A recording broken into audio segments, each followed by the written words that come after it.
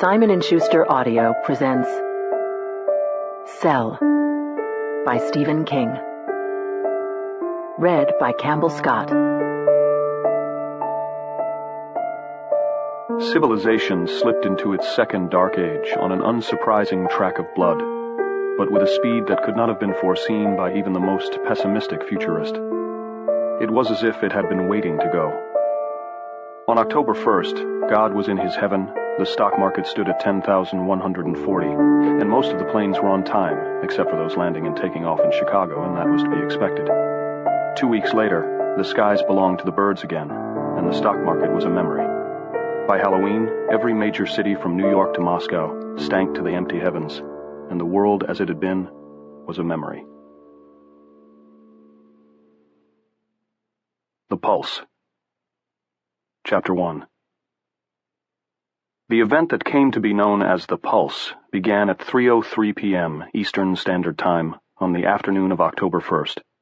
The term was a misnomer, of course, but within 10 hours of the event, most of the scientists capable of pointing this out were either dead or insane. The name hardly mattered in any case. What mattered was the effect.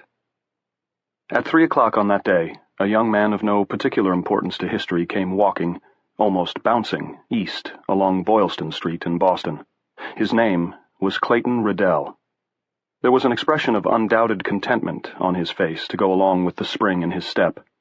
From his left hand there swung the handles of an artist's portfolio, the kind that closes and latches to make a traveling case. Twined around the fingers of his right hand was the drawstring of a brown plastic shopping bag with the words "Small Treasures" printed on it for anyone who cared to read them. Inside the bag, swinging back and forth, was a small round object. A present, you might have guessed, and you would have been right. You might further have guessed that this Clayton Riddell was a young man seeking to commemorate some small, or perhaps even not so small, victory with a small treasure, and you would have been right again. The item inside the bag was a rather expensive glass paperweight with a gray haze of dandelion fluff caught in its center. He had bought it on his walk back from the Copley Square Hotel to the much humbler Atlantic Avenue Inn, where he was staying. Frightened by the $90 price tag on the paperweight's base, somehow even more frightened by the realization that he could now afford such a thing. Handing his credit card over to the clerk had taken almost physical courage.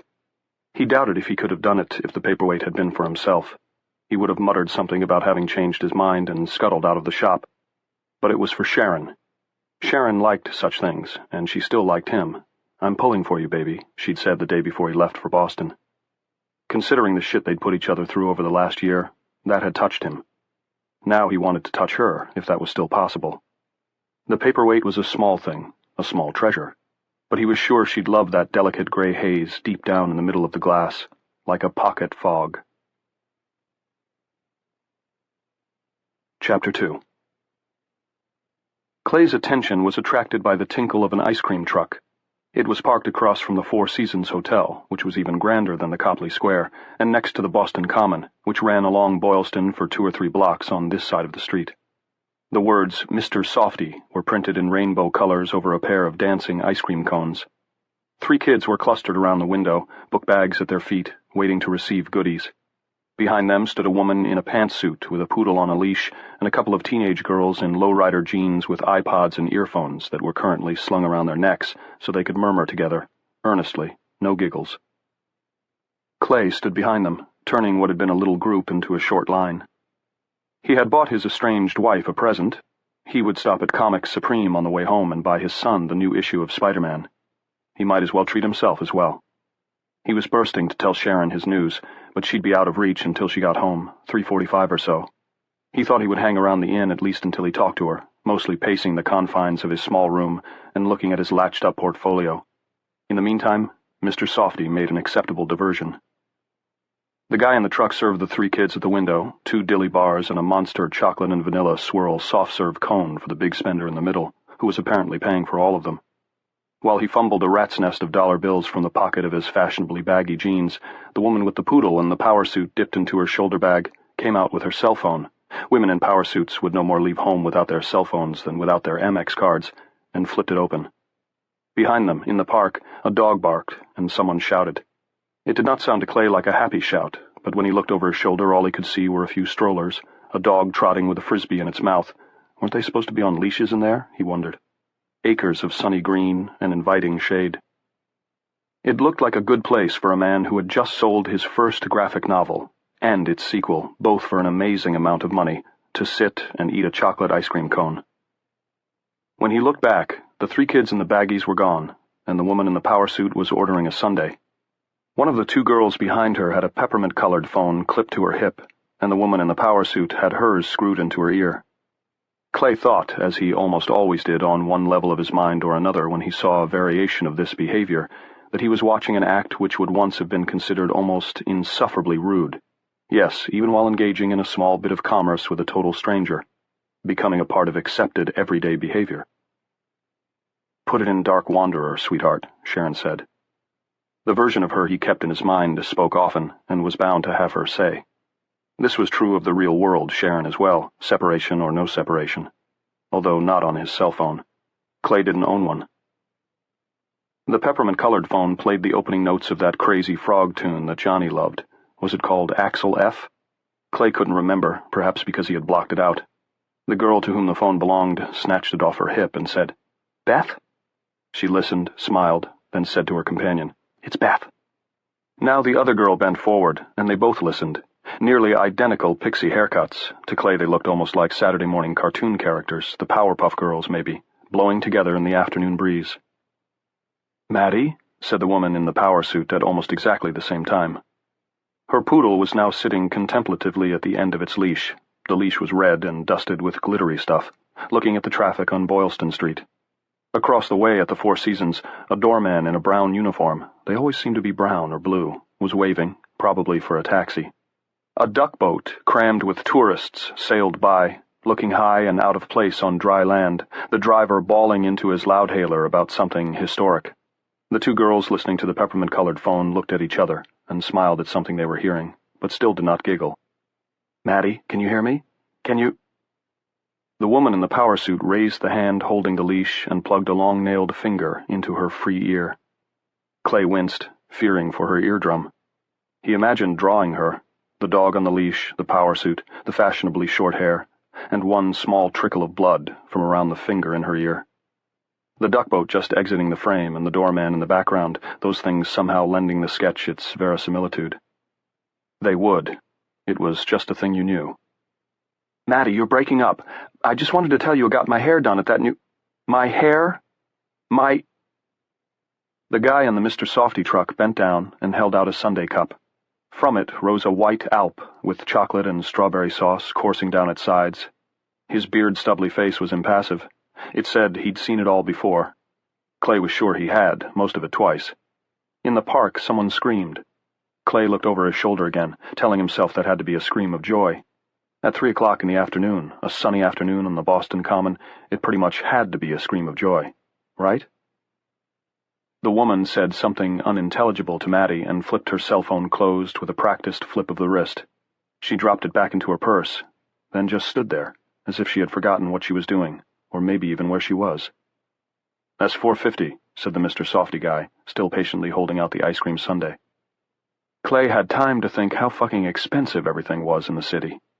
Perhaps the woman in the power suit thought so too.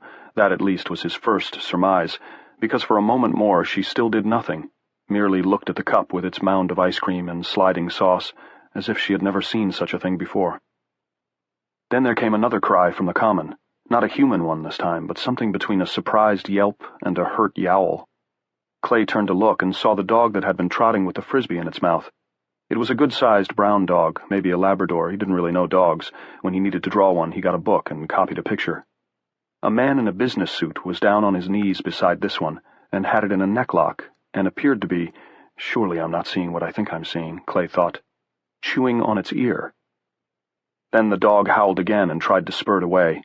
The man in the business suit held it firm, and yes, that was the dog's ear in the man's mouth, and as Clay continued to watch, the man tore it off the side of the dog's head.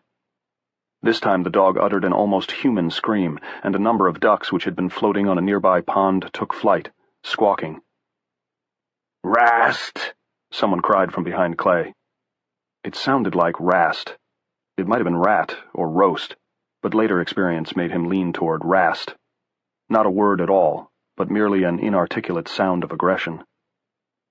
He turned back toward the ice cream truck in time to see Powersuit Woman lunge through the serving window in an effort to grab Mr. Softy Guy.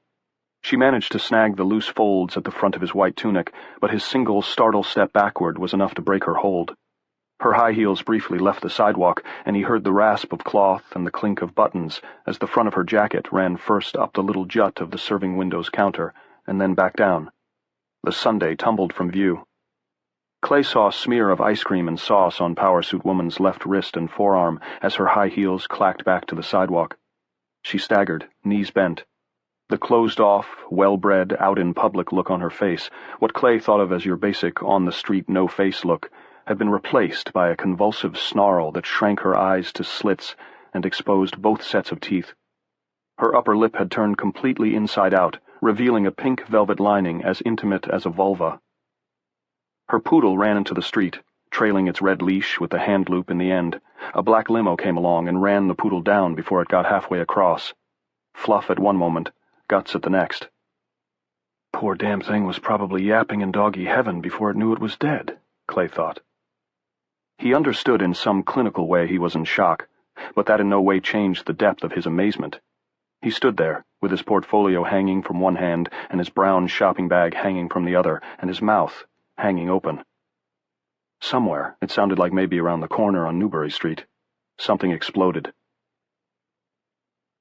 The two girls had exactly the same haircut above their iPod headphones, but the one with the peppermint-colored cell phone was blonde, and her friend was brunette. They were Pixie Light and Pixie Dark. Now Pixie Light dropped her phone on the sidewalk where it shattered, and seized Powersuit Woman around the waist. Clay assumed, so far as he was capable of assuming anything in those moments, that she meant to restrain Powersuit Woman, either from going after Mr. Softy Guy again, or from running into the street after her dog. There was even a part of his mind that applauded the girl's presence of mind. Her friend, Pixie Dark, was backing away from the whole deal, small white hands clasped between her breasts, eyes wide. Clay dropped his own items, one on each side, and stepped forward to help Pixie Light. On the other side of the street, he saw this only in his peripheral vision, a car swerved and bolted across the sidewalk in front of the Four Seasons, causing the doorman to dart out of the way. There were screams from the hotel's forecourt, and before Clay could begin helping Pixie Light with Powersuit Woman, Pixie Light had darted her pretty little face forward with snake-like speed, bared her undoubtedly strong young teeth, and battened on Powersuit Woman's neck. There was an enormous jet of blood. The pixie girl stuck her face in it, appeared to bathe in it, perhaps even drank from it. Clay was almost sure she did. Then shook Powersuit Woman back and forth like a doll. The woman was taller and had to outweigh the girl by at least 40 pounds, but the girl shook her hard enough to make the woman's head flop back and forth and send more blood flying. At the same time, the girl cocked her own blood-smeared face up to the bright blue October sky and howled in what sounded like triumph. She's mad, Clay thought. Totally mad. Pixie Dark cried out, "Who are you?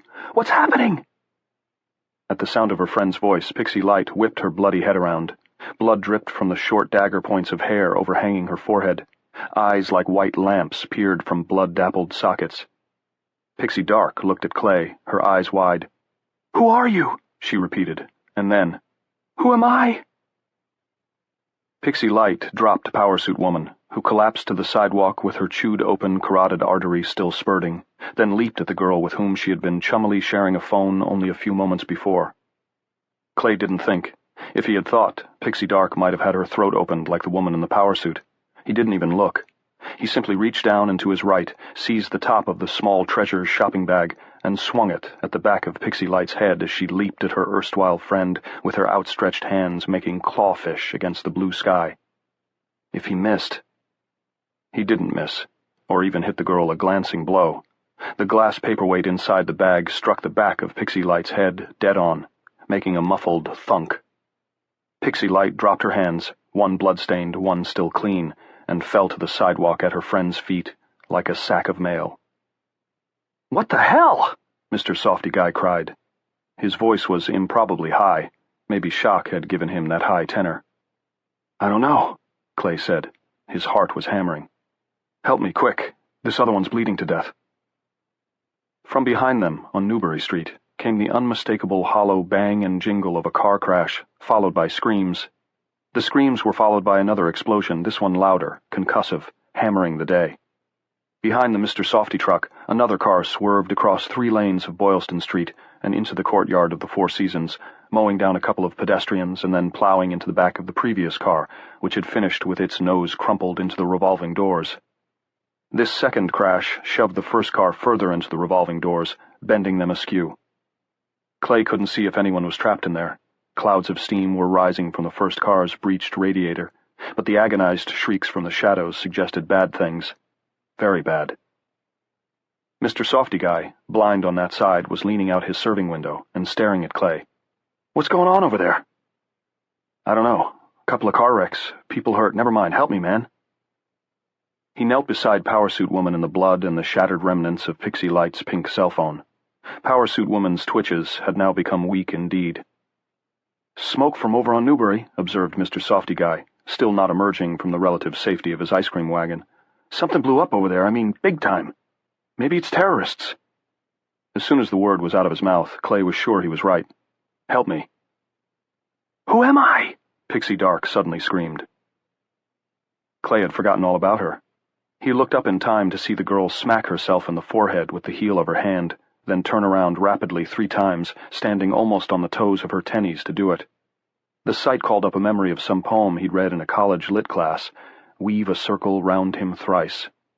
Coleridge, wasn't it? She staggered, then ran rapidly down the sidewalk and directly into a lamppost. She made no attempt to avoid it or even put up her hands. She struck it face first, rebounded, staggered, then went at it again. "Stop that!" Clay roared. He shot to his feet, started to run toward her, slipped in Powersuit Woman's blood, almost fell, got going again, tripped on Pixie Light, and almost fell again. Pixie Dark looked around at him. Her nose was broken and gushing blood down her lower face. A vertical contusion was puffing up on her brow, rising like a thunderhead on a summer day. One of her eyes had gone crooked in its socket. She opened her mouth, exposing a ruin of what had probably been expensive orthodontic work, and laughed at him. He never forgot it. Then she ran away down the sidewalk, screaming. Behind him, a motor started up, and amplified bells began tinkling out the Sesame Street theme.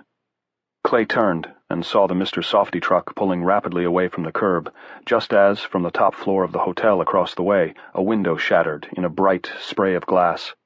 A body hurtled out into the October day.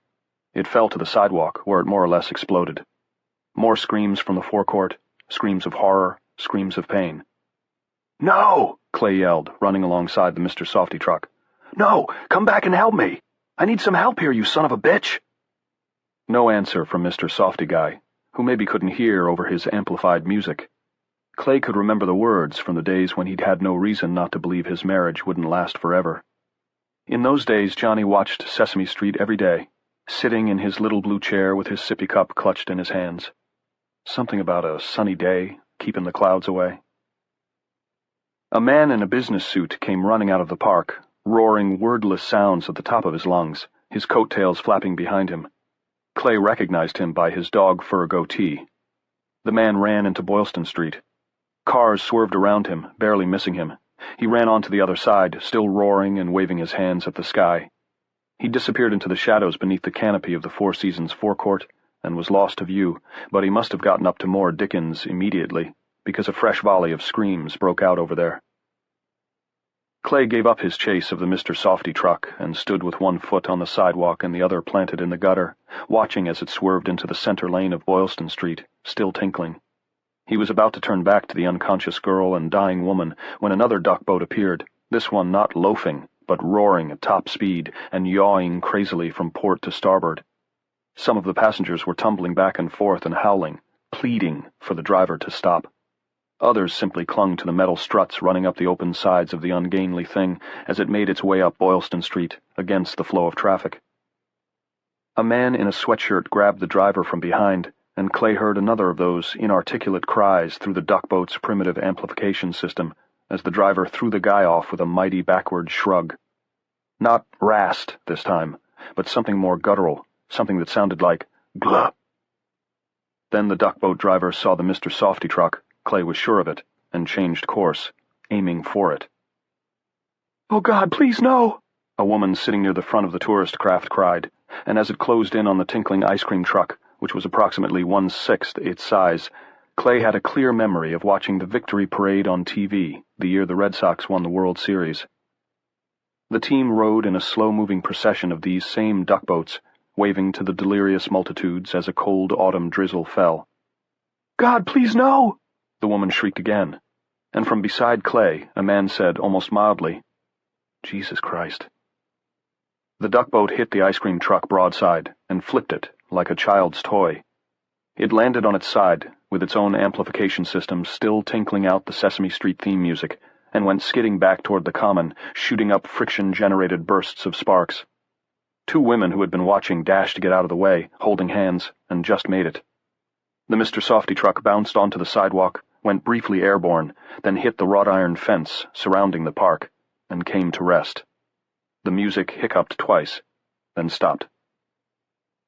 The lunatic driving the duckboat had, meanwhile, lost whatever marginal control he might have had over his vehicle.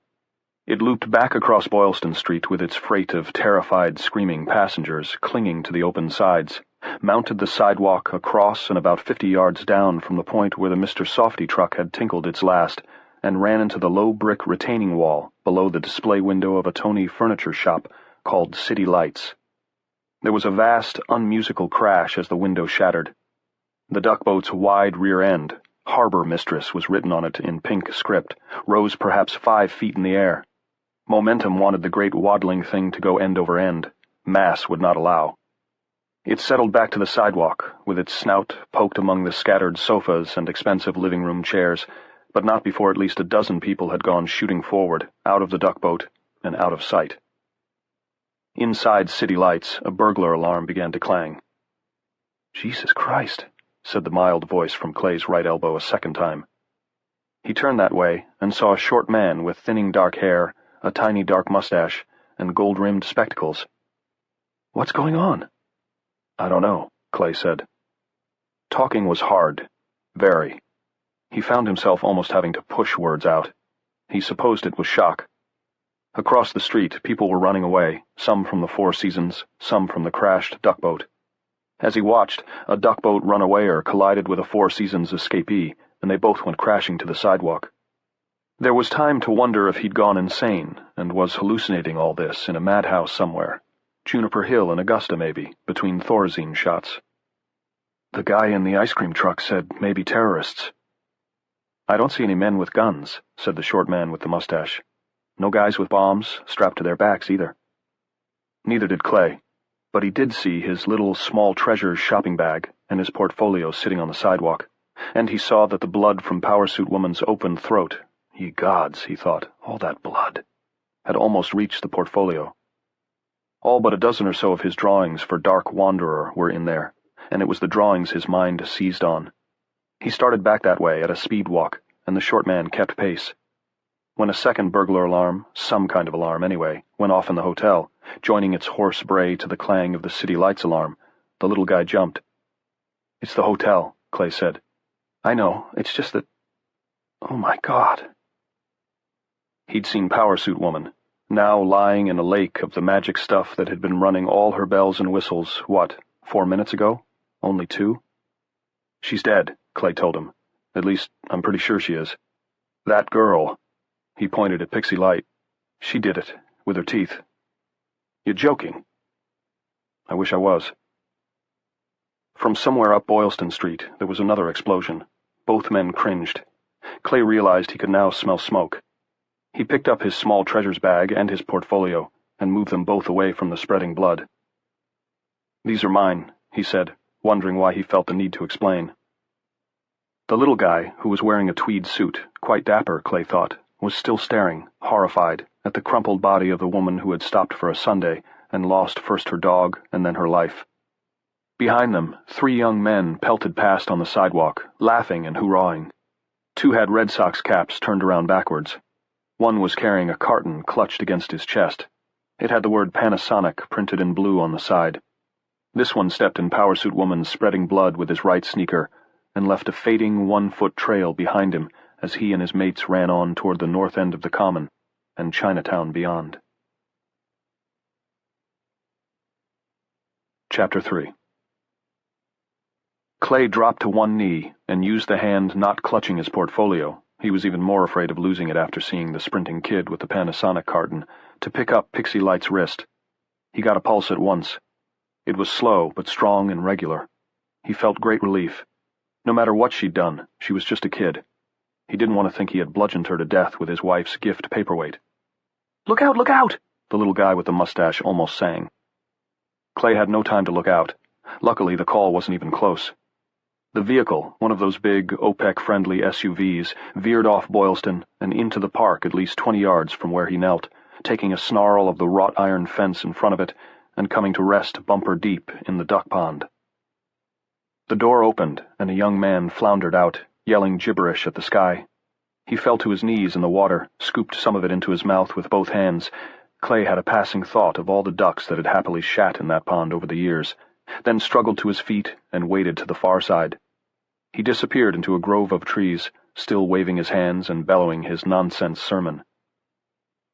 "We need to get help for this girl," Clay said to the man with the mustache. "She's unconscious, but a long way from dead."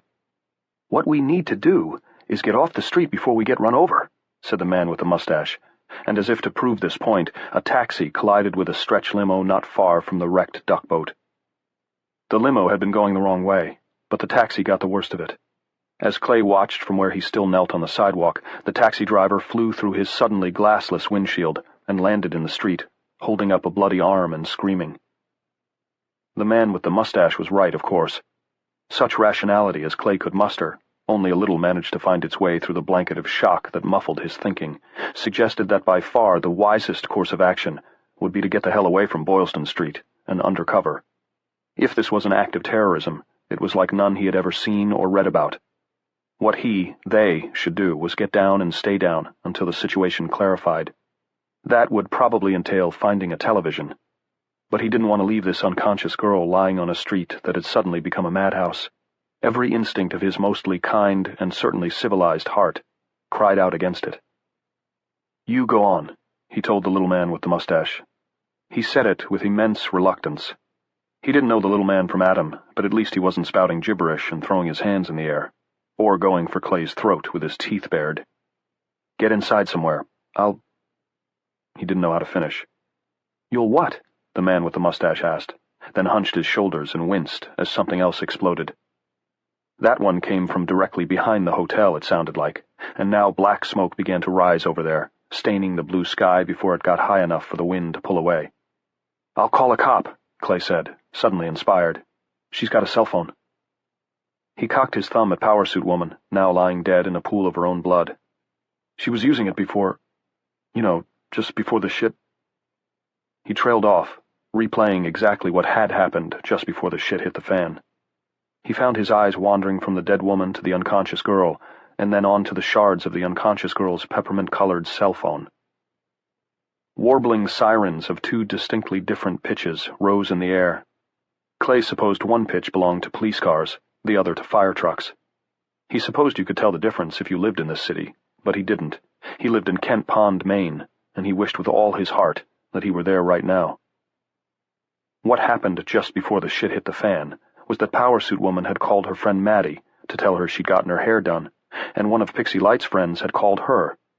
Pixie Dark had listened in to this latter call. After that, all three of them had gone crazy.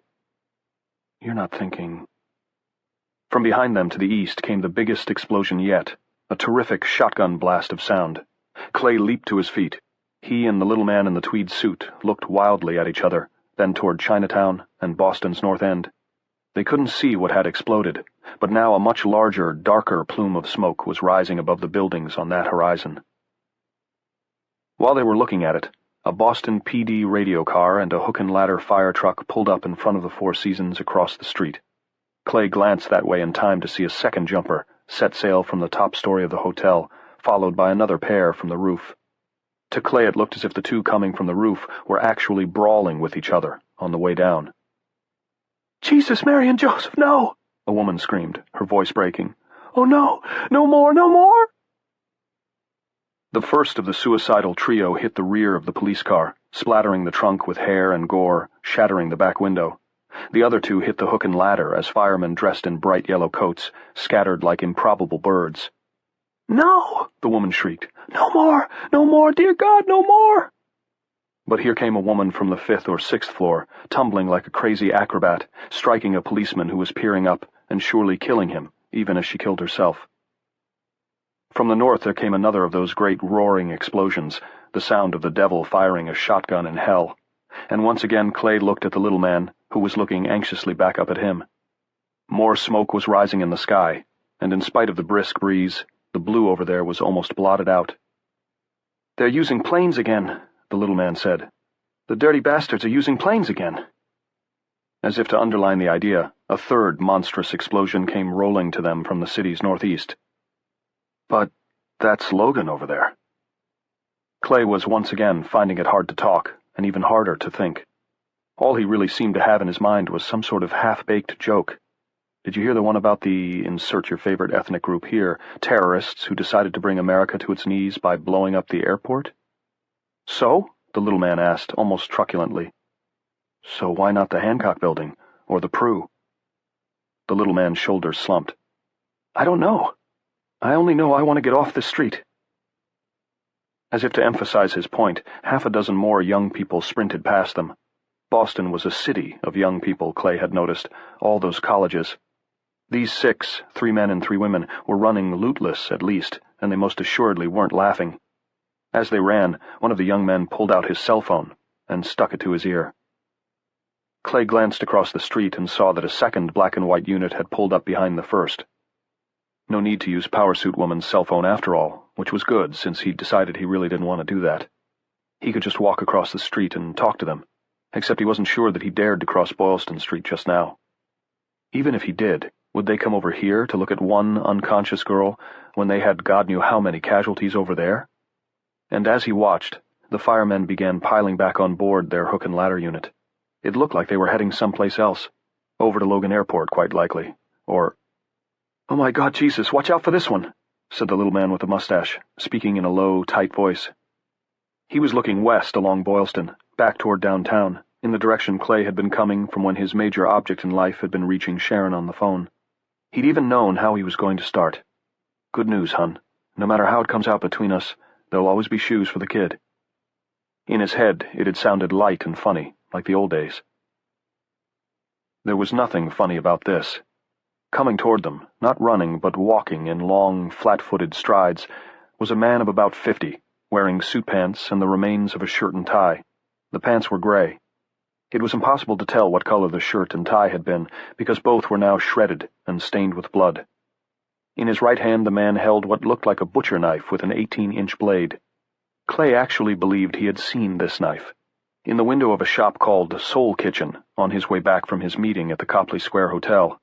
The row of knives in the window, Swedish steel, the little engraved card in front of them proclaimed, had shone in the cunning glow of hidden downlights, but this blade had done a good deal of work since its liberation, or a bad deal of it, and was now dull with blood.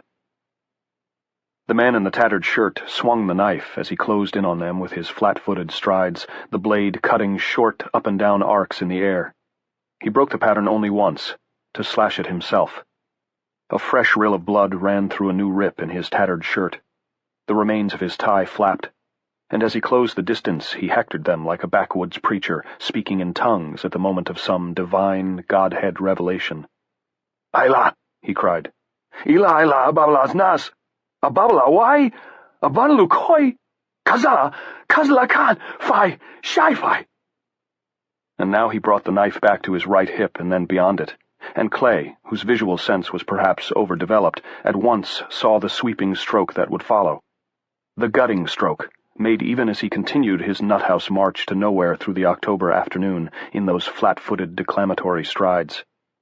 "Look out!" the little guy with the mustache screamed. But he wasn't looking out. Not the little guy with the mustache. The little guy with the mustache, the first normal person with whom Clay Riddell had spoken since this craziness began, who had in fact spoken to him, which had probably taken some courage under the circumstances, was frozen in place, his eyes bigger than ever behind the lenses of his gold-rimmed spectacles.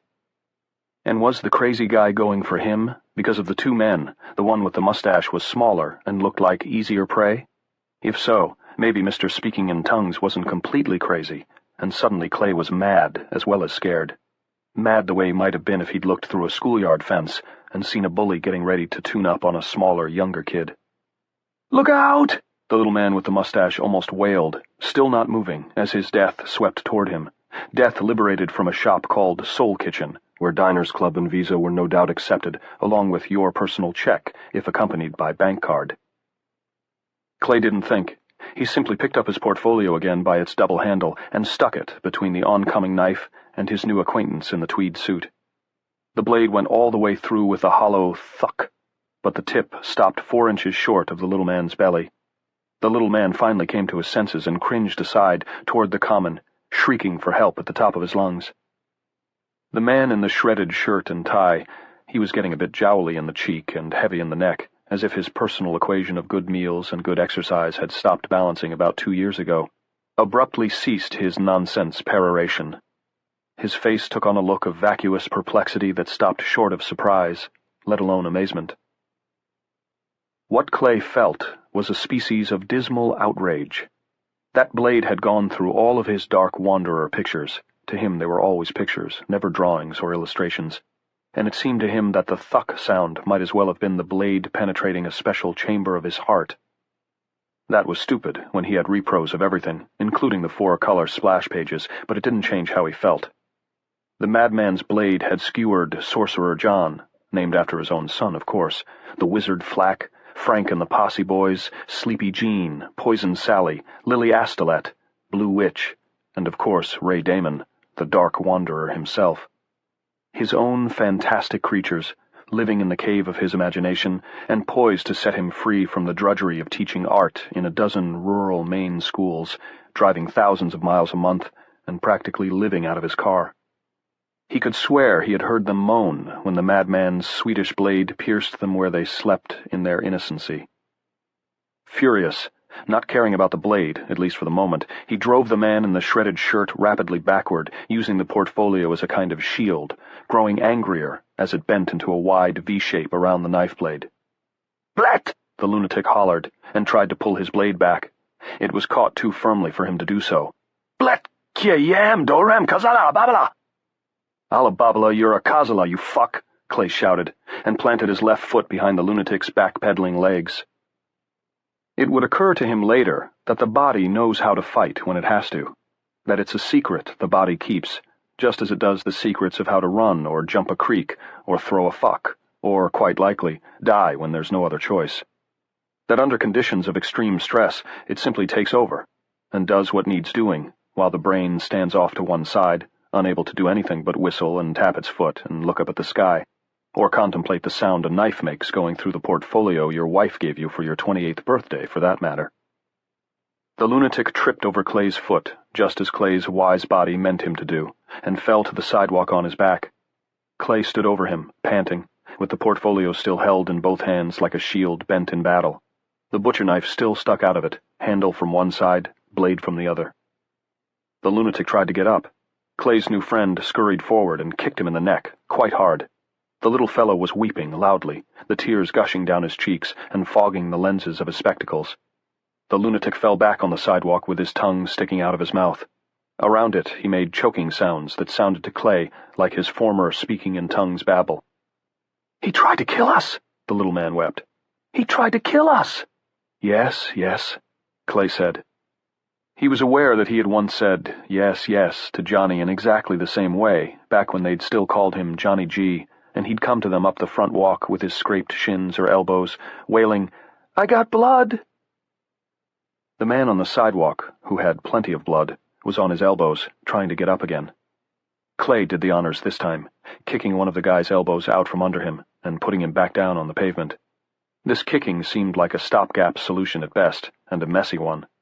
Clay grabbed the handle of the knife, winced at the slimy feel of half-jellied blood on the handle. It was like rubbing a palm through cold bacon grease, and pulled. The knife came a little bit, then either stopped or his hand slipped. He fancied he heard his characters murmuring unhappily from the darkness of the portfolio, and he made a painful noise himself. He couldn't help it. And he couldn't help wondering what he meant to do with the knife if he got it out. Stab the lunatic to death with it? He thought he could have done that in the heat of the moment, but probably not now. "What's wrong?" the little man asked in a watery voice, Clay, even in his own distress, couldn't help being touched by the concern he heard there. "Did he get you? You had him blocked out for a few seconds and I couldn't see. Did he get you? Are you cut?" "No," Clay said. "I'm all right." There was another gigantic explosion from the north, almost surely from Logan Airport on the other side of Boston Harbor. Both of them hunched their shoulders and winced.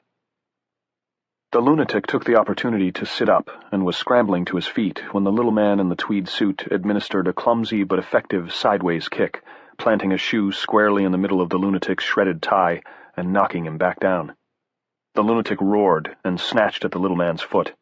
He would have pulled the little guy over, then perhaps into a crushing embrace, had Clay not seized his new acquaintance by the shoulder and pulled him away. "He's got my shoe!" the little man yelped. Behind them, 2 more cars crashed. There were more screams, more alarms, car alarms, fire alarms, hearty, clanging burglar alarms. Sirens whooped in the distance. "Bastard got my Suddenly, a policeman was there. One of the responders from across the street, Clay assumed, and as the policeman dropped to one blue knee beside the babbling lunatic, Clay felt something very much like love for the cop. That he'd take the time to come over here, that he'd even noticed. "You want to be careful of him," the little man said nervously. "He's—" "I know what he is," the cop replied, and Clay saw the cop had his service automatic in his hand. He had no idea if the cop had drawn it after kneeling, or if he'd had it out. "Hey, buddy, how you doing?" he murmured. "I mean, what the haps?" The lunatic lunged at the cop and put his hands on the cop's throat. The instant he did this, the cop slipped the muzzle of his gun into the hollow of the lunatic's temple and pulled the trigger. A great spray of blood leaped through the graying hair on the opposite side of the lunatic's head, and he fell back to the sidewalk, throwing both arms out melodramatically. "Look, Ma, I'm dead." Clay looked at the little man with the mustache, and the little man with the mustache looked at him. Then they both looked back at the cop, who had holstered his weapon and was taking a leather case from the breast pocket of his uniform shirt. Clay was glad to see that the hand he used to do this was shaking a little. He was now frightened of the cop, but would have been more frightened still if the cop's hands had been steady. And what had just happened was no isolated case. The gunshot seemed to have done something to Clay's hearing, cleared a circuit in it or something. Now he could hear other gunshots, isolated cracks punctuating the escalating cacophony of the day. The cop took a card. Clay thought it was a business card from the slim leather case, then put the case back in his breast pocket. He held the card between the first 2 fingers of his left hand, while his right hand once more dropped to the butt of his service weapon. Near his highly polished shoes, blood from the lunatic's shattered head was pooling on the sidewalk. Close by, Power Suit Woman lay in another pool of blood, which was now starting to congeal and turn a darker shade of red. "What's your name, sir?" the cop asked Clay. "Clayton Riddell." "Can you tell me who the president is?" Clay told him. "Sir, can you tell me today's date?" "It's the 1st of October. Do you know what's—" The cop looked at the little man with the mustache. "Your name?" "I'm Thomas McCourt, 140 Salem Street, Malden. Can you name the man who ran against the president in the last election?" Tom McCourt did so. "Who is Brad Pitt married to?" McCourt threw up his hands. "How should I know? Some movie star, I think." "Okay." The cop handed Clay the card he'd been holding between his fingers.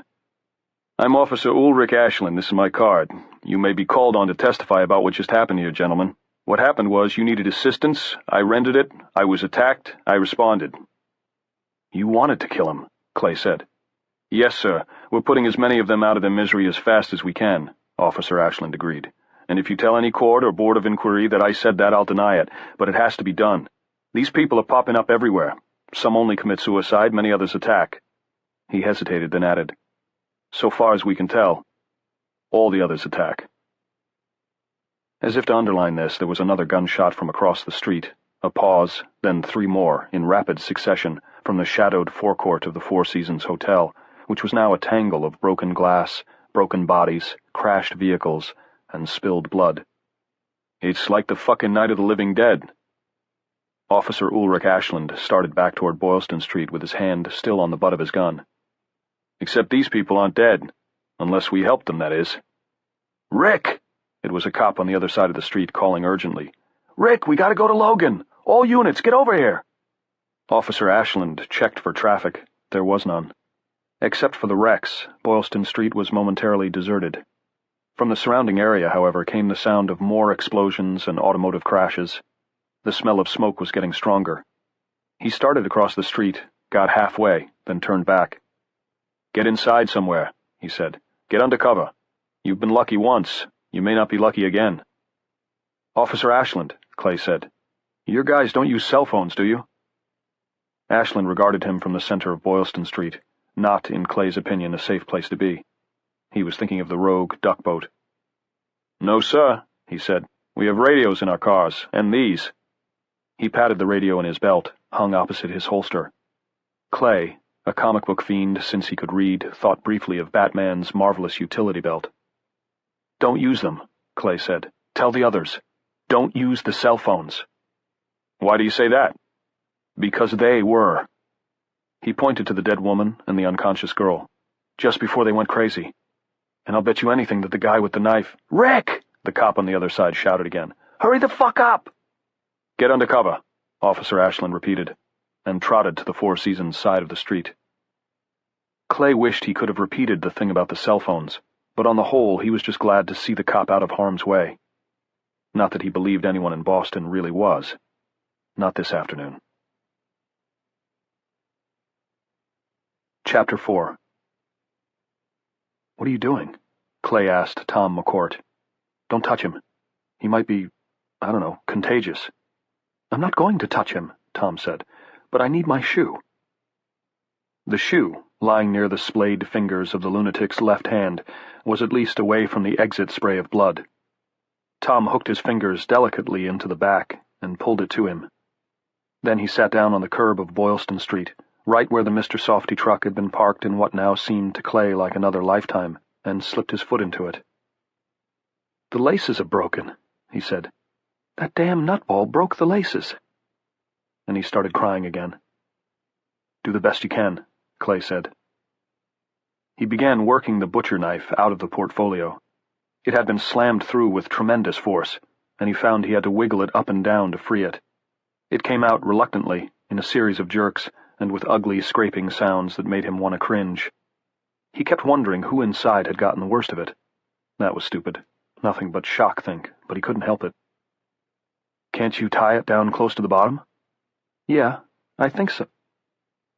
Clay had been hearing a mechanical mosquito whine that now grew to an approaching drone. Tom craned up from his place on the curb. Clay turned around. The little caravan of BPD cars pulling away from the Four Seasons halted in front of city lights and the crashed duck boat with their gumballs flashing. Cops leaned out the windows as a private plane, something mid-sized, maybe a Cessna or the kind they called a twin Bonanza, Clay didn't really know planes, came cruising slowly over the buildings between Boston Harbor and the Boston Common, dropping fast. The plane banked drunkenly over the park, its lower wing almost brushing the top of one autumn-bright tree, then settled into the canyon of Charles Street, as if the pilot had decided that was a runway. Then, less than 20 feet above the ground, it tilted left, and the wing on that side struck the facade of a gray stone building, maybe a bank, on the corner of Charles and Beacon. Any sense that the plane was moving slowly, almost gliding, departed in that instant. It spun around on the caught wing as savagely as a tetherball nearing the end of its rope, slammed into the red brick building standing next to the bank, and disappeared in bright petals of red-orange fire. The shockwave hammered across the park. Ducks took wing before it. Clay looked down and saw he was holding the butcher knife in his hand. He had pulled it free while he and Tom McCourt were watching the plane crash. He wiped it first one way and then the other on the front of his shirt, taking pains not to cut himself. Now his hands were shaking. Then he slipped it very carefully into his belt, all the way down to the handle. As he did this, one of his early comic book efforts occurred to him, a bit of juvenilia, actually. "Joxer the pirate stands here at your service, my pretty one," he murmured. "What?" Tom asked. He was now beside Clay, staring at the boiling inferno of the airplane on the far side of Boston Common.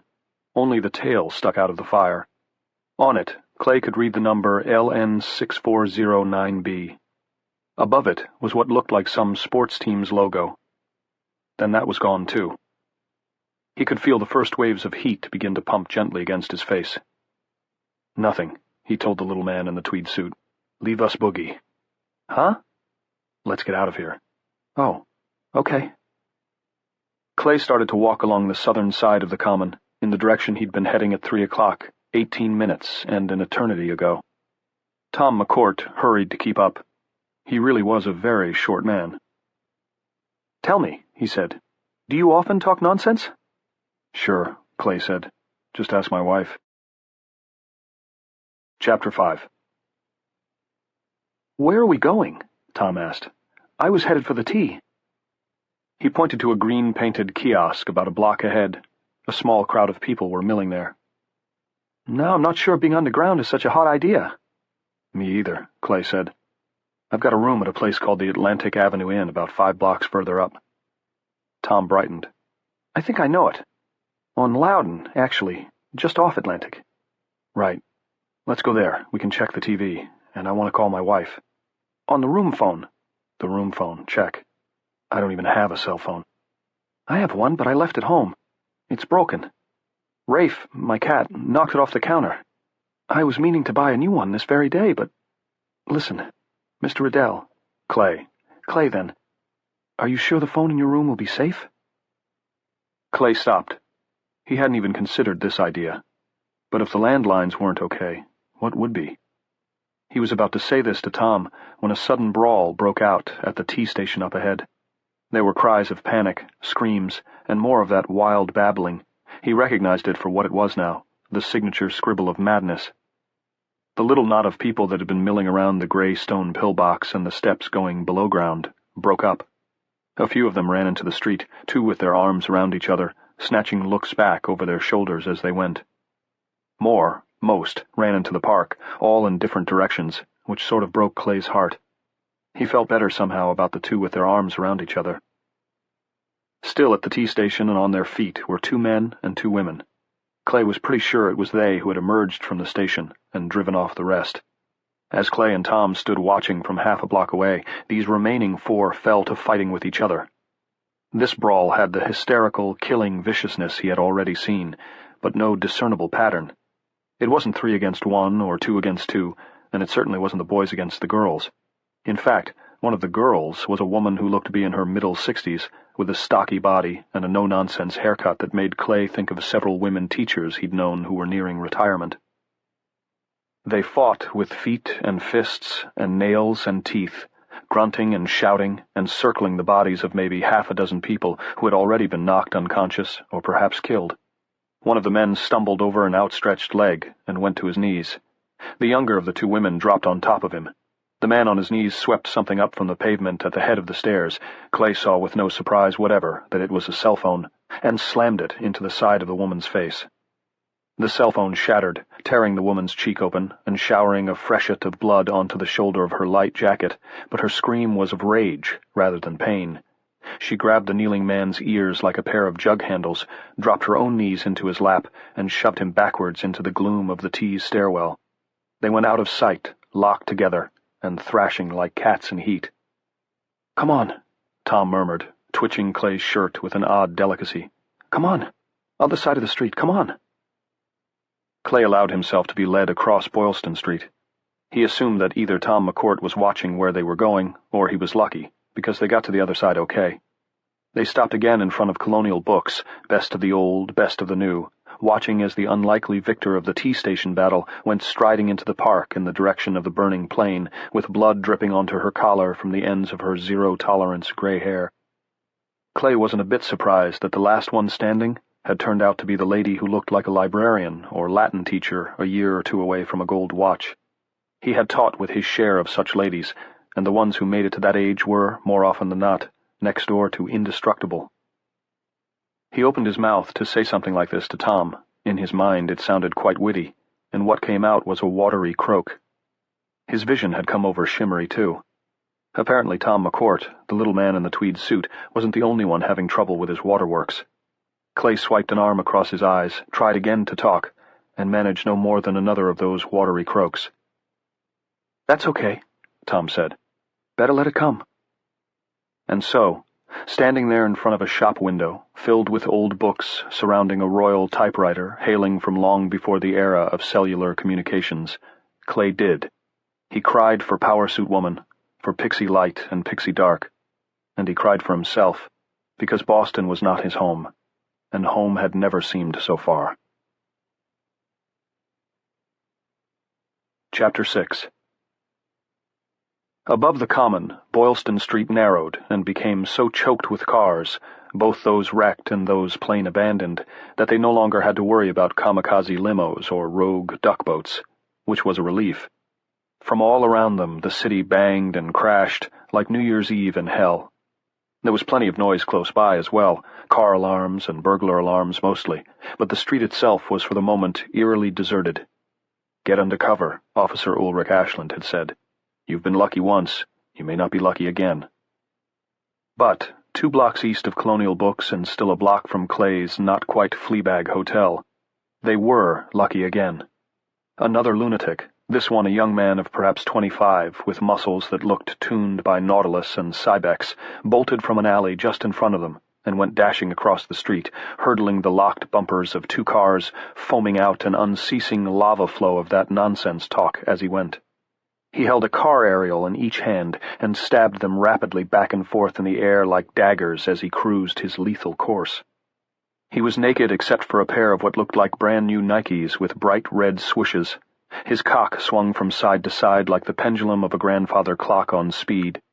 He hit the far sidewalk and side-wheeled west, back toward the Common, his butt clenching and unclenching in fantastic rhythm. Tom McCourt clutched Clay's arm, and hard, until this latest lunatic was gone, then slowly relaxed his grip. "If he'd seen us," he began. "Yeah, but he didn't," Clay said. He felt suddenly absurdly happy. He knew that the feeling would pass, but for the moment he was delighted to ride it.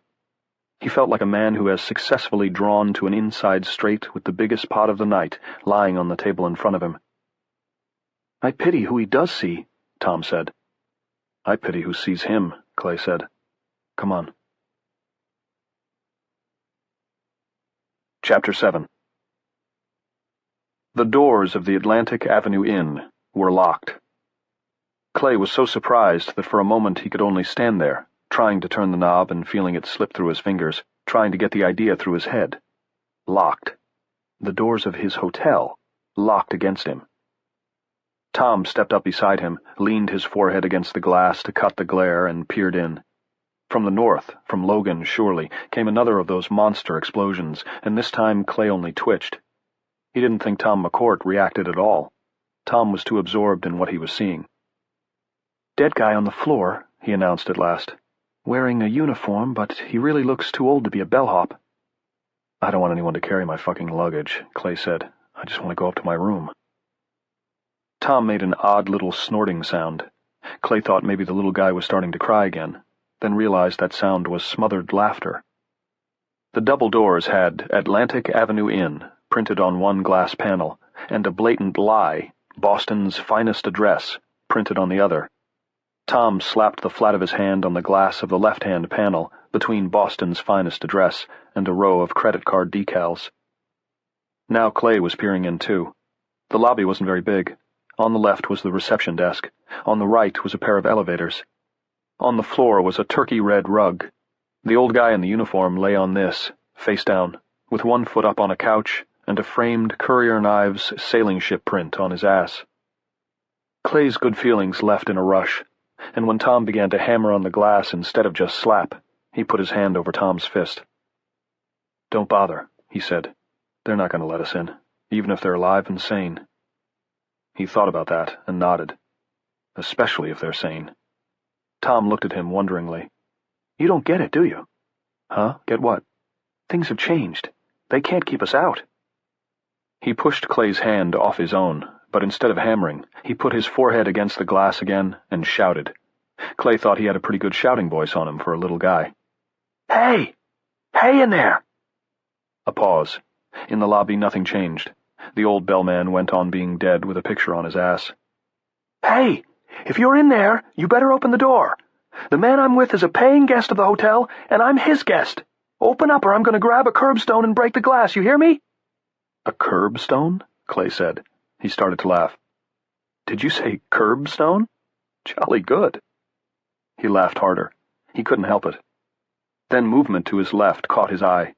He looked around and saw a teenage girl standing a little way farther up the street. She was looking at them out of haggard, blue, disaster-victim eyes. She was wearing a white dress, and there was a vast bib of blood on the front of it. More blood was crusted beneath her nose, on her lips and chin. Other than the bloody nose, she didn't look hurt. And she didn't look crazy at all, just shocked. Shocked almost to death. "Are you all right?" Clay asked. He took a step toward her, and she took a corresponding step back. Under the circumstances, he couldn't blame her. He stopped, but held a hand up to her like a traffic cop. "Stay put." Tom glanced around briefly, then began to hammer on the door again, this time hard enough to rattle the glass in its old wooden frame and make his reflection shiver. "Last chance! Then we're coming in!" Clay turned and opened his mouth to tell him that masterful shit wasn't going to cut it, not today, and then a bald head rose slowly from behind the reception desk. It was like watching a periscope surface. Clay recognized that head even before it got to the face. It belonged to the clerk who checked him in yesterday and stamped a validation on his parking lot ticket for the lot a block over, the same clerk who'd given him directions to the Copley Square Hotel this morning. For a moment, he still lingered behind the desk, and Clay held up his room key with the green plastic Atlantic Avenue Inn fob hanging down. Then he also held up his portfolio, thinking the desk clerk might recognize it. Maybe he did. More likely he just decided he had no choice. In either case, he used the pass-through at the end of the desk and crossed quickly to the door, detouring around the body. Clay Riddell believed he might be witnessing the first reluctant scurry he had ever seen in his life. When the desk clerk reached the other side of the door, he looked from Clay to Tom and then back to Clay again. Although he did not appear particularly reassured by what he saw, he produced a ring of keys from one pocket, flicked rapidly through them, found one, and used it on his side of the door. When Tom reached for the handle, the bald clerk held his hand up much as Clay had held his up to the blood-stained girl behind them. The clerk found a second key, used this one in another lock, and opened the door. "Come in," he said. "Hurry." Then he saw the girl, lingering at a little distance and watching. "Not her." "Yes, her," Clay said. "Come on, honey." But she wouldn't, and when Clay took a step toward her, she whirled and took off running, the skirt of her dress flying out behind her. Chapter 8. "She could die out there," Clay said. "Not my problem," the desk clerk said. "Are you coming in or not, Mr. Riddle?" He had a Boston accent, not the blue-collar, Southie kind Clay was most familiar with from Maine, where it seemed that every third person you met was a Massachusetts expat, but the fussy, I-wish-I-were-British one. "It's Riddell." He was coming in all right. No way this guy was going to keep him out now that the door was open, but he lingered a moment longer on the sidewalk, looking after the girl. "Go on," Tom said quietly. "Nothing to be done." And he was right. Nothing to be done. That was the exact hell of it. He followed Tom in, and the desk clerk once more double-locked the doors of the Atlantic Avenue Inn behind them, as if that were all it would take to keep them from the chaos of the streets. Chapter 9. "That was Franklin," said the desk clerk as he led the way around the uniformed man lying face down on the floor. "He looks too old to be a bellhop," Tom had said, peering in through the window, and Clay thought he certainly did. He was a small man with a lot of luxuriant white hair. Unfortunately for him, the head on which it was probably still growing, hair and nails were slow in getting the word, or so he had read somewhere, was cocked at a terrible crooked angle, like the head of a hanged man. He'd been with the inn for 35 years, as I'm sure he told every guest he ever checked in. Most of them twice. That tight little accent grated on Clay's frayed nerves. He thought that if it had been a fart, it would have been the kind that comes out sounding like a party horn blown by a kid with asthma. "A man came out of the elevator," the desk clerk said, once more using the pass-through to get behind the desk. Back there was apparently where he felt at home. The overhead light struck his face, and Clay saw he was very pale. "One of the crazy ones. Franklin had the bad luck to be standing right there in front of the doors. I don't suppose it crossed your mind to at least take the damn picture off his ass," Clay said. He bent down, picked up the Courier and Ives print, and put it on the couch. At the same time, he brushed the dead bellman's foot off the cushion where it had come to rest. It fell with a sound Clay knew very well. He had rendered it in a great many comic books as clump. "The man from the elevator only hit him with one punch," the desk clerk said. "It knocked poor Franklin all the way against the wall. I think it broke his neck. In any case, that was what dislodged the picture, Franklin striking the wall." In the desk clerk's mind, this seemed to justify everything. "What about the man who hit him?" Tom asked. "The crazy guy, where'd he go?" "Out," the desk clerk said. "That was when I felt locking the door to be by far the wisest course, after he went out." He looked at them with a combination of fear and prurient, gossipy greed that Clay found singularly distasteful. "What's happening out there? How bad has it gotten?" "I think you must have a pretty good idea," Clay said. "Isn't that why you locked the door?" "Yes, but what are they saying on TV?" Tom asked. "Nothing. The cable's been out." He glanced at his watch. "For almost half an hour now." "What about the radio?" The desk clerk gave Tom a prissy, you-must-be-joking look. Clay was starting to think this guy could write a book, How to be Disliked on Short Notice. "Radio in this place? In any downtown hotel? You must be joking." From outside came a high-pitched wail of fear. The girl in the blood-stained white dress appeared at the door again and began pounding on it with the flat of her hand, looking over her shoulder as she did so. Clay started for her, fast. "No, he locked it again, remember?" Tom shouted at him. Clay hadn't. He turned to the desk clerk. "Unlock it." "No," the desk clerk said, and crossed both arms firmly over his narrow chest to show how firmly he meant to oppose this course of action. Outside, the girl in the white dress looked over her shoulder again and pounded harder. Her blood-streaked face was tight with terror. Clay pulled the butcher knife out of his belt. He had almost forgotten it, and was sort of astonished at how quickly, how naturally, it returned to mind. "Open it, you son of a bitch," he told the desk clerk, "or I'll cut your throat." Chapter 10. "No time," Tom yelled, and grabbed one of the high-backed, bogus Queen Anne chairs that flanked the lobby sofa. He ran it at the double doors with the legs up. The girl saw him coming and cringed away, raising both of her hands to protect her face. At the same instant, the man who had been chasing her appeared in front of the door. He was an enormous construction worker type, with a slab of a gut pushing out the front of his yellow T-shirt and a greasy salt-and-pepper ponytail bouncing up and down on the back of it. The chair legs hit the panes of glass in the double doors, the two legs on the left shattering through Atlantic Avenue Inn, and the two on the right through Boston's finest address. The ones on the right punched into the construction worker type's meaty yellow-clad left shoulder, just as he grabbed the girl by the neck. The underside of the chair's seat fetched up against the solid seam where the two doors met, and Tom McCourt went staggering backward, dazed. The construction worker guy was roaring out that speaking-in-tongues gibberish, and blood had begun to course down the freckled meat of his left bicep. The girl managed to pull free of him, but her feet tangled together, and she went down in a heap, half on the sidewalk and half in the gutter, crying out in pain and fear.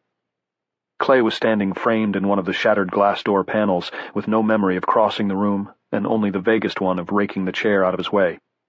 "Hey, dickweed!" he shouted, and was marginally encouraged when the big man's flood of crazy talk ceased for a moment, and he froze in his tracks. "Yeah, you!" Clay shouted. "I'm talking to you!" And then, because it was the only thing he could think of, "I fucked your mama, and she was one dry hump!" The large maniac in the yellow shirt cried out something that sounded eerily like what the power suit woman had cried out just before meeting her end, eerily like, "Rast!" and whirled back toward the building that had suddenly grown teeth and a voice and attacked him. Whatever he saw, it couldn't have been a grim, sweaty-faced man with a knife in his hand leaning out through a rectangular panel that had lately held glass, because Clay had to do no attacking at all. The man in the yellow shirt leaped onto the jutting blade of the butcher knife. The Swedish steel slid smoothly into the hanging, sunburned wattle beneath his chin, and released a red waterfall. It doused Clay's hand, amazingly hot, almost hot as a freshly poured cup of coffee, it seemed, and he had to fight off an urge to pull away. Instead, he pushed forward, at last feeling the knife encounter resistance. It hesitated, but there was no buckle in that baby. It ripped through gristle, then came out through the nape of the big man's neck. He fell forward. Clay couldn't hold him back with one arm, no way in hell. The guy had to go 260, maybe even 290, and for a moment leaned against the door like a drunk against a lamppost, brown eyes bulging, nicotine-stained tongue hanging from one corner of his mouth, neck spewing. Then his knees came unhinged, and he went down. Clay held onto the handle of the knife and was amazed at how easily it came back out, much easier than pulling it back through the leather and reinforced particle board of the portfolio. With the lunatic down, he could see the girl again, one knee on the sidewalk and the other in the gutter, screaming through the curtain of hair hanging across her face. "Honey," he said. "Honey, don't."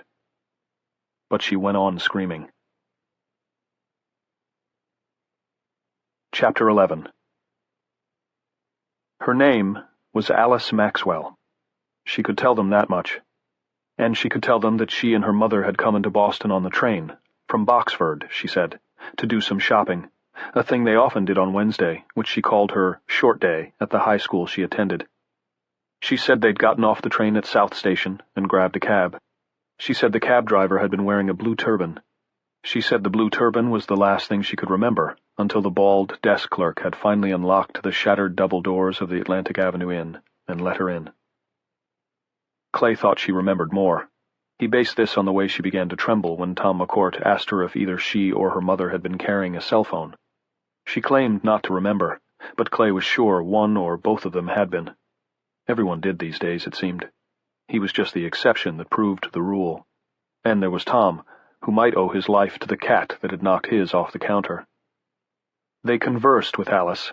The conversation consisted for the most part of Clay asking questions while the girl sat mutely, looking down at her scraped knees and shaking her head from time to time, in the hotel lobby. Clay and Tom had moved Franklin's body behind the reception desk, dismissing the bald clerk's loud and bizarre protest that, "It will be just under my feet there." The clerk, who had given his name simply as Mr. Riccardi, had since retired to his inner office. Clay had followed him just long enough to ascertain that Mr. Riccardi had been telling the truth about the TV being out of commish, then left him there. Sharon Riddell would have said Mr. Riccardi was brooding in his tent. The man hadn't let Clay go without a parting shot, however. "Now we're open to the world," he said bitterly. "I hope you think you've accomplished something." "Mr. Riccardi," Clay said, as patiently as he could, "I saw a plane crash land on the other side of Boston Common not an hour ago. It sounds like more planes, big ones, are doing the same thing at Logan.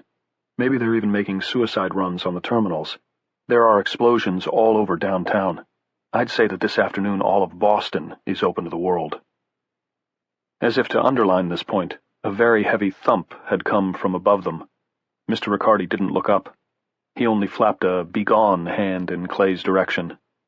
With no TV to look at, he sat in his desk chair and looked severely at the wall.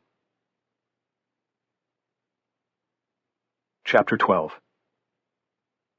Clay and Tom moved the two bogus Queen Anne chairs against the door, where their high backs did a pretty good job of filling the shattered frames that had once held glass. While Clay was sure that locking the hotel off from the street offered flimsy or outright false security, he thought that blocking the view from the street might be a good idea, and Tom had concurred. Once the chairs were in place, they lowered the sun blind over the lobby's main window. That dimmed the room considerably, and sent faint prison bar shadows marching across the turkey-red rug. With these things seen to, and Alice Maxwell's radically abridged tale told, Clay finally went to the telephone behind the desk. He glanced at his watch. It was 4:22 p.m., a perfectly logical time for it to be, except any ordinary sense of time seemed to have been cancelled. It felt like hours since he'd seen the man biting the dog in the park. It also seemed like no time at all. But there was time, such as humans measured it anyway, and in Kent Pond, Sharon would surely be back by now at the house he still thought of as home. He needed to talk to her, to make sure she was all right, and tell her he was too, but those weren't the important things. Making sure Johnny was all right, that was important. But there was something even more important than that.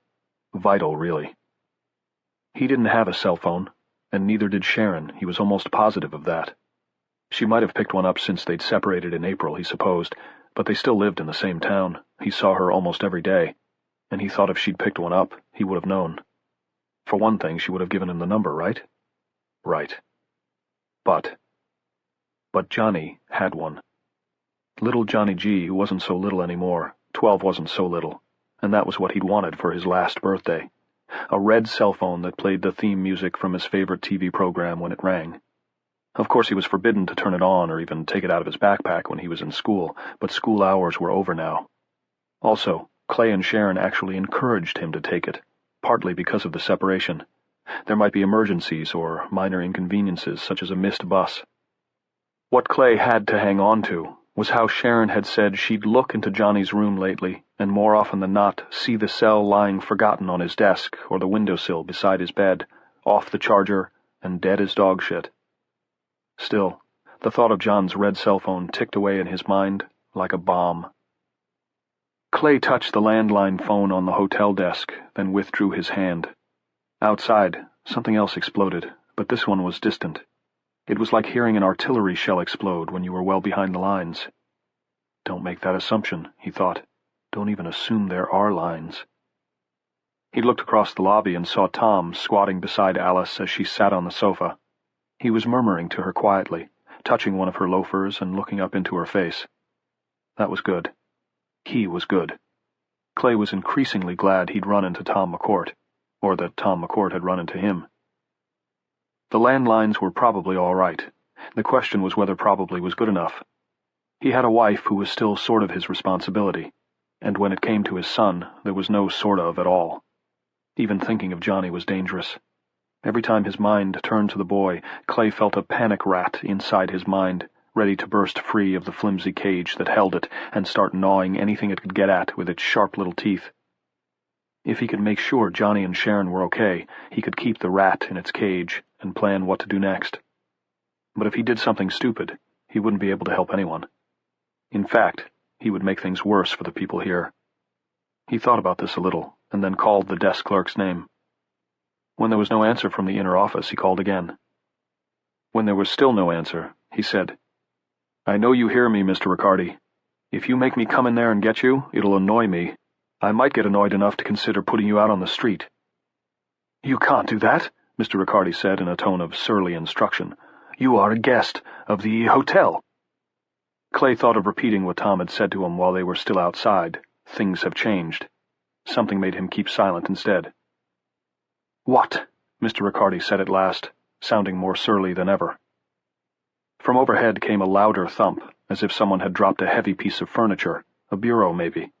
This time even the girl looked up. Clay thought he heard a muffled shout, or maybe a howl of pain, but if so, there was no follow-up. What was on the second floor? Not a restaurant. He remembered being told by Mr. Riccardi himself when Clay checked in that the hotel didn't have a restaurant, but the Metropolitan Cafe was right next door. Meeting rooms, he thought. I'm pretty sure it's meeting rooms with Indian names. "What?" Mr. Riccardi asked again. He sounded grouchier than ever. "Did you try to call anyone when all this started happening?" "Well, of course," Mr. Riccardi said. He came to the door between the inner office and the area behind the reception desk, with its pigeonholes, security monitors, and its bank of computers. There he looked at Clay indignantly. "The fire alarms went off. I got them stopped. Doris said it was a wastebasket fire on the third floor, and I called the fire department to tell them not to bother. The line was busy. Busy! Can you imagine?" "You must have been very upset," Tom said. Mr. Riccardi looked mollified for the first time. "I called the police when things outside started, to go downhill." "Yes," Clay said. To go downhill was one way of putting it, all right. "Did you get an answer?" "A man told me I'd have to clear the line, and then hung up on me," Mr. Riccardi said. The indignation was creeping back into his voice. "When I called again, this was after the crazy man came out of the elevator and killed Franklin, a woman answered. She said—" Mr. Riccardi's voice had begun to quiver, and Clay saw the first tears running down the narrow defiles that marked the sides of the man's nose. "Said—" "What?" Tom asked in that same tone of mild sympathy. "What did she say, Mr. Riccardi?" "She said if Franklin was dead, and the man who killed him had run away, then I didn't have a problem. It was she who advised me to lock myself in. She also told me to call the hotel's elevators to lobby level and shut them off, which I did." Clay and Tom exchanged a look that carried a wordless thought. Good idea. Clay got a sudden vivid image of bugs trapped between a closed window and a screen, buzzing furiously, but unable to get out, This picture had something to do with the thumps they'd heard coming from above them. He wondered briefly how long before the thumper or thumpers up there would find the stairs. Then she hung up on me. After that, I called my wife in Milton. You got through to her, Clay said, wanting to be clear on this. She was, very frightened. She asked me to come home. I told her I had been advised to stay inside with the doors locked. Advised by the police. I told her to do the same thing, lock up and keep a, low profile. She begged me to come home. She said there had been gunshots on the street and an explosion the street over. She said she had seen a naked man running through the Benzicks' yard. The Benzicks lived next door to us. Yes, Tom said mildly, soothingly even. Clay said nothing. He was a bit ashamed at how angry he'd been at Mr. Riccardi. But Tom had been angry too. She said she believed the naked man might, she only said might, have been carrying the body of a nude child, but possibly it was a doll. She begged me again to leave the hotel and come home. Clay had what he needed. The landlines were safe. Mr. Riccardi was in shock, but not crazy. Clay put his hand on the telephone. Mr. Riccardi laid his hand over Clay's before Clay could pick up the receiver. Mr. Riccardi's fingers were long and pale and very cold. Mr. Riccardi wasn't done. Mr. Riccardi was on a roll. She called me a son of a bitch and hung up. I know she was angry with me, and of course I understand why. But the police told me to lock up and stay put. The police told me to keep off the streets. The police! The authorities! Clay nodded. The authorities, sure. Did you come by the T? Mr. Riccardi asked. I always use the T. It's just 2 blocks down the street. It's very convenient. It wouldn't be convenient this afternoon, Tom said. After what we just saw, you couldn't get me down there on a bet. Mr. Riccardi looked at Clay with mournful eagerness. You see? Clay nodded again. You're better off in here, he said, knowing that he meant to get home and see to his boy. Sharon too, of course, but mostly his boy. Knowing he would let nothing stop him unless something absolutely did. It was like a weight in his mind that cast an actual shadow on his vision. Much better off. Then he picked up the phone and punched 9 for an outside line. He wasn't sure he'd get one, but he did. He dialed 1, then 207, the area code for all of Maine, and then 692, which was the prefix for Kent Pond and the surrounding towns. He got 3 of the last 4 numbers, almost to the house he still thought of as home, before the distinctive 3-tone interrupt. A recorded female voice followed. We're sorry. All circuits are busy. Please try your call again later. On the heels of this came a dial tone as some automated circuit disconnected him from Maine, if that was where the robot voice had been coming from. Clay let the handset drop to the level of his shoulder, as if it had grown very heavy. Then he put it back in the cradle. Chapter 13.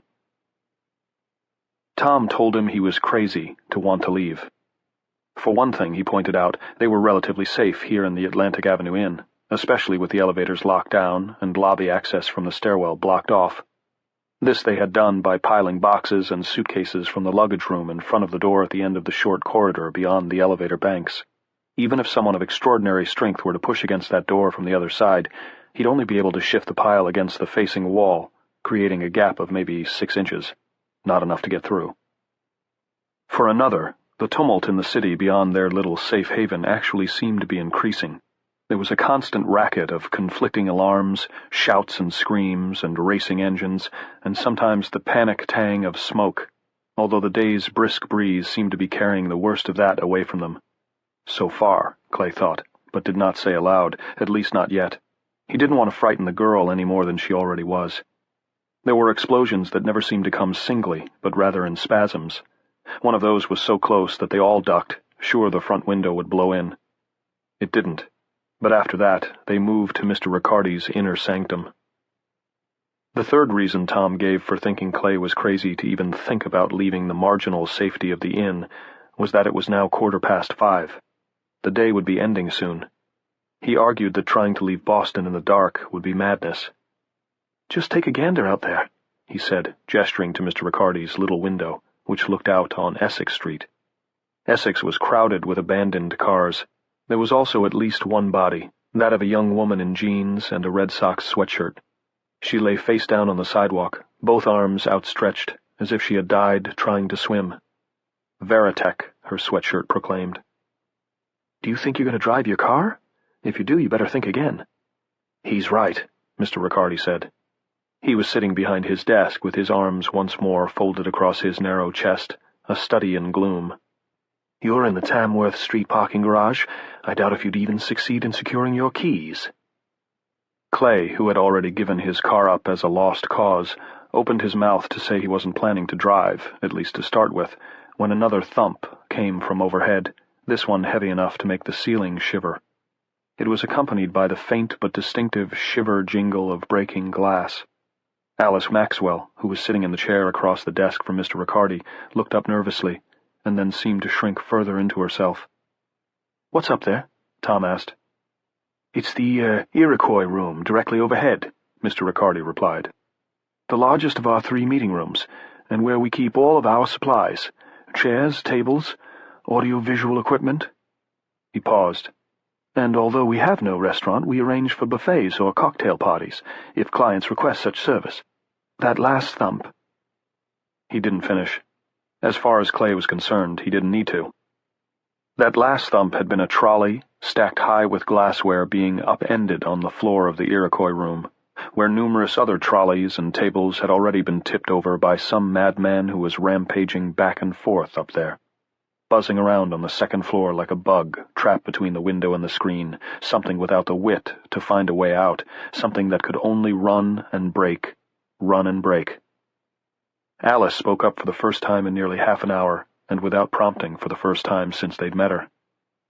"You said something about someone named Doris?" "Doris Gutierrez." Mr. Riccardi was nodding. "The head housekeeper. Excellent employee, probably my best.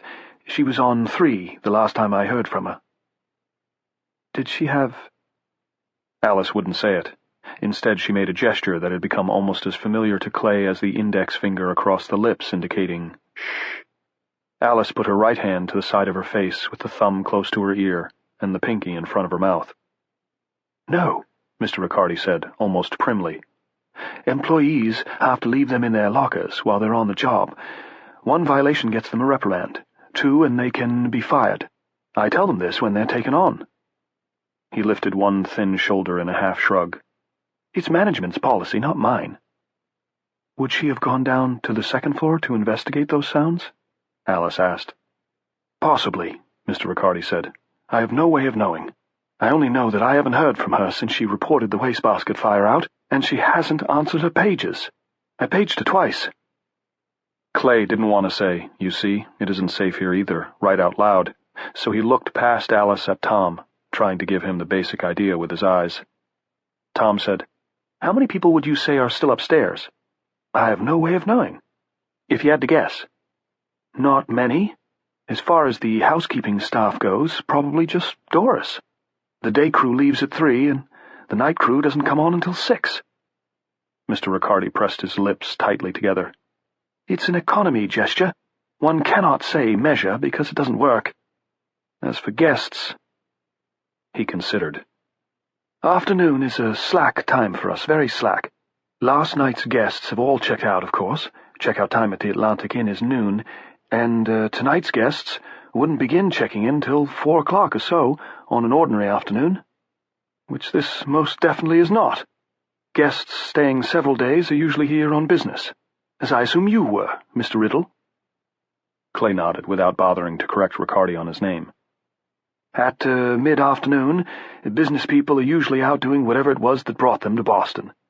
So you see, we have the place almost to ourselves." As if to contradict this, there came another thump from above them, more shattering glass, and a faint, feral growl. They all looked up. "Clay, listen," Tom said. "If the guy up there finds the stairs, I don't know if these people are capable of thought, but—" "Judging by what we saw in the street," Clay said, "even calling them people might be wrong. I've got an idea that guy up there is more like a bug trapped between a window and a screen. A bug trapped like that might get out, if it found a hole. And the guy up there might find the stairs, but if he does, I think it'll be by accident. And when he gets down and finds the door to the lobby blocked, he'll use the fire door to the alley, Mr. Riccardi said with what was, for him, eagerness. We'll hear the alarm. It's rigged to ring when anyone pushes the bar, and we'll know he's gone. One less nut to worry about. Somewhere south of them something big blew up, and they all cringed. Clay supposed he now knew what living in Beirut during the 1980s had been like. I'm trying to make a point here, he said patiently. I don't think so, Tom said. You're going anyway, because you're worried about your wife and son. You're trying to persuade us because you want company. Clay blew out a frustrated breath. Sure, I want company, but that's not why I'm trying to talk you into coming. The smell of smoke's stronger, but when's the last time you heard a siren? None of them replied. Me either, Clay said. I don't think things are going to get better in Boston, not for a while. They're going to get worse. If it was the cell phones. She tried to leave a message for Dad, Alice said. She spoke rapidly, as if wanting to make sure she got all the words out before the memory flew away. She just wanted to make sure he'd pick up the dry cleaning because she needed her yellow wool dress for her committee meeting, and I needed my extra uni for the away game on Saturday. This was in the cab. And then we crashed. She choked the man, and she bit the man, and his turban fell off, and there was blood on the side of his face, and we crashed.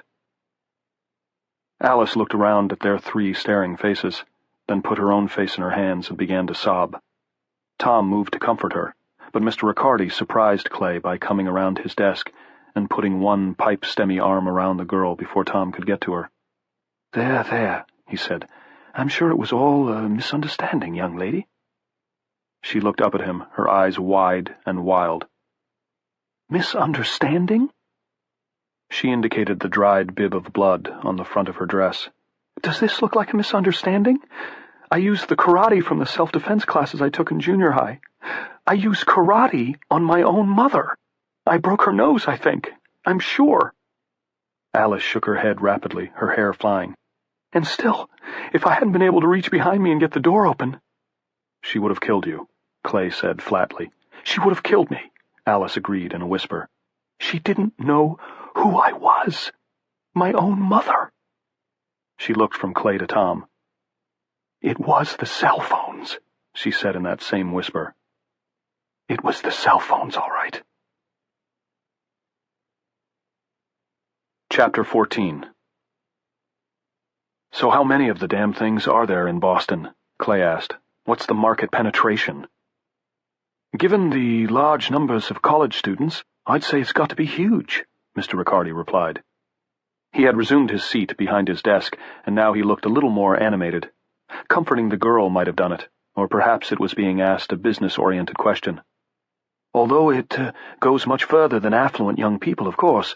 I read an article in Inc. only a month or two ago that claimed there's now as many cell phones in mainland China as there are people in America. Can you imagine?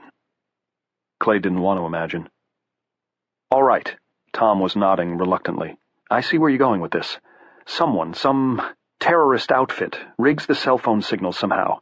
If you make a call or take one, you get some kind of, Some kind of a subliminal message, I guess, that makes you crazy. Sounds like science fiction, but I suppose 15 or 20 years ago, cell phones as they now exist would have seemed like science fiction to most people. I'm pretty sure it's something like that, Clay said. You can get enough of it to screw you up righteously if you even overhear a call. He was thinking of Pixie Dark. But the insidious thing is that when people see things going wrong all around them, their first impulse is to reach for their cell phones and try to find out what's causing it, Tom said. Yeah, Clay said. I saw people doing it. Tom looked at him bleakly. So did I. What all this has to do with you leaving the safety of the hotel, especially with Doc coming on, I don't know, Mr. Riccardi said. As if in answer, there came another explosion.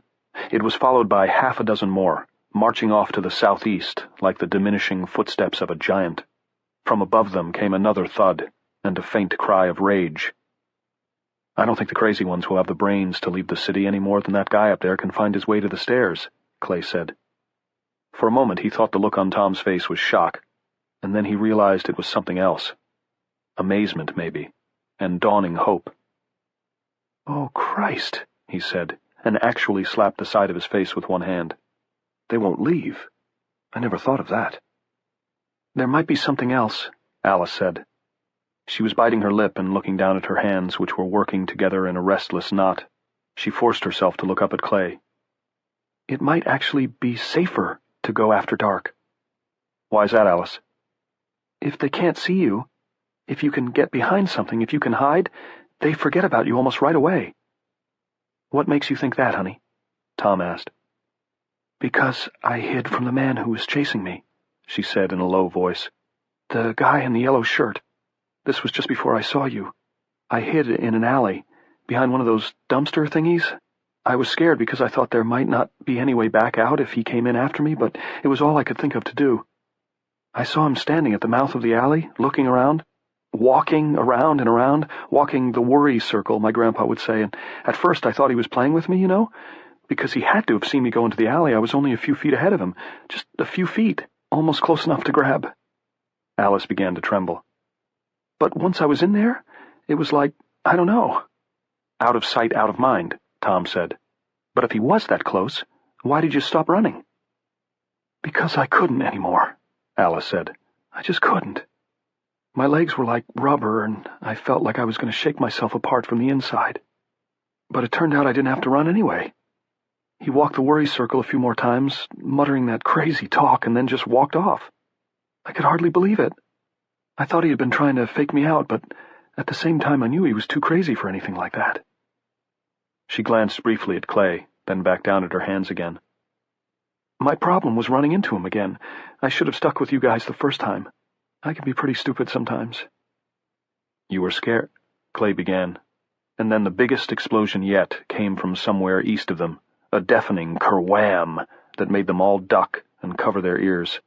They heard the window in the lobby shatter. "My God!" Mr. Riccardi said.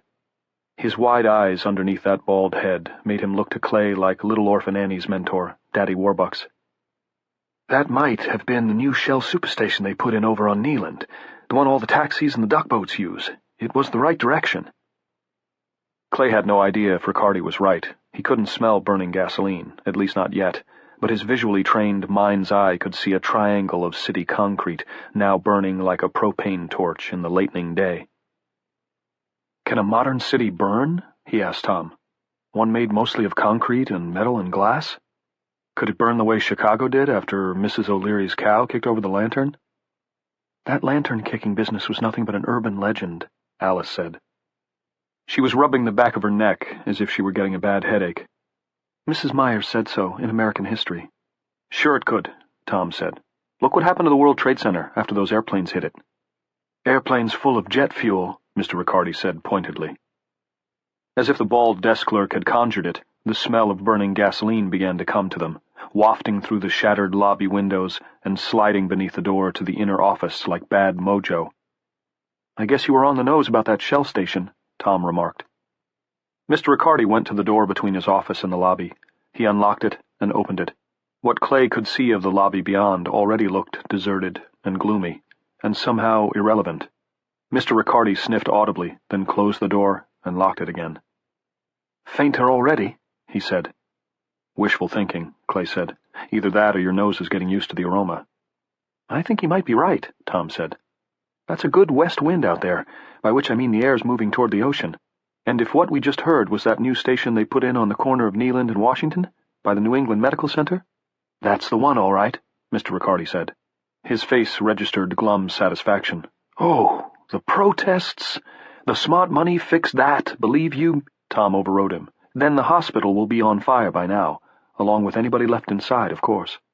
"No," Alice said, then put a hand over her mouth. "I think yes. And the Wang Center's next in line. The breeze may drop by full dark, but if it doesn't, everything east of the Mass Pike is apt to be so much toasted cheese by 10 p.m. "We're west of there," Mr. Riccardi pointed out. "Then we're safe enough," Clay said. "At least from that one." He went to Mr. Riccardi's little window, stood on his toes, and peered out onto Essex Street. "What do you see?" Alice asked. "Do you see people?" "No. Yes. One man, other side of the street." "Is he one of the crazy ones?" she asked. "I can't tell." But Clay thought he was. It was the way he ran, and the jerky way he kept looking back over his shoulder. Once, just before he went around the corner and onto Lincoln Street, the guy almost ran into a fruit display in front of a grocery store, and although Clay couldn't hear him, he could see the man's lips moving. Now he's gone. No one else? Tom asked. Not at the moment, but there's smoke. Clay paused. Soot and ash, too. I can't tell how much. The wind's whipping it around. Okay, I'm convinced, Tom said. I've always been a slow learner, but never a no-learner. The city's going to burn, and nobody's going to stand pat but the crazy people. I think that's right, Clay said. And he didn't think this was true of just Boston, but for the time being, Boston was all he could bear to consider. In time, he might be able to widen his view, but not until he knew Johnny was safe. Or maybe the big picture was always going to be beyond him. He drew small pictures for a living, after all. But in spite of everything, the selfish fellow who lived like a limpet on the underside of his mind had time to send up a clear thought. It came in colors of blue and dark, sparkling gold. Why did it have to happen today, of all days, just after I finally made a solid strike? Can I come with you guys, if you go? Alice asked. Sure, Clay said. He looked at the desk clerk. You can too, Mr. Riccardi. I shall stay at my post, Mr. Riccardi said. He spoke loftily, but before they shifted away from Clay's, his eyes looked sick. I don't think you'll get in Dutch with the management for locking up and leaving under these circumstances, Tom said. He spoke in the gentle fashion Clay was so much coming to like. I shall stay at my post, he said again. Mr. Donnelly, the day manager, went out to make the afternoon deposit at the bank and left me in charge. If he comes back, perhaps then. Please, Mr. Riccardi, Alice said. Staying here's no good. But Mr. Riccardi, who had once more crossed his arms over his thin chest, only shook his head. Chapter 15. They moved one of the Queen Anne chairs aside, and Mr. Riccardi unlocked the front doors for them. Clay looked out. He could see no people moving in either direction, but it was hard to tell for sure because the air was now full of fine, dark ash. It danced in the breeze like black snow. Come on, he said. They were only going next door to start with, to the Metropolitan Cafe. I'm going to relock the door and put the chair back in place, Mr. Riccardi said, but I'll be listening. If you run into trouble, if there are more of those people hiding in the Metropolitan, for instance, and you have to retreat, just remember to shout, Mr. Riccardi, we need you. That way I'll know it's safe to open the door. Is that understood? Yes, Clay said. He squeezed Mr. Riccardi's thin shoulder. The desk clerk flinched, then stood firm, although he showed no particular sign of pleasure at being so saluted. You're all right. I didn't think you were, but I was wrong. I hope I do my best, the bald man said stiffly. Just remember. We'll remember, Tom said, and we'll be over there maybe 10 minutes. If anything goes wrong over here, you give a shout. All right. But Clay didn't think he would. He didn't know why he thought that. It made no sense to think a man wouldn't give a shout to save himself if he was in trouble. But Clay did think it. Alice said, Please change your mind, Mr. Riccardi. It's not safe in Boston, you must know that by now. Mr. Riccardi only looked away, and Clay thought, not without wonder, this is how a man looks when he's deciding that the risk of death is better than the risk of change. Come on, Clay said. Let's make some sandwiches while we've still got electricity to see by. Some bottled water wouldn't hurt either, Tom said. Chapter 16. The electricity failed, just as they were wrapping the last of their sandwiches in the Metropolitan Cafe's tidy, white-tiled little kitchen. By then Clay had tried 3 more times to get through to Maine, once to his old house, once to Kent Pond Elementary, where Sharon taught, and once to Joshua Chamberlain Middle School, which Johnny now attended. In no case did he get farther than Maine's 207 area code. When the lights in the Metropolitan went out, Alice screamed in what at first seemed to Clay like total darkness. Then the emergency lights came on, glare bright. Alice was not much comforted. She was clinging to Tom with one arm. In the other she was brandishing the bread knife she'd used to cut the sandwiches with. Her eyes were wide and somehow flat, shocked. Alice, put that knife down, Clay said, a little more sharply than he'd intended, before you cut one of us with it. Or yourself, Tom said in that mild and soothing voice of his. His spectacles glinted in the glare of the emergency lights. She put it down, then promptly picked it up again. "I want it," she said. "I want to take it with me. You have one, Clay. I want one." "All right," he said, "but you don't have a belt. We'll make you one from a tablecloth. For now, just be careful." Half the sandwiches were roast beef and cheese, half ham and cheese. Alice had wrapped them in saran wrap. Under the cash register, Clay found a stack of sacks with doggy bag written on one side and people bag written on the other. He and Tom tumbled the sandwiches into a pair of these. Into a third bag, they put 3 bottles of water. The tables had been made up for a dinner service that was never going to happen. 2 or 3 had been tumbled over, but most stood perfect, with their glasses and silver shining in the hard light of the emergency boxes on the walls. Something about their calm orderliness hurt Clay's heart. The cleanliness of the folded napkins and the little electric lamps on each table. Those were now dark, and he had an idea it might be a long time before the bulbs inside lit up again. He saw Alice and Tom gazing about with faces as unhappy as his felt, and a desire to cheer them up, almost manic in its urgency, came over him. He remembered a trick he used to do for his son. He wondered again about Johnny's cell phone, and the panic rat took another nip out of him. Clay hoped with all his heart the damned phone was lying forgotten under Johnny G's bed, among the dust kitties, with its battery flat, flat, flat. "Watch this carefully," he said, setting his bag of sandwiches aside. "And please note that at no time do my hands leave my wrists." He grasped the hanging skirt of a tablecloth. "This is hardly the time for parlor tricks," Tom said. "I want to see," Alice said. For the first time since they'd met her, there was a smile on her face. It was small, but it was there. "We need the tablecloth," Clay said. "It won't take a second. And besides, the lady wants to see." He turned to Alice. "But you have to say a magic word. Shazam will do." "Shazam," she said, and Clay pulled briskly with both hands. He hadn't done the trick in 2, maybe even 3 years, and it almost didn't work. And yet at the same time his mistake, some small hesitation in the pull, no doubt, actually added to the charm of the thing. Instead of staying where they were while the tablecloth magically disappeared from beneath them, all the place settings on the table moved about 4 inches to the right. The glass nearest where Clay was standing actually wound up with its circular base half on and half off the table. Alice applauded, now laughing. Clay took a bow with his hands held out. "Can we go now, O great vermicelli?" Tom asked, but even Tom was smiling. Clay could see his small teeth in the emergency lights. "Soon as I rig this," Clay said. "She can carry the knife on one side and a bag of sandwiches on the other. You can tote the water." He folded the tablecloth over into a triangle shape, then rolled it quickly into a belt.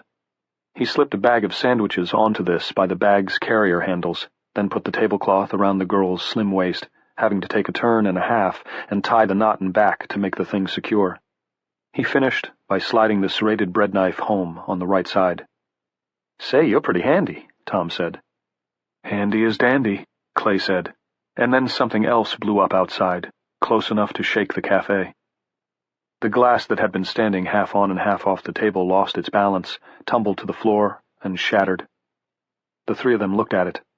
Clay thought to tell them he didn't believe in omens, but that would only make things worse.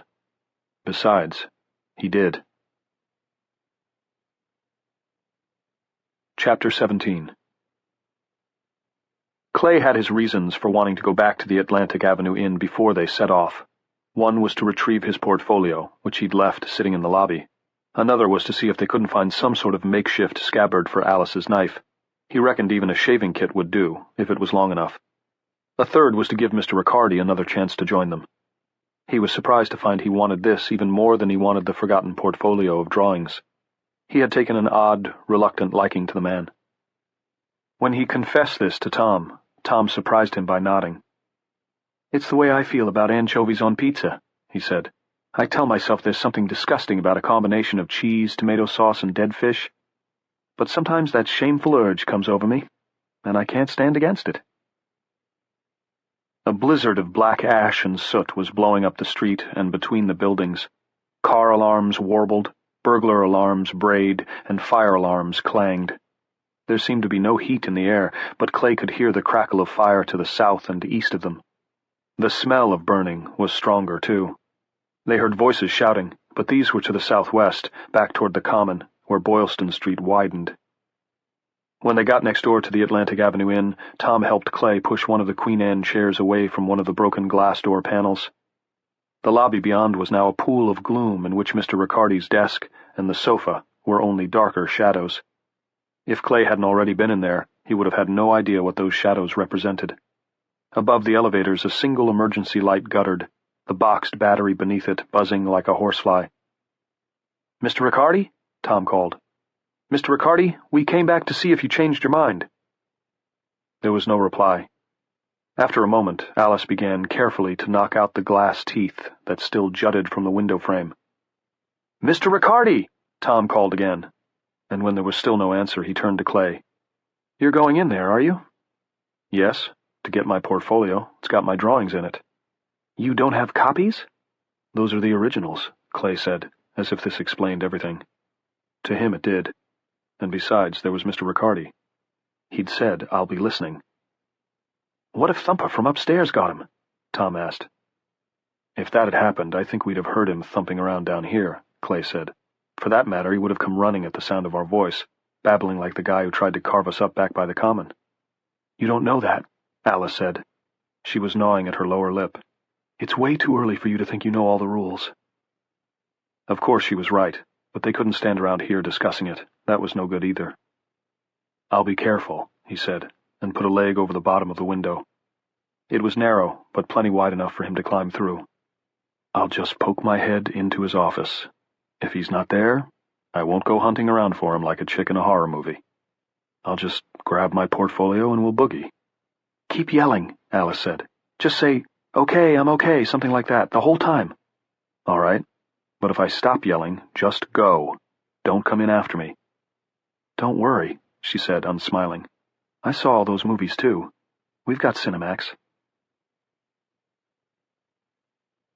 Chapter 18. "I'm okay," Clay shouted, picking up his portfolio and then putting it down on the reception desk. Good to go, he thought, but not quite yet. He looked over his shoulder as he went around the desk and saw the one unblocked window glimmering, seeming to float in the thickening gloom, with two silhouettes cut into the day's last light. "I'm okay, still okay. Just going in to check his office now. Still okay. Clay?" Tom's voice was clearly alarmed, but for a moment Clay couldn't respond, and set Tom's mind at rest. There was an overhead light fixture in the middle of the inner office's high ceiling. Mr. Riccardi was hanging from it, by what looked like a drape cord. A white bag was pulled down over his head. Clay thought it was the kind of plastic bag the hotel gave you to put your dirty laundry and dry cleaning in. "Clay, are you all right?" "Clay?" Alice sounded shrill, ready to be hysterical. "Okay," he heard himself say. His mouth seemed to be operating itself, with no help from his brain. "Still right here." He was thinking of how Mr. Riccardi had looked when he said, "I shall stay at my post." The words had been lofty, but the eyes had been scared and somehow humble, the eyes of a small raccoon driven into a corner of the garage by a large and angry dog. "I'm coming out now." He backed away, as if Mr. Riccardi might slip his homemade drape-cord noose and come after him the second he turned his back.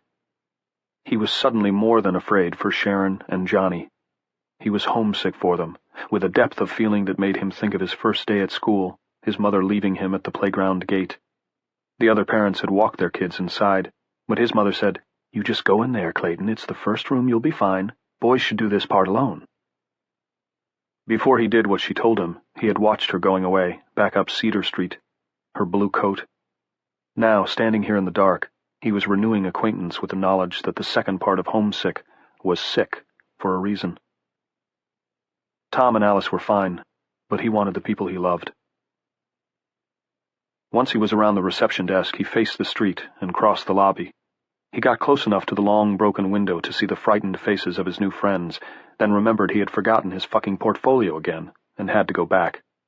Reaching for it, he felt certain that Mr. Riccardi's hand would steal out of the gathering darkness behind the desk and close over his.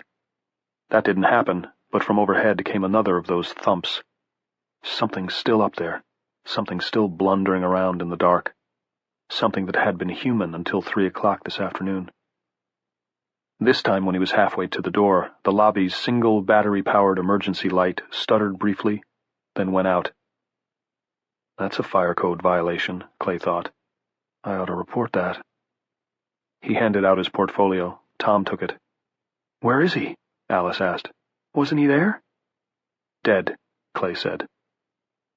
It had crossed his mind to lie, but he didn't think he was capable. He was too shocked by what he had seen. How did a man hang himself? He didn't see how it was even possible. Suicide. Alice began to cry, and it occurred to Clay that she didn't know that if it had been up to Mr. Riccardi, she'd probably be dead herself now. The thing was, he felt a little like crying himself, because Mr. Riccardi had come around. Maybe most people did, if they got a chance. From west of them on the darkening street, back toward the common, came a scream that seemed too great to have issued from human lungs. It sounded to Clay almost like the trumpeting of an elephant. There was no pain in it, and no joy. There was only madness. Alice cringed against him, and he put an arm around her. The feel of her body was like the feel of an electrical wire with a strong current passing through it. If we're going to get out of here, let's do it, Tom said.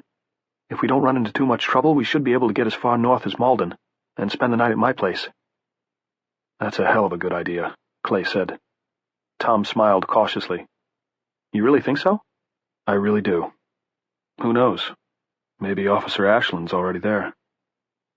Who's Officer Ashland? Alice asked. A policeman we met back by the common, Tom said. He, helped us out.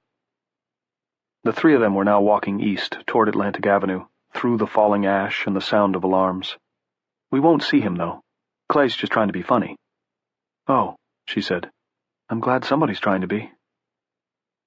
Lying on the pavement by a litter barrel was a blue cell phone with a cracked casing.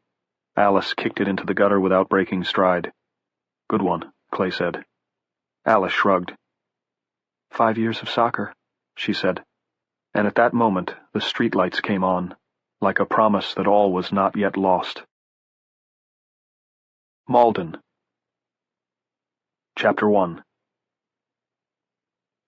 Thousands of people stood on the Mystic River Bridge and watched as everything between Comm Ave and Boston Harbor took fire and burned. The wind from the west remained brisk and warm even after the sun was down, and the flames roared like a furnace, blotting out the stars. The rising moon was full and ultimately hideous. Sometimes the smoke masked it, but all too often that bulging dragon's eye swam free and peered down, casting a bleary orange light. Clay thought it a horror comic moon, but didn't say so. No one had much to say. The people on the bridge only looked at the city they had so lately left, watching as the flames reached the pricey harborfront condos and began engulfing them. From across the water came an interwoven tapestry of alarms, fire alarms and car alarms mostly, with several whooping sirens added for spice. For a while an amplified voice had told citizens to get off the streets, and then another had begun advising them to leave the city on foot by major arteries west and north. These two contradictory pieces of advice had competed with each other for several minutes, and then get off the streets had ceased. About 5 minutes later, leave the city on foot had also quit. Now there was only the hungry roar of the wind-driven fire, the alarms, and a steady low crumping sound that Clay thought must be windows imploding in the enormous heat. He wondered how many people had been trapped over there, trapped between the fire and the water. "Remember wondering if a modern city could burn?" Tom McCourt said. In the light of the fire, his small, intelligent face looked tired and sick. There was a smudge of ash on one of his cheeks. "Remember that?" "Shut up, come on," Alice said. She was clearly distraught, but like Tom, she spoke in a low voice. It's like we're in a library, Clay thought. And then he thought, no, a funeral home. "Can't we please go, because this is kicking my ass?" "Sure," Clay said, "you bet. How far to your place, Tom?" "From here? Less than 2 miles, he said. "But it's not all behind us, I'm sorry to say." They had turned north now, and he pointed ahead and to the right. The glow blooming there could almost have been orange-tinted arc sodium streetlights on a cloudy night, except the night was clear, and the streetlights were now out. In any case, streetlights did not give off rising columns of smoke. Alice moaned, then covered her mouth as if she expected someone among the silent multitude watching Boston burn might reprimand her for making too much noise. "Don't worry," Tom said with eerie calm. "We're going to Malden, and that looks like Revere. The way the wind's blowing, Malden should still be all right." "Stop right there," Clay urged him silently, but Tom did not. "For now," he added. Chapter 2. There were several dozen abandoned cars on the lower deck of the span, and a fire truck with East Boston lettered on its avocado green side that had been sideswiped by a cement truck. Both were abandoned, but mostly this level of the bridge belonged to the pedestrians. Except now you probably have to call them refugees, Clay thought, and then realized there was no them about it. Us. Call us refugees. There was still very little talk. Most people just stood and watched the city burn in silence. Those who were moving went slowly, looking back frequently over their shoulders. Then, as they neared the far end of the bridge, he could see Old Ironsides, at least he thought it was Old Ironsides, riding at anchor in the harbor, still safe from the flames. He noticed an odd thing. Many of them were also looking at Alice. At first he had the paranoid idea that people must think he and Tom had abducted the girl and were spiriting her away for God knew what immoral purposes. Then he had to remind himself that these wraiths on the Mystic Bridge were in shock, even more uprooted from their normal lives than the Hurricane Katrina refugees had been. Those unfortunates had at least had some warning, and were unlikely to be capable of considering such fine ideas. Most were too deep in their own heads for moralizing. Then the moon rose a little higher and came out a little more strongly, and he got it. She was the only adolescent in sight. Even Clay himself was young compared to most of their fellow refugees. The majority of people gawking at the torch that had been Boston, or plodding slowly toward Malden and Danvers, were over 40, and many looked eligible for the Golden Ager discount at Denny's. He saw a few people with little kids, and a couple of babies in strollers, but that was pretty much it for the younger set. A little farther on he noticed something else. There were cell phones lying discarded in the roadway. Every few feet they passed another one, and none were whole. They had either been run over or stomped down to nothing but wire and splinters of plastic, like dangerous snakes that had been destroyed before they could bite again.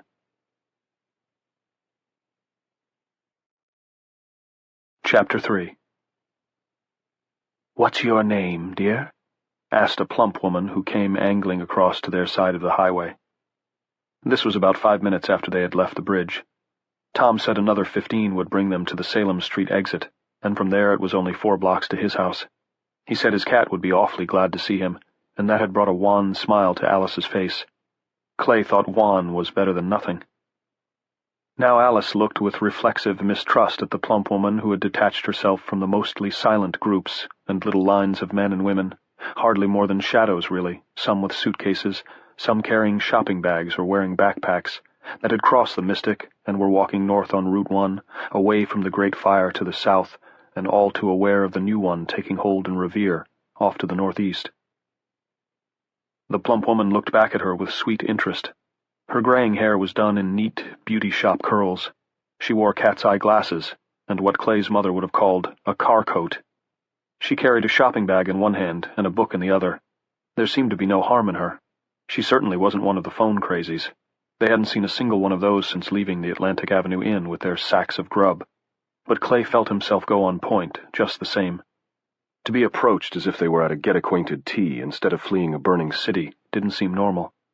But under these circumstances, just what was? He was probably losing it, but if so, Tom was too. He was also watching the plump, motherly woman with go-away eyes. "Alice?" Alice said at last, just when Clay had decided the girl wasn't going to reply at all. She sounded like a kid trying to answer what she fears may be a trick question in a class that's really too tough for her. "My name is Alice Maxwell." "Alice," the plump woman said, and her lips curved in a maternal smile as sweet as her look of interest. There was no reason that smile should have set Clay on edge more than he already was, but it did. "That's a lovely name. It means blessed of God." "Actually, ma'am, it means of the royalty, or regally born," Tom said. "Now, could you excuse us? The girl has just lost her mother today, and we've all lost someone today. Haven't we, Alice?" the plump woman said without looking at Tom. She kept pace with Alice, her beauty shop curls bouncing with every step. Alice was eyeing her with a mixture of unease and fascination. Around them others paced and sometimes hurried, and often plodded with their heads down, little more than wraiths in this unaccustomed darkness, and Clay still saw nobody young except for a few babies, a few toddlers, and Alice. No adolescents, because most adolescents had cell phones, like Pixie Light back at the Mr. Softy truck, or like his own son, who had a red Nextel with a ringtone from the Monster Club, and a teacher work-a-mommy who might be with him, or might be just about any— Stop it. Don't you let that rat out. That rat can do nothing but run, bite, and chase its own tail. The plump woman, meanwhile, kept nodding. Her curls bounced long. Yes, we've all lost someone. But this is the time of the great tribulation. It's all in here, in Revelation. She held up the book she was carrying, and of course it was a Bible. And now Clay thought he was getting a better look at the sparkle in the eyes behind the plump woman cat's-eye glasses. That wasn't kindly interest. That was lunacy.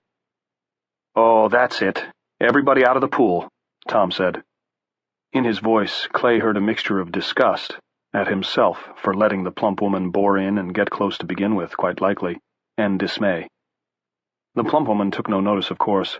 She had fixed Alice with her stare, and who was there to pull her away? The police were otherwise occupied, if there were any left.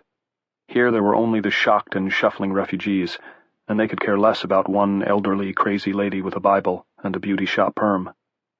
The vial of insanity has been poured into the brains of the wicked, and the city of sin has been set afire by the cleansing torch of Jehovah, the plump lady cried. She was wearing red lipstick. Her teeth were too even to be anything but old-fashioned dentures. Now you see the unrepentant flee, yea, verily, even as maggots flee the burst belly of— Alice put her hands over her ears. Make her stop, she cried. And still the ghost shapes of the city's recent residents filed past, only a few sparing a dull, incurious glance before looking once more into the darkness, where somewhere ahead New Hampshire lay. The plump woman was starting to work up a sweat, Bible raised, eyes blazing, beauty shop curls nodding and swaying. Take your hands down, girl, and hear the word of God before you let these men lead you away and fornicate with you in the open doorway of hell itself. For I saw a star blaze in the sky, and it was called Wormwood, and those that followed it followed upon Lucifer, and those that followed upon Lucifer walked downward into the furnace of— Clay hit her. He pulled the punch at the last second, but it was still a solid clip to the jaw, and he felt the impact travel all the way up to his shoulder. The plump woman's glasses rose off her pug nose and then settled back. Behind them, her eyes lost their glare and rolled up in their sockets. Her knees came unhinged, and she buckled, her Bible tumbling from her clenched fist.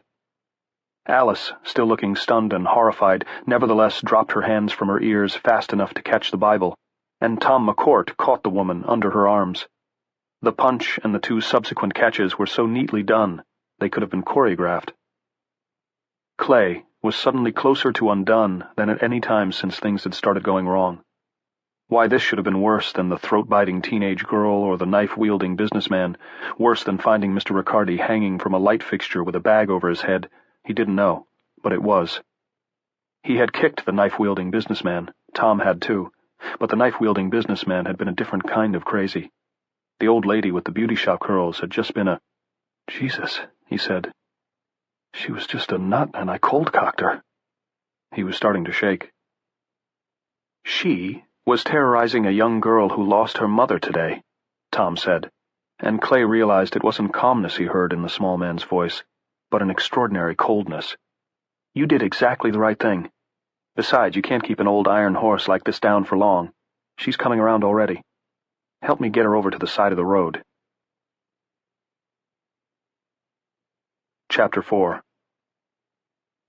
They had reached the part of Route 1, sometimes called the Miracle Mile, sometimes Sleaze Alley, where limited-access highway yielded to a jostle of liquor marts, cut-rate clothing stores, sporting goods outlets, and eateries with names like Fuddruckers.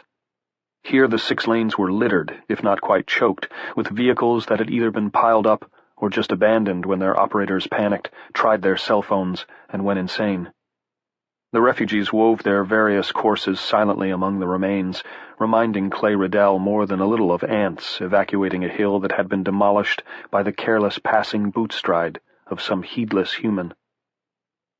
There was a green reflectorized sign reading, Malden, Salem Street Exit, 1/4 mile, at the edge of a low pink building that had been broken into.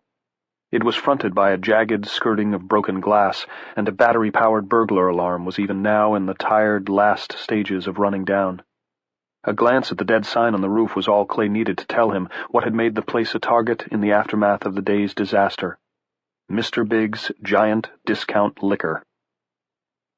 He had one of the plump woman's arms, Tom had the other, and Alice supported the muttering woman's head as they eased her to a sitting position with her back against one of the exit sign's legs.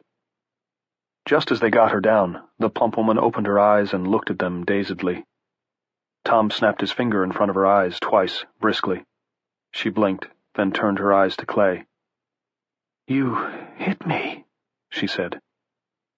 Her fingers rose to touch the rapidly puffing spot on her jaw. "Yes, I'm sorry," Clay began. "He may be, but I'm not," Tom said. He spoke with that same cold briskness. "You were terrorizing our ward." The plump woman laughed softly, but tears were in her eyes. "Ward? I've heard a lot of words for it, but never that one. As if I don't know what men like you want with a tender girl like this, especially in times like these. They repented not their fornications, nor their sodomies, nor their—" "Shut up," Tom said, "or I'll hit you myself. And unlike my friend, who was, I think, lucky enough not to grow up among the holy Hannahs and thus does not recognize you for what you are, I won't pull my punch. Fair warning, one more word." He held his fist before her eyes, and although Clay had already concluded that Tom was an educated man, civilized, and probably not much of a puncher under ordinary circumstances, he could not help feeling dismay at the sight of that small, tight fist, as if he were looking at an omen of the coming age. The plump lady looked, and said nothing. One large tear spilled down her rouged cheek. "That's enough, Tom. I'm okay," Alice said. Tom dropped the plump lady's shopping bag of possessions into her lap. Clay hadn't even realized Tom had salvaged it. Then Tom took the Bible from Alice, picked up one of the plump lady's beringed hands, and smacked the Bible into it, spine first. He started away, then turned back. "Tom, that's enough. Let's go," Clay said. Tom ignored him. He bent toward the woman sitting with her back against the sign's leg. His hands were on his knees, and to Clay the two of them, the plump, spectacled woman looking up, the small, spectacled man bending over with his hands on his knees, looked like figures in some lunatic's parody of the early illustrations from the Charles Dickens novels. "Some advice, sister," Tom said. "The police will no longer protect you as they did when you and your self-righteous, holy-rolling friends marched on the family planning centers or the Emily Cathcart Clinic in Waltham. That abortion mill!" she spat, and then raised her Bible as if to block a blow. Tom didn't hit her, but he was smiling grimly. "I don't know about the vial of insanity, but there's certainly beaucoup crazy making the rounds tonight. May I be clear? The lions are out of their cages, and you may well find that they'll eat the mouthy Christians first. Somebody canceled your right of free speech around 3 o'clock this afternoon. Just a word to the wise." He looked from Alice to Clay, and Clay saw that the upper lip beneath the mustache was trembling slightly. "Shall we go?" "Yes," Clay said. "Wow," Alice said, once they were walking toward the Salem Street ramp again, Mr. Big's Giant Discount Liquor falling behind them. "You grew up with someone like that?" "My mother and both of her sisters," Tom said. "First New England Church of Christ the Redeemer. They took Jesus as their personal savior, and the church took them as its personal pigeons." "Where's your mother now?" Clay asked. Tom glanced at him briefly. "Heaven. Unless they rooked her on that one, too. I'm pretty sure the bastards did." Chapter 5. Near the stop sign at the foot of the ramp, 2 men were fighting over a keg of beer. If forced to guess, Clay would have said it had probably been liberated from Mr. Big's Giant Discount Liquor. Now it lay forgotten against the guardrails, dented and leaking foam, while the 2 men, both brawny and both bleeding, battered each other with their fists. Alice shrank against him, and Clay put his arm around her, but there was something almost reassuring about these brawlers. They were angry, enraged, but not crazy. not like the people back in the city. One of them was bald and wearing a Celtics jacket. He hit the other a looping overhand blow that mashed his opponent's lips and knocked him flat. When the man in the Celtics jacket advanced on the downed man scrambled away, then got up, still backing off. He spat blood. "Take it, you fuck!" he yelled in a thick, weepy Boston accent. "Hope it chokes ya!"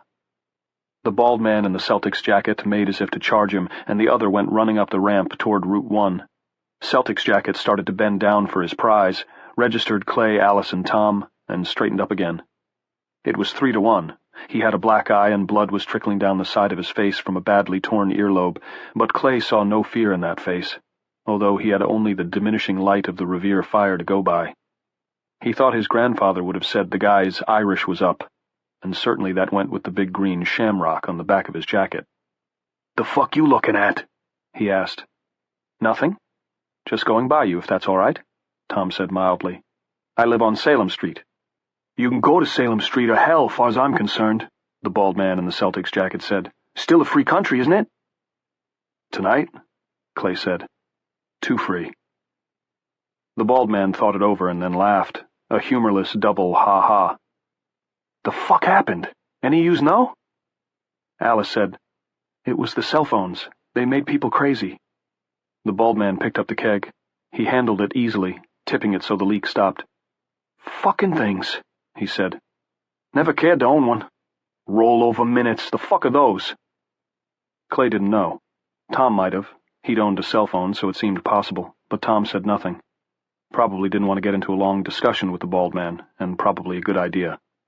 Clay thought the bald man had some of the characteristics of an unexploded grenade. "City burning?" the bald man asked. "Is, isn't it?" "Yes," Clay said. "I don't think the Celtics will be playing at the Fleet this year."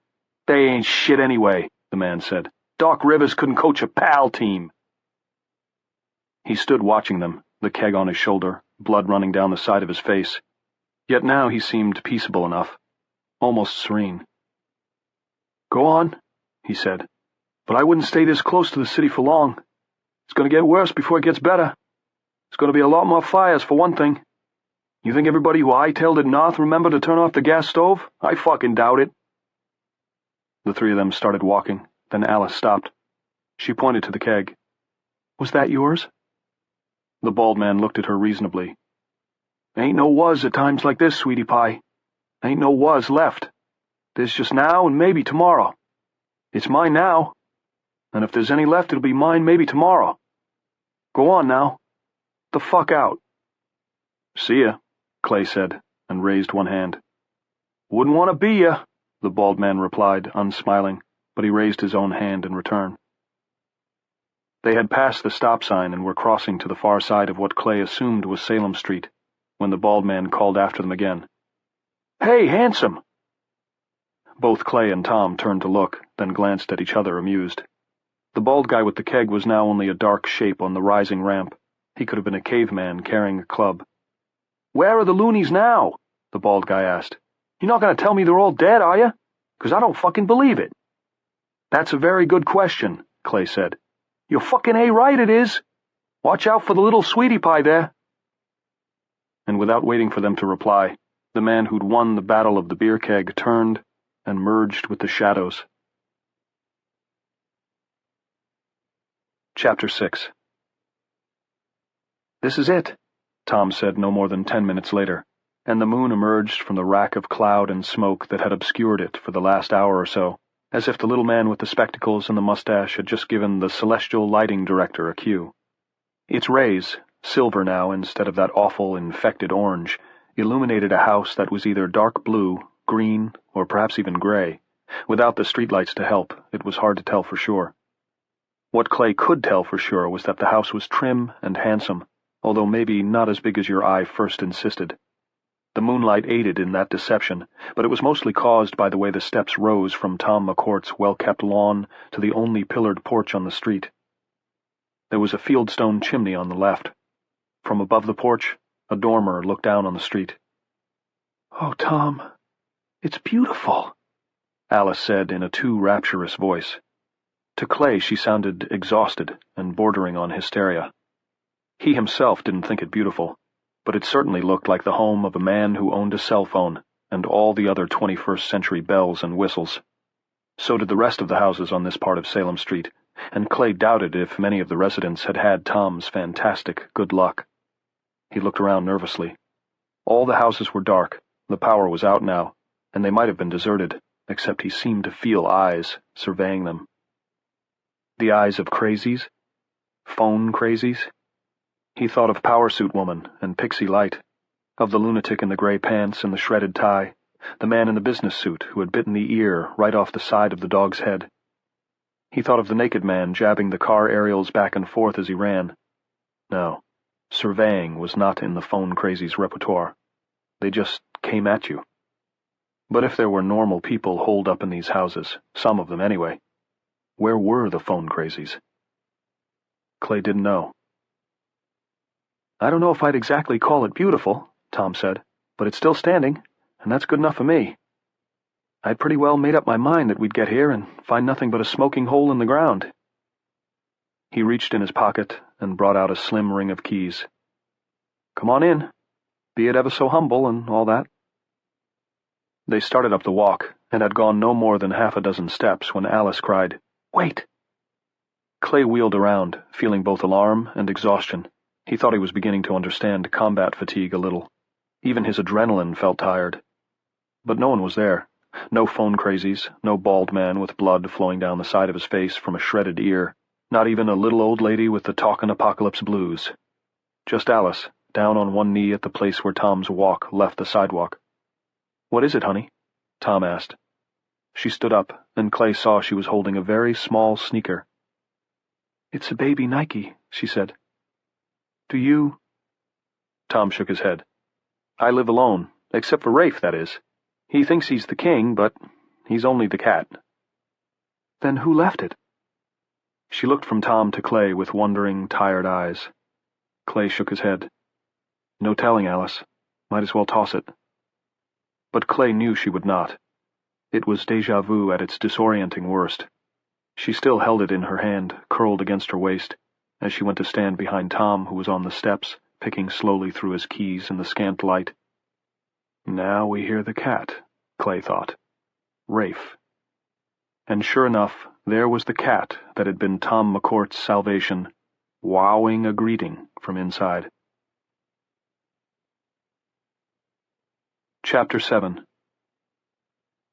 Tom bent down, and Rafe, or Rafer, both short for Raphael, leaped into his arms, purring loudly and stretching his head up to sniff Tom's carefully trimmed mustache.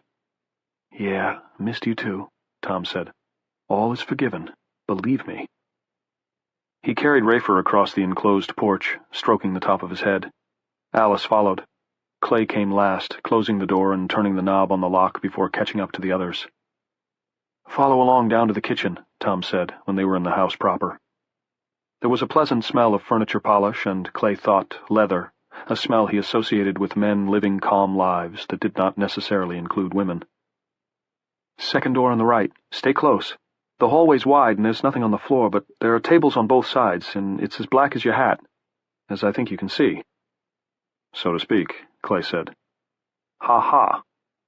"Have you got flashlights?" Clay asked. "Flashlights and a Coleman lantern that should be even better. But let's get in the kitchen first." They followed him down the hallway, Alice walking between the two men. Clay could hear her breathing rapidly, trying not to let the unfamiliar surroundings freak her out, but of course it was hard. Hell, it was hard for him. Disorienting. It would have been better if there had been even a little light. But his knee bumped one of the tables Tom had mentioned, and something that sounded all too ready to break rattled like teeth. Clay steeled himself for the smash and for Alice's scream. That she would scream was almost a given. Then whatever it was, a vase or some knick-knack, decided to live a little longer and settled back into place. Still, it seemed like a very long walk before Tom said, "Here, okay? Hard right." The kitchen was nearly as black as the hall, and Clay had just a moment to think of all the things he was missing, and Tom must be missing more. A digital readout on the microwave oven, the hum of the fridge, maybe light from a neighboring house coming in through the window over the kitchen sink and making highlights on the faucet. "Here's the table," Tom said. "Alice, I'm going to take your hand. Here's a chair, okay?" I'm sorry if I sound like we're playing blind man's bluff." "It's all right," she began, then gave a little scream that made Clay jump. His hand was on the haft of his knife, now he thought of it as his, before he even realized he'd reached for it. "What?" Tom asked sharply. "What?" "Nothing," she said. "Just nothing. The cat, his tail on my leg." "Oh, I'm sorry." "It's all right." "Stupid," she added with self-contempt that made Clay wince in the dark. "No," he said. "Let up on yourself, Alice. It's been a tough day at the office." "Tough day at the office," Alice repeated, and laughed in a way Clay didn't care for. It reminded him of her voice when she'd called Tom's house beautiful. He thought, that's going to get away from her, and then what do I do? In the movies, the hysterical girl gets a slap across the chops, and it always brings her around, but in the movies you can see where she is. He didn't have to slap her, shake her, or hold her, which was what he probably would have tried first. She heard what was in her own voice, maybe, got hold of it, and bulldogged it down, first to a choked gargle, then to a gasp, then to quiet. "Sit," Tom said. "You have to be tired. You too, Clay. I'll get us some light." Clay felt for a chair and sat down to a table he could hardly see, although his eyes had to be fully adjusted to the dark by now. There was a whisper of something against his pants leg, there and gone. A low meow. Rafe. "Hey, guess what?" he said to the dim shape of the girl as Tom's footsteps receded.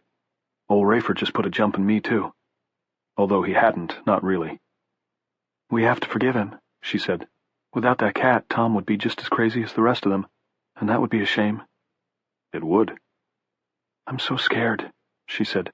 "Do you think it will get better tomorrow in the daylight? The being scared part?" "I don't know." "You must be worried sick about your wife and little boy." Clay sighed and rubbed his face. "The hard part is trying to come to grips with the helplessness. We're separated, you see, and—" He stopped and shook his head. He wouldn't have gone on if she hadn't reached out and taken his hand. Her fingers were firm and cool. "We separated in the spring. We still live in the same little town, what my own mother would have called a grass marriage. My wife teaches at the elementary school." He leaned forward, trying to see her face in the dark. "You want to know the hell of it? If this had happened a year ago, Johnny would have been with her. But this September he made the jump to middle school, which is almost 5 miles away. I keep trying to figure if he would have been home when things went nuts. He and his friends ride the bus. I think he would have been home. And I think he would have gone right to her." "Or pulled his cell phone out of his backpack and called her," the panic rat suggested merrily, and then bit. Clay felt himself tightening his fingers down on Alice's and made himself stop. But he couldn't stop the sweat from springing out on his face and arms. "But you don't know," she said. "No." "My daddy runs a framing and print shop in Newton," she said. "I'm sure he's all right. He's very self-reliant, but he'll be worried about me. Me and my, you know." Clay knew. "I keep wondering what he did about supper," she said. "I know that's crazy, but he can't cook a lick." Clay thought about asking if her father had a cell phone, and something told him not to. Instead he asked, "Are you doing all right for now?" "Yes," she said, and shrugged. "What's happened to him has happened. I can't change it." He thought, I wish you hadn't said that. "My kid has a cell phone. Did I tell you that?" To his own ears, his voice sounded as harsh as a crow's caw. "You did, actually, before we crossed the bridge." "Sure, that's right." He was gnawing at his lower lip and made himself stop. "But he didn't always keep it charged. Probably I told you that too." "Yes?" "I just have no way of knowing." The panic rat was out of its cage now, running and biting. Now both of her hands closed over both of his. He didn't want to give in to her comfort. It felt hard to let go of his grip on himself and give in to her comfort. But he did it, thinking she might need to give more than he needed to take. They were holding on that way, hands linked next to the pewter salt and pepper shakers on Tom McCourt's little kitchen table, when Tom came back from the cellar with 4 flashlights and a Coleman lantern that was still in its box. Chapter 8. The Coleman gave off enough light to make the flashlights unnecessary. It was harsh and white, but Clay liked its brilliance, The way it drove away every single shadow save for their own and the cat's, which went leaping fantastically up the wall like a Halloween decoration cut from black crepe paper, into hiding. "I think you should pull the curtains," Alice said. Tom was in the act of opening one of the plastic sacks from the Metropolitan Cafe, the ones with doggy bag on one side and people bag on the other. He stopped and looked at her curiously. "Why?" She shrugged and smiled. Clay thought it the strangest smile he'd ever seen on the face of a teenage girl. She'd cleaned the blood off her nose and chin, but there were dark, weary circles under her eyes. The Coleman lamp had bleached the rest of her face to a corpse-like pallor, and the smile, showing the tiniest twinkle of teeth between trembling lips from which all the lipstick had now departed, was disorienting in its adult artificiality. He thought Alice looked like a movie actress from the late 1940s playing a socialite on the verge of a nervous breakdown. She had the tiny sneaker in front of her on the table. She was spinning it with one finger. Each time she spun it, the laces flipped and clicked. Clay began to hope she would break soon. The longer she held up, the worse it would be when she finally let go. She had let some out, but not nearly enough. So far, he'd been the one to do most of the letting out. "I don't think people should see we're in here, that's all," she said. She flicked the sneaker, what she had called a baby Nike. It spun. The laces flipped and clicked on Tom's highly polished table. "I think it might be bad." Tom looked at Clay. "She could be right," Clay said. "I don't like us being the only lit-up house on the block, even if the light's at the back." Tom got up and closed the curtains over the sink without another word. There were 2 other windows in the kitchen, and he pulled those curtains too. He started back to the table, then changed course and closed the door between the kitchen and the hall. Alice spun the baby Nike in front of her on the table. In the harsh, unsparing glow of the Coleman lantern, Clay could see it was pink and purple, colors only a child could love. Around it went. The laces flew and clicked. Tom looked at it frowning as he sat down, and Clay thought, "Tell her to take it off the table. Tell her she doesn't know where it's been, and you don't want it on your table. That should be enough to set her off, and then we can start getting this part out of the way. Tell her. I think she wants you to. I think that's why she's doing it." But Tom only took sandwiches out of the bag, roast beef and cheese, ham and cheese, and doled them out. He got a pitcher of iced tea from the fridge. "Still cold as can be," he said, and then set down the remains of a package of raw hamburger for the cat. "He deserves it," he said, almost defensively. "Besides, it would only go over with the electricity out." There was a telephone hanging on the wall. Clay tried it, but it was really just a formality, and this time he didn't even get a dial tone. The thing was as dead as Power Suit Woman back there by Boston Common. He sat back down and worked on his sandwich. He was hungry, but didn't feel like eating. Alice put hers down after only 3 bites. "I can't," she said. "Not now. I guess I'm too tired. I want to go to sleep. And I want to get out of this dress. I guess I can't wash up, not very well anyway. But I'd give anything to throw this fucking dress away. It stinks of sweat and blood." She spun the sneaker. It twirled beside the crumpled paper with her barely touched sandwich lying on top of it. "I can smell my mother on it, too. Her perfume." For a moment no one said anything. Clay was at a complete loss. He had a momentary picture of Alice, subtracted from her dress, in a white bra and panties, with her staring, hollowed-out eyes making her look like a paper doll. His artist's imagination, always facile and always obliging, added tabs at the shoulders and lower legs of the image. It was shocking not because it was sexy, but because it wasn't. In the distance, very faint, something exploded with a dim foomp. Tom broke the silence, and Clay blessed him for it. "I'll bet a pair of my jeans would just about fit you, if you rolled up the bottoms to make cuffs." He stood up. "You know what? I think you'd even look cute in them, like Huck Finn in the girls' school production of Big River. Come upstairs. I'm going to put out some clothes for you to wear in the morning, and you can spend the night in the guest room. I've got plenty of pajamas, a plague of pajamas. Do you want the Coleman?" I guess just a flashlight would be okay. Are you sure?" "Yes," he said. He took one flashlight and gave her another. He looked ready to say something about the small sneaker when she picked it up, then seemed to think better of it. What he said was, "You can wash, too. There may not be a lot of water, but the taps will probably draw some, even with the power out, and I'm sure we can spare a basinful." He looked over the top of her head at Clay. I always keep a case of bottled drinking water in the cellar, so we're not short there. Clay nodded. Sleep well, Alice, he said. You too, she said vaguely, and then more vaguely still. Nice meeting you. Tom opened the door for her. Their flashlights bobbed, and then the door shut again. Clay heard their footsteps on the stairs, then overhead. He heard running water. He waited for the chug of air in the pipes, but the flow of water stopped before the air started. A basinful, Tom had said, and that was what she'd gotten. Clay also had blood and dirt on him he wanted to wash off. He imagined Tom did too. But he guessed there must be a bathroom on this floor too. And if Tom was as neat about his personal habits as he was about his person, the water in the toilet bowl would be clean. And there was the water in the tank as well, of course. Rafer jumped up on Tom's chair and began washing his paws in the white light of the Coleman lantern. Even with the lantern's steady low hiss, Clay could hear him purring. As far as Rafe was concerned, life was still cool. He thought of Alice twirling the small sneaker and wondered, almost idly, if it was possible for a 15-year-old girl to have a nervous breakdown. Don't be stupid, he told the cat. Of course it is. Happens all the time. They make movies of the week about it. Rafer looked at him with wise green eyes and went on licking his paw. Tell me more, those eyes seemed to say. Were you beaten as a child? Did you have these sexual thoughts about your mother? I can smell my mother on it. Her perfume.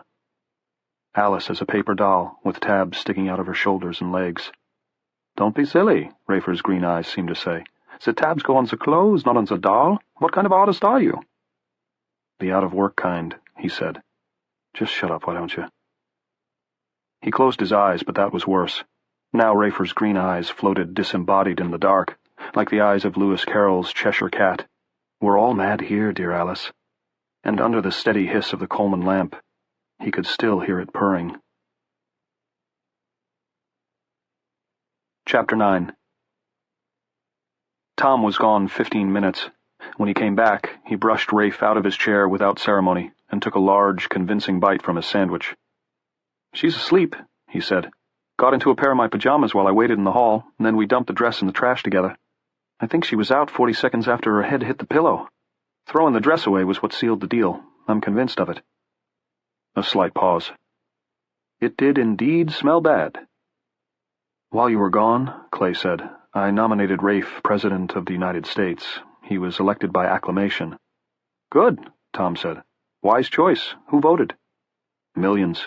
Everyone's still sane. They sent in thought ballots. Clay made his eyes very wide and tapped his temple. I can read minds. Tom's chewing stopped, then began again, but slowly. You know, he said, under the circumstances, that's not really all that funny. Clay sighed, sipped some iced tea, and made himself eat a little more of his sandwich. He told himself to think of it as body gasoline, if that was what it took to get it down. No, probably not, sorry. Tom tipped his own glass to him before drinking. It's all right. I appreciate the effort. Say, where's your portfolio? I left it on the porch. I wanted both hands free while we negotiated Tom McCourt's hallway of death. That's all right, then. Listen, Clay, I'm sorry as hell about your family. Don't be sorry yet, Clay said, a little harshly. There's nothing to be sorry about yet. But I'm really glad I ran into you. That's all I wanted to say. Same goes back, Clay said. I appreciate the quiet place to spend the night, and I'm sure Alice does too. As long as Malden doesn't get loud and burn down around our ears. Clay nodded, smiling a little. As long as... Did you get that creepy little shoe away from her? No, she took it to bed with her like, I don't know, a teddy bear. She'll be a lot better tomorrow if she sleeps through tonight. Do you think she will? No, Tom said. But if she wakes up scared, I'll spend the night with her. Crawl in with her, if that's what it takes. You know I'm safe with her, right? Yes. Clay knew that he would have been safe with her too, but he understood what Tom was talking about. I'm going to head north tomorrow morning as soon as it's light. It would probably be a good idea if you and Alice came with me. Tom thought about this briefly, then asked, What about her father? She says he's, quote, very self-reliant. Her biggest stated worry on his behalf was what he rolled himself for dinner. What I heard under that is that she isn't ready to know. Of course, we'll have to see how she feels about it, but I'd rather keep her with us, and I don't want to head west into those industrial towns." "You don't want to head west at all." "No," Clay admitted. He thought Tom might argue the point, but he didn't. "What about tonight? Do you think we should stand a watch?" Clay hadn't even considered this until now. He said, "I don't know how much good it would do. If a crazed mob comes down Salem Street waving guns and torches, what can we do about it?" "Go down cellar?" Clay thought it over. Going down cellar seemed awfully final to him, the bunker defense, but it was always possible the hypothetical crazed mob under discussion would think the house deserted and go sweeping by. Better than being slaughtered in the kitchen, he supposed, maybe after watching Alice get gang-raped. It won't come to that, he thought uneasily.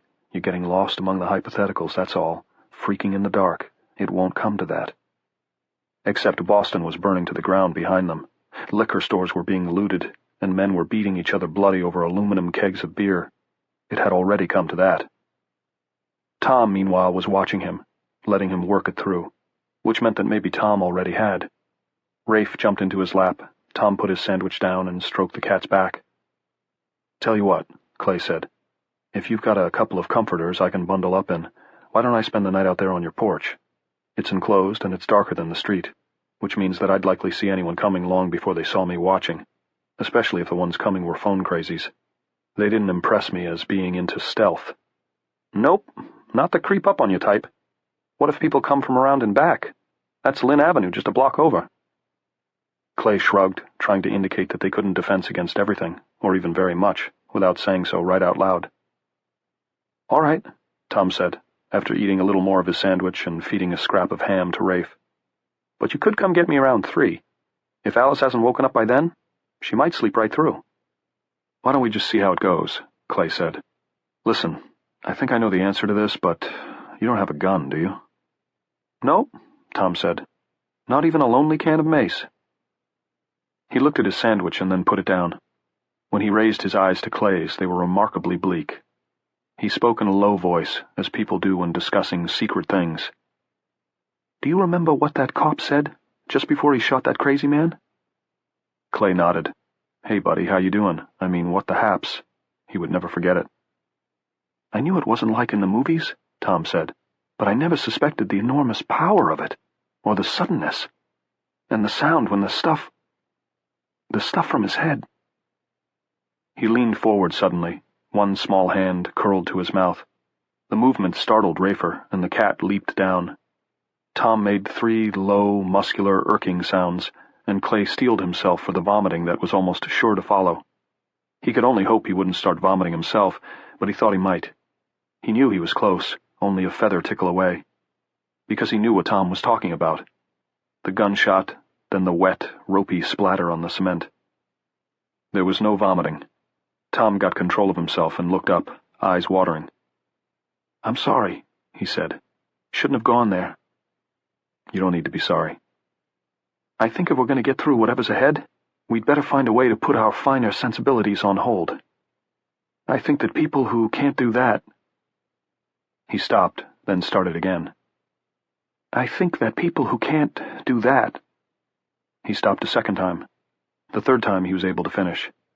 "I think that people who can't do that may die." They stared at each other in the white glare of the Coleman lamp. Chapter 10. "Once we left the city, I didn't see anyone with a gun," Clay said. "At first I wasn't really looking, and then I was." "You know why, don't you?" "Except maybe for California, Massachusetts has got the toughest gun law in the country." Clay remembered seeing billboards proclaiming that at the state line a few years ago. Then they'd been replaced by ones saying that if you got picked up for driving under the influence, you'd have to spend a night in jail. Tom said, "If the cops find a concealed handgun in your car, meaning like in the glove compartment with your registration and insurance card, they can put you away for, I think, 7 years. Get stopped with a loaded rifle in your pickup, even in hunting season, and you get slapped with a $10,000 fine and 2 years of community service." He picked up the remains of his sandwich, inspected it, put it back down again. "You can own a handgun and keep it in your home if you're not a felon. But a license to carry? Maybe if you've got Father O'Malley of the Boys Club to co-sign, but maybe not even then." No guns might have saved some lives coming out of the city. "I agree with you completely," Tom said. Those two guys fighting over the keg of beer? Thank God neither of them had a .38. Clay nodded. Tom rocked back in his chair, crossed his arms on his narrow chest, and looked around. His glasses glinted. The circle of light thrown by the Coleman lantern was brilliant, but small. Right now, however, I wouldn't mind having a pistol, even after seeing the mess they make. And I consider myself a pacifist. How long have you lived here, Tom? Almost 12 years, long enough to see Malden go a long way down the road to Shittsville. It's not there yet, but boy, it's going. Okay, so think about it. Which of your neighbors is apt to have a gun or guns in their house? Tom answered promptly. Honey Nickerson, across the street and 3 houses up. NRA bumper sticker on his Camry, along with a couple of yellow ribbon decals and an old Bush Cheney sticker. Goes without saying.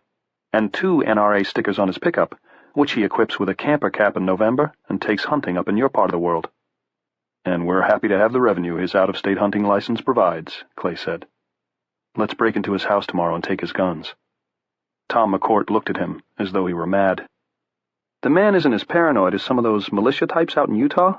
I mean, he does live in Massachusetts, but he's got one of those burglar alarm signs on his lawn that basically says, "Do you feel lucky, punk?" And I'm sure you must be familiar with the NRA's stated policy as to just when their guns will be taken away from them.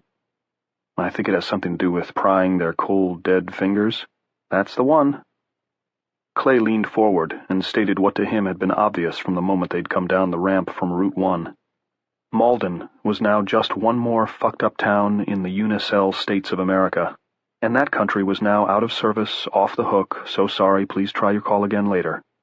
Salem Street was deserted. He had felt that as they approached. Hadn't he? No, bullshit. You felt watched. Really? And even if he had, was that the sort of intuition that could be relied upon, acted upon, after a day like this one? The idea was ridiculous. Tom, listen. One of us will walk up to this guy Nicholson's house tomorrow, after it's full daylight. It's Nickerson. And I don't think that's a very smart idea, especially since Swami McCourt sees him kneeling inside his living room window with a fully automatic rifle he's been saving for the end of the world, which seems to have rolled around. I'll do it, Clay said, and I won't do it if we hear any gunshots from the Nickerson place tonight or tomorrow morning. I certainly won't do it if I see any bodies on the guy's lawn, with or without gunshot wounds. I watched all those old Twilight Zone episodes, too, the ones where civilization turns out to be nothing more than a thin layer of shellac. If that, Tom said gloomily. Idi Amin, Pol Pot, the prosecution rests. I'll go with my hands raised, ring the doorbell. If someone answers, I'll say I just want to talk. What's the worst that can happen? He tells me to get lost. No. The worst that can happen is he can shoot you dead on his fucking welcome mat and leave me with a motherless teenage girl, Tom said sharply. Smart off about old Twilight Zone episodes all you want. Just don't forget those people you saw today, fighting outside the T-station in Boston. That was... I don't know what it was, but those people were clinically insane. You can't doubt that, Tom. What about Bible-thumping Bertha? And the 2 men fighting over the keg, were they insane? No, of course they hadn't been. But if there was a gun in that house across the street, he still wanted it. And if there was more than one, he wanted Tom and Alice each to have one too. I'm thinking about going north over 100 miles, Clay said. We might be able to boost a car and drive some of it, but we might have to walk the whole way. Do you want to go with just knives for protection? I'm asking you as one serious man to another, because some of the people we run into are going to have guns. I mean, you know that. Yes, Tom said. He ran his hands through his neatly trimmed hair, giving it a comic ruffle. And I know that Arnie and Beth are probably not home. They were gadget nuts as well as gun nuts. He was always gabbing on his cell phone when he went by in that big Dodge Ram Detroit phallus of his. See, there you go. Tom sighed. All right. Depending on how things look in the morning, okay? Okay. Clay picked up his sandwich again. He felt a little more like eating now. Where did they go? Tom asked. The ones you call the phone crazies. Where did they go? I don't know. I'll tell you what I think, Tom said. I think they crawled into the houses and the buildings around sundown and died. Clay looked at him doubtfully. Look at it reasonably and you'll see I'm right, Tom said. This was almost certainly some sort of terrorist act. Would you agree? That seems the most likely explanation. Although I'll be damned if I know how any signal, no matter how subversive, could have been programmed to do what this one did. Are you a scientist? You know I'm not. I'm an artist. So when the government tells you they can guide computerized smart bombs through bunker doors in the floor of the desert from aircraft carriers that are maybe 2,000 miles away, all you can do is look at the photos and accept that the technology exists. Would Tom Clancy lie to me? Clay asked, unsmiling. And if that technology exists, why not accept this one, at least on a provisional basis? Okay, spell it out. Small words, please. At about 3 o'clock this afternoon, some terrorist organization, maybe even a tin-pot government, generated some sort of signal, or pulse. For now we have to assume that this signal was carried by every cell phone operating in the entire world. We'll hope that wasn't the case, but for now I think we have to assume the worst. Is it over? I don't know, Tom said. Do you want to pick up a cell phone and find out? Touchy, Clay said. That's how my little boy says touché. And please God, how he's still saying it. But if this group could transmit a signal that would send everyone hearing it insane, Tom said, isn't it possible that the signal could also contain a directive for those receiving it to kill themselves 5 hours later? Or perhaps to simply go to sleep and stop breathing? I would say that's impossible. I would have said a madman coming at me with a knife across from the Four Seasons Hotel was impossible, Tom said. Or Boston burning flat while the city's entire population, that part of it lucky enough not to have cell phones, that is, left by the mystic and the Zakim. He leaned forward, looking at Clay intently. He wants to believe this, Clay thought. Don't waste a lot of time trying to talk him out of it, because he really, really wants to. In a way, this is no different from the bioterrorism the government was so afraid of after 9/11, he said.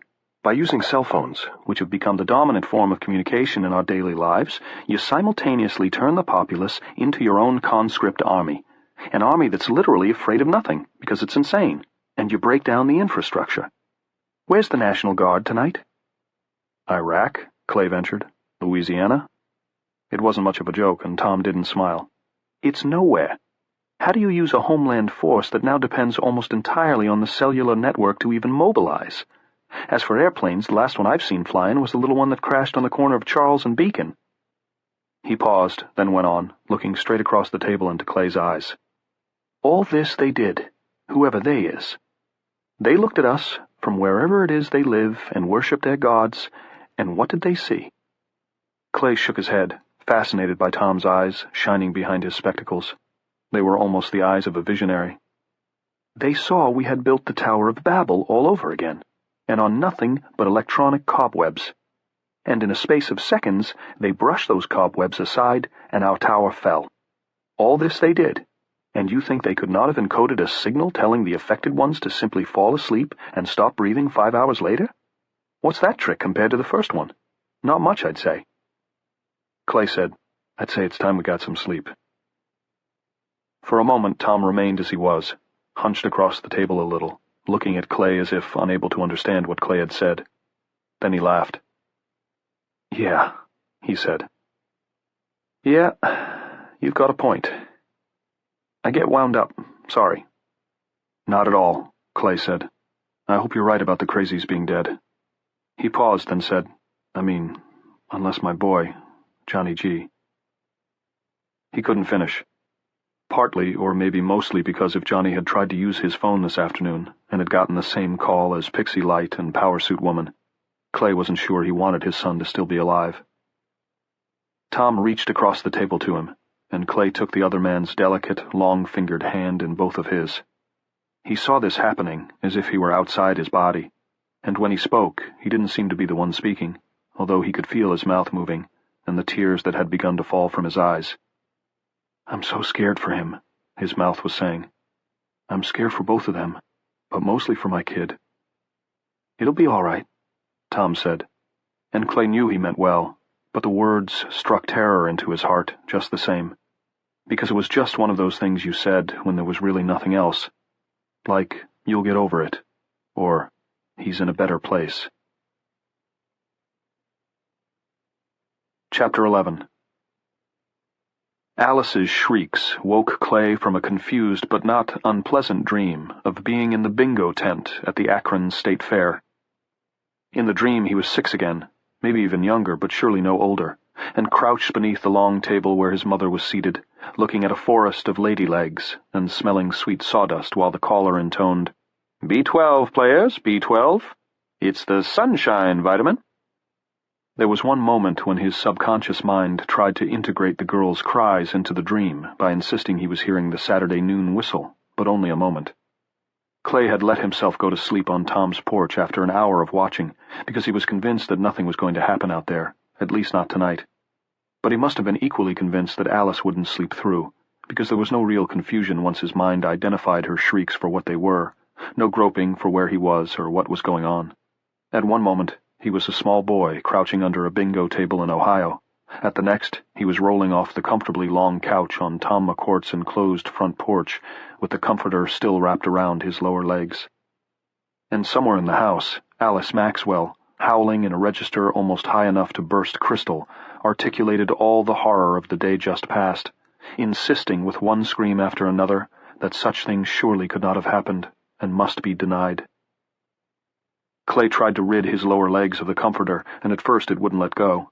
He found himself hopping toward the inside door and pulling at it in a kind of panic while he looked out at Salem Street, sure the lights would start going on up and down the block, even though he knew the power was out, sure that someone, maybe the gun-owning, gadget-loving Mr. Nickerson from up the street, would come out on his lawn and yell for someone to, for Christ's sake, shut that kid up. "Don't make me come down there," Arnie Nickerson would yell. "Don't make me come down there and shoot her." Or her screams would draw the phone crazies, like moths to a bug light. Tom might think they were dead, but Clay believed it no more than he believed in Santa's workshop at the North Pole.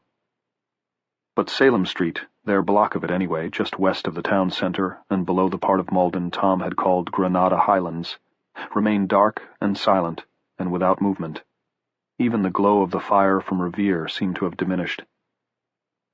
Clay finally rid himself of the comforter and went inside and stood at the foot of the stairs, looking up into the blackness. Now he could hear Tom's voice, not the words, but the tone, low and calm and soothing. The girl's chilling shrieks began to be broken up by gasps for breath, then by sobs and inarticulate cries that became words. Clay caught one of them, nightmare. Tom's voice went on, telling lies in a reassuring drone. Everything was all right, she would see. Things would look better in the morning. Clay could picture them sitting side by side on the guest room bed, each dressed in a pair of pajamas with TM monograms on the breast pockets. He could have drawn them like that. The idea made him smile.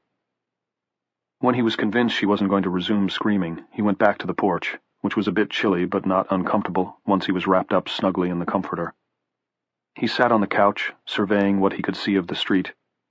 To the left, east of Tom's house, was a business district.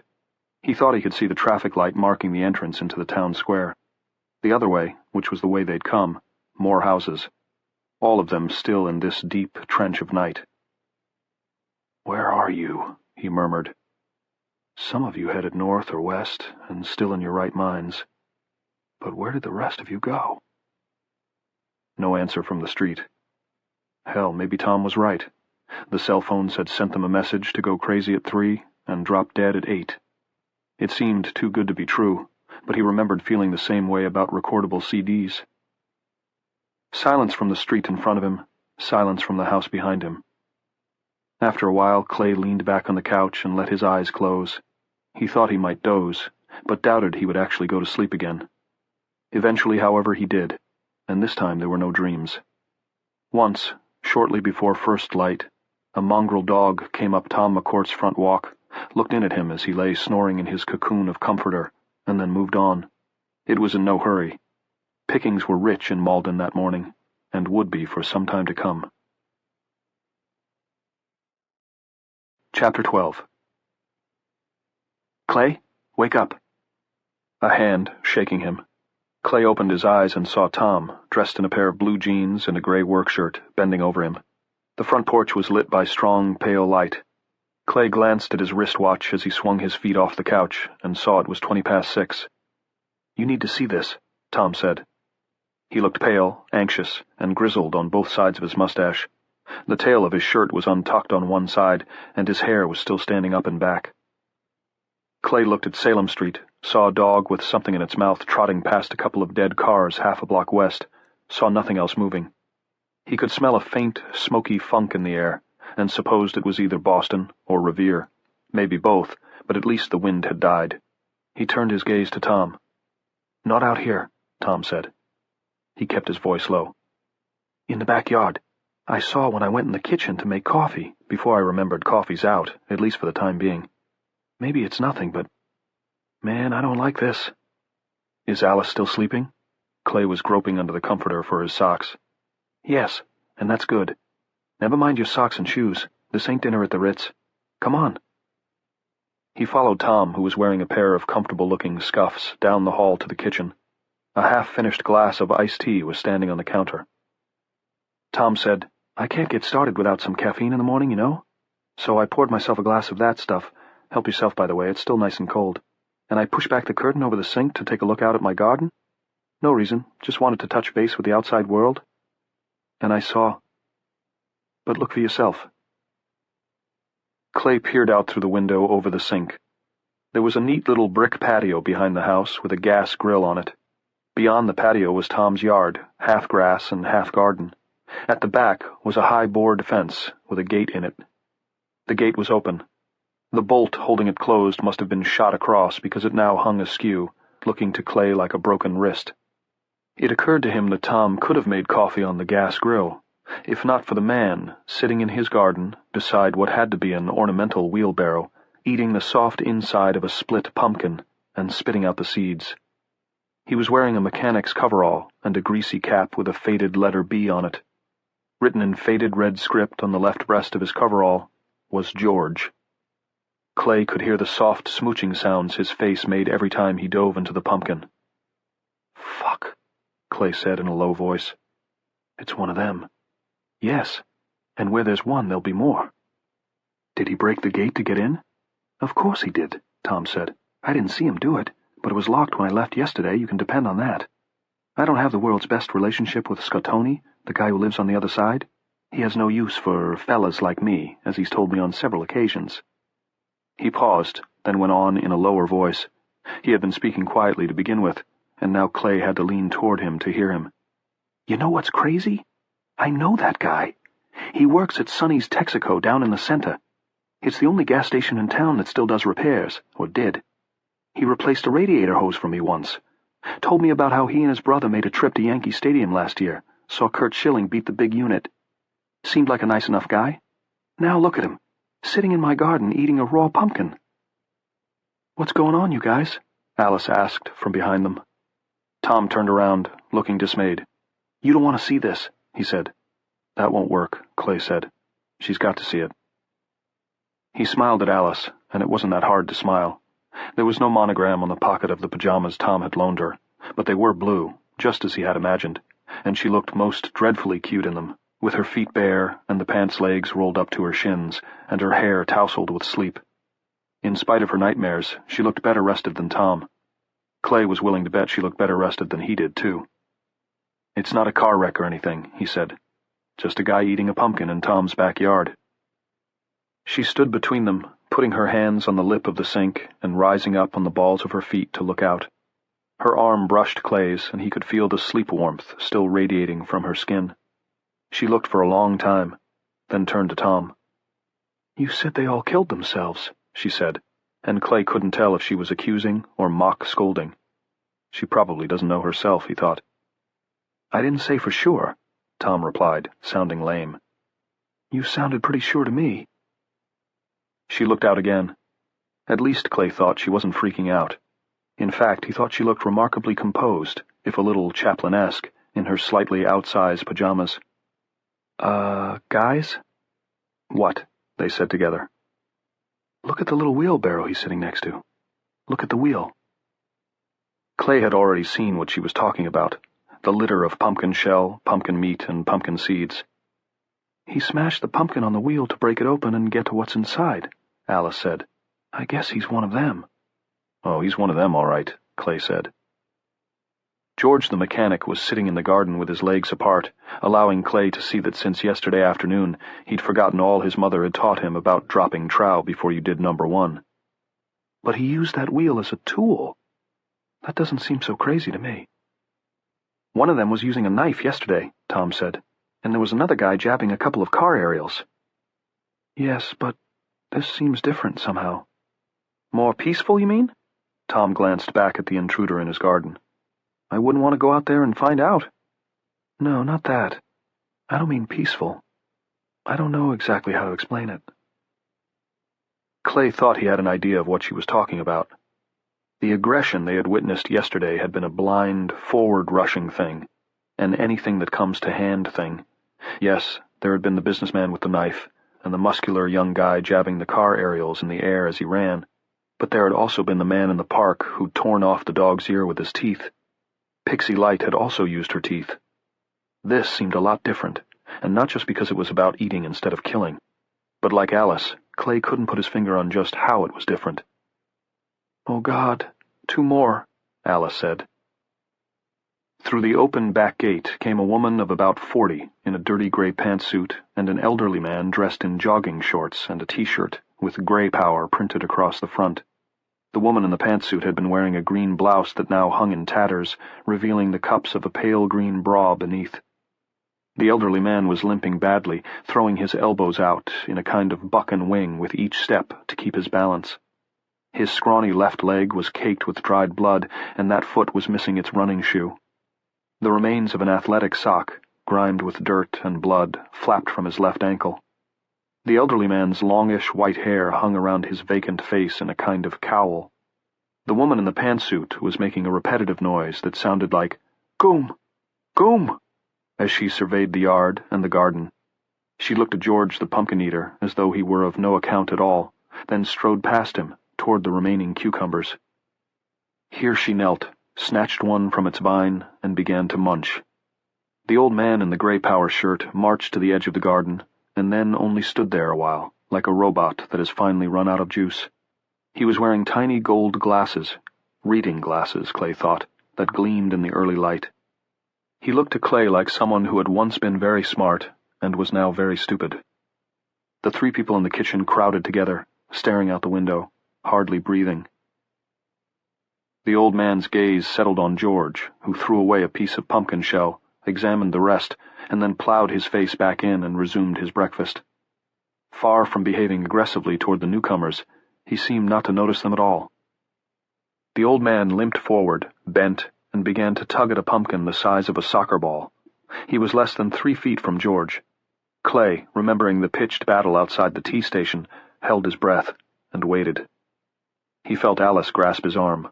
All the sleep warmth had departed her hand. "What's he going to do?" she asked in a low voice. Clay only shook his head. The old man tried to bite the pumpkin and only bumped his nose. It should have been funny, but wasn't. His glasses were knocked askew, and he pushed them back into place. It was a gesture so normal that for a brief moment Clay felt all but positive that he was the one who was crazy. "Goom!" cried the woman in the tattered blouse, and threw away her half-eaten cucumber. She had spied a few late tomatoes and crawled toward them with her hair hanging in her face. The seat of her pants was badly soiled. The old man had spied the ornamental wheelbarrow. He took his pumpkin to it, then seemed to register George sitting there beside it. He looked at him, head cocked. George gestured with one orange-coated hand at the wheelbarrow, a gesture Clay had seen 1,000 times. "Be my guest," Tom murmured. "I'll be damned." The old man fell on his knees in the garden, a movement that obviously caused him considerable pain. He grimaced, raised his lined face to the brightening sky, and uttered a chuffing grunt. Then he lifted the pumpkin over the wheel. He studied the line of descent for several moments, elderly biceps trembling, and brought the pumpkin down, smashing it open. It fell in 2 meaty halves. What happened next happened fast. George dropped his own mostly eaten pumpkin in his lap, rocked forward, grabbed the old man's head in his big orange-stained hands, and twisted it. They heard the crack of the old man's breaking neck even through the glass. His long white hair flew. His small spectacles disappeared into what Clay thought were beets. His body spasmed once, then went limp. George dropped it. Alice began to scream, and Tom covered her mouth with his hand. Her eyes, bulging with terror, peered over the top of it. Outside in the garden, George picked up a fresh chunk of pumpkin and began calmly to eat. The woman in the shredded blouse looked around for a moment casually, then plucked another tomato and bit into it. Red juice ran from her chin and trickled down the dirty line of her throat. She and George sat there in Tom McCourt's backyard garden, eating vegetables, and for some reason The name of one of his favorite paintings popped into Clay's mind. The Peaceable Kingdom. He didn't realize he'd spoken aloud until Tom looked at him bleakly and said, "Not anymore." Chapter 13. The three of them were still standing there at the kitchen window 5 minutes later, when an alarm began to bray at some distance. It sounded tired and hoarse, as though it would run down soon. "Any idea what that might be?" Clay asked. In the garden, George had abandoned the pumpkins and dug up a large potato. This had brought him closer to the woman, but he showed no interest in her, at least not yet. "My best guess would be that the generator at the Safeway in the center just gave up," Tom said. "There's probably a battery-powered alarm in case that happens, because of all the perishables, but that's only a guess. For all I know, it's the First Malden Bank and— Look!" Alice said. The woman stopped in the act of plucking another tomato, got up, and walked toward the east side of Tom's house. George got to his feet as she passed, and Clay was sure he meant to kill her as he had the old man. He winced in anticipation and saw Tom reaching for Alice to turn her away. But George only followed the woman, disappearing around the corner of the house behind her. Alice turned and hurried toward the kitchen door. "Don't let them see you," Tom called in a low, urgent voice, and went after her. "Don't worry," she said. Clay followed, worrying for all of them. They reached the dining room door in time to watch the woman in her filthy pantsuit and George in his even filthier coverall pass beyond the dining room window, their bodies broken into segments by Venetian blinds which had been dropped but not closed. Neither of them glanced toward the house, and now George was so close behind the woman that he could have bitten the nape of her neck. Alice, followed by Tom and Clay, moved up the hall to Tom's little office. Here the blinds were closed, but Clay saw the projected shadows of the two outside pass swiftly across them. Alice went on up the hall, toward where the door to the enclosed porch stood open. The comforter lay half on and half off the couch as Clay had left it. The porch was flooded with brilliant morning sunshine. It seemed to burn on the boards. "Alice, be careful," Clay said. But she had stopped. She was just looking. Then Tom was standing beside her, almost exactly the same height. Seen that way, they could have been brother and sister. Neither of them took any pains at all to avoid being seen. "Holy fucking shit," Tom said. He sounded as if the wind had been knocked out of him. Beside him, Alice began to cry. It was the sort of out-of-breath weeping a tired child might make, one who was becoming used to punishment. Clay caught up. The woman in the pantsuit was cutting across Tom's lawn. George was still behind her, matching her stride for stride. They were almost in lockstep. That broke a little bit at the curb when George swung out to her left, becoming her wingman instead of her back door. Salem Street was full of crazy people. Clay's first assessment was that there might be 1,000 or more. Then the observer part of him took over, the cold-hearted artist's eye, and he realized that was a wild overestimate, prompted by surprise at seeing anyone at all on what he had expected would be an empty street, and shock at realizing they were all them. There was no mistaking the vacant faces, the eyes that seemed to look beyond everything, the dirty, bloody, disheveled clothing, in several cases no clothing at all, the occasional cawing cry or jerky gesture. There was the man dressed only in tidy-whitey undershorts and a polo shirt, who seemed to be saluting repeatedly, the heavy-set woman whose lower lip was split and hung in 2 beefy flaps, revealing all of her lower teeth, the tall teenage boy in blue jeans shorts who walked up the center of Salem Street, carrying what looked like a blood-caked tire iron in one hand, an Indian or Pakistani gentleman who passed Tom's house wriggling his jaw from side to side and simultaneously chattering his teeth. A boy, dear God, a boy Johnny's age, who walked with absolutely no sign of pain, although one arm was flapping below the knob of his dislocated shoulder. A pretty young woman in a short skirt and a shell top who appeared to be eating from the red stomach of a crow. Some moaned, some made vocal noises that might once have been words, and all were moving east. Clay had no idea if they were being drawn by the braying alarm or the smell of food, but they were all walking in the direction of Malden Center. "Christ, it's zombie heaven," Tom said. Clay didn't bother answering. The people out there weren't exactly zombies, but Tom was pretty close, just the same. If any of them looks over here, sees us, and decides to come after us, we're done. We won't have a hope in hell. Not even if we barricade ourselves in the cellar. And getting those guns across the street? You can forget that. The idea that his wife and son might be, very likely were, having to deal with creatures such as these filled him with dread. But this was no comic book, and he was no hero. He was helpless. The three of them might be safe in the house, but as far as the immediate future was concerned, it didn't look like he and Tom and Alice were going anywhere. Chapter 14. "They're like birds," Alice said. She wiped the tears from her cheeks with the heels of her hands. "A flock of birds." Clay saw what she meant at once and gave her an impulsive hug. She had put her finger on something that had first struck him as he'd watched George the mechanic follow the woman instead of killing her, as he had the old man. The two of them clearly vacant in the upper story, yet seeming to go out front by some unspoken agreement. "I don't get it," Tom said. "You must have missed March of the Penguins," Alice said. "Actually, I did," Tom said. "When I want to see someone waddle in a tuxedo, I go to a French restaurant." "But haven't you ever noticed the way birds are, especially in the spring and fall?" Clay asked. "You must have. They'll all light in the same tree or along the same telephone wire." "Sometimes so many they make it sag," Alice said. "Then they all fly at once. My dad says they must have a group leader, but Mr. Sullivan in Earth Science, back in middle school this was, told us it was a flock mind thing, like ants all going out from a hill or bees from a hive. The flock swoops right or left, all at the same time, and the individual birds never hit each other," Clay said. "Sometimes the sky's black with them and the noise is enough to drive you nuts." He paused. "At least out in the country where I live." He paused again. "Tom, do you recognize any of those people?" "A few. That's Mr. Potawatomi from the bakery," he said, pointing to the Indian man who was wriggling his jaw and chattering his teeth. "That pretty young woman, I believe she works in the bank. And do you remember me mentioning Scottoni, the man who lives on the other side of the block from me?" Clay nodded. Tom, now very pale, pointed to a visibly pregnant woman dressed only in a food-stained smock that came down to her upper thighs.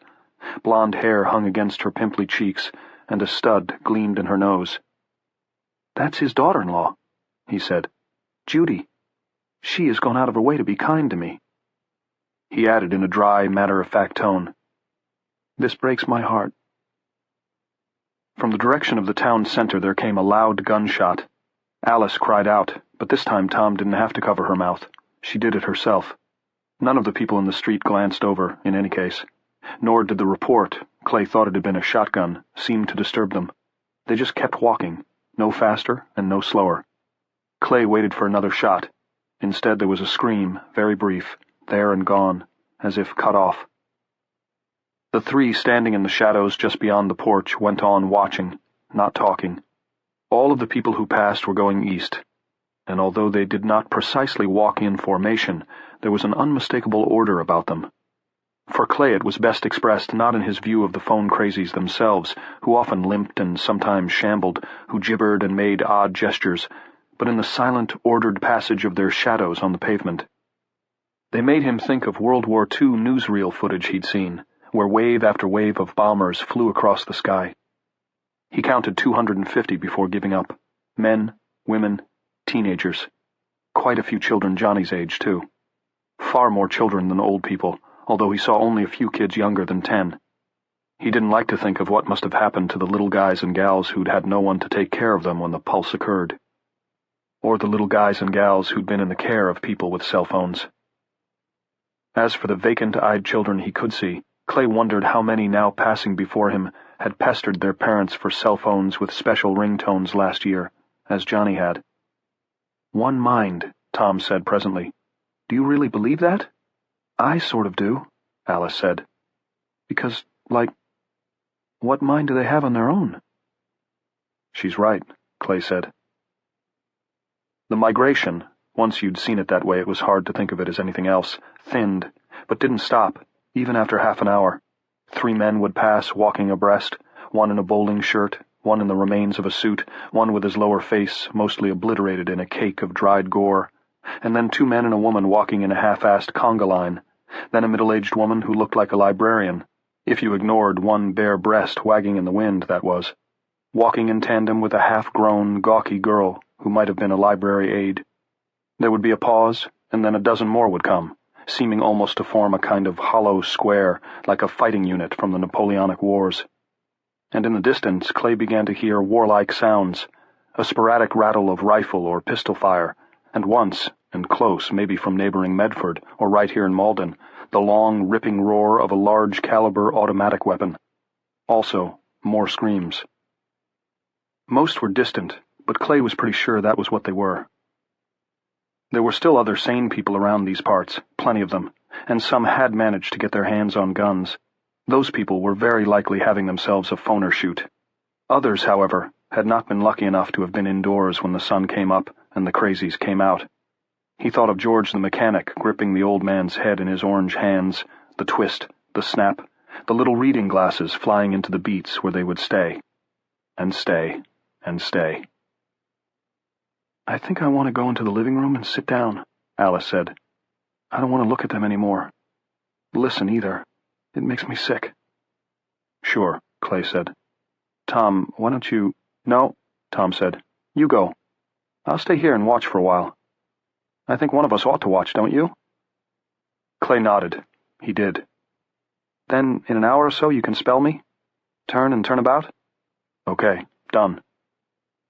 As they started back down the hall, Clay with his arm around Alice's shoulders, Tom said, "One thing." They looked back at him. "I think we all ought to try and get as much rest as possible today. If we're still planning on going north, that is." Clay looked at him closely to make sure Tom was still in his right mind. He appeared to be, but— "Have you been seeing what's going on out there?" he asked. "Hearing the shooting? He didn't want to say the screams with Alice there, although God knew it was a little late to be trying to protect her remaining sensibilities. "The yelling?" "Of course," Tom said. "But the Nutters went inside last night, didn't they?" For a moment neither Clay nor Alice moved. Then Alice began to pat her hands together in soft, almost silent applause, and Clay began to smile. The smile felt stiff and unfamiliar on his face, and the hope that went with it was almost painful. "Tom, you might just be a genius," he said. Tom did not return the smile. "Don't count on it," he said. "I never broke 1,000 on the SATs. Chapter 15. Clearly feeling better, and that had to be a good thing, Clay reckoned, Alice went upstairs to poke around in Tom's clothes for daywear. Clay sat on the couch, thinking about Sharon and Johnny, trying to decide what they would have done and where they would have gone, always supposing they'd been fortunate enough to get together. He fell into a doze and saw them clearly at Kent Pond Elementary, Sharon's school. They were barricaded in the gym with 2 or 3 dozen others, eating sandwiches from the cafeteria and drinking those little cartons of milk. Alice roused him, calling from upstairs. He looked at his wristwatch and saw he'd been sleeping on the couch for almost 20 minutes. He drooled on his chin. "Alice?" He went to the foot of the stairs. "Everything okay?" Tom, he saw, was also looking. "Yes, but can you come for a second?" "Sure."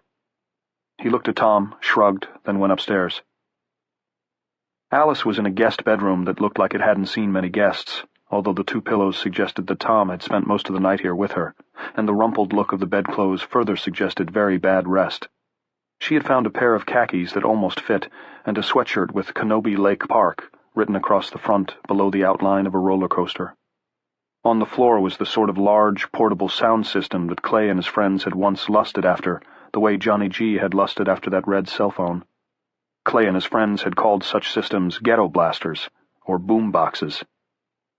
"It was in the closet, and the batteries look fresh," she said.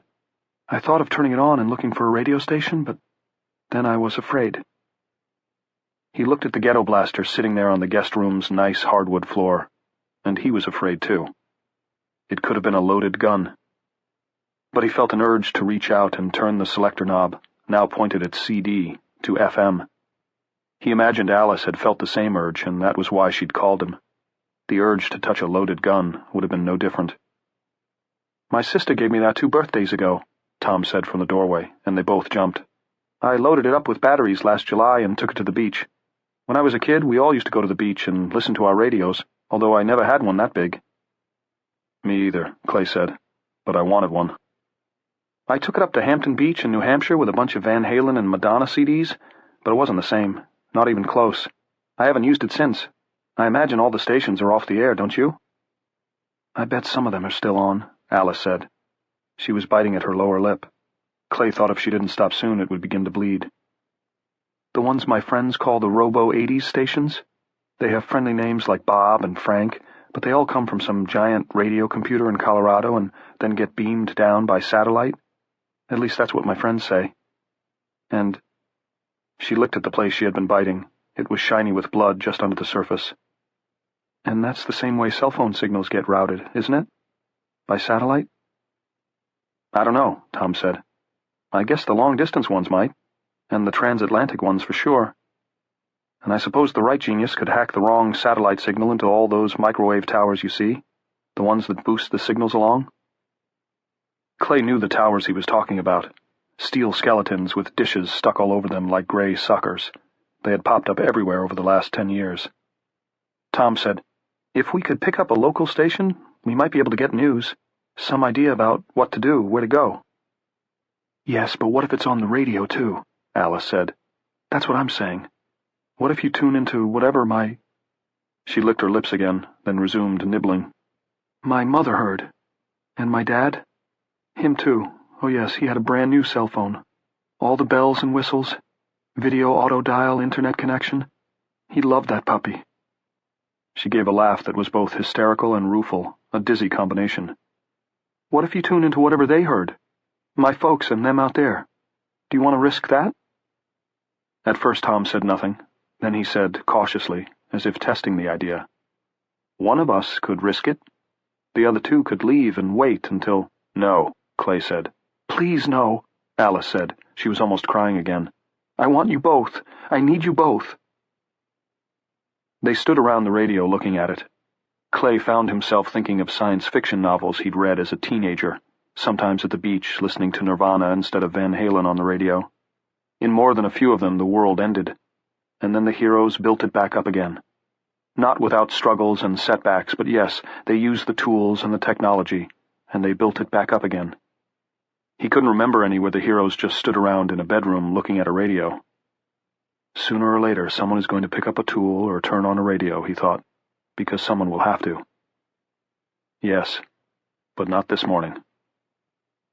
Feeling like a traitor to something larger than he could understand, he picked up Tom's ghetto blaster, put it back in the closet, and closed the door. Chapter 16. An hour or so later, the orderly migration to the east began to collapse. Clay was on watch. Alice was in the kitchen, eating one of the sandwiches they'd brought out of Boston. She said they had to finish the sandwiches before they ate any of the canned stuff in Tom's closet-sized pantry, because none of them knew when they'd get fresh meat again. And Tom was sleeping in the living room, on the couch. Clay could hear him snoring contentedly away. He noticed a few people wandering against the general easterly flow, then sensed a kind of slackening in the order out there in Salem Street, something so subtle that his brain registered what his eye saw only as an intuition. At first he dismissed it as a falsity caused by the few wanderers, even more deranged than the rest, who were heading west instead of east, and then he looked down at the shadows. The neat herringbone patterns he had observed earlier had begun to distort, and soon they weren't patterns at all. More people were now heading west, and some of them were gnawing on food that had been liberated from a grocery store, probably the Safeway Tom had mentioned. Mr. Scottoni's daughter-in-law, Judy, was carrying a gigantic tub of melting chocolate ice cream, which had covered the front of her smock and coated her, from knees to nose stud. Her chocolate-lathered face made her look like Mrs. Bones in a minstrel show. And any vegetarian beliefs Mr. Potawatomi might have once held were gone now. He strolled along, noshing from a great double handful of raw hamburger meat. A fat man in a dirty suit had what looked like a partially defrosted leg of lamb, and when Judy Scottoni tried to take it from him, the fat man hit her a vicious clip in the center of the forehead with it. She fell as silently as a pole-axed steer, pregnant belly first, on top of her mostly crushed tub of Breyer's chocolate. There was a great deal of milling now, and a good deal of violence to go with it, but no return to the all-out viciousness of the afternoon before, not here in any case. In Malden Center, the alarm, tired-sounding to begin with, had long since run down. In the distance, gunfire continued to pop sporadically, but there had been nothing close since that single shotgun blast from the center of town. Clay watched to see if any of the crazies would try breaking into any of the houses, but although they occasionally walked on the lawns, they showed no signs of graduating from trespass to burglary. What they did mostly was wander around, occasionally trying to grab one another's food, sometimes fighting or biting one another. 3 or 4, the Scottoni woman for one, lay in the street, either dead or unconscious. Most of those who had passed Tom's house earlier were still in the town square, Clay guessed, having a street dance or maybe the first annual Malden Raw Meat Festival, and thank God for that. It was strange, though, how that sense of purpose, that sense of flocking, had seemed to loosen and fall apart. After noon, when he began to feel seriously sleepy, he went into the kitchen and found Alice dozing at the kitchen table, with her head in her arms. The little sneaker, the one she had called a baby Nike, was loosely clasped in one hand. When he woke her, she looked at him groggily and clasped it to the breast of her sweatshirt, as if afraid he would try to take it away. He asked if she could watch from the end of the hallway for a while without falling asleep again or being seen. She said she could. Clay took her at her word and carried a chair for her. She paused for a moment at the door to the living room. "Check it out," she said. He looked in over her shoulder and saw the cat, Rafe, was sleeping on Tom's belly. He grunted in amusement. She sat where he put the chair, far enough inside the door so someone who glanced at the house wouldn't see her. After a single look, she said, "They're not a flock anymore. What happened?" "I don't know." "What time is it?" He glanced at his watch. 20 past 12. "What time did we notice they were flocking?" "I don't know, Alice." He was trying to be patient with her, but he could hardly keep his eyes open. 6:30, 7, I don't know. Does it matter? "If we could chart them, it might matter a lot, don't you think?" He told her that he'd think about that when he'd had some sleep. "Couple of hours, then wake me or Tom," he said. "Sooner if something goes wrong." "It couldn't go much wronger," she said softly. "Go on upstairs. You look really wasted." He went upstairs to the guest bedroom, slipped off his shoes, and lay down. He thought for a moment about what she'd said. If we could chart them. She might have something there. Odds against, but maybe. It was a pleasant room, very pleasant, full of sun. You lay in a room like this, and it was easy to forget there was a radio in the closet you didn't dare turn on. Not so easy to forget your wife, estranged but still loved, might be dead, and your son, not just loved but adored, might be crazy. Still, the body had its imperatives, didn't it? And if there had ever been a room for an afternoon nap, this was the one. The panic rat twitched, but didn't bite, and Clay was asleep almost as soon as he closed his eyes. Chapter 17. This time Alice was the one who shook him awake. The little purple sneaker swung back and forth as she did it. She had tied it around her left wrist, turning it into a rather creepy talisman. The light in the room had changed. It was going the other way, and diminished. He had turned on his side, and he had to urinate, a reliable sign that he had slept for some time. He sat up in a hurry and was surprised, almost appalled, to see it was 6:15. He had slept for over 5 hours. But of course, last night hadn't been his first night of broken rest. He'd slept poorly the night before as well. Nerves, on account of his presentation to the Dark Horse Comics people. "Is everything all right?" he asked, taking her by the wrist. "Why'd you let me sleep so long?" "Because you needed it," she said. "Tom slept until 2, and I slept until 4. We've been watching together since then. Come down and look. It's pretty amazing." "Are they flocking again?" She nodded. "But going the other way this time. And that's not all. Come and see." He emptied his bladder and hurried downstairs. Tom and Alice were standing in the doorway to the porch with their arms around each other's waists. There was no question of being seen now. The sky had clouded over, and Tom's porch was already thick with shadows. Only a few people were left on Salem Street anyway. All of them were moving west, not quite running, but going at a steady clip. A group of 4 went past in the street itself, marching over a sprawl of bodies and a litter of discarded food which included the leg of lamb, now gnawed down to the bone, a great many torn-open cellophane bags and cardboard boxes, and a scattering of discarded fruits and vegetables. Behind them came a group of 6, the ones on the end, using the sidewalks. They didn't look at each other, but were still so perfectly together that when they passed Tom's house, they seemed for an instant to be only a single man, and Clay realized even their arms were swinging in unison. After them came a youth of maybe 14, limping along, bawling inarticulate cow sounds, and trying to keep up. "They left the dead and the totally unconscious ones," Tom said, "but they actually helped a couple who were stirring." Clay looked for the pregnant woman and didn't see her. "Mrs. Scottoni?" She was one of the ones they helped, Tom said. So they're acting like people again. Don't get that idea, Alice said. One of the men they tried to help couldn't walk, and after he fell down a couple of times, one of the guys who'd been lifting him got tired of being a Boy Scout and just killed him, Tom said. Not with his hands, either, like the guy in the garden. With his teeth. Tore out his throat. I saw what was going to happen and looked away, Alice said. But I heard it. He squealed. Easy, Clay said. He squeezed her arm gently. Take it easy. Now the street was almost entirely empty. 2 more stragglers came along, and although they moved more or less side by side, both were limping so badly there was no sense of unison about them. Where are they going? Clay asked. Alice thinks maybe inside, Tom said, and he sounded excited. Before it gets dark. She could be right. Where? Where are they going in? Have you seen any of them going into houses along this block? No? They said it together. They didn't all come back, Alice said. No way did as many come back up Salem Street as went down this morning, so a lot are still in Malden Center or beyond. They may have gravitated toward public buildings like school gymnasiums. School gymnasiums. Clay didn't like the sound of that. Did you see that movie Dawn of the Dead? She asked. Yes, Clay said. You're not going to tell me someone let you in to see it, are you? She looked at him as if he were nuts, or old.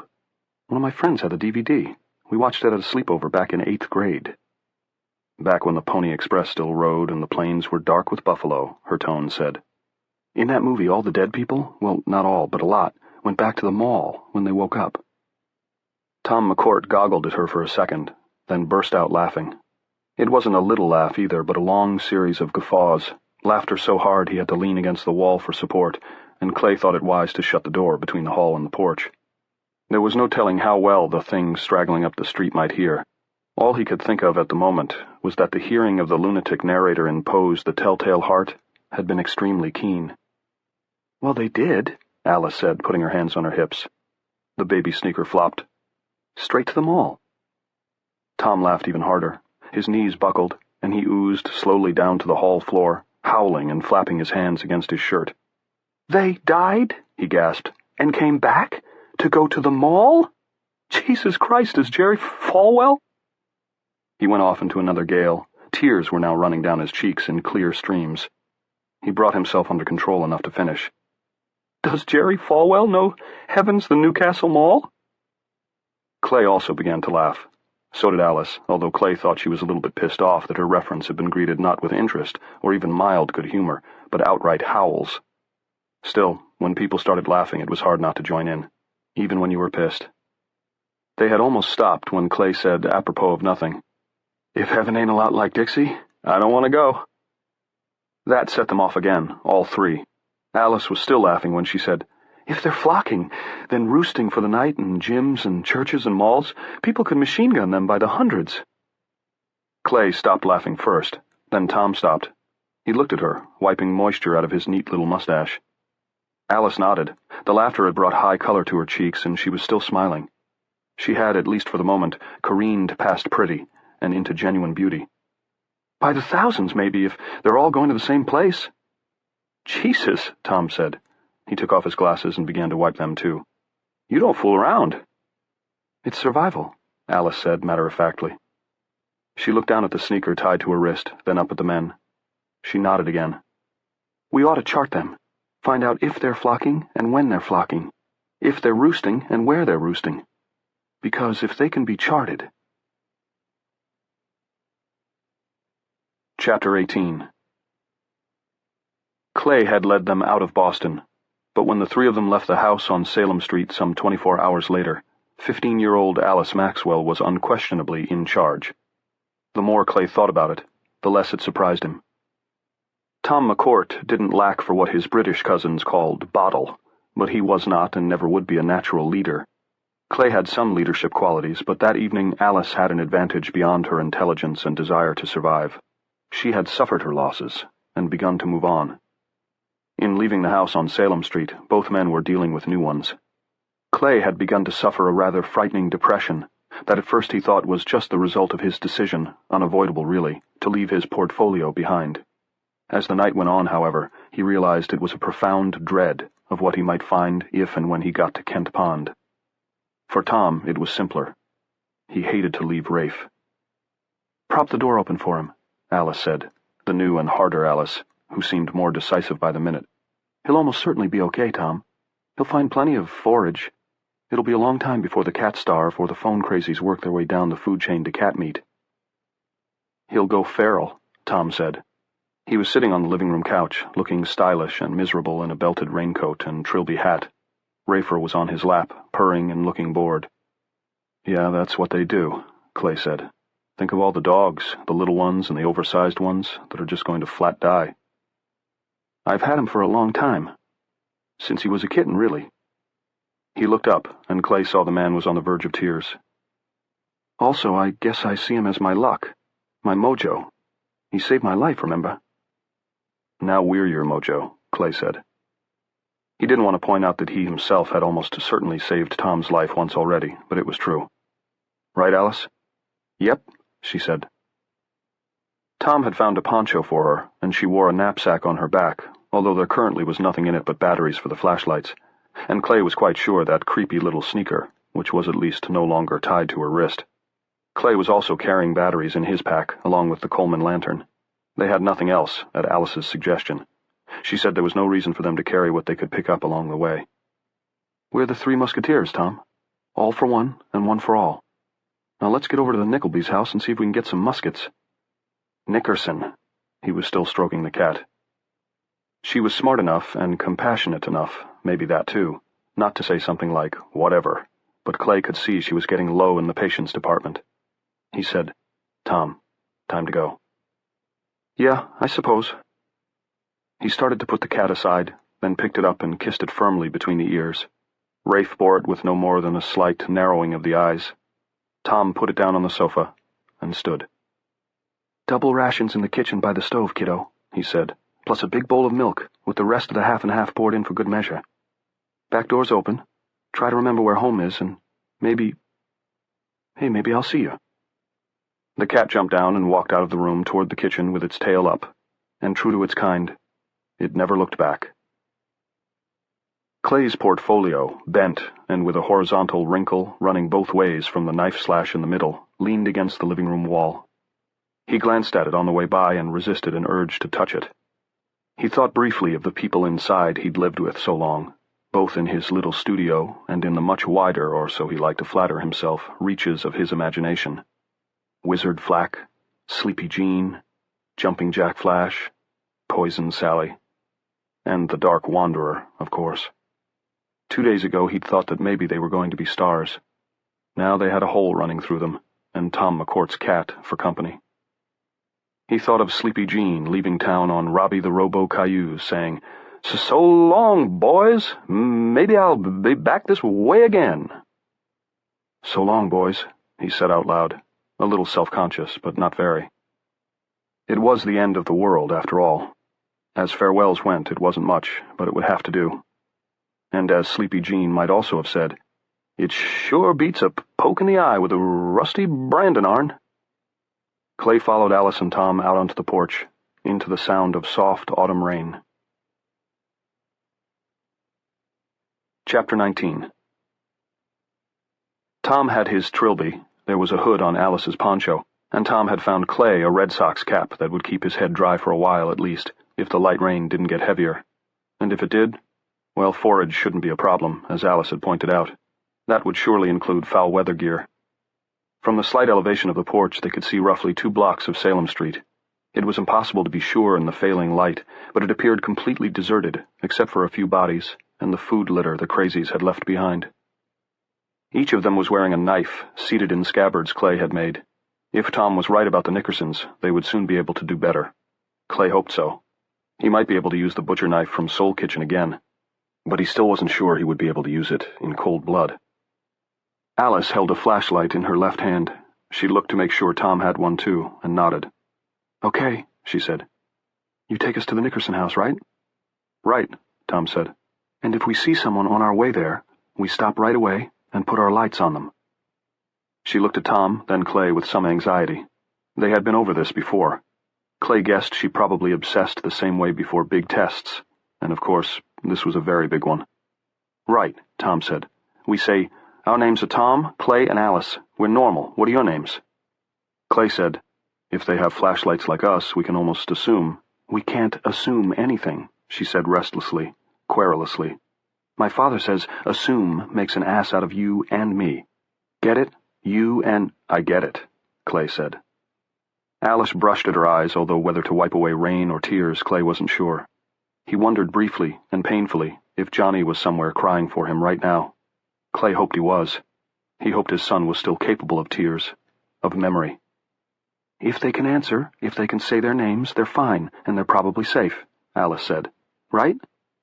Right, Clay said. Yeah, Tom agreed, a little absently.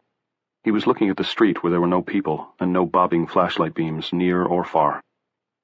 Someplace in the distance, gunshots popped. They sounded like fireworks. The air stank of burning and char, and had all day. Clay thought they were smelling it more strongly now because it was wet. He wondered how long before the smell of decaying flesh turned the fog hanging over Greater Boston into a reek. He supposed it depended on how warm the days ahead turned out to be. If we meet normal people and they ask us what we're doing or where we're going, remember the story, Alice said. We're looking for survivors, Tom said. That's right, because they're our friends and neighbors. Any people we meet will just be passing through. They'll want to keep moving. Later on, we'll probably want to hook up with other normal people because there's safety in numbers, but right now, we'd like to get to those guns, Clay said. If there are any guns to get. Come on, Alice, let's do this. She looked worriedly at him. What's wrong? What am I missing? You can tell me, I know I'm just a kid. Patiently as he could with nerves that felt like overtuned guitar strings, Clay said. There's nothing wrong with it, honey. I just want to get rolling. I don't think we're going to see anyone anyway. I think it's too soon. I hope you're right, she said. My hair's a mess, and I've chipped a nail. They looked at her silently for a moment, then laughed. After that, it was better among them, and stayed better until the end. Chapter 20. No, Alice said. She made a gagging sound. No, I can't. A louder gagging sound. Then, I'm going to throw up. I'm sorry. She plunged out of the Coleman's glare and into the gloom of the Nickersons' living room, which adjoined the kitchen via a wide arch. Clay heard a soft thump as she went to her knees on the carpet, then more gagging. A pause, a gasp, and then she was vomiting. He was almost relieved. Oh, Christ, Tom said. He pulled in a long, gasping breath, and this time spoke in a wavering exhalation that was nearly a howl. Oh, Christ! Tom, Clay said. He saw how the little man was swaying on his feet, and understood he was on the verge of fainting. Why not? These bloody leavings had been his neighbors. Tom! He stepped between Tom and the two bodies on the kitchen floor, between Tom and most of the splattered blood, which looked as black as India ink in the Coleman's unforgiving white glare. He tapped the side of Tom's face with his free hand. Don't pass out! And when he saw Tom steady on his feet, he dropped his voice a little. Go on in the other room and take care of Alice. I'll take care of the kitchen. Why would you want to go in there? Tom asked. That's Beth Nickerson with her brains all over. He swallowed. There was an audible click in his throat. Most of her face is gone, but I recognize the blue jumper with the white snowflakes on it. And that's Heidi on the floor by the center island, their daughter. I recognize her, even with... He shook his head as if to clear it, then repeated. Why would you want to? I'm pretty sure I see what we came for, Clay said. He was astounded by how calm he sounded. In the kitchen? Tom tried to look past him, and Clay moved to block his view. Trust me. You see to Alice. If she can, you two start looking around for more guns. Shout if you hit pay dirt. And be careful, Mr. Nickerson may be here too. I mean, we could assume he was at work when all this went down, but as Alice's dad says... Assume makes an ass out of you and me, Tom said. He managed a sickly smile. Gotcha. He started to turn away, then turned back. I don't care where we go, Clay, but I don't want to stay here any longer than we have to. I didn't exactly love Arnie and Beth Nickerson, but they were my neighbors, and they treated me a hell of a lot better than that idiot Scottoni from around the block. Understood. Tom snapped on his flashlight and went into the Nickerson living room. Clay heard him murmuring to Alice, comforting her. Steeling himself, Clay walked into the kitchen with the Coleman lantern held up, stepping around the puddles of blood on the hardwood floor. It had dried now, but he still didn't want to put his shoes in any more of it than he had to. The girl lying on her back by the center island had been tall, but both her pigtails and the angular lines of her body suggested a child 2 or 3 years younger than Alice. Her head was cocked at a strenuous angle, almost a parody of interrogation, and her dead eyes bulged. Her hair had been broomstraw blonde, but all of it on the left side of her head, the side that had taken the blow which had killed her, was now the same dark maroon as the stains on the floor. Her mother reclined below the counter to the right of the stove, where the handsome cherrywood cabinets came together to form a corner. Her hands were ghost white with flour, and her bloody, bitten legs were indecorously splayed. Once, before starting work on a limited-run comic called Battle Hell, Clay had accessed a selection of fatal gunshot photos on the web, thinking there might be something he could use. There was not.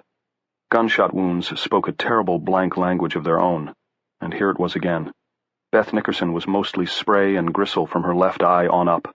Her right eye had drifted into the upper orbit of its socket, as if she had died trying to look into her own head.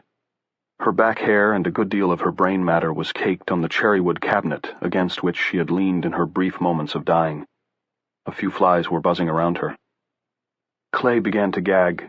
He turned his head and covered his mouth. He told himself he had to control himself.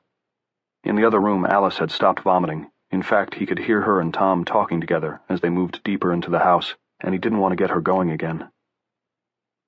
Think of them as dummies, props in a movie, he told himself, but he knew he could never do that. When he looked back, he looked at the other things on the floor instead. That helped. The gun he had already seen. The kitchen was spacious, and the gun was all the way on the other side, lying between the fridge and one of the cabinets with the barrel sticking out. His first impulse on seeing the dead woman and the dead girl had been to avert his eyes. They'd happened on the gun barrel purely by accident. But maybe I would have known there had to be a gun. He even saw where it had been. A wall-mounted clip between the built-in TV and the industrial-size can opener. They were gadget nuts as well as gun nuts, Tom had said, and a wall-mounted pistol in your kitchen just waiting to leap into your hand. Why, if that wasn't the best of both worlds, what was? Clay? That was Alice, coming from some distance. What? There followed the sound of her feet quickly ascending a set of stairs. Then Alice called from the living room. Tom said you wanted to know if we hit pay dirt? We just did. There must be a dozen guns downstairs in the den. Rifles and pistols both. They're in a cabinet with an alarm company sticker on it, so we'll probably get arrested. That's a joke. Are you coming? In a minute, hon. Don't come out here. Don't worry.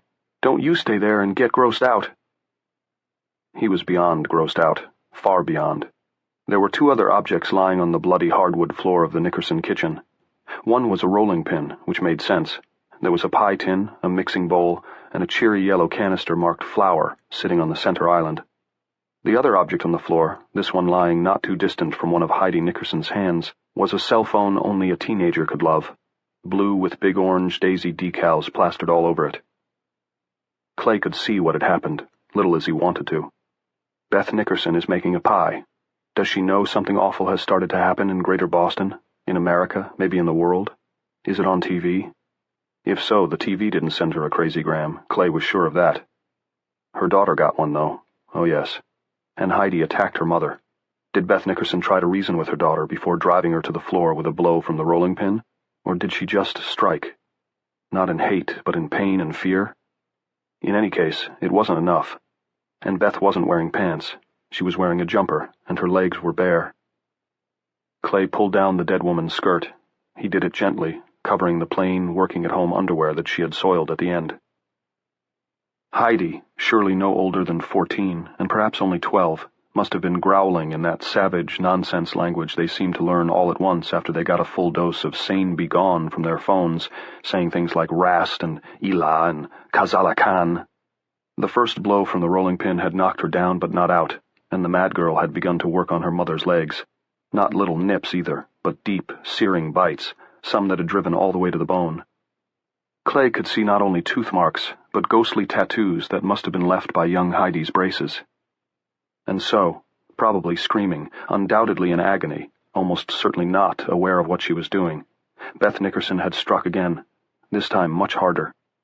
Clay could almost hear the muffled crack as the girl's neck broke. Beloved daughter, dead on the floor of the state-of-the-art kitchen, with braces on her teeth, and her state-of-the-art cell phone by one outstretched hand.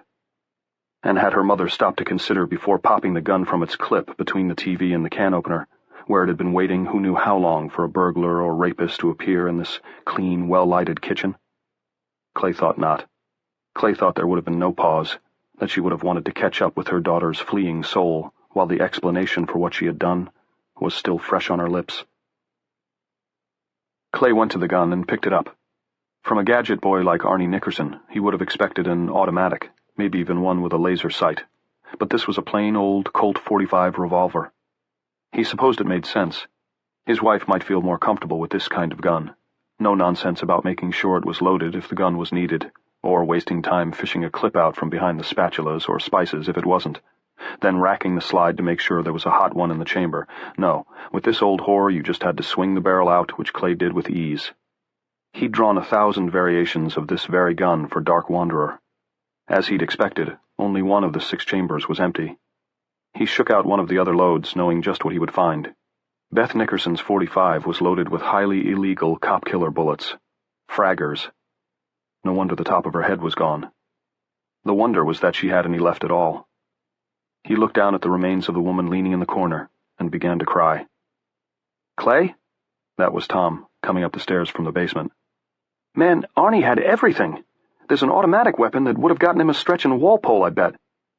Clay, are you all right?" "I'm coming," Clay said, wiping his eyes. He safetied the revolver and stuck it in his belt. Then he took off the knife and laid it on Beth Nickerson's counter, still in its homemade scabbard. He wouldn't be needing it anymore. It seemed they were trading up. "Give me 2 more minutes." "Yo!" Clay heard Tom clumping back to Arnie Nickerson's downstairs armory, and smiled in spite of the tears still running down his face. Here was something he would have to remember. Give a nice little gay guy from Malden a room full of guns to play with, he starts to say yo, just like Sylvester Stallone. Clay started going through drawers. In the 3rd one he tried, he found a heavy red box marked American Defender, .45 caliber, American Defender, 50 rounds. It was under the dish towels. He put the box in his pocket and went to join Tom and Alice. He wanted to get out of here now, and as quickly as possible. The trick would be getting them to go without trying to take Arnie Nickerson's entire gun collection along. Halfway through the arch he paused and glanced back, holding the Coleman lantern high, looking at the bodies. Pulling down the skirt of the woman's jumper hadn't helped much. They were still just corpses, their wounds as naked as Noah when his son had come upon him in liquor. He could find something to cover them with, but once he started covering bodies, where would it end? Where? With Sharon? With his son? "God forbid," he whispered, but he doubted that God would, simply because he asked. He lowered the lantern and followed the dancing glow of flashlights downstairs to Tom and Alice. Chapter 21. They both wore belts with large caliber handguns in the holsters, and these were automatics. Tom had also slung an ammunition bandolier over his shoulder. Clay didn't know whether to laugh or start crying again. Part of him felt like doing both at the same time. Of course, if he did that, they would think he was having hysterics. And of course, they would be right. The plasma TV mounted on the wall down here was the big, very big, brother of the one in the kitchen. Another TV, only slightly smaller, had a multi-brand video game hookup Clay would, once upon a time, have loved to examine. To fawn over, maybe. As if to balance it off, a vintage Seaberg jukebox stood in the corner next to the Nickersons' ping-pong table, all its fabulous colors dark and dead. And of course there were the gun cabinets, 2 of them, still locked but with their glass fronts broken. There were locking bars, but he had a toolbox in his garage, Tom said. Alice used a wrench to break them off. "They were cookies," Alice said modestly. "This was in a garage behind the toolbox, wrapped in a piece of blanket. Is it what I think it is?" She picked it up off the ping-pong table, holding it carefully by the wire stock, and carried it over to Clay. "Holy shit," he said. "This is—" He squinted at the embossing above the trigger guard. "I think it's Russian." "I'm sure it is," Tom said. "Do you think it's a Kalashnikov?" "You got me. Are there bullets that match it? In boxes that match the printing on the gun, I mean?" "Half a dozen. Heavy boxes. It's a machine gun, isn't it?" "You might as well call it that, I guess." Clay flicked a lever. "I'm pretty sure one of these positions is single shot and the other is auto fire." "How many rounds does it fire a minute?" Alice asked. I don't know, Clay said, but I think it's rounds per second. Whoa! Her eyes got round. Can you figure out how to shoot it? Alice, I'm pretty sure they teach 16-year-old farm boys how to shoot these. Yes, I can figure it out. It might take a box of ammo, but I can figure it out. Please, God, don't let it blow up in my hands, he thought. Is something like that legal in Massachusetts? She asked. It is now, Alice, Tom said, not smiling. Is it time to go? Yes, she said. And then, perhaps still not entirely comfortable being the one to make the decisions, she looked at Clay. Yes, he said. North. Fine with me, Alice said. Yeah, Tom said. North. Let's do it. Gayton Academy. Chapter 1. When rainy daylight arose the next morning, Clay, Alice, and Tom were camped in the barn adjacent to an abandoned horse farm in North Reading.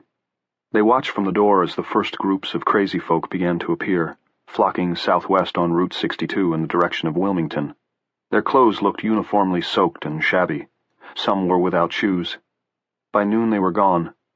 Around 4, as the sun broke through the clouds in long, spoking rays, they began flocking back in the direction from which they had come. Many were munching as they walked. Some were helping those who were having a hard time walking on their own. If there were acts of murder today, Clay, Tom, and Alice did not see any. Perhaps half a dozen of the crazies were lugging large objects that looked familiar to Clay.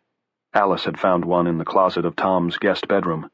The three of them had stood around it, afraid to turn it on. Clay? Alice asked. Why are some of them carrying boom boxes? I don't know, he said. I don't like it, Tom said. I don't like the flocking behavior, I don't like them helping each other, and I like seeing them with those big portable sound systems least of all.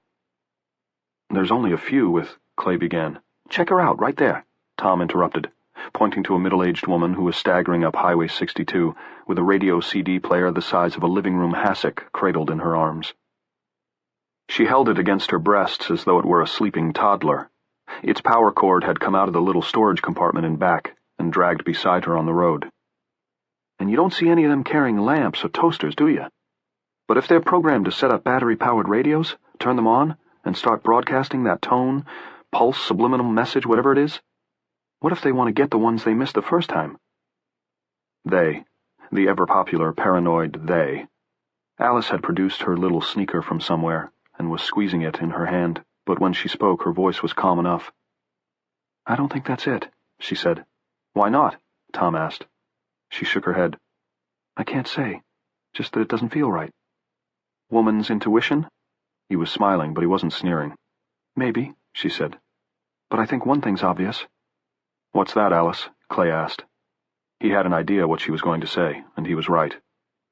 They're getting smarter. Not on their own, but because they're thinking together. Probably that sounds crazy, but I think it's more likely than them collecting a big pile of battery-powered FM suitcases to blast us all into loony land. Telepathic groupthink? Tom said. He mulled it over. Alice watched him do it. Clay, who had already decided she was right, looked out the barn door at the last of the day. He was thinking they needed to stop somewhere and pick up a road atlas. Tom was nodding. Hey, why not? After all, that's probably what flocking is. Telepathic groupthink. Do you really think so, or are you just saying that to make me— I really think so, he said. He reached out and touched her hand, which was now squeezing the little sneaker rapidly. I really, really do. Give that thing a rest, will you? She gave him a fleeting, distracted smile. Clay saw it and thought again how beautiful she was, how really beautiful, and how close to breaking. That hay looks soft and I'm tired. I think I'll take a nice long nap. Get down with your bad self, Clay said. Chapter 2. Clay dreamed that he and Sharon and Johnny G were having a picnic behind their little house in Kent Pond. Sharon had spread her Navajo blanket on the grass. They were having sandwiches and iced tea. Suddenly the day went dark. Sharon pointed over Clay's shoulder and said, "Look, telepaths." But when he turned that way, he saw nothing but a flock of crows, a flock so huge it blotted out the sun. Then a tinkling began. It sounded like the Mr. Softy truck playing the Sesame Street theme song, but he knew it was a ringtone, and in his dreams he was terrified. He turned back and Johnny G was gone. When he asked Sharon where he was, already dreading, already knowing the answer, she said Johnny had gone under the blanket to answer his cell phone. There was a bump in the blanket. Clay dove under, into the overpowering smell of sweet hay, shouting for Johnny not to pick up, not to answer, reaching for him and finding instead only the cold curve of a glass ball. The paperweight he'd bought in Small Treasures, the one with the haze of dandelion fluff, floating deep down inside like a pocket fog. Then Tom was shaking him, telling him it was past 9 by his watch, the moon was up, and if they were going to do some more walking, they ought to get at it. Clay had never been so glad to wake up. On the whole, he preferred dreams of the bingo tent. Alice was looking at him oddly. "What?" Clay said, checking to make sure their automatic weapon was safetied. That was already becoming second nature to him. "You were talking in your sleep. You were saying, 'Don't answer it, don't answer it.'" "Nobody should have answered it," Clay said. "We all would have been better off." "Ah, but who can resist a ringing phone?" Tom asked. "And there goes your ball game." "Thus spake fucking Zarathustra," Clay said. Alice laughed until she cried. Chapter 3. With the moon racing in and out of the clouds, like an illustration in a boy's novel of pirates and buried treasure, Clay thought, they left the horse farm behind and resumed their walk north. That night, they began to meet others of their own kind again. Because this is our time now, Clay thought, shifting the automatic rifle from one hand to the other. Fully loaded, it was damned heavy. The phone crazies own the days. When the stars come out, that's us. We're like vampires. We've been banished to the night. Up close, we know each other because we can still talk. At a little distance, we can be pretty sure of each other by the packs we wear and the guns more and more of us carry. But at a distance, the one sure sign is the waving flashlight beam. 3 days ago, we not only ruled the earth, we had survivor's guilt about all the other species we'd wiped out on our climb to the nirvana of round-the-clock cable news and microwave popcorn. Now, we're the flashlight people. He looked over at Tom. "Where do they go?" he asked. "Where do the crazies go after sundown?" Tom gave him a look. "North Pole. All the elves died of mad reindeer disease, and these guys are helping out until the new crop shows up." "Jesus," Clay said. "Did someone get up on the wrong side of the haystack tonight?" But Tom still wouldn't smile. "I'm thinking about my cat," he said, "wondering if he's all right. No doubt you think that's quite stupid." "No," Clay said, although having a son and a wife to worry about, he sort of did. Chapter 4. They got a road atlas in a card and book shop in the two-stoplight burg of Ballardvale. They were now traveling north, and were very glad they had decided to stay in the more or less bucolic V between Interstates 93 and 95. The other travelers they met, most moving west, away from I-95, told of horrendous traffic jams and terrible wrecks. One of the few pilgrims who was moving east said that a tanker had crashed near the Wakefield exit of I-93, and the resulting fire had caused a chain of explosions that had incinerated nearly a mile of northbound traffic. The stench, he said, was like a fish fry in hell. They met more flashlight people as they trudged through the outskirts of Andover, and heard a rumor so persistent it was now repeated with the assurance of fact. The New Hampshire border was closed. New Hampshire State Police and special deputies were shooting first and asking questions afterward. It didn't matter to them whether you were crazy or sane. "It's just a new version of the fucking motto they've had on their fucking license plates since forever," said a bitter-faced elderly man with whom they walked for a while.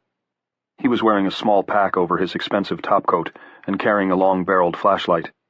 Poking out of his topcoat pocket was the butt of a handgun. "If you're in New Hampshire, you can live free. If you want to come to New Hampshire, you can fucking die." "That's just really hard to believe," Alice said. "Believe what you want, missy," said their temporary companion.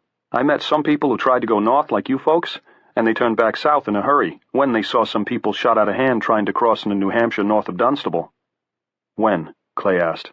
"Last night." Clay thought of several other questions but held his tongue instead.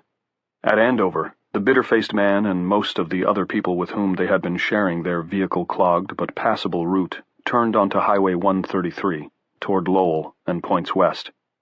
Clay, Tom, and Alice were left on Andover's main street, deserted except for a few flashlight-waving foragers, with a decision to make. "Do you believe it?" Clay asked Alice. "No," she said, and looked at Tom. Tom shook his head. Me either. I thought the guy's story had an alligators in the sewers feel to it. Alice was nodding. News doesn't travel that fast anymore, not without phones. Yep, Tom said. Definitely the next generation urban myth. Still, we are talking about what a friend of mine likes to call New Hampshire, which is why I think we should cross the border at the most out-of-the-way spot we can find. Sounds like a plan, Alice said. And with that, they moved on again, using the sidewalk as long as they were in town and there was a sidewalk to use. Chapter 5. On the outskirts of Andover, a man with a pair of flashlights rigged in a kind of harness, one light at each temple, stepped out through the broken display window of the IGA. He waved to them in companionable fashion, then picked a course toward them between a jumble of shopping carts, dropping canned goods into what looked like a newsboy's pouch as he walked.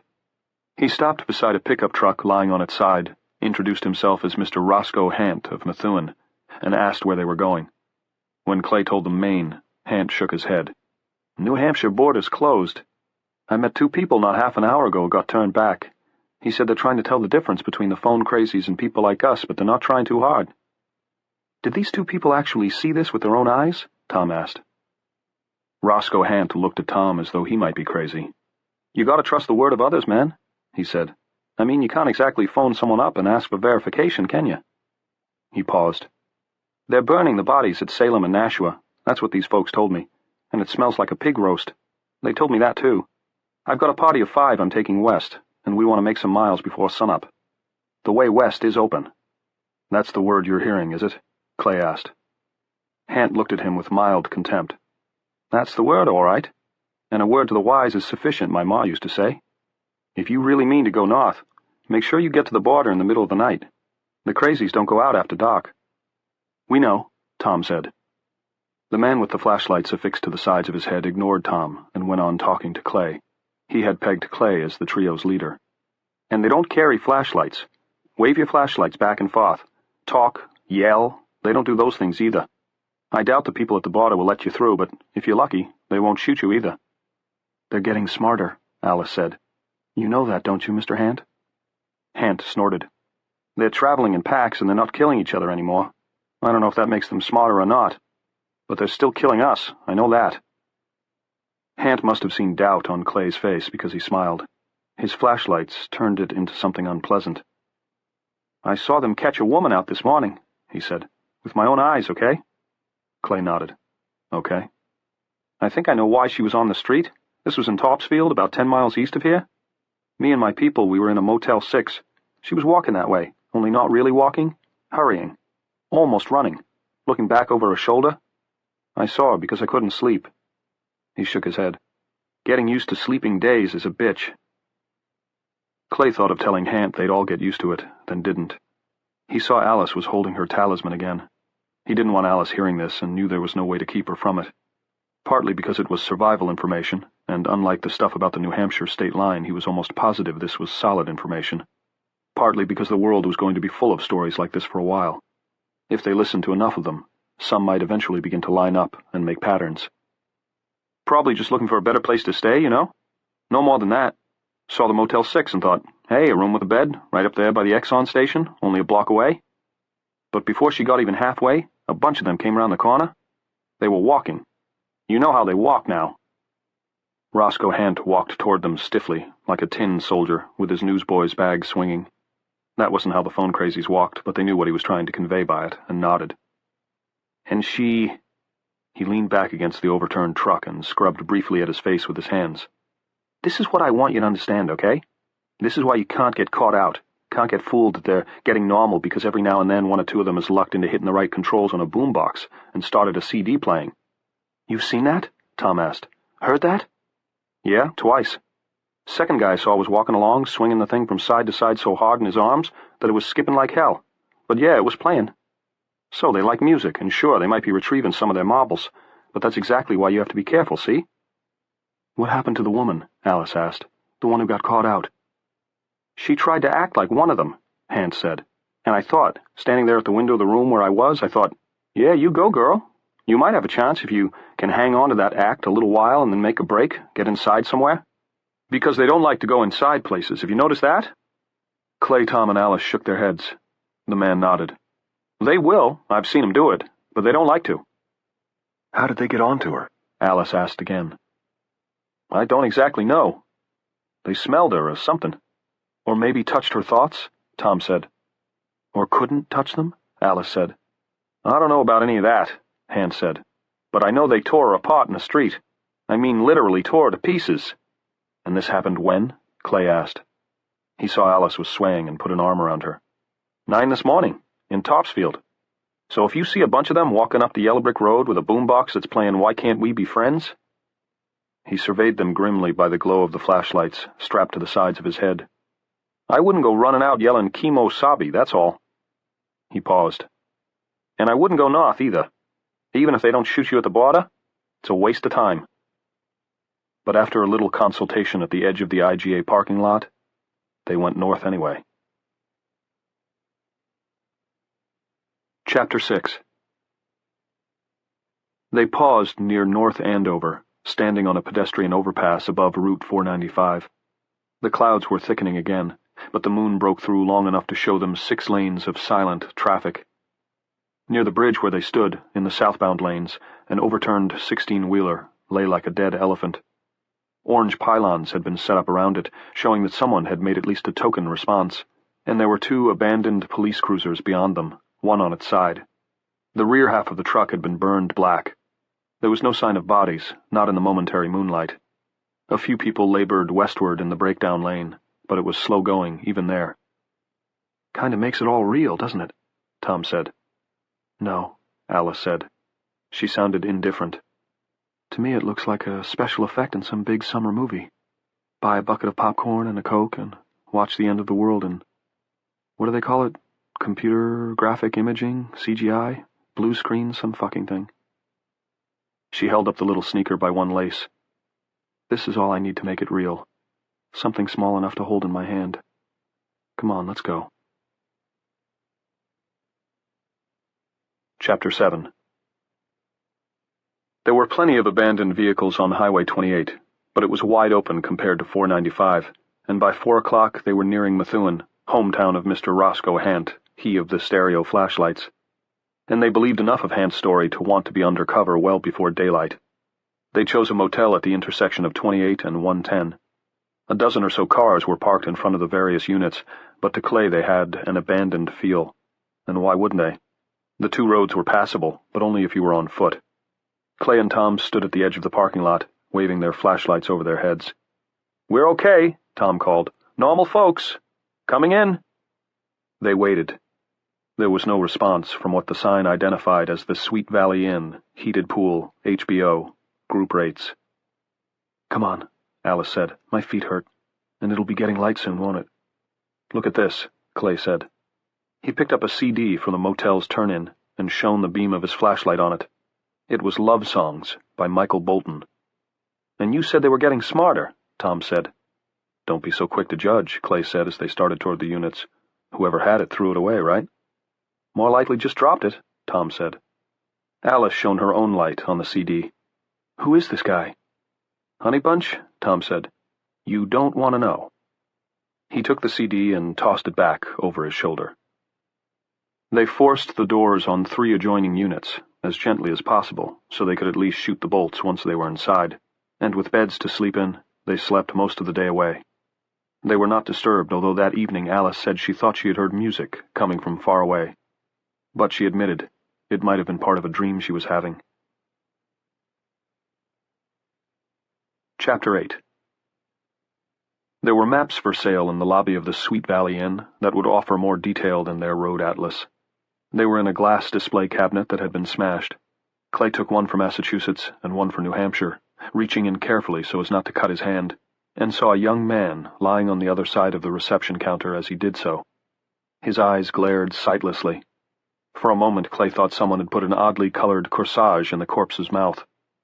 Then he saw the greenish points poking out through the dead man's cheeks, and realized they matched the broken glass littering the shelves of the display cabinet. The corpse was wearing a name tag that said, "My name is Hank. Ask me about weekly rates." Clay thought briefly of Mr. Riccardi as he looked at Hank. Tom and Alice were waiting for him just inside the lobby door. It was 9:15, and outside it was full dark. "How did you do?" Alice asked. "These may help," he said. He gave her the maps, then lifted the Coleman lantern so she and Tom could study them, compare them against the road atlas, and plot the night's travel. He was trying to cultivate a sense of fatalism about Johnny and Sharon, trying to keep the bald truth of his current family situation front and center in his mind. What had happened in Kent Pond had happened. His son and his wife were either all right, or they weren't. He would either find them, or he wouldn't. His success at this sort of semi-magical thinking came and went. When it started slipping, he told himself he was lucky to be alive, and this was certainly true. What balanced his good luck out was that he'd been in Boston, 150 miles south of Kent Pond by even the quickest route, which they were definitely not taking, when the pulse happened. And yet he'd fallen in with good people. There was that. People he could think of as friends. He'd seen plenty of others, beer keg guy and plump Bible-toting lady, as well as Mr. Roscoe Hant of Methuen, who weren't as lucky. "If he got to you, Cher, if Johnny got to you, you better be taking care of him. You just better be." But suppose he'd had his phone. Suppose he'd taken the red cell phone to school. Might he not have been taking it a little more often lately?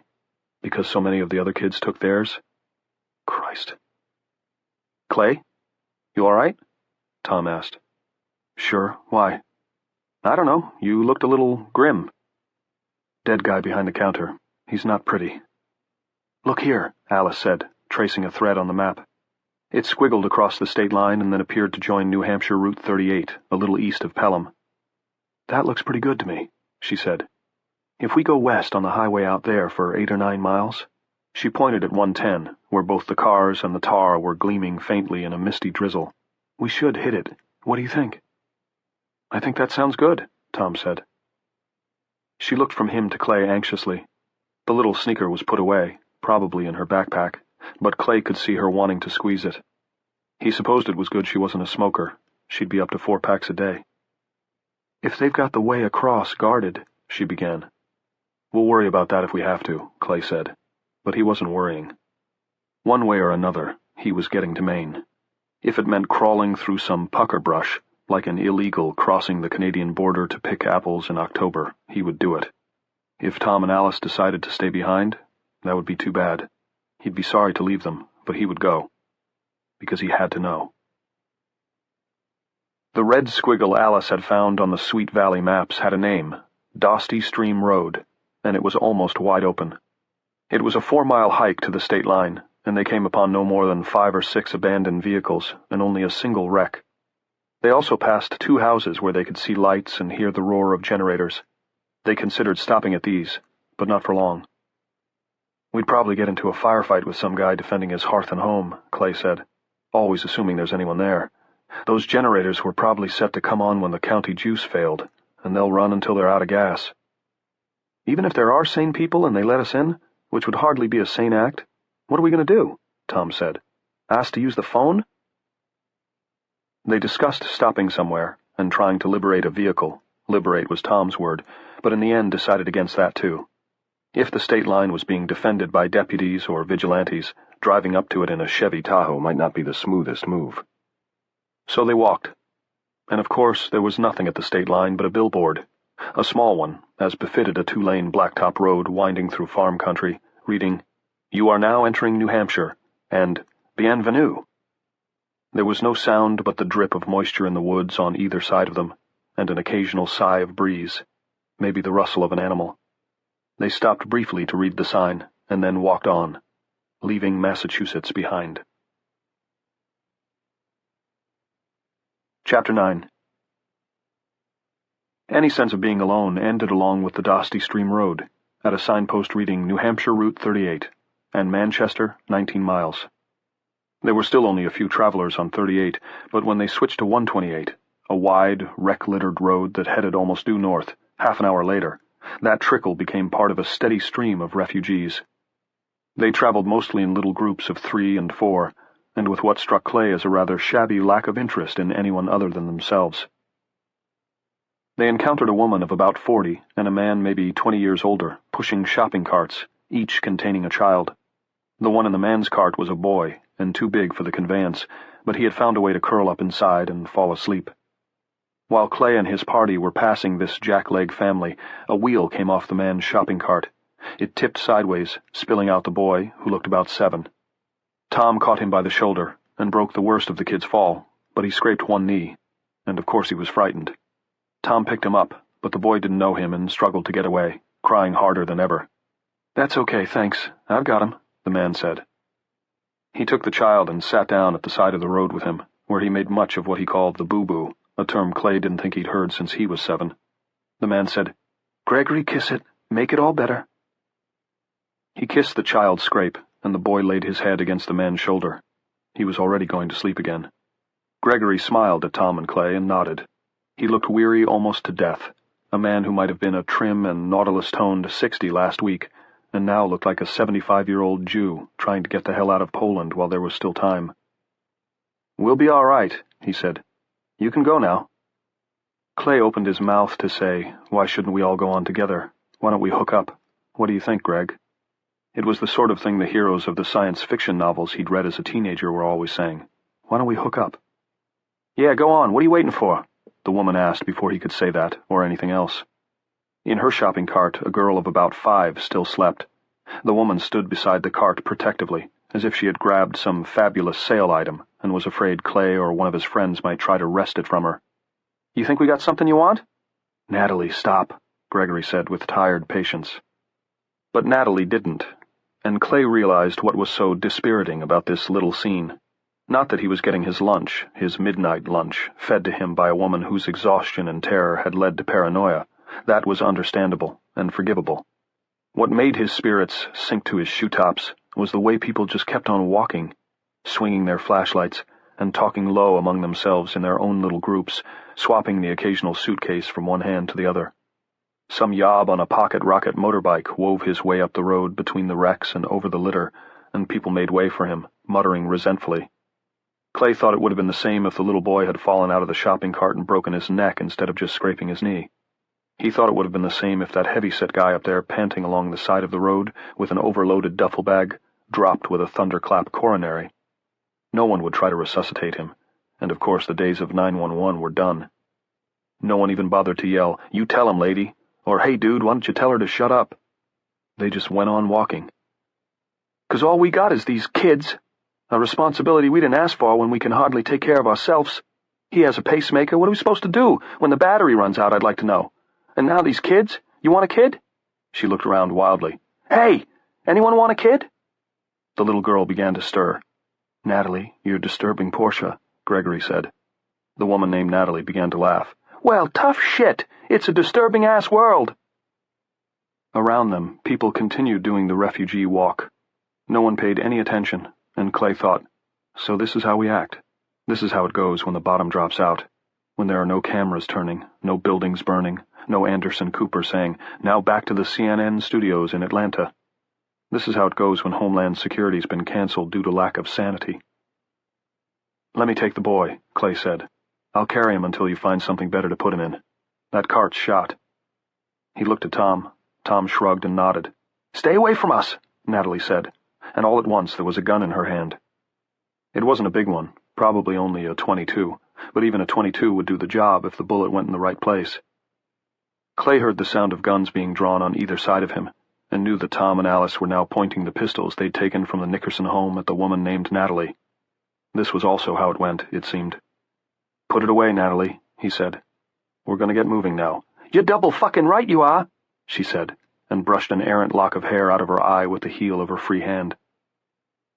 She didn't seem to be aware that the young man and younger woman with Clay were holding guns on her. Now people passing by did look, but their only response was to move past the spot of confrontation and potential bloodshed a little faster. "Come on, Clay," Alice said quietly. She put her free hand on his wrist. "Before someone gets shot." They started walking again. Alice walked with her hand on Clay's wrist, almost as if he were her boyfriend. Just a little midnight stroll, Clay thought, although he had no idea of what time it was and didn't care. His heart was beating hard. Tom walked with them, only until they were around the next curve he walked backward, with his gun still out. Clay supposed Tom wanted to be ready to shoot back if Natalie decided to use her little pop gun after all. because shooting back was also how it went, now that phone service had been interrupted until further notice. Chapter 10. In the hours before dawn, walking on Route 102 east of Manchester, they began to hear music, very faint. "Christ," Tom said, coming to a stop. "That's Baby Elephant Walk." "It's what?" Alice asked. She sounded amused. "A big band instrumental from the age of quarter gas. Les Brown and his Band of Renown, someone like that. My mother had the record." Two men pulled even with them and stopped for a blow. They were elderly, but both looked fit. Like a couple of recently retired postmen hiking the Cotswolds, Clay thought. Wherever they are. One wore a pack, no pussy day pack either, but the waist-length kind on a frame, and the other had a rucksack hanging from his right shoulder. Hung over the left was what looked like a 30-30. Packsack wiped sweat from his seamed forehead with a forearm and said, "Your mama might have had a version by Les Brown, son, but more likely it was Don Costa or Henry Mancini. Those were the popular ones. That one," he inclined his head toward the ghostly strains. "That's Lawrence Welk, as I live and breathe." "Lawrence Welk?" Tom breathed, almost in awe. "Who?" Alice asked. "Listen to that elephant walk," Clay said, and laughed. He was tired and feeling goofy. It occurred to him that Johnny would love that music. Packsack gave him a glance of passing contempt, then looked back at Tom. "That's Lawrence Welk, all right," he said. "My eyes aren't half right anymore, but my ears are fine. My wife and I used to watch his show every fucking Saturday night." "Dodge had a good time, too," Rucksack said. It was his only addition to the conversation, and Clay hadn't the slightest idea what it meant. "Lawrence Welk and his Champagne Band," Tom said. "Think of it." "Lawrence Welk and his Champagne Music Makers," Packsack said. "Jesus Christ." "Don't forget the Lennon sisters, and the lovely Alice Lawn," Tom said. In the distance, the ghostly music changed. "That one's Calcutta," Packsack said. He sighed. "Well, we'll be getting along. Nice passing the time of day with you." "Night," Clay said. "Nope," Packsack said. "These are our days now. Haven't you noticed?" "Have a good one, boys. You too, little ma'am." "Thank you," the little ma'am standing between Clay and Tom said faintly. Packsack started along again. Rucksack fell sturdily in beside him. Around them, a steady parade of bobbing flashlight beams led people deeper into New Hampshire. Then Packsack stopped and looked back for a final word. "You don't want to be on the road more than another hour," he said. "Find a house or motel unit and get inside. You know about the shoes, right?" "What about the shoes?" Tom asked. Packsack looked at him patiently, the way he'd probably look at anyone who couldn't help being a fool. Far down the road, Calcutta, if that's what it was, had given way to a polka. It sounded insane in the foggy, drizzly night. And now this old man with the big pack on his back was talking about shoes. "When you go inside a place, you put your shoes out on the stoop," Packsack said. "The crazy ones won't take them, don't worry about that. And it tells other people the place is taken and to move along, find another. Saves—" His eyes dropped to the heavy automatic weapon Clay was carrying. "Saves accidents." "Have there been accidents?" Tom asked. "Oh, yes," Packsack said, with chilling indifference.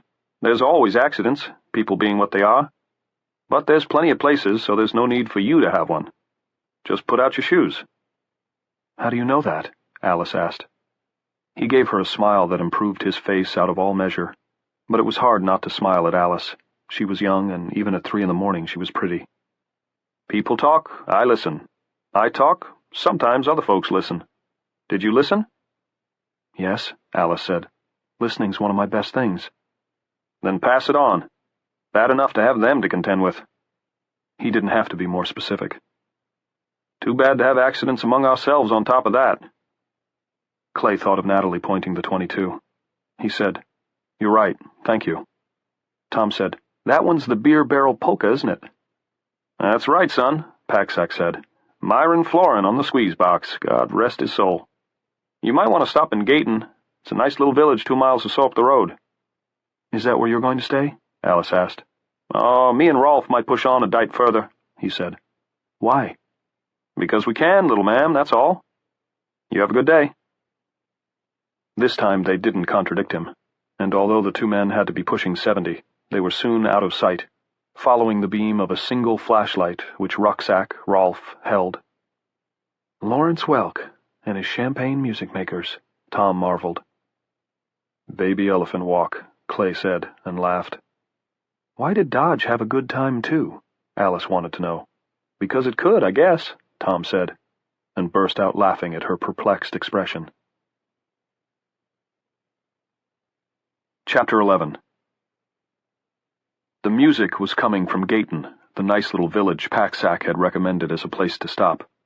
It was not nearly as loud as the AC/DC concert Clay had gone to in Boston as a teenager. That had left his ears ringing for days, but it was loud enough to make him think of summer band concerts he'd attended in South Berwick with his parents. In fact, he had it in his mind that they would discover the source of the music on the Gayton Town Common, likely some elderly person, not a phone crazy but disaster-addled, who had taken it into his head to serenade the ongoing exodus with easy-listening oldies played through a set of battery-powered loudspeakers. There was a Gayton Town Common, but it was deserted, save for a few people eating either a late supper or an early breakfast by the glow of flashlights and Coleman lanterns. The source of the music was a little farther to the north. By then, Lawrence Welk had given way to someone blowing a horn so mellow it was soporific. That's Wynton Marsalis, isn't it? Clay asked. He was ready to call it quits for the night, and thought Alice looked done almost to death. Him or Kenny G, Tom said. You know what Kenny G said when he got off the elevator, don't you? No, Clay said, but I'm sure you'll tell me. Man, this place rocks, Clay said. That's so funny I think my sense of humor just imploded. I don't get it, Alice said. It's not worth explaining, Tom said. Listen, guys, we've got to call it a night. I'm about kilt. Me too, Alice said. I thought I was in shape from soccer, but I'm really tired. Yeah, Clay agreed. Baby makes 3. They had already passed through Gayton's shopping district, and according to the signs, Main Street, which was also Route 102, had now become Academy Avenue. This was no surprise to Clay, because the sign on the outskirts of town had proclaimed Gayton home to historic Gayton Academy, an institution of which Clay had heard vague rumors. He thought it was one of those New England prep schools for kids who can't quite make it into Exeter or Milton. He supposed the 3 of them would be back in the land of Burger Kings, muffler repair shops, and chain motels soon enough, but this part of New Hampshire 102 was lined with very nice-looking homes. The problem was, there were shoes, sometimes as many as 4 pairs, in front of most of the doors. The foot traffic had thinned considerably as other travelers found shelter for the coming day, but as they passed Academy Grove Sitco and approached the fieldstone pillars flanking Gayton Academy's entrance drive, they began to catch up to a trio just ahead, 2 men and a woman, all well into middle age. As these 3 walked slowly up the sidewalk, they inspected each house for one without shoes placed at the front door. The woman was limping badly, and one of the men had his arm around her waist. Gayton Academy was on the left, and Clay realized this was where the music, currently a droning, string-laden version of Fly Me to the Moon, was coming from. He noticed 2 other things. One was that the road litter here, torn bags, half-eaten vegetables, gnawed bones, was especially heavy, and that most of it turned in at the gravel Academy Drive. The other was that 2 people were standing there.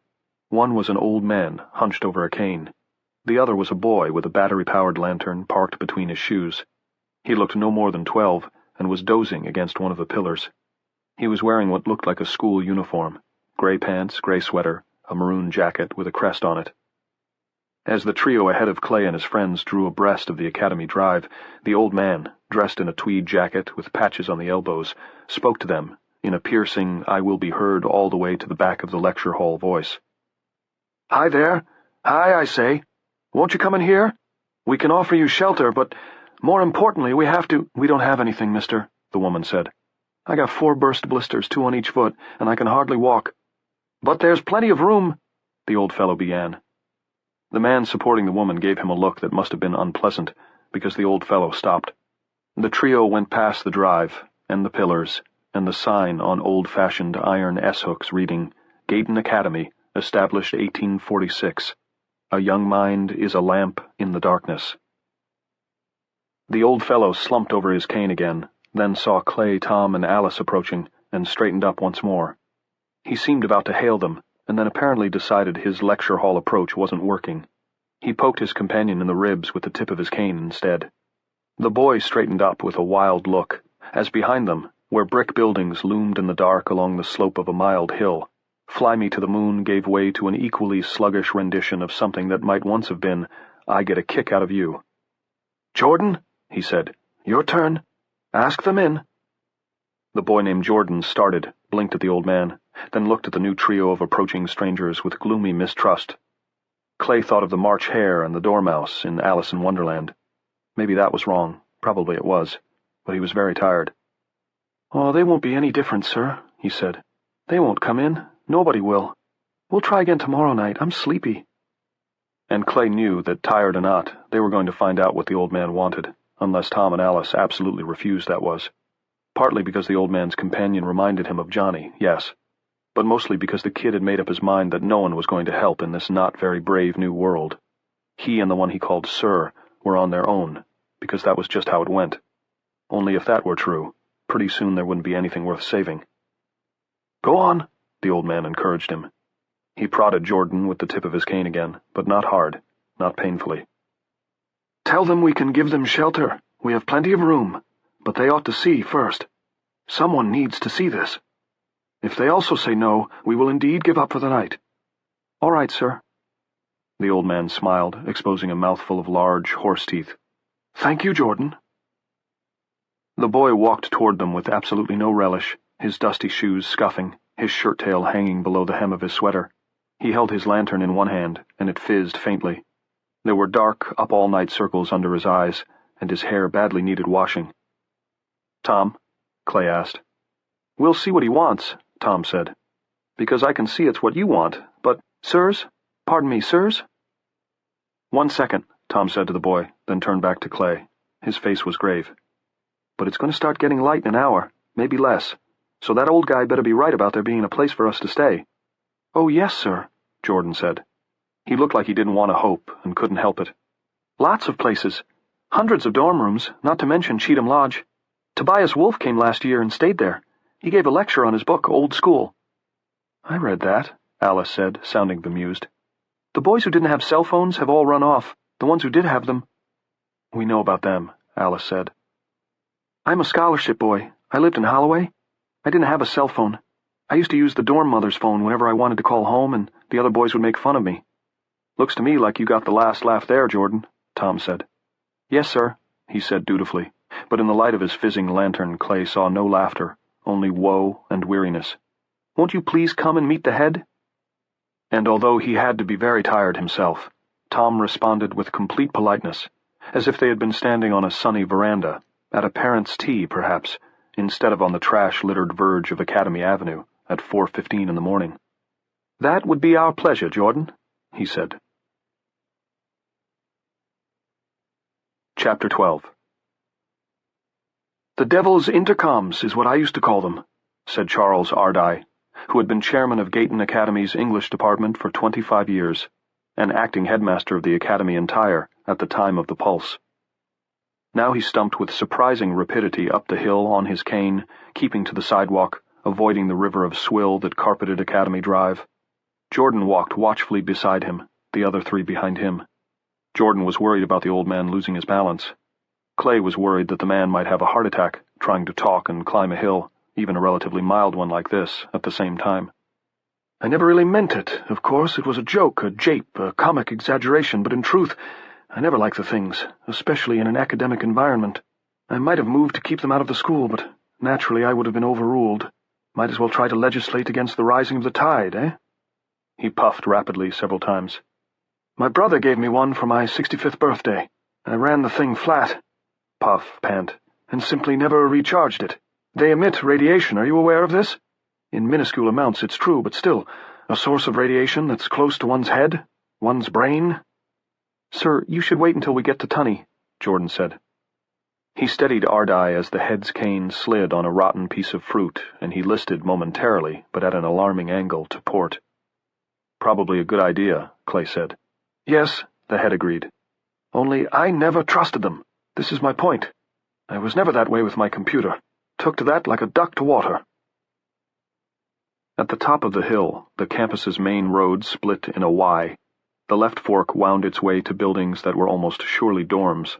The right one went toward lecture halls, a cluster of administration buildings, and an archway that glimmered white in the dark. The river of garbage and discarded wrappers flowed beneath it. Headmaster Ardai led them that way, skirting as much of the litter as he could, Jordan holding his elbow. The music, now Bette Midler singing Wind Beneath My Wings, was coming from beyond the arch, and Clay saw dozens of discarded compact discs among the bones and empty potato chip bags. He was starting to get a bad feeling about this. Sir? Headmaster? Maybe we should just—" "We'll be fine," the head replied. "Did you ever play musical chairs as a child? Of course you did. Well, as long as the music doesn't stop, we have nothing to worry about. We'll have a quick peek, and then we'll go over to Cheatham Lodge. That's the headmaster's residence, not 200 yards from Tunny Field, I promise you." Clay looked at Tom, who shrugged. Alice nodded. Jordan happened to be looking back at them, rather anxiously, and he caught this collegial interplay. "You ought to see it," he told him. "The head's right about that. Until you see it, you don't know." "See what, Jordan?" Alice asked. But Jordan only looked at her, big young eyes in the dark. "Wait," he said. Chapter 13. "Holy fucking shit," Clay said. In his mind, the words sounded like a full-throated bellow of surprise and horror, with maybe a soupçon of outrage, but what actually emerged was more of a whipped whimper. Part of it might have been that this close the music was almost as loud as that long-ago AC/DC concert, although Debbie Boone making her sweet schoolgirl way through You Light Up My Life was quite a stretch from Hell's Bells, even at full volume. But mostly it was pure shock.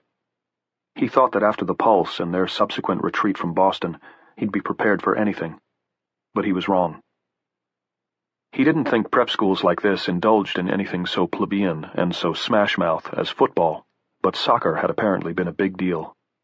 The stands, stacking up on either side of Tunny Field, looked as if they could seat as many as 1,000, and they were decked with bunting that was only now beginning to look bedraggled by the showery weather of the last few days. There was an elaborate scoreboard at the far end of the field, with big letters marching along the top. Clay couldn't read the message in the dark, and probably wouldn't have taken it in, even if it had been daylight. There was enough light to see the field itself, and that was all that mattered. Every inch of grass was covered with phone crazies. They were lying on their backs like sardines in a can, leg to leg, and hip to hip, and shoulder to shoulder. Their faces stared up into the black, pre-dawn sky. "Oh, my Lord Jesus," Tom said. His voice was muffled because one fist was pressed against his mouth. "Catch the girl," the head rapped. "She's going to faint." "No, I'm all right," Alice said, but when Clay put his arm around her, she slumped against him, breathing fast. Her eyes were open, but they had a fixed, druggy look. "They're under the bleachers, too," Jordan said. He spoke with a studied, almost showy calm that Clay did not believe for a minute. It was the voice of a boy assuring his pals that he's not grossed out by the maggots boiling in a dead cat's eyes, just before he leans over and blows his groceries. "Me and the head think that's where they put the hurt ones that aren't going to get better." "The head and I, Jordan." "Sorry, sir." Debbie Boone achieved poetic catharsis and ceased. There was a pause, and then Lawrence Welk's champagne music makers once more began to play Baby Elephant Walk. Dodge had a good time, too, Clay thought. "How many of those boom boxes have they got rigged together?" he asked Headmaster Ardai. "And how did they do it? They're brainless, for Christ's sake. Zombies." A terrible idea occurred to him, illogical and persuasive at the same time. "Did you do it? To keep them quiet, or— I don't know." "He didn't do it," Alice said. She spoke quietly from her safe place within the circle of Clay's arm. "No, and both of your premises are wrong," the head told him. "Both? They must be dedicated music lovers," Tom mused. "'Cause they don't like to go inside buildings. But that's where the CDs are, right?" "Not to mention the boomboxes," Clay said. "There's no time to explain now. Already the sky has begun to lighten and— Tell them, Jordan." Jordan replied dutifully, with the air of one who recites a lesson he does not understand. "All good vampires must be in before cockcrow, sir." "That's right, before cockcrow. For now, only look. That's all you need to do. You didn't know there were places like this, did you?" "Alice knew," Clay said. They looked. and because the night had begun to wane, Clay realized that the eyes in all those faces were open. He was pretty sure they weren't seeing. They were just open. Something bad's going on here, he thought. The flocking was only the beginning of it. Looking at the packed bodies and empty faces, mostly white, this was New England, after all, was awful. But the blank eyes turned up to the night sky filled him with unreasoning horror. Somewhere, not too distant, the morning's first bird began to sing. It wasn't a crow, but the head still jerked, then tottered. This time it was Tom who steadied him. "Come on," the head told him. "It's only a short walk to Cheatham Lodge, but we ought to start. The damp has made me stiffer than ever. Take my elbow, Jordan." Alice broke free of Clay and went to the old man's other side. He gave her a rather forbidding smile and a shake of his head. "Jordan can take care of me. We take care of each other now. Eh, Jordan?" "Yes, sir." "Jordan?" Tom asked. They were nearing a large and rather pretentious Tudor-style dwelling that Clay presumed was Cheatham Lodge. "Sir?" "The sign over the scoreboard. I couldn't read it. What did it say?" "Welcome, alumni, to homecoming weekend." Jordan almost smiled, then remembered there would be no homecoming weekend this year. The bunting on the stands had already begun to tatter, and the brightness left his face. If he hadn't been so tired, he might still have held his composure, but it was very late, almost dawn, and as they made their way up the walk to the headmaster's residence, the last student at Gayton Academy, still wearing his colors of maroon and gray, burst into tears. Chapter 14. "That was incredible, sir," Clay said. He had fallen into Jordan's mode of address very naturally. So had Tom and Alice. "Thank you." "Yes," Alice said. "Thanks. I've never eaten 2 burgers in my life, at least not big ones like that." It was 3:00 the following afternoon. They were on the back porch of Cheatham Lodge. Charles Ardai, the head, as Jordan called him, had grilled the hamburgers on a small gas grill. He said the meat was perfectly safe because the generator powering the cafeteria's freezer had run until noon yesterday, and indeed the patties he took from the cooler Tom and Jordan had carried in from the pantry had still been white with frost and as hard as hockey pucks. He said that grilling the meat would probably be safe until 5:00, although prudence dictated an early meal. "They'd smell the cooking?" Clay asked. "Let's just say that we have no desire to find out," the head replied. "Have we, Jordan?" "No, sir," Jordan said, and took a bite of his second burger. He was slowing down, but Clay thought he'd manage to do his duty. "We want to be inside when they wake up, and inside when they come back from town. That's where they go, to town. They're picking it clean, like birds in a field of grain. That's what the head says." "They were flocking back home earlier when we were in Malden," Alice said. "Not that we knew where home for them was." She was eyeing a tray with pudding cups on it. "Can I have one of those?" "Yes, indeed." The head pushed the tray toward her. "And another hamburger if you'd like. What we don't eat soon will just spoil." Alice groaned and shook her head, but she took a pudding cup. So did Tom. "They seem to leave at the same time each morning, but the home flocking behavior has been starting later," Ardai said thoughtfully. "Why would that be?" "Slimmer pickings?" Alice said. "Perhaps." He took a final bite of his own hamburger, then covered the remains neatly with a paper napkin. "There are many flocks, you know. Maybe as many as a dozen within a 50-mile radius. We know from people going south that there are flocks in Sandown, Fremont, and Candia. They forage about almost aimlessly in the daytime, perhaps for music as well as food, then go back to where they came from." "You know this for sure?" Tom said. He finished one pudding cup and reached for another. Ardai shook his head. "Nothing is for sure, Mr. McCourt." His hair, a long white tangle, an English professor's hair for sure, Clay thought, rippled a bit in the mild afternoon breeze. The clouds were gone. The back porch gave them a good view of the campus, and so far it was deserted. Jordan went around the house at regular intervals to scout the hill sloping down to Academy Avenue, and reported all quiet there as well. "You've not seen any of the other roosting places?" "Nope," Tom said. "But we're traveling in the dark," Clay reminded him. "And now the dark is really dark." "Yes," the head agreed. He spoke almost dreamily. "As in Le Moyen Âge. Translation, Jordan?" "The Middle Age, sir." "Good." He patted Jordan's shoulder. "Even big flocks would be easy to miss," Clay said. "They wouldn't have to be hiding." No, they're not hiding, Headmaster Ardai agreed, steepling his fingers. Not yet, at any rate. They flock, they forage, and their group mind may break down a bit while they forage, but perhaps less. Every day, perhaps less. Manchester burned to the ground, Jordan said suddenly. We could see the fire from here, couldn't we, sir? Yes, the head agreed. It's been very sad and frightening. Is it true that people trying to cross into Massachusetts are being shot at the border? Jordan asked. That's what people are saying. People are saying you have to go to Vermont. Only that way is safe. It's a crock, Clay said. We heard the same thing about the New Hampshire border. Jordan goggled at him for a moment, then burst out laughing. The sound was clear and beautiful in the still air. Then, in the distance, a gun went off, and closer, someone shouted in either rage or horror. Jordan stopped laughing. Tell us about that weird state they were in last night, Alice said quietly. And the music. Do all the other flocks listen to music at night? The head looked at Jordan. Yes, the boy said. It's all soft stuff. No rock, no country. I should guess nothing classical either, the head put in. Not of a challenging nature, at any rate. It's their lullabies, Jordan said.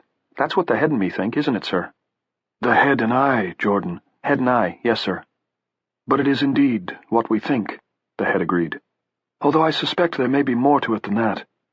Yes, quite a bit more. Clay was flummoxed. He hardly knew how to go on. He looked at his friends and saw in their faces what he was feeling. Not just puzzlement, but a dreadful reluctance to be enlightened. Leaning forward, Headmaster Ardai said, May I be frank? I must be frank. It is the habit of a lifetime. I want you to help us do a terrible thing here. The time to do it is short, I think, and while one such act alone may come to nothing, one never knows, does one? One never knows what sort of communication may flow between these flocks. In any case, I will not stand idly by while these things steal away not only my school, but the very daylight itself. I might have attempted it already, but I'm old, and Jordan is very young, too young. Whatever they are now, they were human not long ago. I won't let him be a part of this. I can do my share, sir, Jordan said. He spoke as stoutly, Clay thought, as any Muslim teenager who ever strapped on a suicide belt stuffed with explosives. I salute your courage, Jordan, the head told him, but I think not. He looked at the boy kindly, but when he returned his gaze to the others, his eyes had hardened considerably. You have weapons, good ones, and I have nothing but an old single-shot .22 rifle that may not even work anymore, although the barrel's open, I've looked. Even if it does work, the cartridges I have for it may not fire. But we have a gasoline pump at our little motor pool, and gasoline might serve to end their lives. He must have seen the horror in their faces, because he nodded. To Clay, he no longer looked like kindly old Mr. Chips. He looked like a Puritan elder in an oil painting, one who could have sentenced a man to the stocks without batting an eye, or a woman to be burned at the stake as a witch. He nodded at Clay in particular. Clay was sure of it. I know what I'm saying. I know how it sounds. But it wouldn't be murder, not really. It would be extermination. And I have no power to make you do anything. But in any case, whether you help me burn them or not, you must pass on a message. To who? Alice asked faintly. To everyone you meet, Miss Maxwell. He leaned over the remains of their meal, those hanging judge eyes sharp and small and burning hot. You must tell what's happening to them, to the ones who heard the infernal message on their devil's intercoms. You must pass this on. Everyone who has had the daylight robbed away from them must hear, and before it's too late. He passed a hand over his lower face, and Clay saw the fingers were shaking a little. It would be easy to dismiss that as a sign of a man's age, but he hadn't seen any tremors before. We're afraid it soon will be, aren't we, Jordan? Yes, sir. Jordan certainly thought he knew something. He looked terrified. What? What's happening to them? Clay asked. It's got something to do with the music and those wired-together boomboxes, doesn't it? The head sagged, suddenly looking tired. They're not wired together, he said. Don't you remember me telling you that both of your premises were wrong? Yes, but I don't understand what you mean. There's one sound system with a CD in it. About that you're certainly right. A single compilation disc, Jordan says, which is why the same songs play over and over. Lucky us, Tom muttered, but Clay barely heard him. He was trying to get the sense of what Ardai had just said, They're not wired together. How could that be? It couldn't. The sound systems, the boom boxes, if you like, are placed all around the field, the head went on, and they're all on. At night you can see their little red power lamps. Yes, Alice said. I did notice some red lights. I just didn't think anything of it. But there's nothing in them. No compact discs or cassette tapes, and no wires linking them. They're just slaves that pick up the master disc audio and rebroadcast it. If their mouths are open, the music comes from them, too, Jordan said. It's just little, not hardly a whisper, but you can hear it. No, Clay said. That's your imagination, kiddo. Gotta be. I haven't heard that myself, Ardai said. But of course my ears aren't what they were back when I was a Gene Vincent and the Blue Caps fan. Back in the day, Jordan and his friends would say. You're very old school, sir, Jordan said. He spoke with gentle solemnity and unmistakable affection. Yes, Jordan, I am, the head agreed. He clapped the boy on the shoulder, then turned his attention to the others. If Jordan says he heard it, I believe him. It's not possible, Clay said, not without a transmitter. They are transmitting, the head replied.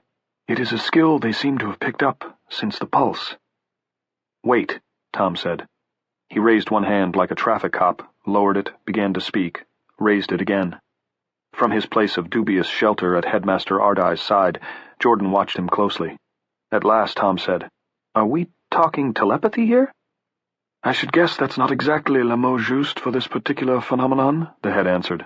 But why stick at technicalities? I would be willing to wager all the frozen hamburgers remaining in my cooler that the word has been used among you before today. You'd win double burgers, Clay said. Well, yeah, but the flocking thing is different, Tom said. Because? The head raised his tangled brows. Well, because... Tom couldn't finish, and Clay knew why. It wasn't different. The flocking wasn't human behavior, and they'd known it from the moment they'd observed George the mechanic following the woman in the filthy pantsuit across Tom's front lawn to Salem Street. He'd been walking so closely behind her that he could have bitten her neck, but he hadn't. And why? Because for the phone crazies, biting was done. Flocking had begun. At least biting their own kind was done. Unless... Professor Ardai, at the beginning they killed everyone. Yes, the head agreed. We were very lucky to escape, weren't we, Jordan? Jordan shuddered and nodded. The kids ran everywhere, even some of the teachers. Killing, biting, babbling nonsense stuff. I hid in one of the greenhouses for a while. And I in the attic of this very house, the head added. I watched out of the small window up there as the campus I love, literally went to hell. Jordan said, Most of the ones who didn't die ran away toward downtown. Now a lot of them are back, over there. He nodded his head in the general direction of the soccer field. All of which leads us to what? Clay asked. I think you know, Mr. Riddell. Clay, fine. I think what's happening now is more than temporary anarchy. I think it's the start of a war. It's going to be a short, but extremely nasty one. Don't you think you're overstating? I don't. While I have only my observations to go on, mine and Jordan's, we've had a very large flock to observe, and we've seen them going and coming as well as resting, shall we say. They've stopped killing each other, but they continue to kill the people we would classify as normal. I call that warlike behavior. You've actually seen them killing normals? Tom asked. Beside him, Alice opened her pack, removed the baby Nike, and held it in her hand. The head looked at him gravely. I have. I'm sorry to say that Jordan has too. We couldn't help, Jordan said. His eyes were leaking. There were too many. It was a man and a woman, see? I don't know what they were doing on campus, so close to dark, but they sure couldn't have known about Tunney Field. She was hurt. He was helping her along. They ran into about 20 of them on their way back from town. The man tried to carry her. Jordan's voice began to break. On his own he might have gotten away, but with her, he only made it as far as Horton Hall. That's a dorm. That's where he fell down and they caught them. Jordan abruptly buried his head against the old man's coat, a charcoal gray number this afternoon. The head's big hand stroked the back of Jordan's smooth neck. They seem to know their enemies, the head mused. It may well have been part of the original message, don't you think? Maybe, Clay said. It made a nasty sort of sense. As to what they are doing at night as they lie there so still and open-eyed, listening to their music—" The head sighed, took a handkerchief from one of his coat pockets, and wiped the boy's eyes with it, in matter-of-fact fashion. Clay saw he was both very frightened and very sure of whatever conclusion he had drawn. "I think they're rebooting," he said. Chapter 15. "You note the red lamps, don't you?" the head asked in his carrying "I will be heard all the way to the back of the lecture hall" voice. "I count at least 60 "Hush up," Tom hissed. He did everything but clap a hand over the old man's mouth. The head looked at him calmly. "Have you forgotten what I said last night about musical chairs, Tom?" Tom, Clay, and Ardai were standing just beyond the turnstiles, with the Tunnyfield archway at their backs. Alice had stayed at Cheatham Lodge with Jordan by mutual agreement. The music currently drifting up from the prep school soccer field was a jazz instrumental version of The Girl from Ipanema. Clay thought it was probably cutting-edge stuff if you were a phone crazy. "No," Tom said. "As long as the music doesn't stop, we have nothing to worry about. I just don't want to be the guy who gets his throat torn out by an insomniac exception to the rule."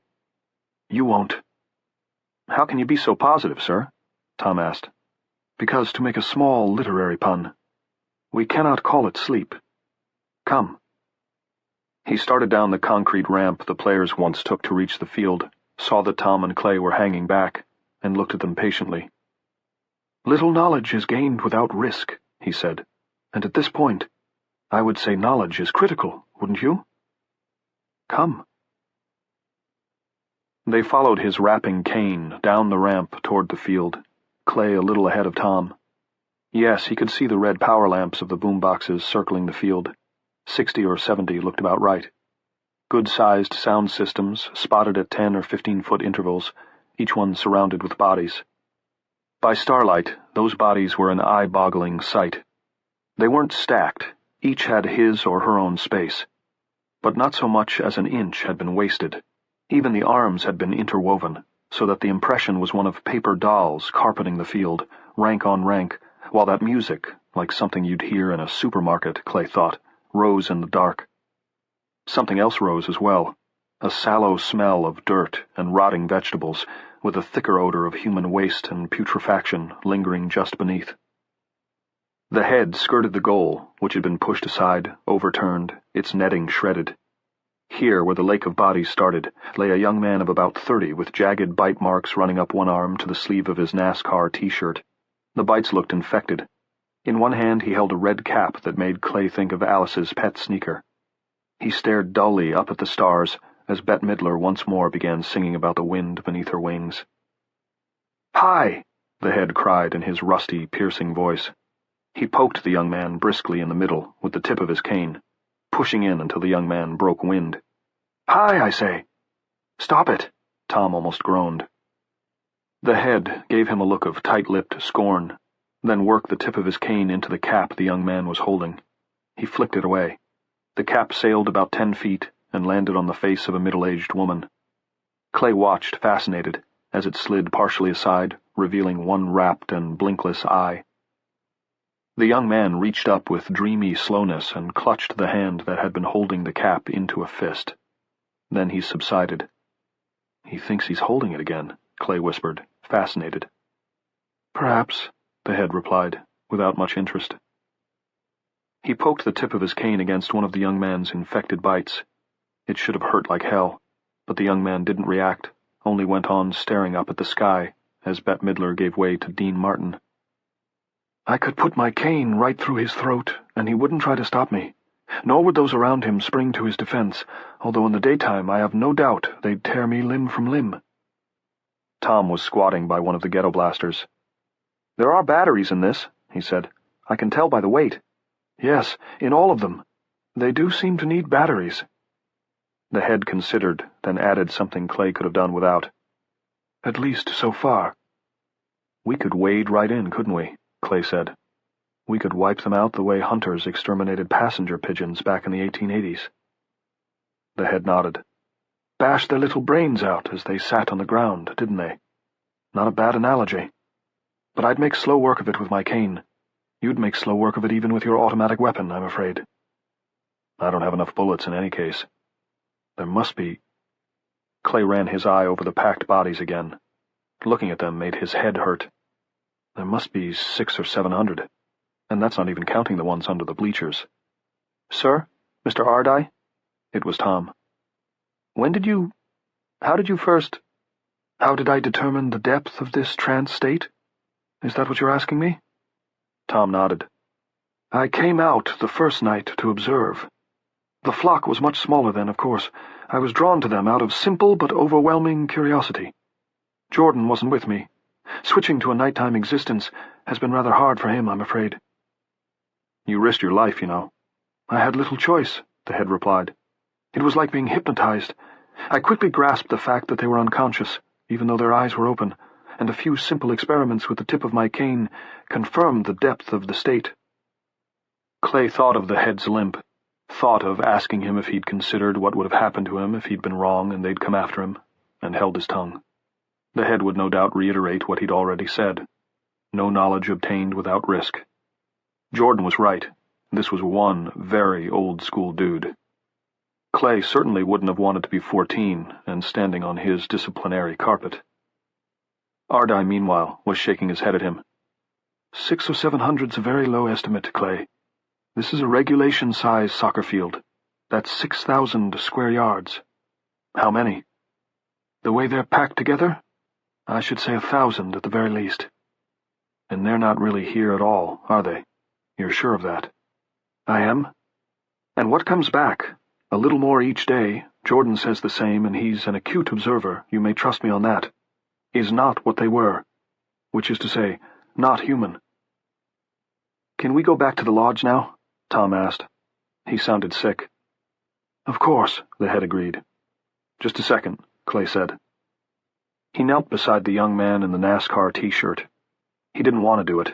He couldn't help thinking that the hand which had clutched for the red cap would now clutch at him, but he made himself. Down here at ground level, the stink was worse. He had believed he was getting used to it, but he had been wrong. Tom began. Clay, what are you— Quiet. Clay leaned toward the young man's mouth, which was partly open. He hesitated, then made himself lean closer, until he could see the dim shine of spit on the man's lower lip. At first he thought it might only be his imagination, but another 2 inches he was now almost close enough to kiss the not-sleeping thing with Ricky Craven on its chest. Took care of that. It's just little, Jordan had said. Not hardly a whisper, but you can hear it. Clay heard it. The vocal, by some trick just a syllable or two ahead of the one coming from the linked boomboxes. Dean Martin, singing Everybody Loves Somebody Sometime. He stood up, nearly screaming at the pistol-shot sound of his own knees cracking. Tom held up his lantern, looking at him, stare-eyed. What? What? You're not going to say that kid was... Clay nodded. Come on, let's go back. Halfway up the ramp, he grabbed the head roughly by the shoulder. Ardai turned to face him, seemingly not disturbed to be handled so. You're right, sir. We have to get rid of them. As many as we can, and as fast as we can. This may be the only chance we get. Or do you think I'm wrong? No, the head replied. Unfortunately, I don't. As I said, this is war, or so I believe. And what one does in war is kill one's enemies. Why don't we go back and talk it over? We could have hot chocolate. I like a tiny splash of bourbon in mine, barbarian that I am. At the top of the ramp, Clay spared one final look back. Tunny Field was dark, but under strong northern starlight, not too dark to make out the carpet of bodies spread from end to end and side to side. He thought you might not know what you were looking at if you just happened to stumble on it. But once you did... His eyes played him a funny trick, and for a moment he almost thought he could see them breathing, all 800 or 1,000 of them, as one organism. That frightened him badly, and he turned to catch up to Tom and Headmaster Ardai, almost running.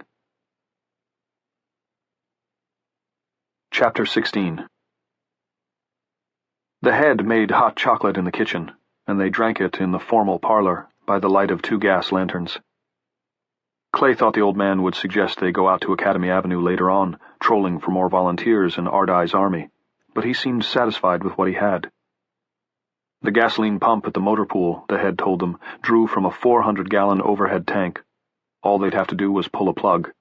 And there were 30-gallon sprayers in the greenhouse, at least a dozen. They could load up a pickup truck with them, perhaps, and back it down one of the ramps. "Wait," Clay said. "Before we start talking strategy, if you have a theory about all this, sir, I'd like to hear it." "Nothing so formal," the old man said, "but Jordan and I have observation. We have intuition, and we have a fair amount of experience between the two of us." "I'm a computer geek," Jordan said over his mug of hot chocolate. Clay found the child's glum assurance oddly charming. "A total McNerd. Been on 'em my whole life, just about. Those things are rebooting, all right. They might as well have software installation, please stand by, blinking on their foreheads." "I don't understand you," Tom said. "I do," Alice said. "Jordan, you think the pulse really was a pulse, don't you? Everyone who heard it, they got their hard drives wiped." "Well, yeah," Jordan said. He was too polite to say, "Well, duh." Tom looked at Alice, perplexed. Only Clay knew Tom wasn't dumb, and he didn't believe Tom was that slow. "You had a computer," Alice said. "I saw it in your little office." "Yes? And you've installed software, right?" "Sure, but—" Tom stopped, looking at Alice fixedly. She looked back. "Their brains? You mean their brains?" "What do you think a brain is?" Jordan said. "A big old hard drive. Organic circuitry. No one knows how many bytes. Say, giga to the power of a Googleplex. An infinity of bytes." He put his hands to his ears, which were small and neatly made. "Right in between here." "I don't believe it," Tom said, but he spoke in a small voice, and there was a sick look on his face. Clay thought he did believe it. Thinking back to the madness that had convulsed Boston, Clay had to admit the idea was persuasive. It was also terrible. Millions, perhaps even billions of brains, all wiped clean at the same time, the way you could wipe an old-fashioned computer disk with a powerful magnet.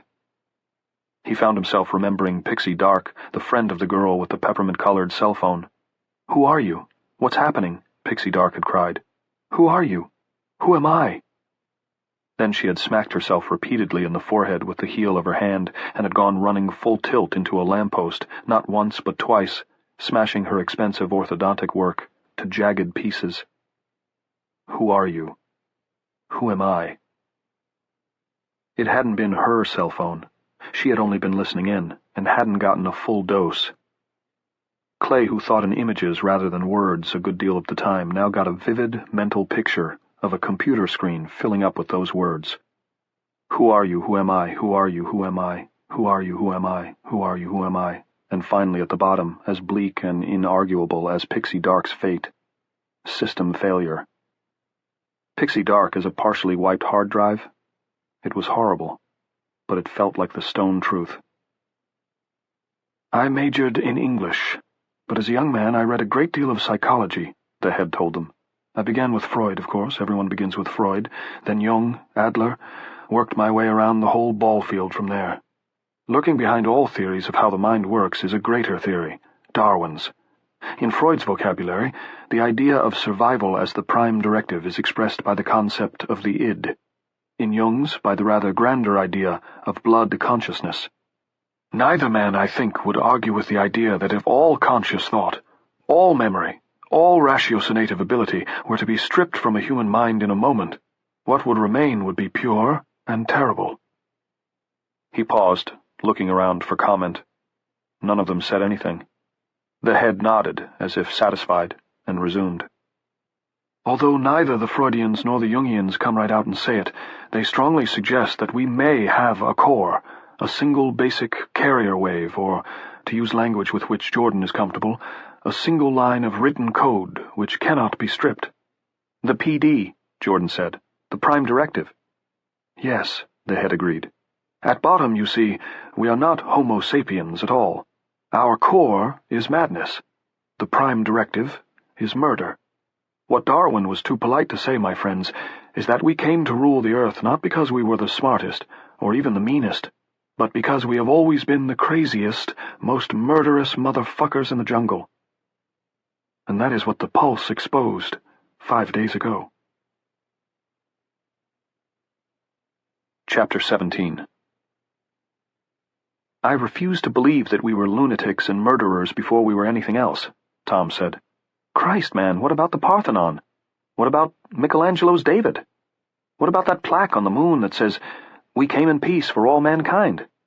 That plaque also has Richard Nixon's name on it, Ardai said, dryly. A Quaker, but hardly a man of peace. Mr. McCourt, Tom, I have no interest in handing down an indictment of mankind. If I did, I'd point out that for every Michelangelo there's a Marquis de Sade, for every Gandhi an Eichmann, for every Martin Luther King an Osama bin Laden. Leave it at this. Man has come to dominate the planet thanks to two essential traits. One is intelligence. The other has been the absolute willingness to kill anyone and anything that gets in his way. He leaned forward, surveying them with his bright eyes. Mankind's intelligence finally trumped mankind's killer instinct, and reason came to rule over mankind's maddest impulses. That, too, was survival. I believe the final showdown between the two may have come in October of 1963, over a handful of missiles in Cuba, but that is a discussion for another day. The fact is, most of us had sublimated the worst in us until the pulse came along and stripped away everything but that red core. Someone let the Tasmanian devil out of its cage, Alice murmured. Who? That need not concern us either, the head replied. I suspect they had no idea of what they were doing, or how much they were doing. Based upon what must have been hurried experiments over a few years, perhaps even months, they may have thought they would unleash a destructive storm of terrorism. Instead, they unleashed a tsunami of untold violence, and it's mutating. Horrible as the current days may now seem, we may later view them as a lull between one storm and the next. These days may also be our only chance to make a difference. What do you mean, mutating? Clay asked. But the head didn't answer. Instead, he turned to 12-year-old Jordan. If you please, young man. Yes, well, Jordan paused to think. Your conscious mind only uses a tiny percentage of your brain's capacity? You guys know that, right? Yes, Tom said, a bit indulgently. So I've read. Jordan nodded.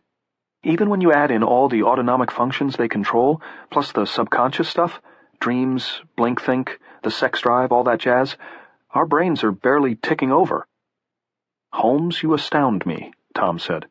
Don't be a wise-ass, Tom, Alice said, and Jordan gave her a decidedly starry-eyed smile. I'm not, Tom said. The kid is good. Indeed he is, the headmaster said dryly. Jordan may have occasional problems with the King's English, but he did not get his scholarship for excelling at tiddlywinks. He observed the boy's discomfort, and gave Jordan's hair an affectionate scruff with his bony fingers. Continue, please. Well, Jordan struggled, Clay could see it, and then seemed to find his rhythm again. If your brain really was a hard drive, the can would be almost empty. He saw only Alice understood this. Put it this way. The info strip would say something like 2% in use, 98% available. No one has any real idea what that 98% is for, but there's plenty of potential there. Stroke victims, for instance, they sometimes access previously dormant areas of their brains in order to walk and talk again. It's like their brains wire around the blighted area. The lights go on in a similar area of the brain, but on the other side. You study this stuff? Clay asked. It's a natural outgrowth of my interest in computers and cybernetics, Jordan said, shrugging. Also, I read a lot of cyberpunk science fiction. William Gibson, Bruce Sterling, John Shirley. Neil Stephenson? Alice asked. Jordan grinned radiantly. Neil Stephenson's a god! Back on message, the head chided, but gently. Jordan shrugged. If you wipe a computer hard drive, it can't regenerate spontaneously, except maybe in a Greg Bear novel. He grinned again, but this time it was quick, and Clay thought rather nervous. Part of it was Alice, who clearly knocked the kid out. People are different. But there's a huge leap between learning to walk again after a stroke and being able to power a bunch of boomboxes by telepathy, Tom said. A quantum leap. He looked around self-consciously as the word telepathy came out of his mouth, as if expecting them to laugh. No one did. Yeah, but a stroke victim, even someone who has a bad one, is light years different from what happened to people who were on their cells during the pulse, Jordan replied. Me and the head and I, think that in addition to stripping people's brains all the way to that one unerasable line of code, the pulse also kicked something on. Something that's probably been sitting inside all of us for millions of years, buried in that 98% of dormant hard drive. Clay's hand stole to the butt of the revolver he had picked up off the floor in Beth Nickerson's kitchen. "A trigger," he said. Jordan lit up. "Yeah, exactly. A mutative trigger. It never could have happened without this, total erasure on a grand scale, because what's emerging, what's building up in those people out there? Only they're no longer people. What's building up is—" "It's a single organism," the head interrupted. "This is what we believe." "Yes, but more than just a flock," Jordan said. "Because what they can do with the CD players may only be the start, like a little kid learning to put his shoes on. Think about what they might be able to do in a week, or a month, or a year." "You could be wrong," Tom said, but his voice was dry as a breaking stick. "He could also be right," Alice said. "Oh, I'm sure he's right," the head put in. He sipped his spiked hot chocolate. "Of course, I'm an old man, and my time is almost over in any case. I'll abide by any decision you make." A slight pause. The eyes flicked from Clay to Alice to Tom. "As long as it's the right one, of course." Jordan said, "The flocks will try to come together, you know. If they don't hear each other already, they will real soon." "Crap," Tom said uneasily. "Ghost stories." "Maybe," Clay said. "But here's something to think about. Right now the nights are ours. What if they decide they need less sleep, or that they're not afraid of the dark?" No one said anything for several moments. A wind was rising outside. Clay sipped his hot chocolate, which had never been much more than tepid, and was now almost cold. When he looked up again, Alice had put hers aside, and was holding her Nike talisman instead. "I want to wipe them out," she said. "The ones on the soccer field. I want to wipe them out. I don't say kill them because I think Jordan's right, and I don't want to do it for the human race. I want to do it for my mother and my dad. Because he's gone too. I know he is. I feel it. I want to do it for my friends Vicky and Tess. They were good friends, but they had cell phones. They never went anywhere without them. And I know what they're like now and where they're sleeping.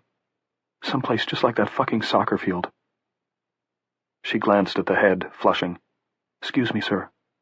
The head waved her apology away. "Can we do that?" she asked him. "Can we wipe them out?" Charles Ardai, who had been winding down his career as Gayton Academy's interim headmaster when the world ended, bared his eroded teeth in a grin Clay would have given much to have captured with pen or brush. There was not a single ounce of pity in it. "Miss Maxwell, we can try," he said. Chapter 18. At 4 o'clock the next morning, Tom McCourt sat on a picnic table between the two Gayton Academy greenhouses, which had both sustained serious damage since the pulse. His feet, now wearing the Reeboks he'd donned back in Malden, were on one of the benches, and his head lay on his arms, which rested on his knees. The wind blew his hair first one way, then the other. Alice sat across from him with her chin propped on her hands and the rays of several flashlights striking angles and shadows across her face. The harsh light made her look pretty in spite of her obvious weariness. At her age, all light was still flattering. The head, sitting next to her, only looked exhausted. In the closer of the two greenhouses, 2 Coleman gas lanterns floated, like uneasy spirits. The Colemans converged at the near end of the greenhouse. Clay and Jordan used the door, although huge holes in the glass paneling had been opened on either side. A moment later, Clay sat down next to Tom and Jordan resumed his usual spot next to the head. The boy smelled of gasoline and fertilizer, even more strongly of dejection. Clay dropped several sets of keys on the table amid the flashlights. As far as he was concerned, they could stay there until some archaeologist discovered them 4 millennia from now. "I'm sorry," Headmaster Ardai said softly. "It seemed so simple." "Yeah," Clay said. It had seemed simple. Fill the greenhouse sprayers with gasoline, load the sprayers into the back of a pickup truck, drive across Tunney Field, wetting down both sides as they went, toss a match. He thought to tell Ardai that George W. Bush's Iraq adventure had probably looked equally simple.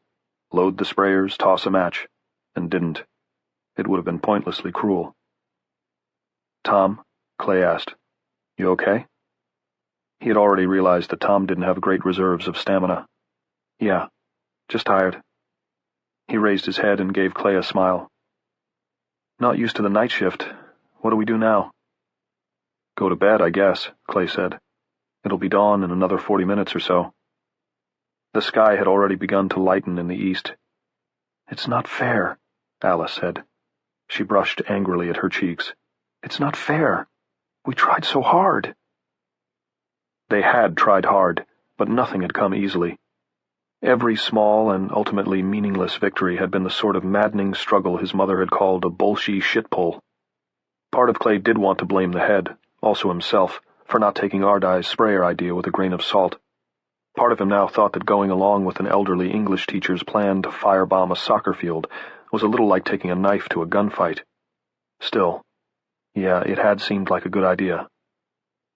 Until they discovered the motor pool's gasoline storage tank was inside a locked shed. They'd spent nearly half an hour in the nearby office, scrounging by lantern light through maddeningly unmarked keys on a board behind the superintendent's desk.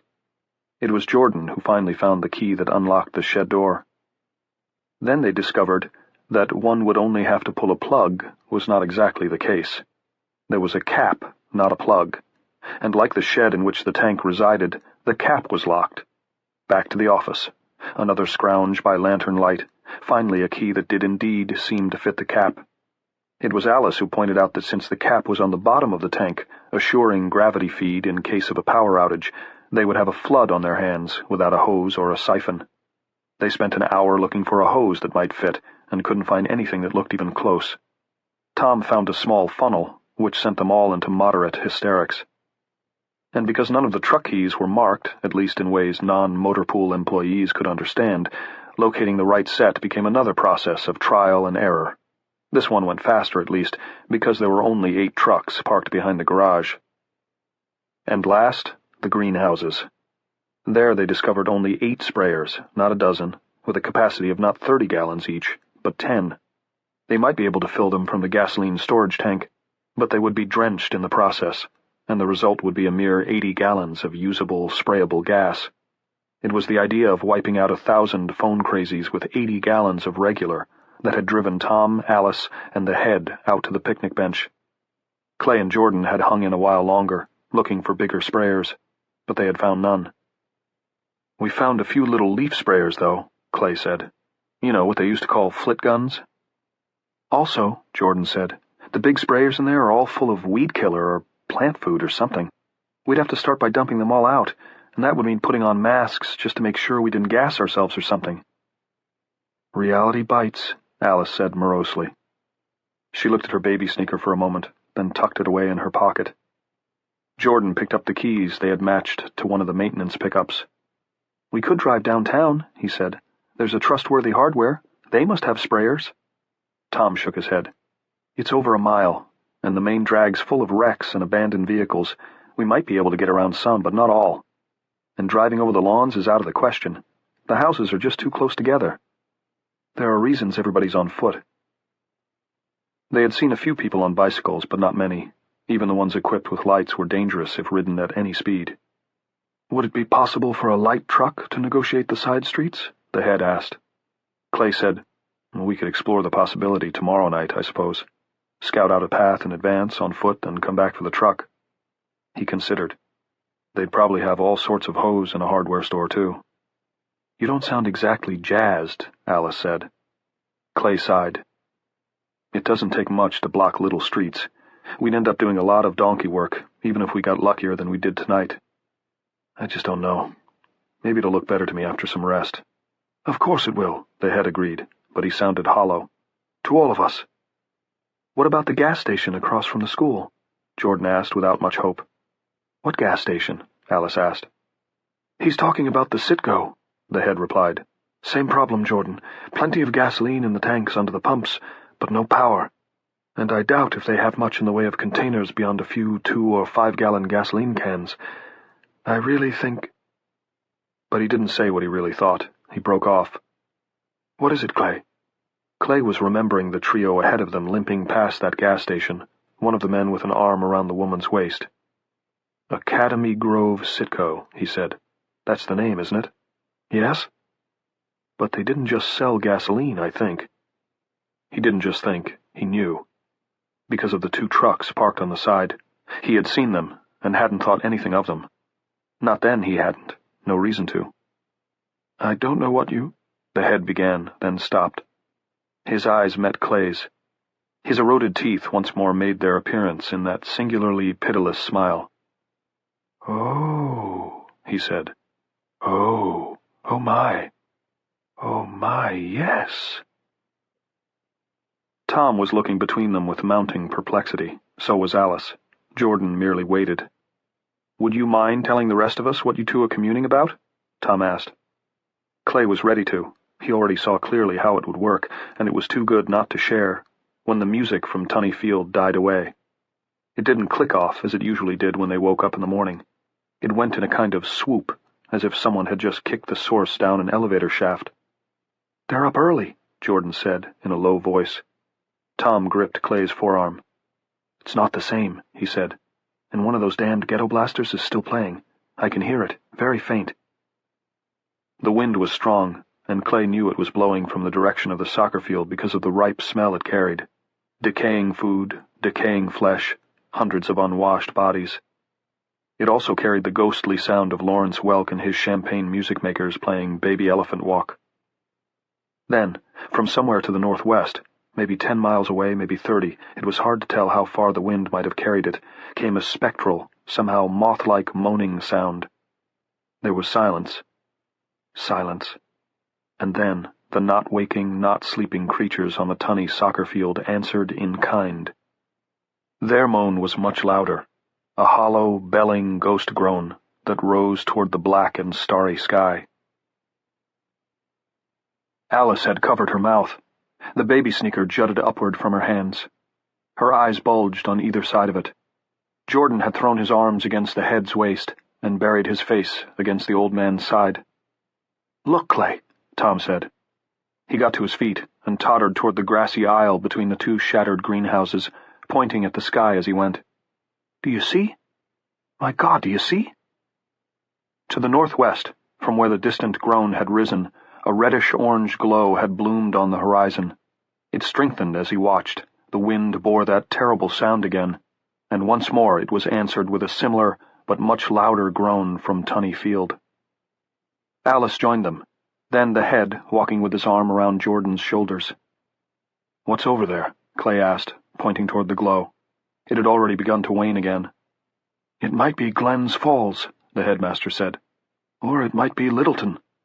"Wherever it is, there's shrimp on the Barbie," Tom said. "They're burning. And our bunch knows. They heard." "Or felt," Alice said. She shuddered, then straightened and bared her teeth. "I hope they did." As if in answer, there was another groan from Tunny Field. Many voices raised as one in a cry of sympathy and perhaps shared agony. The one boombox, it was the master, Clay assumed, the one with an actual compact disc in it, continued to play.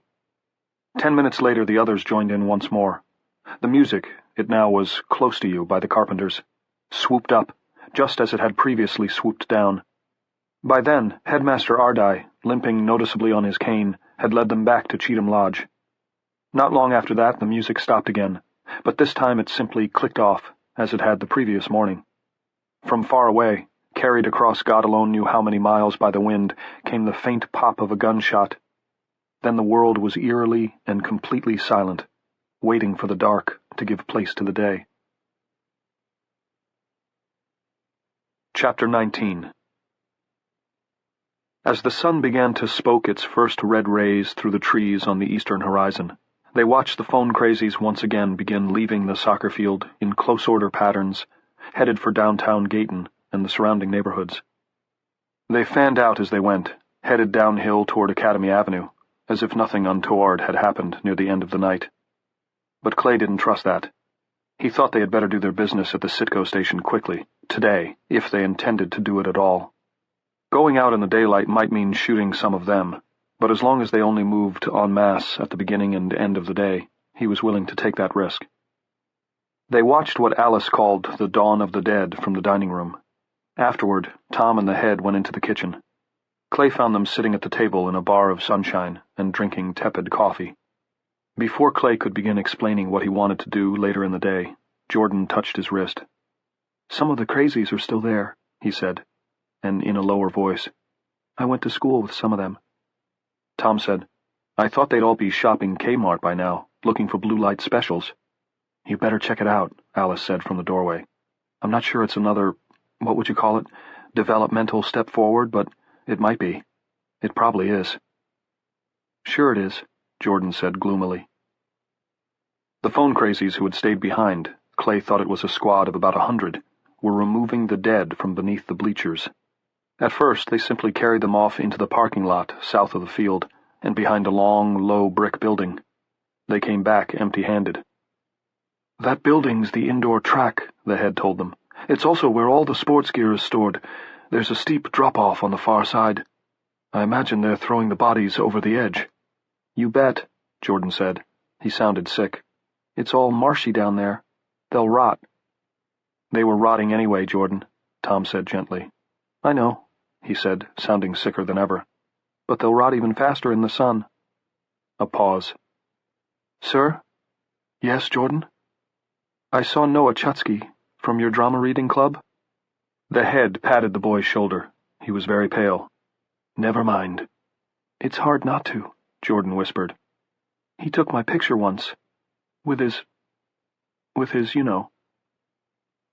Then, a new wrinkle. 24 of the worker bees peeled off from the main group with no pause for discussion and headed for the shattered greenhouses, moving in a V shape that reminded the watchers of migrating geese. The one Jordan had identified as Noah Chutsky was among these. The rest of the body removal squad watched them go for a moment, then marched back down the ramps, 3 abreast, and resumed fishing dead bodies out from under the bleachers.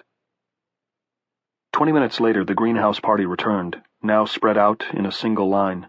Some were still empty-handed, but most had acquired wheelbarrows, or hand carts of the sort used to transport large bags of lime or fertilizer.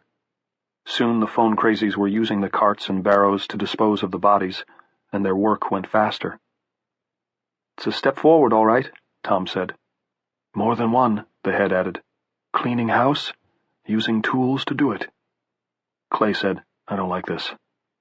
Jordan looked up at him, his face pale and tired and far older than its years. "Join the club," he said. Chapter 20.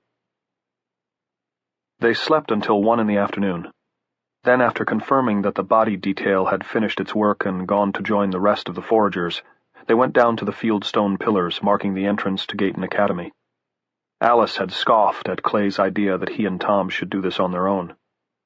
"Never mind that Batman and Robin crap," she said. "Oh my, I always wanted to be the boy wonder," Tom said with a trace of a lisp, but when she gave him a humorless look, her sneaker now beginning to look a bit tattered, clasped in one hand, he wilted. "Sorry." "You can go across to the gas station on your own," she said. "That much makes sense. But the rest of us will stand lookout on the other side." The head had suggested that Jordan should stay behind at the lodge. Before the boy could respond, and he looked ready to do so hotly, Alice asked, "How are your eyes, Jordan?" He had given her a smile, once more accompanied by the slightly starry look. "Good. Fine." "And you've played video games? The ones where you shoot?" "Sure, a ton." She handed him her pistol. Clay could see him quiver slightly, like a tapped tuning fork, when their fingers touched. "If I tell you to point and shoot, or if Headmaster Ardai tells you, will you do it?" "Sure." Alice had looked at Ardai with a mixture of defiance and apology. "We need every hand." The head had given in, and now here they were, and there was the Academy Grove Sitco on the other side of the street and just a little way back toward town. From here, the other slightly smaller sign was easy to read. Academy LP Gas. The single car standing at the pumps with its driver's door open already had a dusty, long deserted look. The gas station's big plate glass window was broken. Off to the right, parked in the shade of what had to be one of northern New England's few surviving elm trees, were 2 trucks shaped like giant propane bottles. Written on the side of each were the words, Academy LP Gas, and serving southern New Hampshire since 1982. There was no sign of foraging phone crazies on this part of Academy Avenue, and although most of the houses Clay could see had shoes on their front stoops, several did not. The rush of refugees seemed to be drying up. Too early to tell, he cautioned himself. "Sir? Clay? What's that?" Jordan asked. He was pointing to the middle of the avenue, which of course was still Route 102, although that was easy to forget on this sunny, quiet afternoon, where the closest sounds were birds and the rustle of the wind in the leaves. There was something written in bright pink chalk on the asphalt, but from where they were, Clay couldn't make it out. He shook his head. "Are you ready?" he asked Tom. "Sure," Tom said. He was trying to sound casual, but a pulse beat rapidly on the side of his unshaven throat. "You Batman, me boy wonder." They trotted across the street, pistols in hand. Clay had left the Russian automatic weapon with Alice, more or less convinced it would spin her around like a top if she actually had to use it. The message scrawled in pink chalk on the macadam was, "Cashwalk equals no foe." "Does that mean anything to you?" Tom asked. Clay shook his head. It didn't, and right now he didn't care. All he wanted was to get out of the middle of Academy Avenue, where he felt as exposed as an ant in a bowl of rice. It occurred to him, suddenly and not for the first time, that he would sell his soul just to know that his son was okay, and in a place where people weren't putting guns into the hands of children who were good at video games. It was strange. He'd think he had his priorities settled, that he was dealing with his personal deck one card at a time, and then these thoughts would come, each as fresh and painful as an unsettled grief. "Get out of here, Johnny. You don't belong here. Not your place. Not your time." The propane trucks were empty and locked, but that was all right. Today their luck was running the right way. The keys were hanging on a board in the office below a sign reading, "No towing between midnight and 6 a.m., no exemptions." A tiny propane bottle dangled from each keychain. Halfway back to the door, Tom touched Clay's shoulder. Two phone crazies walked up the middle of the street, side by side but by no means in lockstep. One was eating Twinkies from a box of them. His face was lathered with cream, crumbs, and frosting. The other, a woman, was holding a coffee table-sized book out in front of her. To Clay she looked like a choir member holding an oversized hymnal. On the front, there appeared to be a photograph of a collie jumping through a tire swing. The fact that the woman held the book upside down gave Clay some comfort.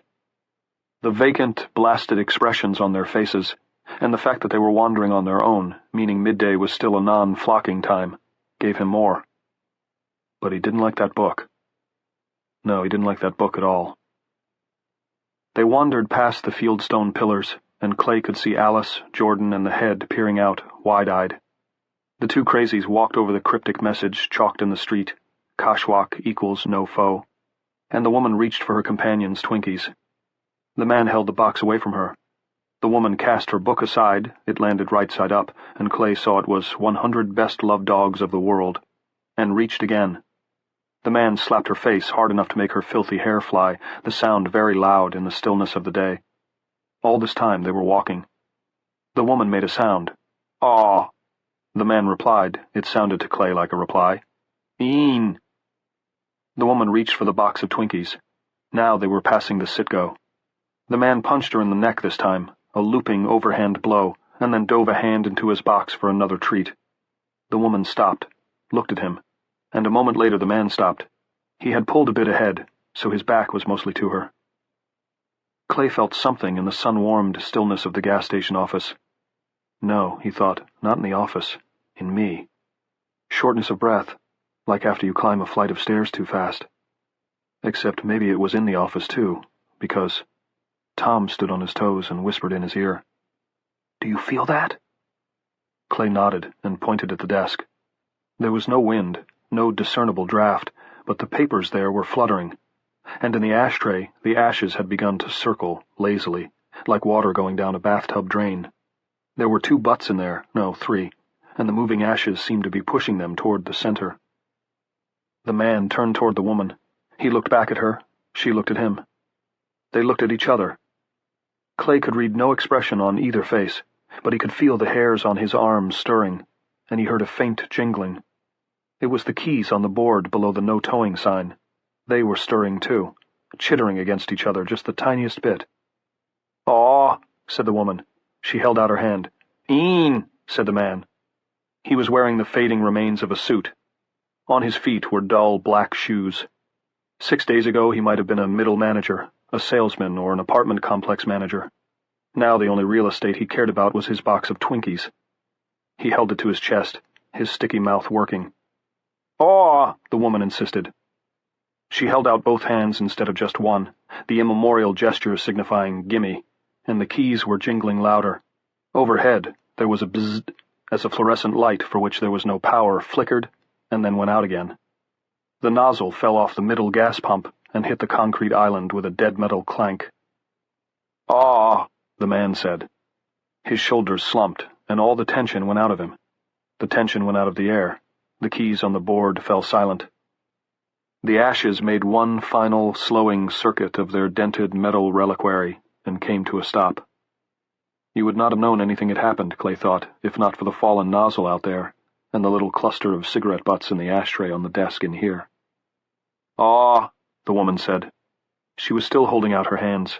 Her companion advanced to within reach of them. She took a Twinkie in each and began to eat them, wrappings and all. Once more Clay was comforted, but only a little. They resumed their slow shuffle toward town, the woman pausing long enough to spit a filling-caked piece of cellophane from the side of her mouth. She showed no interest in 100 best-loved dogs of the world. "What was that?" Tom asked in a low and shaken voice when the two of them were almost out of sight. "I don't know, but I didn't like it," Clay said. He had the keys to the propane trucks. He handed one set to Tom. "Can you drive a standard shift?" "I learned on a standard. Can you?" Clay smiled patiently. "I'm straight, Tom. Straight guys know how to drive standards without instruction. It's instinct with us." "Very funny." Tom wasn't really listening. He was looking after the departed odd couple, and that pulse in the side of his throat was going faster than ever. "End of the world? Open season on the queers? Why not, right?" "That's right. It's going to be open season on straights, too, if they get that shit under control. Come on, let's do it." He started out the door, but Tom held him back a minute. "Listen, the others may have felt that over there, or they may not have. If they didn't, maybe we should keep it to ourselves for the time being. What do you think?" Clay thought about how Jordan wouldn't let the head out of his sight, and how Alice always kept the creepy little sneaker somewhere within reach. He thought about the circles under their eyes, and then about what they were planning to do tonight. Armageddon was probably too strong a word for it, but not by much. Whatever they were now, the phone crazies had once been human beings, and burning 1,000 of them alive was burden enough. Even thinking about it hurt his imagination. "Fine by me," he said. "Go up the hill in low gear, all right?" "Lowest one I can find," Tom said. They were walking to the big bottle-shaped trucks now. "How many gears do you think a truck like that has?" "One forward should be enough," Clay said. "Based on the way they're parked, I think you're going to have to start by finding reverse." "Fuck it," Clay said. "What good is the end of the world if you can't drive through a goddamn board fence?" And that was what they did. Chapter 21. Academy Slope was what Headmaster Ardai and his one remaining pupil called the long, rolling hill that dropped from the campus to the main road. The grass was still bright green, and only beginning to be littered with fallen leaves. When afternoon gave way to early evening, and Academy Slope was still empty, no sign of returning phone crazies, Alice began to pace the main hall of Cheatham Lodge, pausing in each circuit only long enough to look out the bay window of the living room. It offered a fine view of the slope, the two main lecture halls, and Tunny Field. The sneaker was once more tied to her wrist. The others were in the kitchen, sipping Cokes from cans. "They're not coming back," she told them at the end of one of her circuits. "They got wind of what we were planning, read our minds or something, and they're not coming." 2 more circuits of the long downstairs hall, each with a pause to look out the big living room window, and then she looked in on them again. "Or maybe it's a general migration. Did you guys ever think of that? Maybe they go south in the winter like the goddamn robins." She was gone without waiting for a reply. Up the hall and down the hall. Up and down the hall. "She's like Ahab on the prod for Moby," the head remarked. "M&M might have been a jerk, but he was right about that guy," Tom said morosely. "I beg your pardon, Tom?" the head asked. Tom waved it away. Jordan glanced at his watch. "They didn't come back last night until almost half an hour later than it is right now," he said. "I'll go tell her that if you want." "I don't think it would do any good," Clay said. "She's got to work through it, that's all." "She's pretty freaked out, isn't she, sir?" "Aren't you, Jordan?" "Yes," Jordan said in a small voice. "I'm Freak City." The next time Alice came back to the kitchen, she said, "Maybe it's best if they don't come back. I don't know if they're rebooting their brains some new way, but for sure there's some bad voodoo going on. I felt it from those two this afternoon, the woman with the book and the man with the Twinkies." She shook her head. "Bad voodoo." She plunged off on hall patrol again before anyone could reply, the sneaker swinging from her wrist. The head looked at Jordan. "Did you feel anything, son?" Jordan hesitated, then said, "I felt something. The hair on my neck tried to stand up." Now the head turned his gaze to the men on the other side of the table. "What about you two? You were far closer." Alice saved them from having to answer. She ran into the kitchen, her cheeks flushed, her eyes wide, the soles of her sneakers squeaking on the tiles. "They're coming," she said. Chapter 22.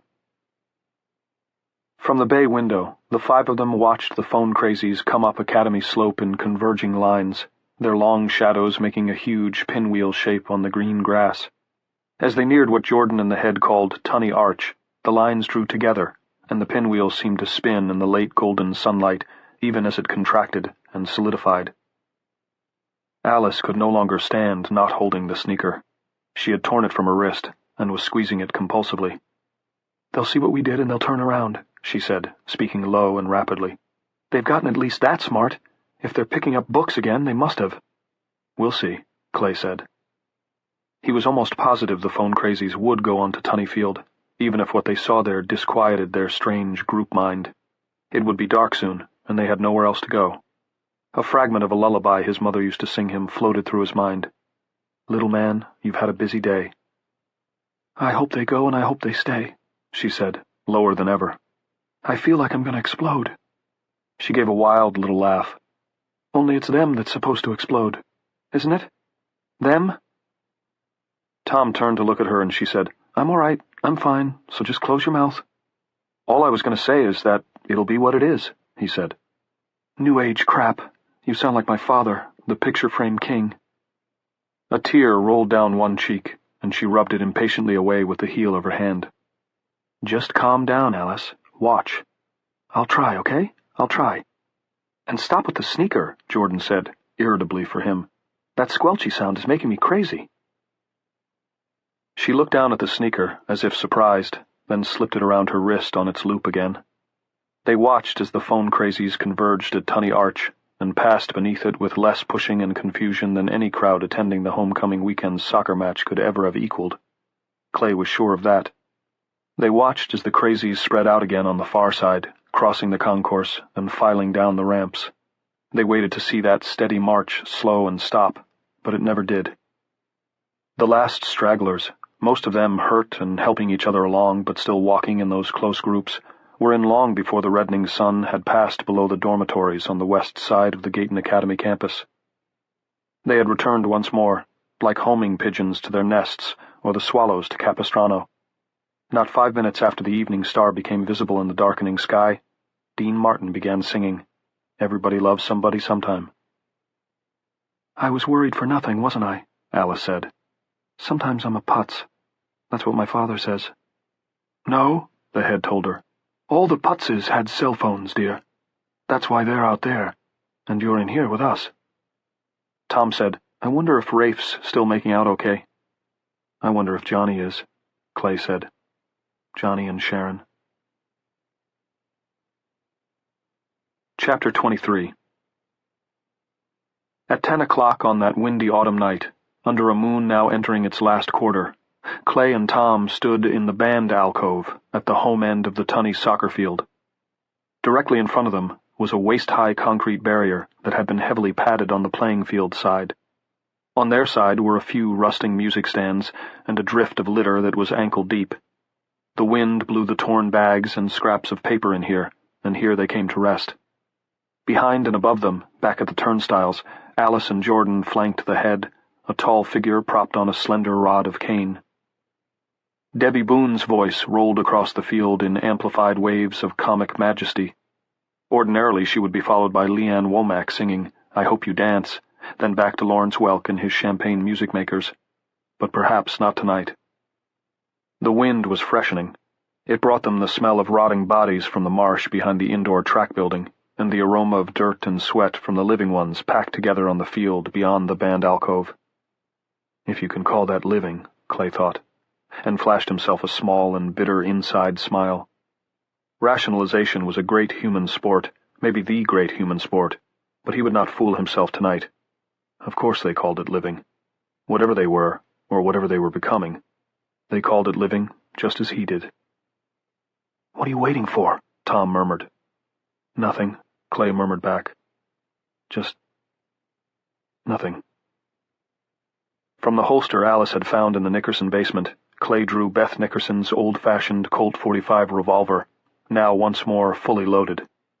Alice had offered him the automatic rifle, which so far they had not even test-fired, and he had refused, saying that if the pistol didn't do the job, probably nothing would. "I don't know why the auto wouldn't be better, if it squirts 30 or 40 bullets a second," she said. "You could turn those trucks into cheese graters." He had agreed that this might be so, but reminded Alice that their object tonight was not destruction per se, but ignition.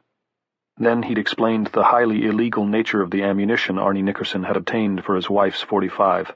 Fraggers. What had once been called dum-dum bullets.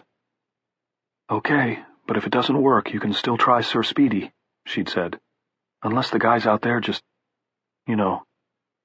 She wouldn't actually use the word attack, but had made a little walking motion with the fingers of the hand not holding the sneaker. "In that case, beat feet." The wind tore a tattered strip of homecoming weekend bunting free of the scoreboard and sent it dancing above the packed sleepers. Around the field, seeming to float in the dark, were the red eyes of the boom boxes, all but one playing without benefit of CDs. The bunting struck the bumper of one of the propane trucks, flapped there several seconds, then slipped free and flew off into the night. The trucks were parked side by side in the middle of the field, rising from the mass of packed forms like weird metal mesas. The phone crazies slept beneath them, and so closely around them that some were crammed up against the wheels. Clay thought again of passenger pigeons and the way 19th century hunters had brained them on the ground with clubs.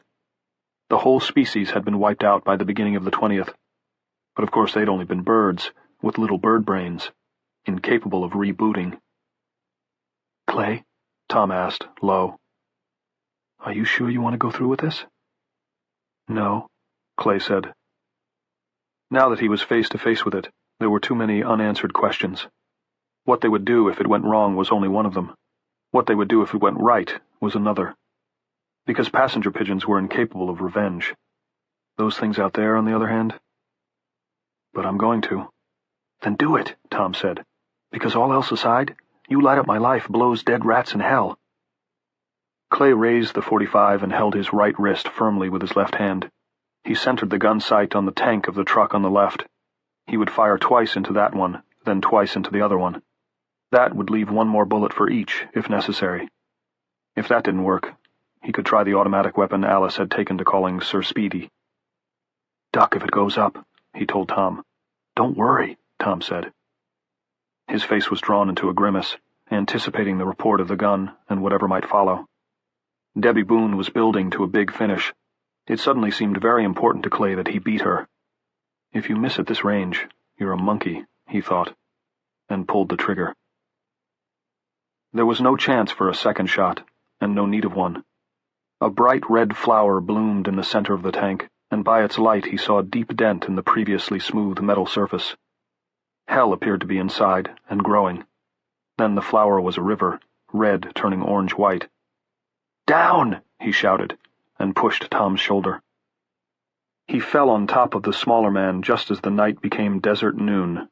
There was a huge, whooshing roar, followed by a guttering bang that Clay felt in every bone of his body. Shrapnel shot overhead. He thought Tom screamed, but he wasn't sure, because there was another of those whooshing roars, and suddenly the air was growing hot, hot, hot. He seized Tom partly by the scruff of the neck, and partly by the collar of his shirt, and began to drag him backward up the concrete ramp leading to the turnstiles, his eyes slitted almost completely shut against the enormous glare flowing from the center of the soccer field. Something enormous landed in the auxiliary stands to his right. He thought maybe an engine block. He was pretty sure the shattered bits and twists of metal under his feet had once been Gayton Academy music stands. Tom was screaming, and his glasses were askew, but he was on his feet, and he looked intact. The two of them ran up the ramp like escapees from Gomorrah. Clay could see their shadows, long and spider-thin in front of them, and realized objects were falling all around them. Arms, legs, a piece of bumper, a woman's head with the hair blazing. From behind them came a second tremendous bang, or maybe it was a third, and this time he was the one who screamed. His feet tangled and he went sprawling. The whole world was rapidly building heat and the most incredible light. He felt as if he were standing on God's personal soundstage. We didn't know what we were doing, he thought, looking at a wad of gum, a tromped Junior Mints box, a blue Pepsi-Cola cap. We didn't have a clue, and we're going to pay with our fucking lives. Get up! That was Tom, and he thought Tom was screaming, but his voice seemed to be coming from a mile away.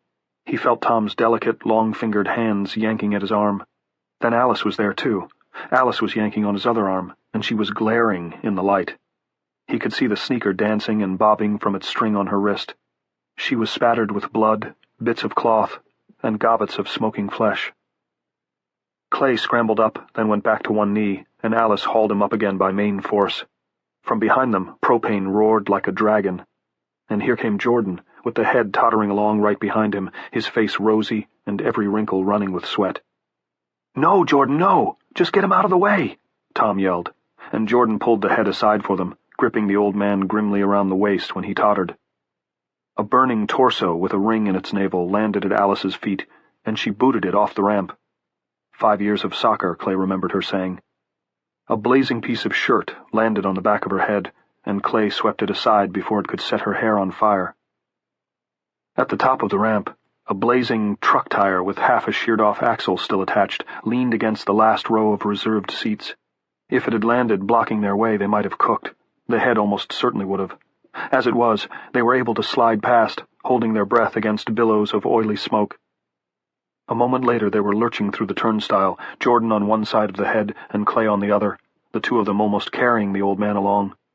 Clay had his ear boxed twice by the head's flailing cane, but 30 seconds after passing the tire, they were standing beneath Tunney Arch, looking back at the huge column of fire rising above the bleachers and center press box with identical expressions of stupefied disbelief. A blazing rag of homecoming bunting floated down to the pavement next to the main ticket booth, trailing a few sparks before coming to rest. "Did you know that would happen?" Tom asked. His face was white around the eyes, red across the forehead and cheeks. Half his mustache appeared to have been singed off. Clay could hear his voice, but it sounded distant. Everything did. It was as if his ears had been packed with cotton balls, or the shooter's plugs Beth Nickerson's husband Arnie had no doubt made her wear when he took her to their favorite target range, where they'd probably shot with their cell phones clipped to one hip and their pagers to the other. "Did you know?" Tom attempted to shake him, got nothing but a piece of his shirt, and tore it all the way down the front. "Fuck no! Are you insane?" Clay's voice was beyond hoarse, beyond parched. It sounded baked. "You think I would have stood there with a pistol if I'd known? If it hadn't been for that concrete barrier, we would have been cut in two. Or vaporized." Incredibly, Tom began to grin. "I tore your shirt, Batman." Clay felt like knocking his head off, also like hugging and kissing him just because he was still alive. "I want to go back to the lodge," Jordan said. The fear in his voice was unmistakable. "By all means, let us remove to a safe distance," the head agreed. He was trembling badly, his eyes fixed on the inferno rising above the arch and the bleachers. "Thank God the wind's blowing toward Academy Slope." "Can you walk, sir?" Tom asked. "Thank you, yes. If Jordan will assist me, I'm sure I can walk as far as the lodge." "We got them," Alice said. She was wiping splatters of gore almost absently from her face, leaving smears of blood. Her eyes were like nothing Clay had ever seen except in a few photographs and some inspired comic art from the 1950s and 60s. He remembered going to a comics convention once, only a kid himself then, and listening to Wallace Wood talk about trying to draw something he called Panic Eye. Now Clay was seeing it in the face of a 15-year-old suburban schoolgirl. "Alice, come on," he said. "We have to go back to the lodge and get our shit together. We have to get out of here." As soon as the words were out of his mouth, he had to say them again, and hear if they had the ring of truth. The second time they sounded more than true. They sounded scared. She might not have heard. She looked exultant, stuffed with triumph, sick with it, like a kid who has eaten too much Halloween candy on the way home. The pupils of her eyes were full of fire. Nothing could live through that. Tom gripped Clay's arm. It hurt the way a sunburn hurt. "What's wrong with you?" "I think we made a mistake," Clay said. "Is it like in the gas station?" Tom asked him. Behind his crooked spectacles, his eyes were sharp.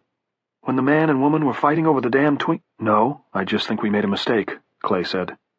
Actually, it was stronger than that. He knew they had made a mistake. "Come on. We have to go tonight." "If you say so, okay," Tom said. "Come on, Alice." She went with them a little way down the path toward the lodge, where they had left a pair of gas lanterns burning in the big bay window, then turned back for another look. The press box was on fire now, and the bleachers. The stars over the soccer field were gone. Even the moon was nothing but a ghost dancing a wild jig in the heat haze above that fierce gas jet. "They're dead. They're gone. They're crispy," she said.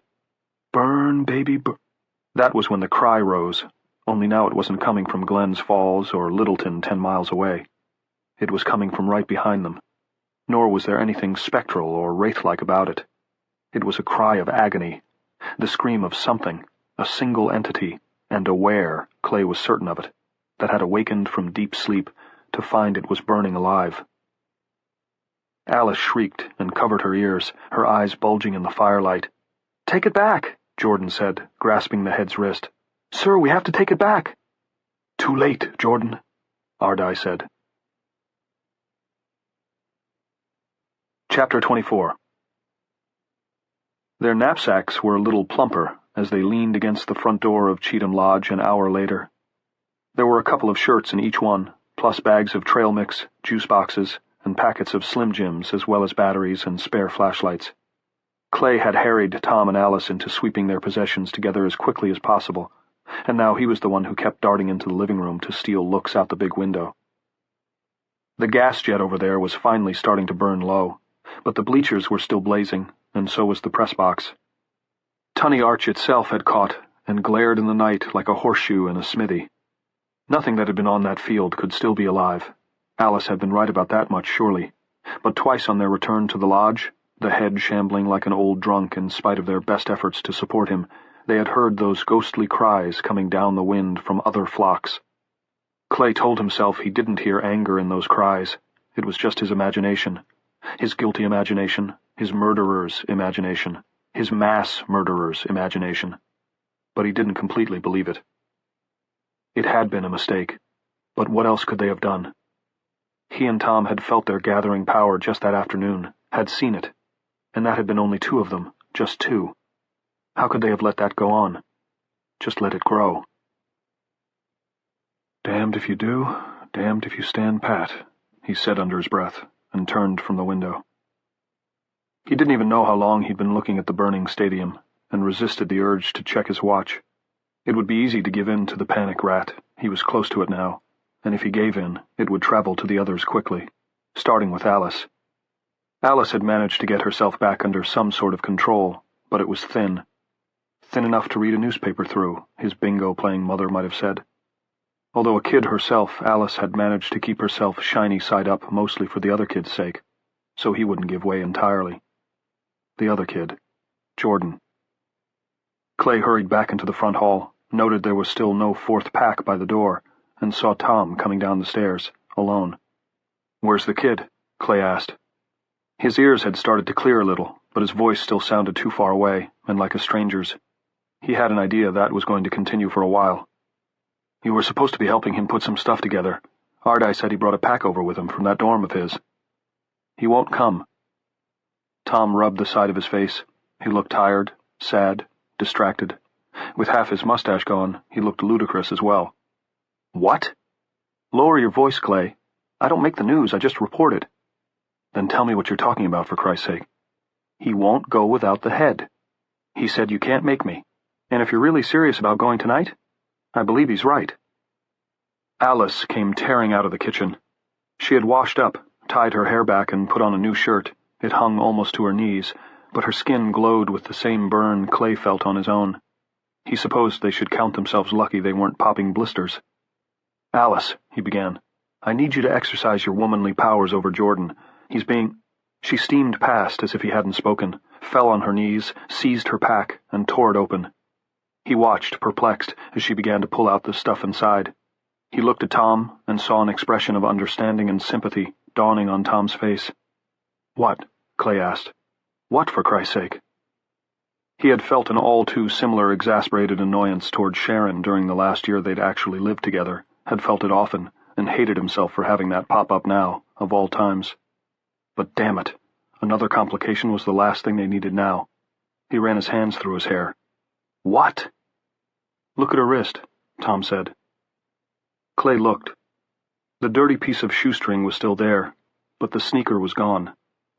He felt an absurd sinking in his stomach. Or maybe it wasn't so absurd. If it mattered to Alice, he supposed it mattered. So what if it was just a sneaker? The spare T-shirt and sweatshirt she had packed, Gayton Boosters Club printed across the front, went flying. Batteries rolled. Her spare flashlight hit the tile floor, and the lens cover cracked. That was enough to convince Clay. This wasn't a Sharon Riddell tantrum because they were out of hazelnut coffee or Chunky Monkey ice cream. This was unvarnished terror. He went to Alice, knelt beside her, and took hold of her wrists. He could feel the seconds flying by, turning into minutes they should have been using to put this town behind them, but he could also feel the lightning sprint of her pulse under his fingers. And he could see her eyes. It wasn't panic in them now, but agony, and he realized she'd put everything in that sneaker. Her mother and father, her friends, Beth Nickerson and her daughter, the Tunny Field Inferno, everything. "It's not in here," she cried. "I thought I must have packed it, but I didn't. I can't find it anywhere." "No, honey, I know." Clay was still holding her wrists. Now he lifted the one with the shoelace around it. "Do you see?" He waited until he was sure her eyes had focused. Then he flipped the ends beyond the knot, where there had been a second knot. "It's too long now," she said. "It wasn't that long before." Clay tried to remember the last time he'd seen the sneaker. He told himself it was impossible to remember a thing like that, given all that had been going on, then realized he could. Very clearly, too. It was when she'd helped Tom pull him up after the second truck had exploded. It had been dancing from its string then. She had been covered with blood, scraps of cloth, and little chunks of flesh, but the sneaker had still been on her wrist.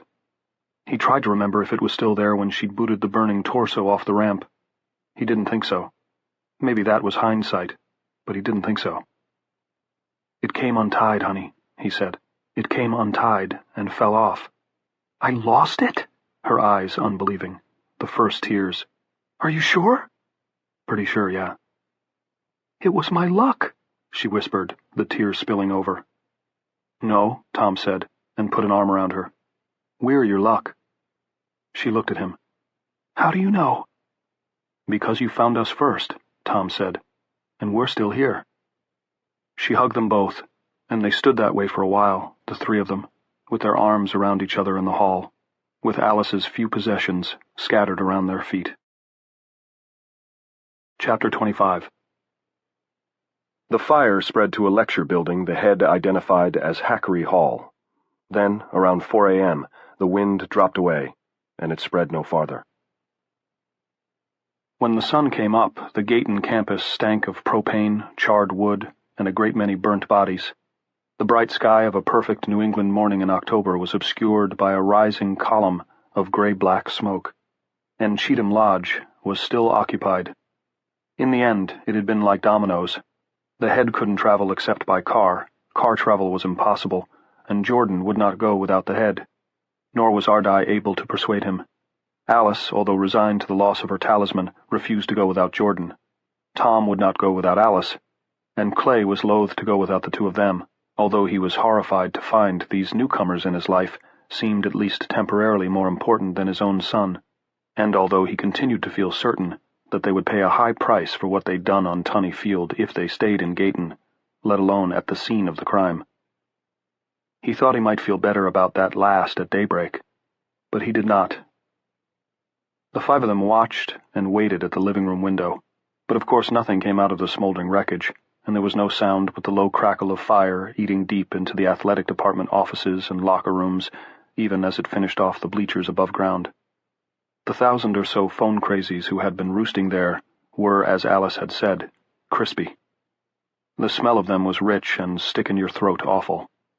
Clay had vomited once, and knew the others had as well, even the head. We made a mistake, he thought again. You guys should have gone on, Jordan said. We would have been all right. We were before, weren't we, sir? Headmaster Ardai ignored the question. He was studying Clay. What happened yesterday when you and Tom were in that service station? I think something happened then to make you look as you do now. Oh? How do I look, sir? Like an animal that smells a trap. Did those two in the street see you? It wasn't exactly that, Clay said. He didn't love being called an animal, but couldn't deny that was what he was. Oxygen and food in, carbon dioxide and shit out. Pop goes the weasel. The head had begun to rub restlessly at the left side of his midsection with one big hand. Like many of his gestures, Clay thought it had an oddly theatrical quality. Not exactly phony, but meant to be seen at the back of the lecture hall. Then what exactly was it? And because protecting the others no longer seemed like an option, Clay told the head exactly what they'd seen in the office of the Citgo station. A physical struggle over a box of stale treats that had suddenly turned into something else. He told about the fluttering papers, the ashes that had begun circling in the ashtray like water going down a bathtub drain, the keys jingling on the board, the nozzle that fell off the gas pump. I saw that, Jordan said, and Alice nodded. Tom mentioned feeling short of breath, and Clay agreed. They both tried to explain the sense of something powerful building in the air. Clay said it was how things felt before a thunderstorm. Tom said the air just felt fraught somehow, too heavy. Then he let her take a couple of the fucking things and it all went away, Tom said. The ashes stopped spinning, the keys stopped jingling, that thundery feeling went out of the air. He looked to Clay for confirmation. Clay nodded. Alice said, Why didn't you tell us this before? Because it wouldn't have changed anything, Clay said. We were going to burn the nest if we could, regardless. Yes, Tom said. Jordan said suddenly, You think the phone crazies are turning into psionics, don't you? Tom said, I don't know what that word means, Jordan. People who can move things around just by thinking about it, for one thing. Or by accident, if their emotions get out of control. Only psionic abilities like telekinesis and levitation. Levitation, Alice almost barked. Jordan paid no mind. Are only branches. The trunk of the psionic tree is telepathy, and that's what you're afraid of, isn't it? The telepathy thing. Tom's fingers went to the place above his mouth where half of his mustache was gone, and touched the reddened skin there. Well, the thought has crossed my mind. He paused, head cocked. That might be witty, I'm not sure. Jordan ignored this as well. Say that they are. Getting to be true telepaths, I mean, and not just zombies with a flocking instinct. So what? The Gaten Academy flock is dead, and they died without a clue of who lit them up, because they died in whatever passes for sleep with them. So if you're worrying that they telepathically faxed our names and descriptions to any of their buddies in the surrounding New England states, you can relax. Jordan, the head began, then winced. He was still rubbing his midsection. Sir, are you all right? Yes. Fetch my Zantac from the downstairs bathroom, would you? And a bottle of the Poland spring water. There's a good lad. Jordan hurried away on the errand. Not an ulcer, is it? Tom asked. No, the head replied. It's stress. An old, one cannot say, friend, acquaintance. Your heart okay? Alice asked, speaking in a low voice. I suppose, the head agreed and bared his teeth in a smile of disconcerting jollity.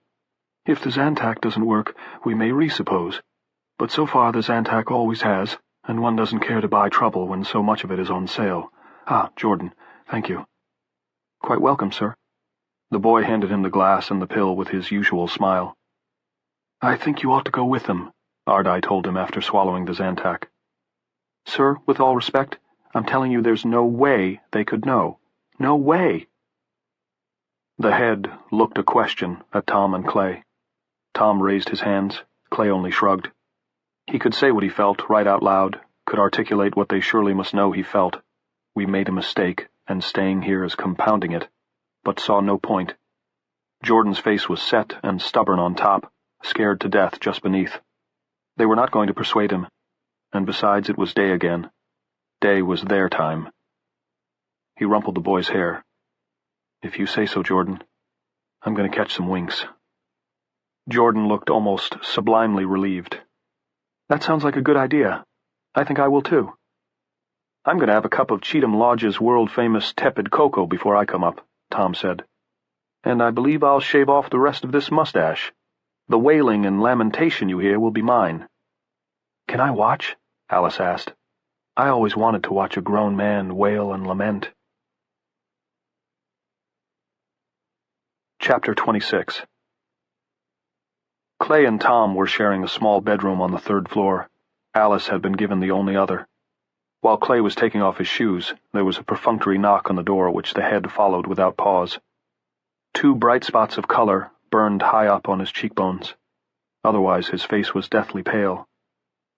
"Are you all right?" Clay asked, standing. "Is it your heart, after all?" "I'm glad you asked me that," the head replied. "I wasn't entirely sure I planted the seed, but it seems I did." He glanced back over his shoulder into the hall, then closed the door with the tip of his cane. "Listen carefully, Mr. Riddell, Clay, and don't ask questions unless you feel you absolutely must. I am going to be found dead in my bed late this afternoon or early this evening, and you will say of course it was my heart, after all, that what we did last night must have brought it on. Do you understand?" Clay nodded. He understood, and he bit back the automatic protest. It might have had a place in the old world, but it had none here. He knew why the head was proposing what he was proposing. "If Jordan even suspects I may have taken my own life to free him from what he, in his boyishly admirable way, regards as a sacred obligation, he may take his own. At the very least, he would be plunged into what the elders of my own childhood called a black fugue. He will grieve for me deeply as it is, but that is permissible. The thought that I committed suicide to get him out of Gayton is not. Do you understand that?" "Yes," Clay said. Then, "Sir, wait another day.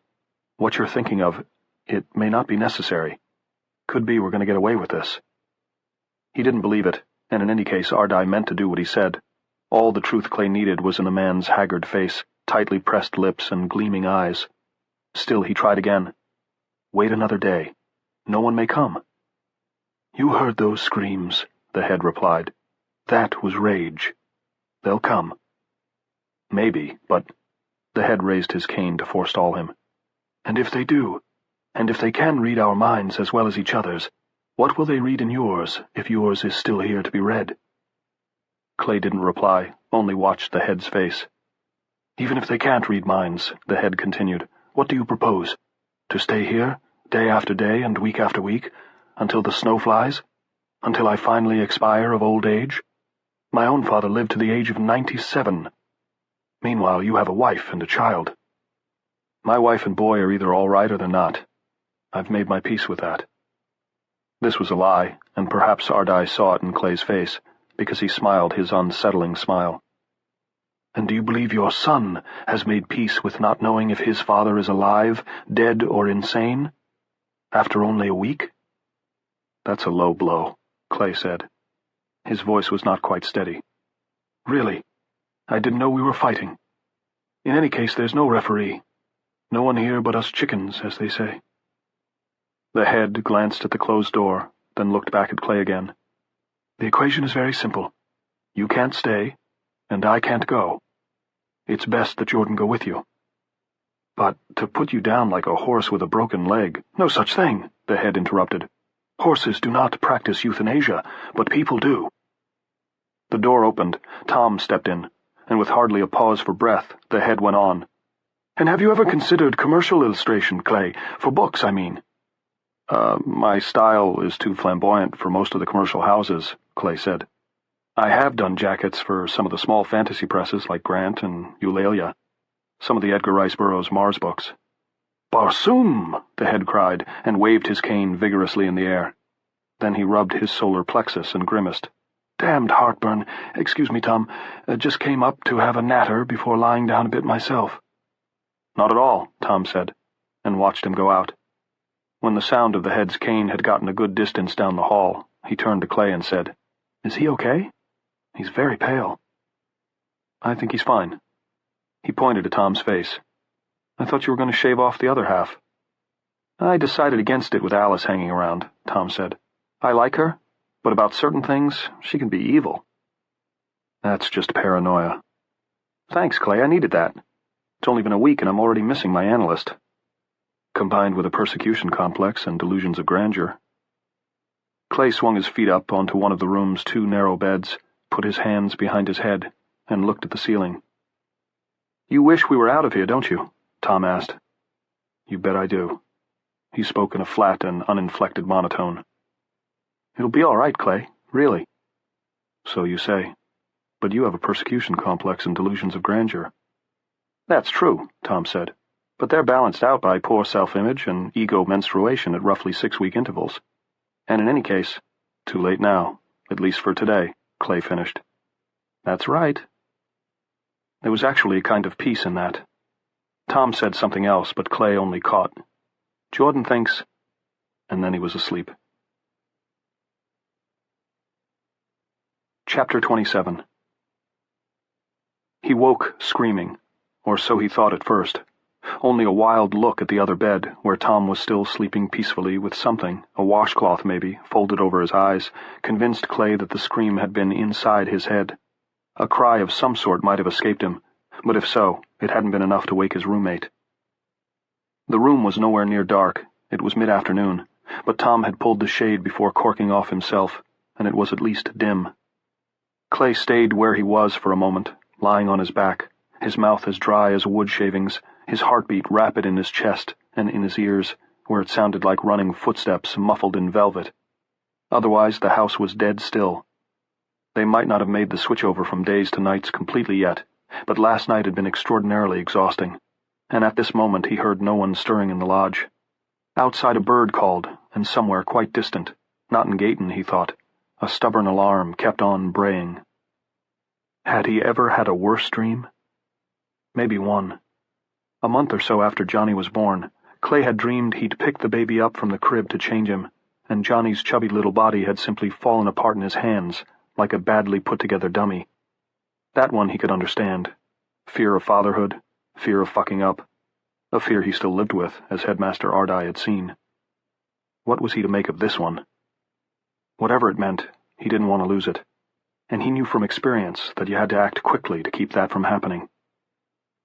There was a desk in the room, and a ballpoint pen tucked into one pocket of the jeans Clay had left crumpled at the foot of the bed. He took the pen, crossed to the desk in his bare feet, sat down, and opened the drawer above the knee-hole. He found what he was hoping for, a little pile of blank stationery with the heading Gayton Academy and A Young Mind is a Lamp in the Darkness on each sheet. He took one of them and placed it on the desk. The light was dim but would serve. He clicked out the tip of the ballpoint and paused for just a moment, recalling the dream as clearly as he could. He, Tom, Alice, and Jordan had been lined up in the center of a playing field. Not a soccer field like Tunney, a football field maybe? There had been some sort of skeletal construction in the background, with a blinking red light on it. He had no idea what it was, but he knew the field had been full of people looking at them, people with ruined faces and ripped clothes that he recognized all too well. He and his friends had they been in cages? No, on platforms. And they were cages all the same, although there were no bars. Clay didn't know how that could be, but it was. He was losing the details of the dream already. Tom was on one end of the line. A man had walked to him, a special man, and put a hand over his head. Clay didn't remember how the man could do that since Tom, like Alice, Jordan, and Clay himself, had been on a platform, but he had. And he'd said, Ecce homo insanus, and the crowd, thousands of them, had roared back, Don't touch, in a single voice. The man had gone to Clay and repeated this. With his hand above Alice's head, the man had said, Ecce femina insana. Above Jordan, Ecce puer insanus. Each time the response had been the same. Don't touch! Neither the man, the host, the ringmaster, or the people in the crowd had opened their mouths during this ritual. The call and response had been purely telepathic.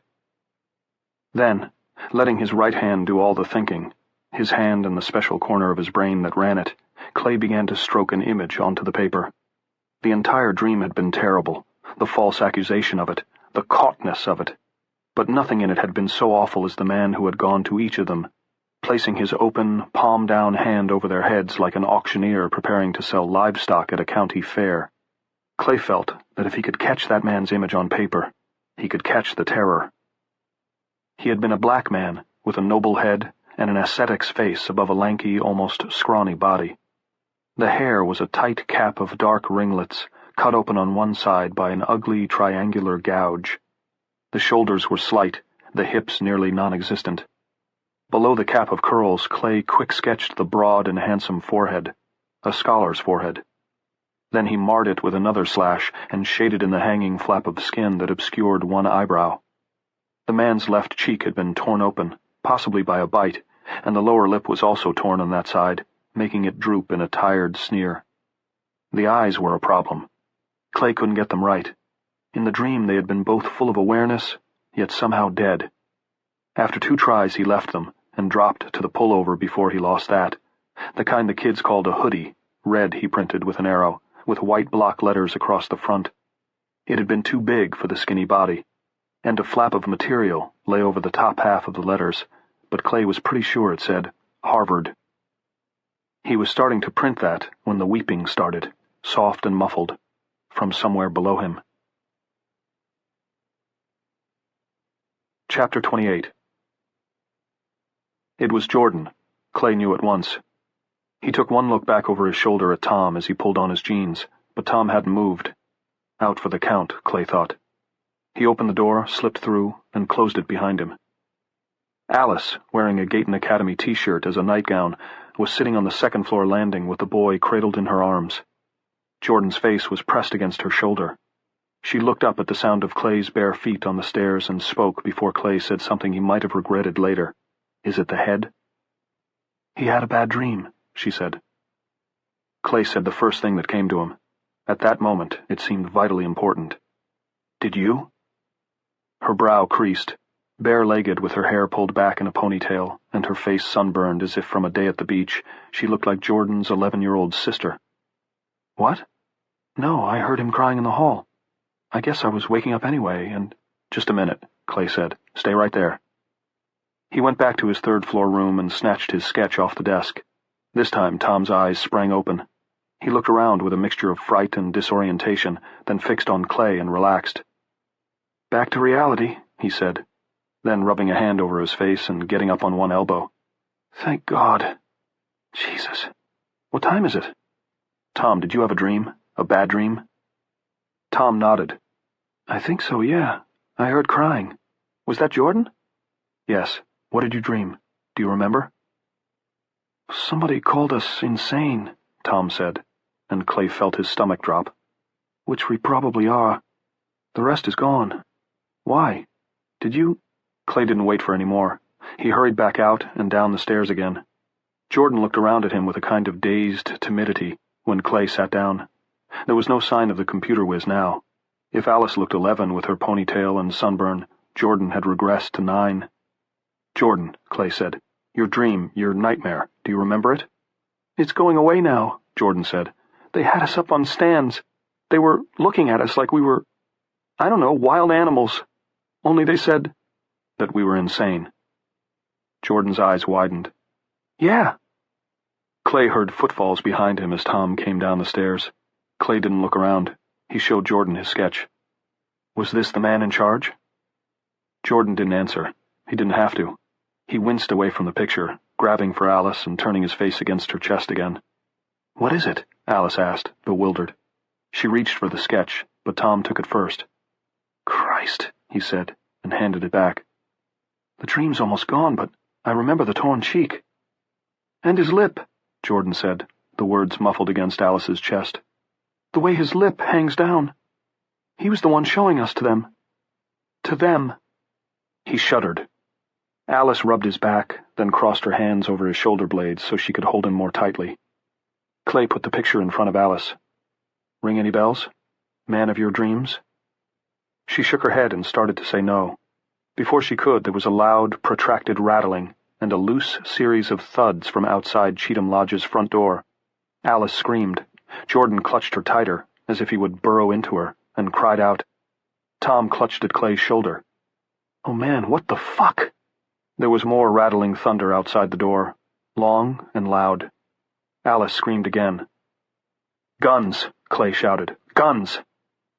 For a moment they were all paralyzed there on the sunny landing, and then another of those long, loud rattles came, a sound like rolling bones. Tom bolted for the third floor and Clay followed him, skidding once in his stocking feet and grabbing the banister to regain his balance.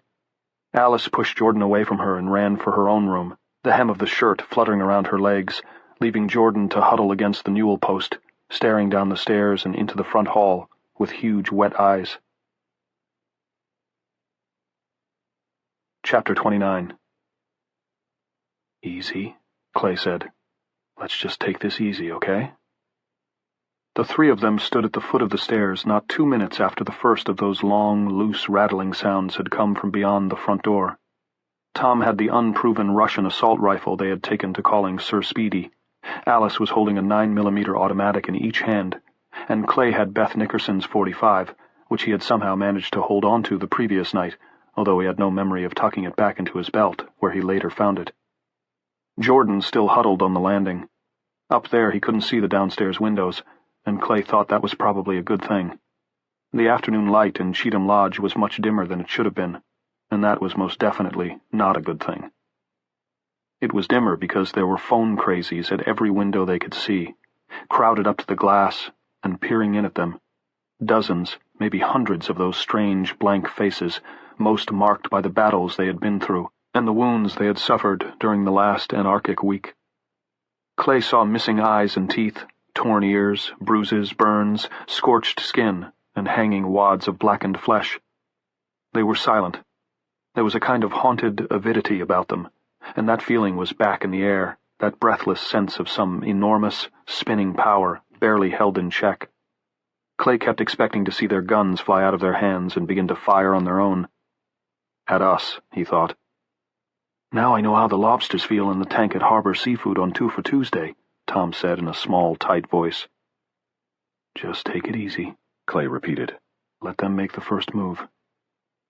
But there was no first move. There was another of those long, rattling thumps. The sound of something being offloaded on the front porch was what it sounded like to Clay, and then the creatures at the windows drew back, as if at some signal only they could hear. They did this in orderly rows. This wasn't the time of day during which they ordinarily flocked, but things had changed. That seemed obvious. Clay walked to the bay window in the living room, holding the revolver at his side. Tom and Alice followed. They watched the phone crazies, who no longer seemed crazy at all to Clay, at least not in any way he understood, retreat, walking backward with eerie, limber ease, each never losing the little envelope of space around him or herself. They settled to a stop between Cheatham Lodge and the smoking remains of the Tunney soccer stadium, like some raggedy-ass army battalion on a leaf-strewn parade ground. Every not-quite-vacant eye rested upon the headmaster's residence. "Why are their hands and feet all smudgy?" a timid voice asked. They looked around. It was Jordan. Clay himself hadn't even noticed the soot and char on the hands of the silent hundreds out there, but before he could say so, Jordan answered his own question. "They went to see, didn't they?" "Sure. They went to see what we did to their friends, and they're mad. I can feel it. Can you feel it?" Clay didn't want to say yes, but of course he could. That heavy, charged feeling in the air, that sense of turning thunder, barely contained in a net of electricity. That was rage. He thought about Pixie Light battening on Power Suit Woman's neck, and the elderly lady who'd won the battle of the Boylston Street tea station, the one who'd gone striding off into Boston Common, with blood dripping out of her cropped iron-gray hair. The young man, naked except for his sneakers, who had been jabbing a car aerial in each hand as he ran. All that rage. Did he think it had just disappeared when they started to flock? Well, think again. "I feel it," Tom said. "Jordan, if they've got psychic powers, why don't they just make us kill ourselves or each other?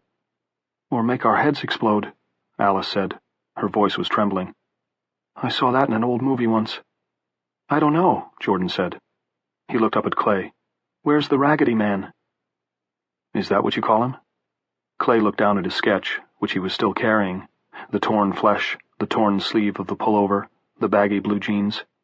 He supposed that Raggedy Man was not a bad name at all for the fellow in the Harvard hoodie.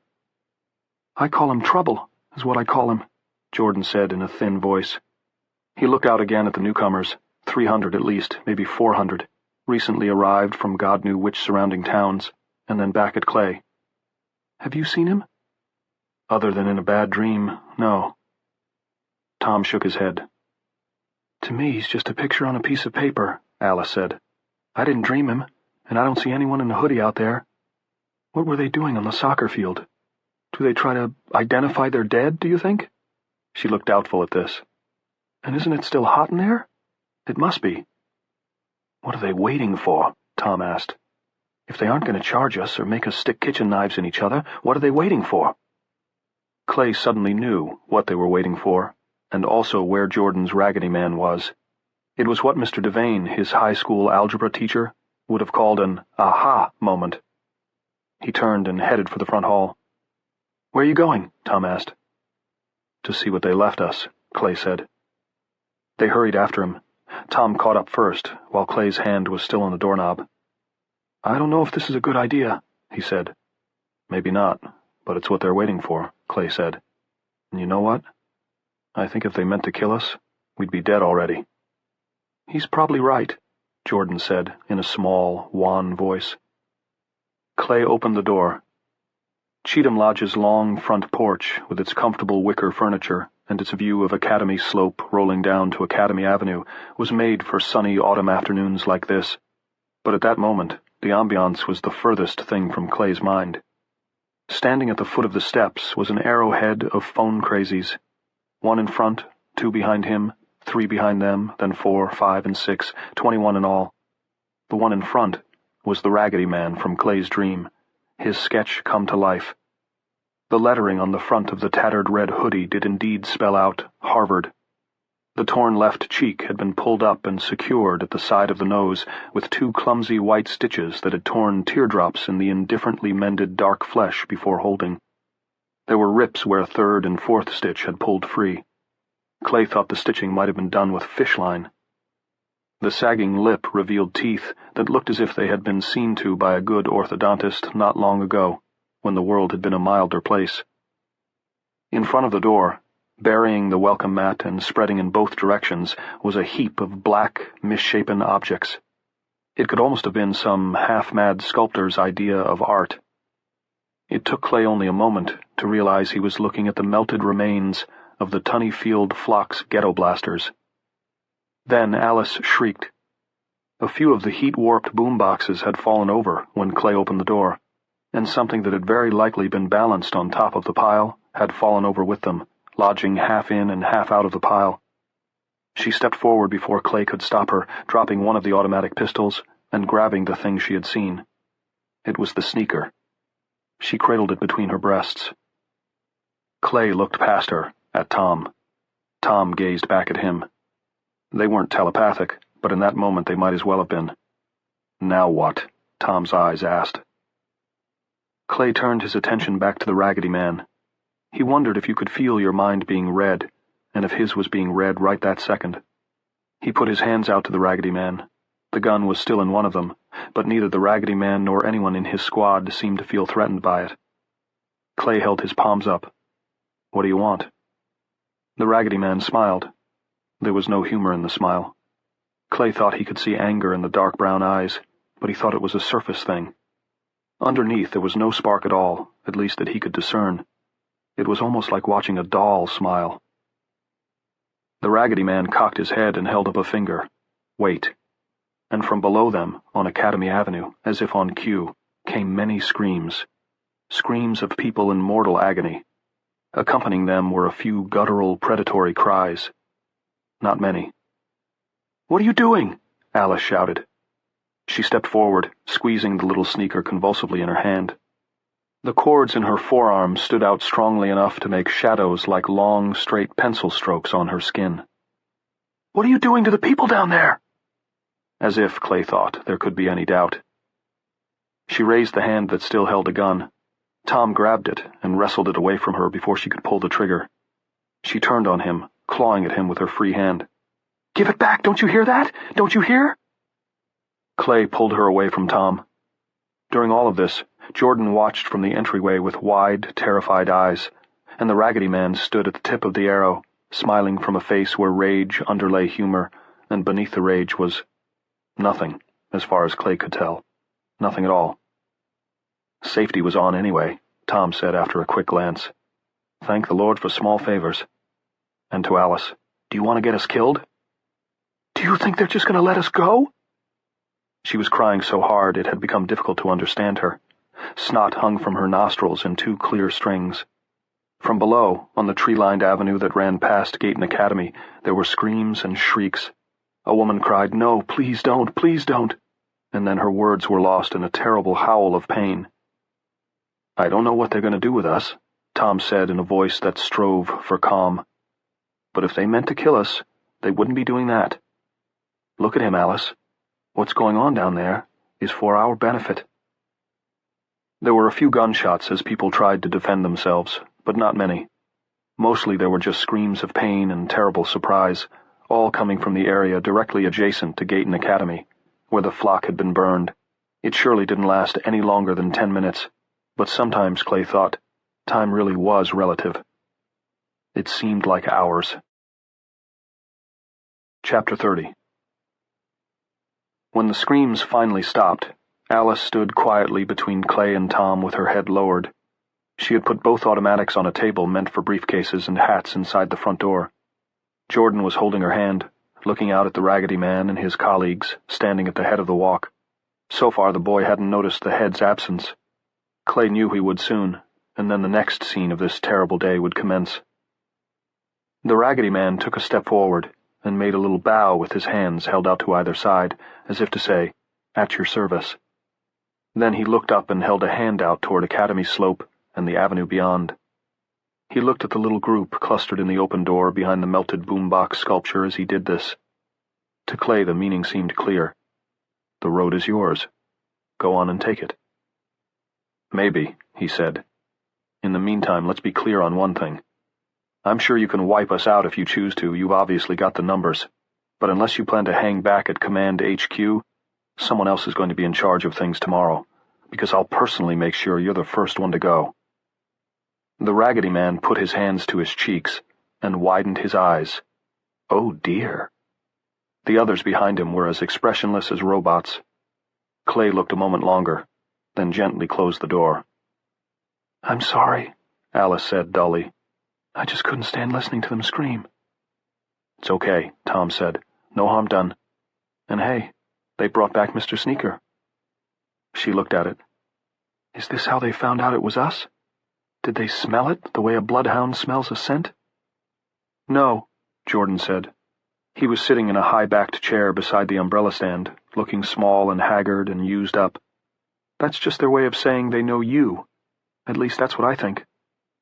"Yeah," Clay said. "I bet they knew it was us even before they got here. Picked it out of our dreams, the way we picked his face out of our dreams." "I didn't," Alice began. "Because you were waking up," Tom said. "You'll be hearing from him in the fullness of time, I imagine." He paused. "If he has anything else to say, that is." "I don't understand this, Clay. We did it. We did it, and they know we did it. I'm convinced of that." "Yes," Clay said. "Then why kill a bunch of innocent pilgrims when it would have been just as easy, well, almost as easy, to break in here and kill us? I mean, I understand the concept of reprisals, but I don't see the point in this." That was when Jordan slid off his chair and, looking around with an expression of suddenly blossoming worry, asked, "Where's the head?" Chapter 31. Clay caught up with Jordan, but not until the boy had made it all the way to the second-floor landing. "Hang on, Jordan," he said. "No," Jordan said. His face was whiter, shockier than ever. His hair bushed out around his head, and Clay supposed it was only because the boy needed a cut, but it looked as if it were trying to stand on end. "With all the commotion, he should have been with us. He would have been with us if he was all right." His lips began to tremble. "Remember the way he was rubbing himself? What if that wasn't just his acid reflux stuff?" Jordan Jordan paid no attention, and Clay was willing to bet he'd forgotten all about the Raggedy Man and his cohorts, at least for the time being. He yanked free of Clay's hand and went running down the corridor, yelling, "Sir! Sir!" while heads going back to the 19th century frowned down at him from walls. Clay glanced back down the stairs. Alice was going to be no help. She was sitting at the foot of the staircase with her head bent, staring at that fucking sneaker like it was the skull of Yorick. But Tom started reluctantly up to the second floor. "How bad is this going to be?" he asked Clay. "Well, Jordan thinks the head would have joined us if he was all right. And I tend to think he's—" Jordan began to shriek. It was a drilling soprano sound that went through Clay's head like a spear. It was actually Tom who got moving first. Clay was rooted at the staircase end of the corridor for at least 3 and perhaps as many as 7 seconds, held there by a single thought. That's not how someone sounds when they've found what looks like a heart attack. The old man must have botched it somehow, maybe used the wrong kind of pills.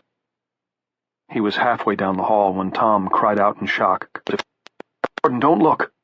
almost as if it were one word. "Wait!" Alice called from behind him, but Clay didn't. The door to the head's little upstairs suite was open. The study with its books and its now useless hot plate, the bedroom beyond with the door standing open so the light streamed through. Tom was standing in front of the desk, holding Jordan's head against his stomach. The head was seated behind his desk. His weight had rocked his swivel chair back on its pivot, and he seemed to be staring up at the ceiling with his one remaining eye. His tangled white hair hung down over the chairback. To Clay he looked like a concert pianist who had just played the final chord of a difficult piece. He heard Alice give a choked cry of horror, but hardly noticed. Feeling like a passenger inside his own body, Clay walked to the desk and looked at the sheet of paper that rested on the blotter. Although it was stained with blood, he could make out the words on it. The head's cursive had been fine and clear. Old school to the end, Jordan might have said. Aliene. Geisteskrank. Insano. Enlebajos. Wasenig. Fu. Atamagokashi. Gek. Dolzenig. Hulu. Gila. Meshuggah. Nebun. Dement. Clay spoke nothing but English and a little high school French, but he knew well enough what this was and what it meant. The Raggedy Man wanted them to go, and he knew somehow that Headmaster Ardai was too old and too arthritic to go with them, so he had been made to sit at his desk and write the word for insane in 14 different languages. And when he was done, he had been made to plunge the tip of his heavy fountain pen with which he had written into his right eye, and from there into the clever old brain behind it. "They made him kill himself, didn't they?" Alice asked in a breaking voice. "Why him and not us? Why him and not us? What do they want?" Clay thought of the gesture the Raggedy Man had made toward Academy Avenue. Academy Avenue, which was also New Hampshire Route 102. The phone crazies, who were no longer exactly crazy, or were crazy in some brand new way, wanted them on the road again. Beyond that, he had no idea, and maybe that was good. Maybe that was all for the best. Maybe that was a mercy.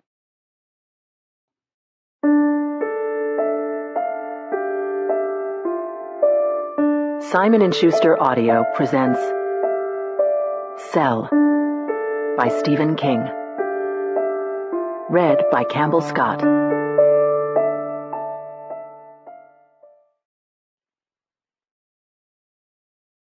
Fading Roses, This Garden's Over. Chapter 1. There were half a dozen fine linen tablecloths in a cabinet at the end of the back hallway, and one of these served as Headmaster Ardai's shroud.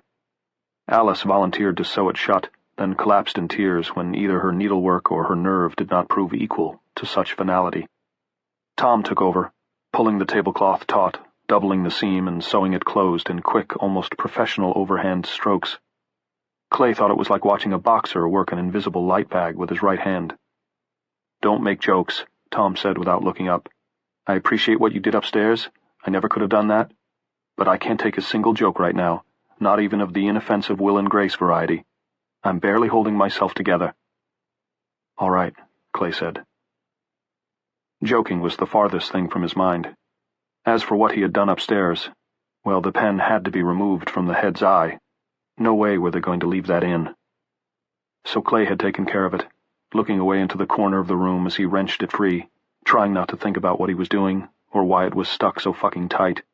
And mostly he had succeeded in not thinking, but the pen had made a grinding sound against the bone of the old man's eye socket when it finally let go, and there had been a loose, gobbety plopping sound as something fell from the bent tip of the pen's steel nib onto the blotter. He thought he would remember those sounds forever, but he had succeeded in getting the damn thing out, and that was the important thing. Outside, nearly 1,000 phone crazies stood on the lawn between the smoking ruins of the soccer field and Cheatham Lodge. They stood there most of the afternoon. Then, around 5 o'clock, they flocked silently off in the direction of downtown Gayton. Clay and Tom carried the head's shrouded body down the back stairs and put it on the back porch. The 4 survivors gathered in the kitchen and ate the meal they had taken to calling breakfast as the shadows began to draw long outside. Jordan ate surprisingly well. His color was high and his speech was animated. It consisted of reminiscences of his life at Gayton Academy and the influence Headmaster Ardai had had on the heart and mind of a friendless, introverted computer geek from Madison, Wisconsin. The brilliant lucidity of the boy's recollections made Clay increasingly uncomfortable, and when he caught first Alice's eyes and then Tom's, he saw they felt the same. Jordan's mind was tottering, but it was hard to know what to do about that. They could hardly send him to a psychiatrist.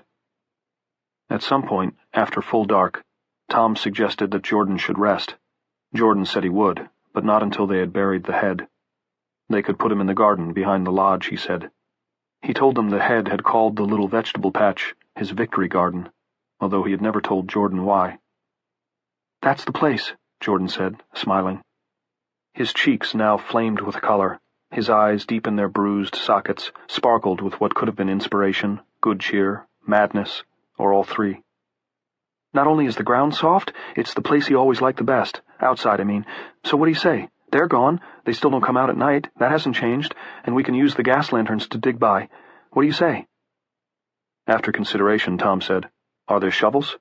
"You bet, in the gardening shed. We don't even need to go up to the greenhouses."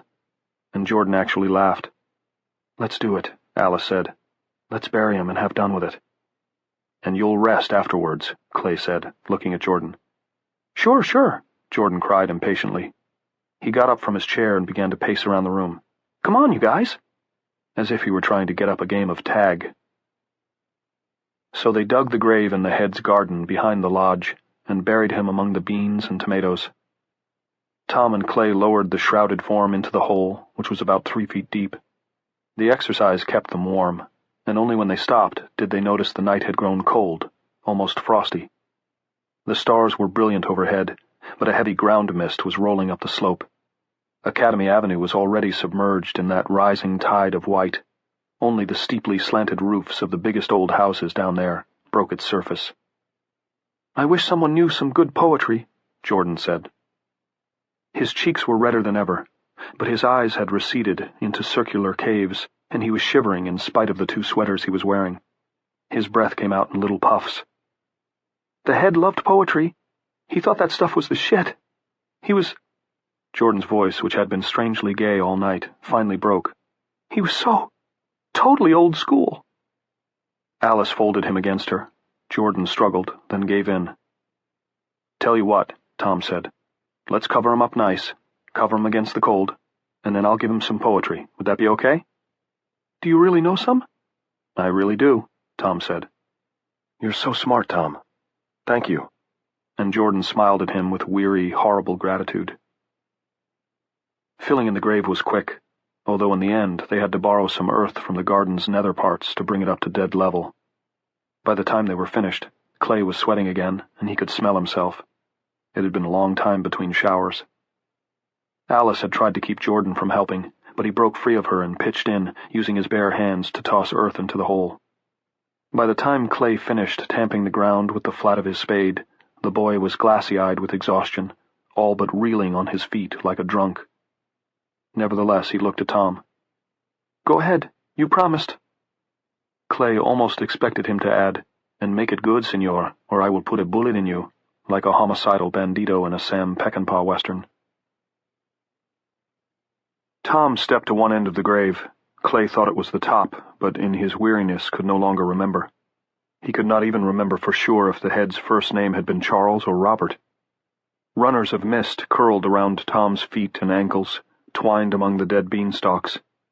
He removed his baseball cap, and Alice took off hers. Clay reached for his own and remembered he wasn't wearing one. "That's right," Jordan cried. He was smiling, frantic with understanding. "Hats off! Hats off to the head!" He was bareheaded himself, but mimed taking a hat off just the same, taking it off and flinging it into the air, and Clay once more found himself fearing for the boy's sanity. "Now the poem. Come on, Tom." "All right," Tom said, "but you have to be quiet. Show respect."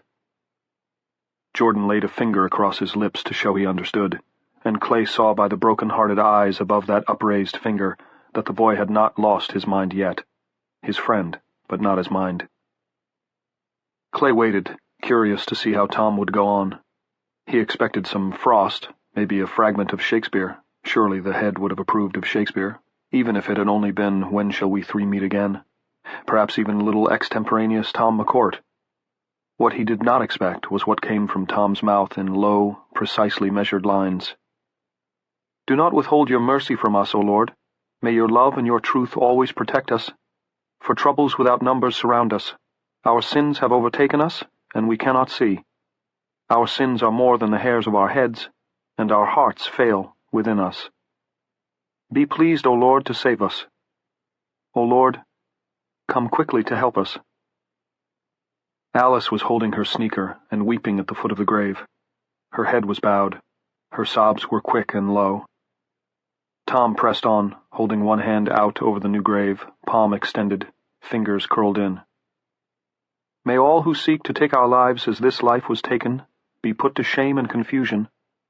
May all who desire our ruin be turned back in disgrace. May those who say to us, 'Aha, aha,' be appalled at their own shame. Here lies the dead, dust of the earth." "I'm so sorry, Head," Jordan cried in a breaking, treble voice. "I'm so sorry. It's not right, sir. I'm so sorry you're dead." His eyes rolled up, and he crumpled to the new grave. The mist stole its greedy white fingers over him. Clay picked him up and felt the pulse in Jordan's neck, strong and regular. "Just fainted." "What is it you're saying, Tom?" Tom looked flustered, embarrassed. "A rather free adaptation of Psalm 40. Let's take him inside." "No," Clay said. "If it's not too long, finish." "Yes, please," Alice said. "Finish. It's lovely, like salve on a cut." Tom turned and faced the grave again. He seemed to gather himself, or perhaps he was only finding his place. "Here lies the dead, dust of the earth, and here are we, the living, poor and needy. Lord, think of us. You are our help and our deliverer. O my God, do not delay. Amen." "Amen," Clay and Alice said together. "Let's get the kid inside," Tom said. "It's fucking freezing out here." "Did you learn that from the holy Hannahs at the First New England Church of Christ the Redeemer?" Clay asked. "Oh, yes," Tom said. "Many psalms by heart, good for extra desserts. I also learned how to beg on street corners and leaflet a whole Sears parking lot in just 20 minutes, with 1,000,000 years in hell and not one drink of water. Let's put this kid to bed. I'm betting he'll sleep through until at least 4 tomorrow afternoon, and wake up feeling a hell of a lot better." "What if that man with the torn cheek comes and finds we're still here after he told us to go?" Alice asked. Clay thought that was a good question, but not one he needed to spend a lot of time mulling over. Either the Raggedy Man would give them another day's grace or he wouldn't. As he took Jordan upstairs to his bed, Clay found he was too tired to care one way or the other. Chapter 2.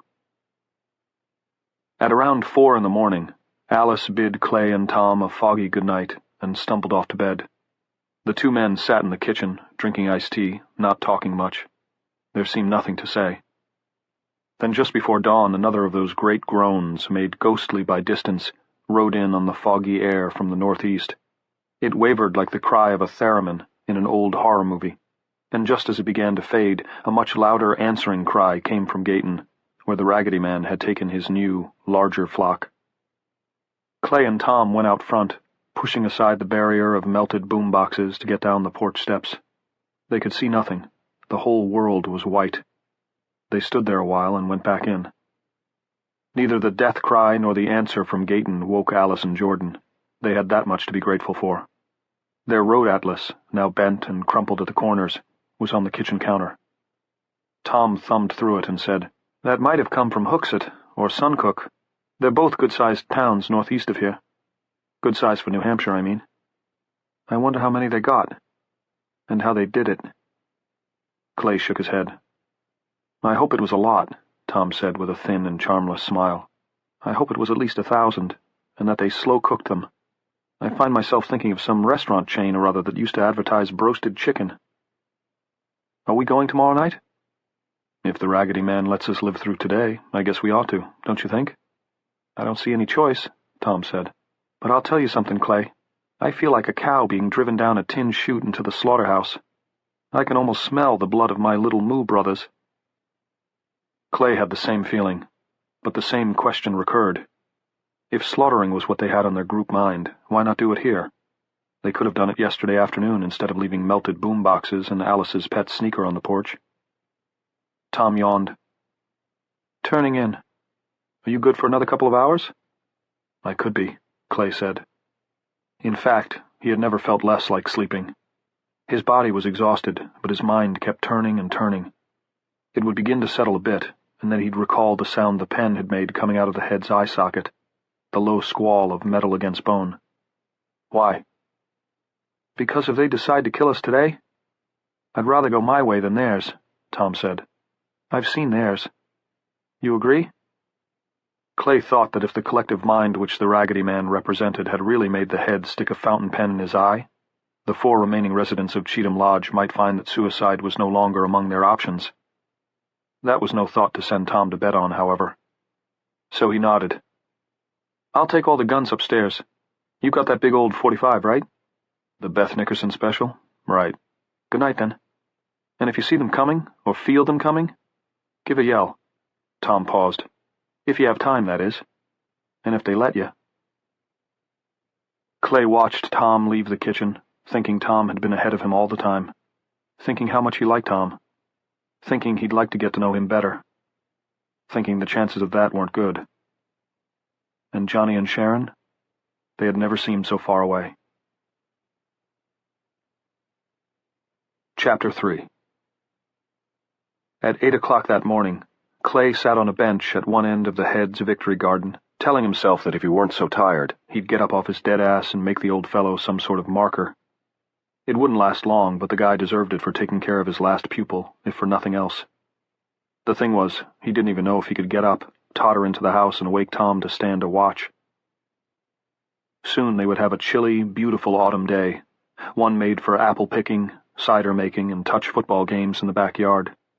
For now the fog was still thick, but the morning sun shone strongly through it, turning the tiny world in which Clay sat to a dazzling white. Fine suspended droplets hung in the air, and hundreds of tiny rainbow wheels circulated in front of his heavy eyes. Something red materialized out of this burning whiteness. For a moment, the Raggedy Man's hoodie seemed to float by itself, and then, as it came up the garden toward Clay, its occupant's dark brown face and hands materialized above and below it. This morning the hood was up, framing the smiling disfigurement of the face and those dead-alive eyes. Broad scholar's forehead, marred with a slash. Filthy, shapeless jeans, torn at the pockets and worn more than a week now. Harvard, across the narrow chest. Beth Nickerson's .45 was in the side holster on his belt. Clay didn't even touch it.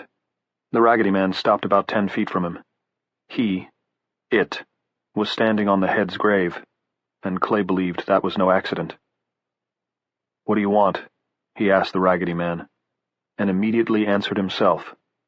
"To tell you." He sat staring at the Raggedy Man, mute with surprise. He had expected telepathy or nothing. The Raggedy Man grinned, insofar as he could grin, with that badly split lower lip, and spread his hands as if to say, "Shucks, 'twarn't nothin'." "Say what you have to say, then," Clay told him, and tried to prepare for having his voice hijacked a second time. He discovered it was a thing you couldn't prepare for. It was like being turned into a grinning piece of wood sitting on a ventriloquist's knee. "Go. Tonight." Clay concentrated and said, "Shut up. Stop it." The Raggedy Man waited, the picture of patience. "I think I can keep you out if I try hard," Clay said. "I'm not sure, but I think I can." The Raggedy Man waited, his face saying, "Are you done yet?" "Go ahead," Clay said, and then said, "I could bring more. I came alone." Clay considered the idea of the Raggedy Man's will joined to that of an entire flock, and conceded the point. "Go. Tonight. North." Clay waited, and when he was sure the Raggedy Man was done with his voice for the time being, he said, "Where? Why?" There were no words this time, but an image suddenly rose before him. It was so clear that he didn't know if it was in his mind or if the Raggedy Man had somehow conjured it on the brilliant screen of the mist. It was what they had seen scrawled in the middle of Academy Avenue in pink chalk. Kashwak equals no foe. "I don't get it," he said. But the Raggedy Man was walking away. Clay saw his red hoodie for a moment, once again seeming to float unoccupied against the brilliant mist. Then that was gone too. Clay was left with only the thin consolation of knowing that they had been going north anyway, and that they had been given another day's grace, which meant there was no need to stand to watch. He decided to go to bed, and let the others sleep through as well. Chapter 4. Jordan awoke in his right mind, but his nervy brilliance had departed. He nibbled at half a rock-hard bagel and listened dully as Clay recounted his meeting with the Raggedy Man that morning. When Clay finished, Jordan got their road atlas, consulted the index at the back, and then opened it to the Western Maine page. "There," he said, pointing to a town above Freiburg. "This is Kashwak here, to the east, and Little Kashwak to the west, almost on the Maine-New Hampshire state line. I knew I recognized the name, because of the lake." He tapped it. "Almost as big as Sebago." Alice leaned closer to read the name on the lake. Kashwakamak, I guess it is? "It's in an unincorporated area called TR-90, Jordan said. He tapped this on the map also. "Once you know that, Kashwak equals no foe is sort of a no-brainer, wouldn't you say?" "It's a dead zone, right?" Tom said. "No cell phone towers, no microwave towers?" Jordan gave him a wan smile. "Well, I imagine there are plenty of people with satellite dishes, but otherwise, bingo." "I don't get it," Alice said. "Why would they want to send us to a no-cell zone where everyone should be more or less all right?" "Might as well ask why they let us live in the first place," Tom said. "Maybe they want to turn us into living guided missiles and use us to bomb the joint," Jordan said. "Get rid of us and them. 2 birds with 1 stone." They considered this in silence for a moment. "Let's go and find out," Alice said. "But I'm not bombing anybody." Jordan eyed her bleakly. "You saw what they did to the head. If it comes right down to it, do you think you'll have any choice?" Chapter 5. There were still shoes on most of the stoops across from the fieldstone pillars marking the entrance to Gayton Academy, but the doors of the nice-looking homes either stood open or had been torn off their hinges. A few of the dead they saw littered on those lawns as they once more began their trek north were phone crazies, but most had been innocent pilgrims who had happened to be in the wrong place at the wrong time. They were the ones with no shoes on their feet, but there was really no need to look as far as their feet. Many of the reprisal victims had literally been torn limb from limb. Beyond the school, where Academy Avenue once more became Route 102, there was carnage on both sides for half a mile. Alice walked with her eyes resolutely closed, allowing Tom to lead her, as if she were blind. Clay offered to do the same for Jordan, but he only shook his head and walked stolidly up the center line, a skinny kid with a pack on his back and too much hair on his head. After a few cursory glances at the kill-off, he looked down at his sneakers. "There are hundreds," Tom said once. It was 8 o'clock and full dark, but they could still see far more than they wanted to. Lying curled around a stop sign at the corner of Academy and Spofford was a girl in red pants and a white sailor blouse. She looked no more than 9, and she was shoeless. 20 yards away stood the open door of the house from which she had probably been dragged, screaming for mercy. "Hundreds." "Maybe not that many," Clay said. "Some of our kind were armed. They shot quite a few of the bastards, knifed a few more. I even saw one with an arrow sticking out of his—" "We caused this," Tom said. "Do you think we have a kind anymore?" This question was answered while they were eating their cold lunch at a roadside picnic spot 4 hours later. By then they were on Route 156, and according to the sign, this was a scenic turnout, offering a view of historic Flint Hill to the west. Clay imagined the view was good, if you were eating lunch here at noon rather than midnight, with gas lanterns at either end of your picnic table to see by. They had reached the dessert course, stale Oreos, when a party of half a dozen came toiling along, all of them older folks. 3 were pushing shopping carts full of supplies, and all were armed. These were the first other travelers they had seen since setting out again. "Hey," Tom called, giving them a wave. "Got another picnic table over here if you want to sit a spell." They looked over. The older of the 2 women in the party, a grandmotherly type with lots of white fluffy hair that shone in the starlight, started to wave. Then she stopped. "That's them," one of the men said, and Clay did not mistake either the loathing or the fear in the man's voice. "That's the Gayton bunch." One of the other men said, "Go to hell, buddy." They kept on walking, even moving a little faster, although the grandmotherly type was limping, and the man beside her had to help her past a Subaru that had locked bumpers with somebody's abandoned Saturn. Alice jumped up, almost knocking over one of the lanterns. Clay grabbed her arm. "Don't bother, kiddo." She ignored him. "At least we did something," she shouted after them. "What did you do? Just what the fuck did you do?" "Tell you what we didn't do," one of the men said. The little group was past the scenic turnout now, and he had to look back over his shoulder to talk to her. He could do this because the road was free of abandoned vehicles for a couple of 100 yards here. "We didn't get a bunch of normies killed. There are more of them than us, in case you didn't notice." "Oh, bullshit! You don't know if that's true," Jordan shouted. Clay realized it was the first time the kid had spoken since they'd passed the Gayton town limits. "Maybe it is and maybe it isn't," the man said. "But they can do some very weird and powerful shit. You gotta buy that for $1. They say they'll leave us alone if we leave them alone. And you alone. We say fine." "If you believe anything they say or think at you, then you're an idiot," Alice said.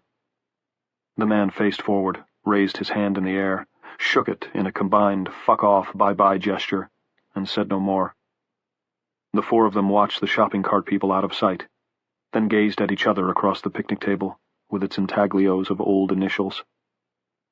"So now we know," Tom said. "We're outcasts. Maybe not if the phone people want us to go where the rest of the— what did he call them? The rest of the normies are going," Clay said. "Maybe we're something else." "What?" Alice asked.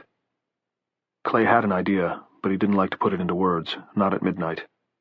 "Right now I'm more interested in Kent Pond," he said. I need to see if I can find my wife and son." "It's not very likely that they're still there, is it?" Tom asked, in his low, kind voice. "I mean, no matter which way things went for them, normal or phoner, they've probably moved on. If they're all right, they will have left word," Clay said. "In any case, it's a place to go." And until they got there, and that part of it was done, he wouldn't have to consider why the Raggedy Man would send them to a place of safety, if the people there hated and feared them. Or how, if the phone people knew about it, Cashwalk No Foe could be safe at all. Chapter 6. They were edging slowly east, toward Route 19, a highway that would take them across the state line and into Maine. But they didn't make it that night. All the roads in this part of New Hampshire seemed to pass through the small city of Rochester, and Rochester had burned to the ground. The fire's core was still very much alive, putting out baking, stuporous heat, and an almost radioactive glow. Alice took over, leading them around the worst of the fiery ruins in a half-circle to the west. Several times they saw Cashwalk equals no foe scrawled on the sidewalks, once spray-painted on the side of a U.S. mailbox. "That's a bazillion-dollar fine and life in prison at Guantanamo Bay," Tom said with a wan smile. Their course eventually took them through the vast parking lot of the Rochester Mall. Long before they reached it, they could hear the over-amplified sound of an uninspired New Age jazz trio, playing the sort of stuff Clay thought of as music to shop by. The parking lot was buried in drifts of moldering trash. The remaining cars stood up to their hubcaps in litter. They could smell the blown and fleshy reek of dead bodies on the breeze. "Flock here somewhere," Tom commented. It was in the cemetery, next to the mall. Their course was going to take them south and west of it, but when they left the mall parking lot, they were close enough to see the red eyes of the boomboxes through the trees.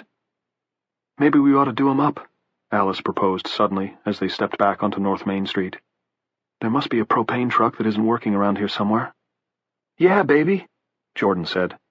He raised his fists to the side of his head and shook them, looking really alive for the first time since leaving Cheatham Lodge. "For the head!" "I think not," Tom said. "Afraid of trying their patience?" Clay asked. He was surprised to find himself actually sort of in favor of Alice's crazy idea. That torching another flock was a crazy idea, he had no doubt. But, he thought, I might do it just because that's the absolute worst version of Misty I've ever heard in my life. Twist my fucking arm. "Not that," Tom said. He seemed to be thinking. "Do you see that street there?" He was pointing to an avenue that ran between the mall and the cemetery. It was choked with stalled cars. Almost all of them were pointed away from the mall. Clay found it all too easy to imagine those cars full of people trying to get home after the pulse. People who would want to know what was happening, and if they're— "Let us stroll down there a little way," Tom said. "Very carefully." "What did you see, Tom?" "I'd rather not say. Maybe nothing. Keep off the sidewalk, stay under the trees. And that was one hell of a traffic jam. There'll be bodies." There were dozens rotting their way back into the great scheme of things between Twombly Street and the West Side Cemetery. Misty had given way to a cough syrup rendition of I Left My Heart in San Francisco by the time they reached the edge of the trees, and they could again see the red eyes of the boombox power lamps. Then Clay saw something else and stopped. "Jesus," he whispered. Tom nodded. "What?" Jordan whispered. "What?" Alice said nothing, but Clay could tell by the direction she was looking and the defeated slump of her shoulders that she'd seen what he had. There were men with rifles standing a perimeter guard around the cemetery. Clay took Jordan's head, turned it, and saw the boy's shoulders also slump. "Let's go," the kid whispered. "The smell's making me sick." Chapter 7. In Melrose Corner, about 4 miles north of Rochester, they could still see its red glow waxing and waning on the southern horizon. They came to another picnic area, this one with a little stone fire pit, as well as picnic tables. Clay, Tom, and Jordan picked up dry wood. Alice, who claimed to have been a Girl Scout, proved her skills by making a neat little fire and then heating 3 cans of what she called hobo beans. As they ate, 2 little parties of pilgrims passed them by. Both looked. No one in either group waved or spoke. When the wolf in his belly had quieted a little, Clay said, "You saw those guys, Tom? All the way from the mall parking lot? I'm thinking of changing your name to Hawkeye." Tom shook his head. "It was pure luck. That and the light from Rochester. You know, the embers?" Clay nodded. They all did. "I happened to look over at that cemetery at just the right time and the right angle, and saw the shine on a couple of rifle barrels. I told myself it couldn't be what it looked like, that it was probably iron fence palings or something, but—" Tom sighed, looked at the rest of his beans, then put them aside. "There you have it." "They were phone crazies, maybe," Jordan said, but he didn't believe it. Clay could hear it in his voice. "Phone crazies don't do the night shift," Alice said. "Maybe they need less sleep now," Jordan said. "Maybe that's part of their new programming." Hearing him talk that way, as if the phone people were organic computers in some kind of upload cycle, never failed to give Clay a chill. "They don't do rifles either, Jordan," Tom said. "They don't need them. So now, they've got a few collaborators taking care of them while they get their beauty rest," Alice said. There was brittle contempt on top of her voice, tears just beneath. "I hope they rot in hell." Clay said nothing, but he found himself thinking of the people they had met earlier that night, the ones with the shopping carts, the fear and loathing in the voice of the man who had called them the Gayton Bunch. He might as well have called us the Dillinger Gang, Clay thought. And then he thought, I don't think of them as the phone crazies anymore. Now I think of them as the phone people. Why is that? The thought that followed was even more uncomfortable. When does a collaborator stop being a collaborator? The answer, it seemed to him, was when the collaborators became the clear majority. Then the ones who weren't collaborators became... Well, if you were a romantic, you called those people the underground. If you weren't a romantic, you called them fugitives. Or maybe just criminals. They pushed on to the village of Hayes Station and stayed the night at a tumble-down motel called Whispering Pines. It was within sight of a sign reading Route 19, 7 miles, Sanford, the Berwicks, Kent Pond. They didn't leave their shoes outside the doors of the units they chose. There no longer seemed any need of that. Chapter 8. He was standing on a platform in the middle of that damned field again, somehow immobilized, the object of every eye. On the horizon was the skeletal shape with the blinking red light on top. The place was bigger than Foxborough. His friends were lined up with him, but now they weren't alone. Similar platforms ran the length of the open area. On Tom's left stood a pregnant woman in a Harley-Davidson t-shirt with cut-off sleeves. On Clay's right was an elderly gent, not in the heads league, but getting there, with graying hair pulled back in a ponytail and a frightened frown on his horsey, intelligent face. Beyond him was a younger man wearing a battered Miami Dolphins cap. Clay saw people that he knew among the thousands and wasn't surprised.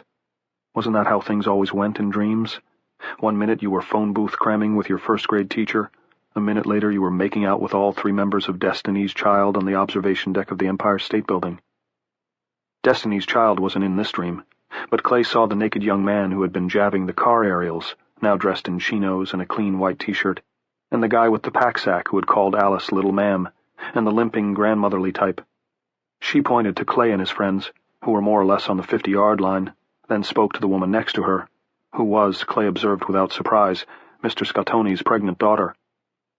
"That's the Gayton bunch," the limping grandmotherly type said, and Mr. Scottoni's pregnant daughter-in-law lifted her full upper lip in a sneer. "Help me," called the woman on the platform next to Tom's. It was Mr. Scottoni's daughter-in-law she was calling to. "I want to have my baby the same as you. Help me." "You should have thought of that while there was still time," Mr. Scottoni's daughter-in-law replied, and Clay realized, as he had in the other dream, that no one was actually talking. This was telepathy. The Raggedy Man began making his way up the line, putting a hand over the head of each person he came to. He did this as Tom had over the head's grave, palm extended, fingers curled in. Clay could see some sort of ID bracelet flashing on the Raggedy Man's wrist, maybe one of those medical alert things, and realized there was power here. The stadium light towers were blazing. He saw something else as well. The reason the Raggedy Man could reach above their heads even though they were standing on platforms was because the Raggedy Man wasn't on the ground. He was walking, but on 4 feet of thin air. "Ecce homo insanus," he said. "Ecce femina insana."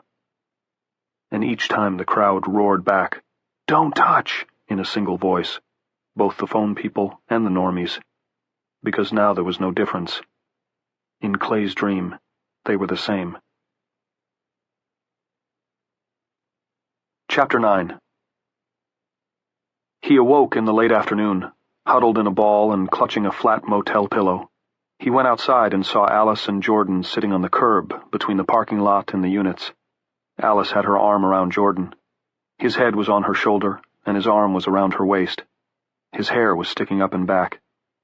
Clay sat down with them. Beyond them, the highway leading to Route 19 in Maine was deserted, except for a Federal Express truck sitting dead on the white line with its back doors standing open, and a crashed motorcycle. Clay sat down with them. "Did you ecce puer insanus?" Jordan said, without lifting his head from Alice's shoulder. "That's me." "And I'm the Femina," Alice said. "Clay, is there some sort of humongous football stadium in Kashwak? Because if there is, I'm not going near the place." A door closed behind them. Footsteps approached. "Me either," Tom said, sitting down with them. "I have many issues, I'd be the first to admit it, but a death wish has never been one of them." "I'm not positive, but I don't think there's much more than an elementary school up there," Clay said. "The high school kids probably get bused to Tashmore." "It's a virtual stadium. Jordan said. Huh? Tom said. You mean like in a computer game? I mean like in a computer. Jordan lifted his head, still staring at the empty road leading to Sanford, the Berwicks, and Kent Pond. Never mind that. I don't care about that. If they won't touch us, the phone people, the normal people, who will touch us? Clay had never seen such adult pain in a child's eyes. Who will touch us? No one answered. Will the Raggedy Man touch us? Jordan asked, his voice rising a little. Will the Raggedy Man touch us? Maybe, because he's watching. I feel him watching. Jordan, you're getting carried away, Clay said, but the idea had a certain weird interior logic. If they were being sent this dream, the dream of the platforms, then maybe he was watching. He didn't mail a letter if he didn't have an address. I don't want to go to Cashwalk, Alice said. I don't care if it's a no-phone zone or not. I'd rather go to Idaho. I'm going to Kent Pond before I go to Cashwalk or Idaho or anywhere, Clay said. I can be there in 2 nights' walk. I wish you guys would come. But if you don't want to or can't, I'll understand. The man needs closure. Let's get him some, Tom said. After that, we can figure out what comes next. Unless someone's got another idea. No one did. Chapter 10. Route 19 was totally clear on both sides for short stretches, sometimes up to a quarter of a mile, and that encouraged sprinters. This was the term Jordan coined for the semi-suicidal dragsters who would go roaring past at high speeds, usually in the middle of the road, always with their high beams glaring. Clay and the others would see the approaching lights and get off the pavement in a hurry, right off the shoulder and into the weeds if they had spotted wrecks or stalls up ahead. Jordan took to calling these sprinter reefs. The sprinter would blow past, the people inside frequently whooping, and almost certainly liquored up. If there was only one stall, a small sprinter reef, the driver would most likely elect to weave around it. If the road was completely blocked, he might still try to go around, but he and his passengers were more apt to simply abandon their vehicle and resume their eastward course on foot until they found something else that looked worth sprinting in, which was to say, something fast and temporarily amusing. Clay imagined their course as a series of jerks, but then most of the sprinters were jerks, just one more pain in the ass in what had become a pain in the ass world. That seemed true of Gunner as well. He was the 4th sprinter of their first night on Highway 19, spotting them standing at the side of the road in the flare of his headlights, spotting Alice. He leaned out, dark hair streaming back from his face, and yelled, "Suck my rod, you teeny bop bitch!" as he slammed by in a black Cadillac Escalade. His passengers cheered and waved. Someone shouted, "Tella!" To Clay it sounded like absolute ecstasy expressed in a South Boston accent. "Charming," was Alice's only comment. "Some people have no," Tom began, but before he could tell them what some people didn't have, there was a scream of tires from the dark not far ahead, followed by a loud, hollow bang and the tinkle of glass. "Jesus fuck," Clay said, and began to run. Before he had gotten 20 yards, Alice blew past him. "Slow down, they might be dangerous," he shouted. Alice held up one of the automatic pistols so Clay could see it, and ran on, soon outdistancing him completely. Tom caught up with Clay, already working for breath. Jordan, running beside him, could have been in a rocking chair. "What are we going to do if they're badly hurt?" Tom asked. "Call an ambulance?" "I don't know," Clay said, but he was thinking of how Alice had held up one of the automatic pistols. He knew. Chapter 11. They caught up with her around the next curve of the highway. She was standing behind the Escalade. It was lying on its side with the airbags deployed. The tale of the accident wasn't hard to read. The Escalade had come steaming around the blind curve at maybe 60 miles an hour and had encountered an abandoned milk tanker dead ahead. The driver, jerk or not, had done well to avoid being totaled. He was walking around the battered SUV in a dazed circle, pushing his hair away from his face. Blood gushed from his nose and a cut in his forehead. Clay walked to the Escalade, sneakers gritting on pebbles of safety glass, and looked inside. It was empty. He shone his light around and saw blood on the steering wheel, nowhere else. The passengers had been lively enough to exit the wreck, and all but one had fled the scene, probably out of simple reflex. The one who had stuck with the driver was a shrimpy little post-adolescent with bad acne scars, buck teeth, and long, dirty red hair. His steady line of jabber reminded Clay of the little dog who idolized Spike in the Warner Brothers cartoons. "Are you all right, Gunner?" he asked. Clay presumed this was how you pronounced Gunner in Southie. "Holy shit, you're bleeding like a mother! Fucking A, I thought we was dead!" Then to Clay, "What are you looking at?" "Shut up," Clay said, and under the circumstances not unkindly. The redhead pointed at Clay, then turned to his bleeding friend. "This is one of them, Gunner. This is a bunch of them." "Shut up, Harold," Gunner said, not kindly at all. Then he looked at Clay, Tom, Alice, and Jordan. "Let me do something about your forehead," Alice said. She had reholstered her gun and taken off her pack. Now she was rummaging through it. "I've got Band-Aids and gauze pads, also hydrogen peroxide, which will sting, but better a little sting than an infection, am I right?" "Considering what this young man called you on his way by, you're a better Christian than I was in my prime," Tom said. He had unslung Sir Speedy and was holding it by the strap as he looked at Gunner and Harold. Gunner might have been 25. His long black rock vocalist hair was now matted with blood. He looked at the milk tanker, then at the Escalade, then at Alice, who had a gauze pad in one hand and the bottle of hydrogen peroxide in the other. "Tommy and Frito and that guy who was always picking his nose, they took off," the red-headed shrimp was saying. He expanded what chest he had. "But I stuck around, Gunner. Holy fuck, buddy, you're bleeding like a pig." Alice put hydrogen peroxide on the gauze pad, then took a step toward Gunner. He immediately took a step back. "Get away from me. You're poison." "It's them," the redhead cried. "From the dreams. What'd I tell you?" "Keep away from me," Gunner said. "Fucking bitch. All of you." Clay felt a sudden urge to shoot him, and wasn't surprised. Gunner looked and acted like a dangerous dog backed into a corner, teeth bared and ready to bite. And wasn't that what you did to dangerous dogs when there was no other recourse? Didn't you shoot them? But of course they did have recourse, and if Alice could play Good Samaritan to the scumbag who had called her a teeny-bop bitch, he guessed he could refrain from executing him. But there was something he wanted to find out before he let these two charming fellows go their way. "These dreams," he said. "Do you have a kind of spirit guide in them? A guy in a red hoodie, let's say?" Gunner shrugged, tore a piece off his shirt, and used it to mop the blood on his face. He was coming back a little now, seemed a little more aware of what had happened. "Harvard, yeah. Right, Harold?" The little redhead nodded. "Yeah, Harvard. The black guy. But they ain't dreams. If you don't know, it ain't no fucking good telling you. They're fucking broadcasts. Broadcasts in our sleep. If you don't get 'em, it's because you're poison. Ain't they, Gunner?" "You guys fucked up big time," Gunner said in a brooding voice, and mopped his forehead. "Don't you touch me." "We're gonna have our own place," Harold said. "Ain't we, Gunner? Up Maine? Fucking right. Everyone who didn't get pulsed is going there, and we're gonna be left alone. Hunt, fish, live off the fucking land. Harvard says so." "And you believe him?" Alice said. She sounded fascinated. Gunner raised a finger that shook slightly. "Shut your mouth, bitch." "I think you better shut yours," Jordan said. "We've got the guns." "You better not even think about shooting us," Harold said shrilly. "What you think Harvard would do to you if you shot us, you fucking punk-ass shorty?" "Nothing," Clay said. "You don't," Gunner began, but before he could get any further, Clay took a step forward and pistol-whipped him across the jaw with Beth Nickerson's .45. The sight at the end of the barrel opened a fresh cut along Gunner's jaw, but Clay hoped that in the end this might prove better medicine than the hydrogen peroxide the man had refused. In this he proved wrong.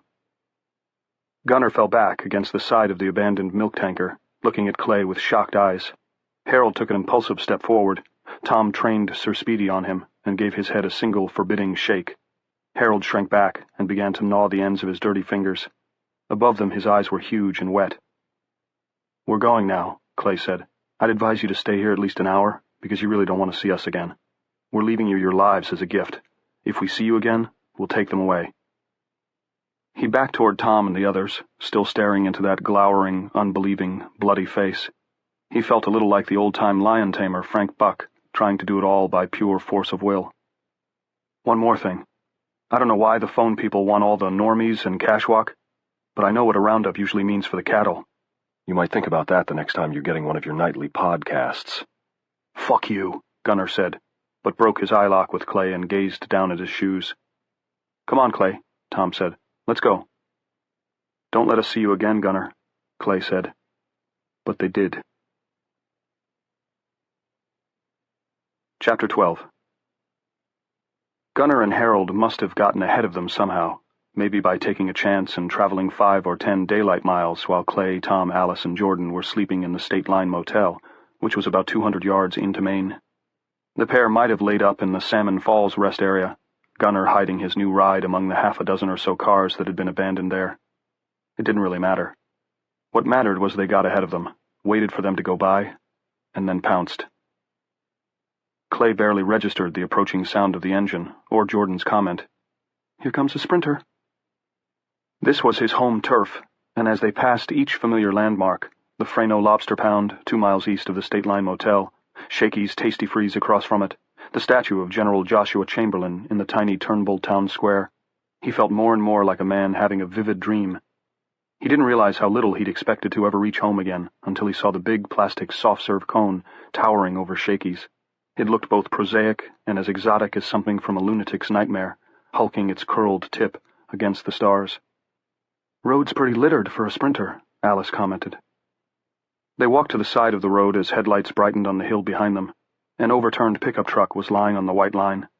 Clay thought there was a good chance the oncoming vehicle would ram it, but the headlights swerved to the left only an instant after they cleared the hilltop.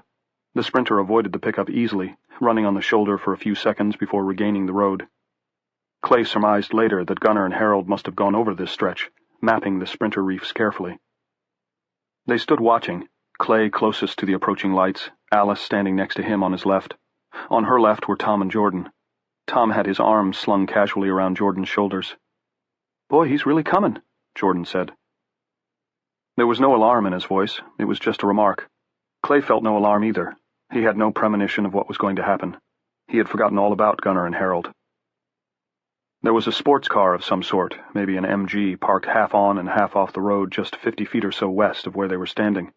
Harold, who was driving the sprinter vehicle, swerved to avoid it. Just a minor swerve, but perhaps it threw Gunnar's aim off. Or perhaps not. Perhaps Clay had never been his target. Perhaps it was Alice he'd meant to hit all along. Tonight they were in a nondescript Chevrolet sedan. Gunnar was kneeling on the back seat, out the window to his waist, holding a ragged chunk of cinder block in his hands. He gave an inarticulate cry that could have come directly from a balloon in one of the comic books Clay had drawn as a freelance. "Yah!" and threw the block. It flew a short and lethal course through the dark and struck Alice in the side of the head. Clay never forgot the sound it made.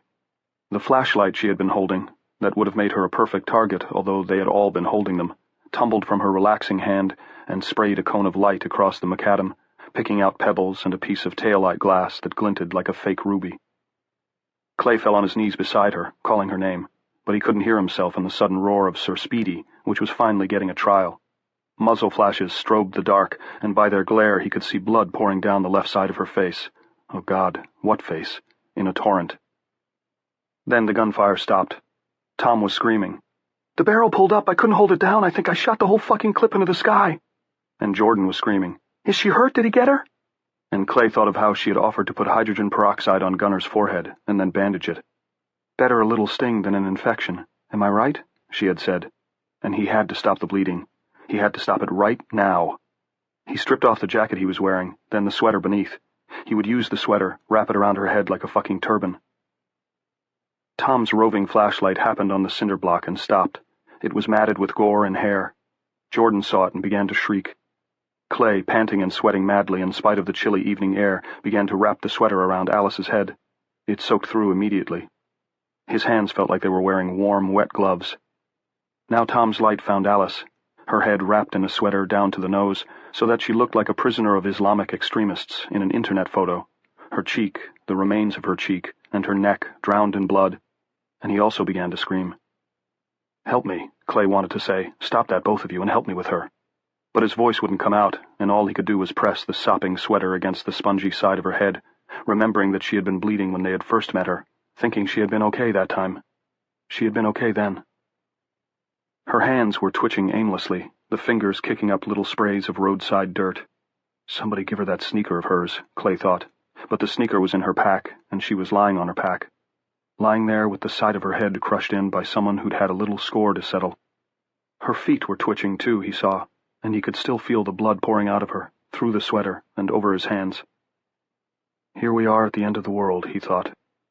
He looked up in the sky and saw the evening star. Chapter 13. She never really passed out, and never fully regained consciousness. Tom got himself under control and helped carry her up the slope on their side of the road, Here were trees, what Clay remembered as an apple orchard. He thought he and Sharon had come here once to pick, back when Johnny had been small, when it had been good between them, and there had been no arguments about money and ambitions and the future. "You're not supposed to move people when they've got bad head wounds," Jordan fretted, trailing along behind them and carrying her pack. "That's nothing we have to worry about," Clay said. "She can't live, Jordan, not like she is. I don't think even a hospital could do much for her." He saw Jordan's face begin to crumple. There was enough light for that. "I'm sorry." They laid her on the grass. Tom tried to give her water from a Poland Spring bottle with a nipple end, and she actually took some. Jordan gave her the sneaker, the baby Nike, and she took that too, squeezing it, leaving smears of blood on it. Then they waited for her to die. They waited all that night. Chapter 14. She said, "Daddy told me I could have the rest, so don't blame me." That was around 11 o'clock. She lay with her head on Tom's pack, which he had stuffed with a motel blanket he'd taken from the Sweet Valley Inn. That had been on the outskirts of Methuen, in what now seemed like another life. A better life, actually. The pack was already soaked with blood. Her one remaining eye stared up at the stars. Her left hand lay open on the grass beside her. It hadn't moved in over an hour. Her right hand squeezed the little sneaker relentlessly. Squeeze and relax. Squeeze and relax. "Alice," Clay said, "are you thirsty? Do you want some more water?" She did not answer. Chapter 15. Later, 1:15 by Clay's watch, she asked someone if she could go swimming. 10 minutes later she said, "I don't want those tampons. Those tampons are dirty," and laughed. The sound of her laughter was natural, shocking, and it roused Jordan, who had been dozing. He saw how she was and started to cry. He went off by himself to do it. When Tom tried to sit beside him and comfort him, Jordan screamed for him to go away. At 2:15, a large party of normies passed by on the road below them, many flashlights bobbing in the dark. Clay went to the edge of the slope and called down to them. "You don't have a doctor, do you?" he asked, without much hope. The flashlight stopped. There was a murmur of consultation from the dark shapes below, and then a woman's voice called up to him, a rather beautiful voice. "Leave us alone. You're off limits." Tom joined Clay at the edge of the bank. "And the Levite also passed by on the other side," Tom called down. "That's King James for fuck you, lady." Behind them, Alice suddenly spoke in a strong voice. "The men in the car will be taken care of. Not as a favor to you, but as a warning to others. You understand." Tom grabbed Clay's wrist with a cold hand. "Jesus Christ, she sounds like she's awake." Clay took Tom's hand in both of his own and held it. "That's not her. That's the guy in the red hoodie, using her as a loudspeaker." In the dark, Tom's eyes were huge. "How do you know that?" "I know," Clay said. Below them, the flashlights were moving away. Soon they were gone, and Clay was glad. This was their business. It was private. Chapter 16. At 3:30, in the ditch of the night, Alice said, "Oh, Mummy, too bad. Fading roses, this garden's over." Then her tone brightened. "Will there be snow? We'll make a fort, we'll make a leaf, we'll make a bird. We'll make a bird, we'll make a hand, we'll make a blue one, we'll—" She trailed off, looking up at the stars that turned on the night like a clock. The night was cold. They had bundled her up. Every breath she exhaled came out in white vapor. The bleeding had finally stopped. Jordan sat next to her, petting her left hand, the one that was already dead, and waiting for the rest of her to catch up. "Play the slinky one I like," she said. "The one by Hall & Oates." Chapter 17. At 5:20, she said, "It's the loveliest dress ever." They were all gathered around her. Clay had said he thought she was going. "What color, Alice?" Clay asked, not expecting an answer. But she did answer. "Green." "Where will you wear it?" "The ladies come to the table," she said. Her hand still squeezed the sneaker, but more slowly now. The blood on the side of her face had dried to an enamel glaze. "The ladies come to the table. The ladies come to the table. Mr. Riccardi stays at his post, and the ladies come to the table." "That's right, dear," Tom said softly. "Mr. Riccardi stayed at his post, didn't he?" The lady's come to the table. Her remaining eye turned to Clay, and for the second time she spoke in that other voice, one he had heard coming from his own mouth. Only 4 words this time. "Your son's with us." "You lie," Clay whispered.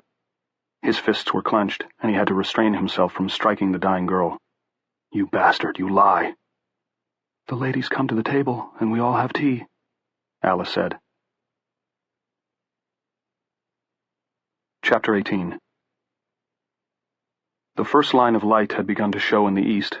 Tom sat beside Clay and put a tentative hand on his arm. "If they read minds," he said, "they could have gotten the fact that you have a son, and you're worried to death about him, as easily as you'd look something up on Google. That guy could be using Alice to fuck with you." "I know that," Clay said. He knew something else. What she'd said in Harvard's voice was all too plausible. "You know what I keep thinking about?" Tom shook his head. "When he was little, 3 or 4, back when Sharon and I still got along and we called him Johnny G, he'd come running every time the phone rang. He'd yell, 'Fo-fo-me-me?' It knocked us out. And if it was his nana or his peepop, we'd say, 'Fo-fo-you-you,' and hand it to him. I can still remember how big the fucking thing looked in his little hands. And against the side of his face. Clay, stop. And now. He couldn't go on, and didn't have to. 'Come here, you guys,' Jordan called. His voice was agonized. 'Hurry up!' They went back to where Alice lay.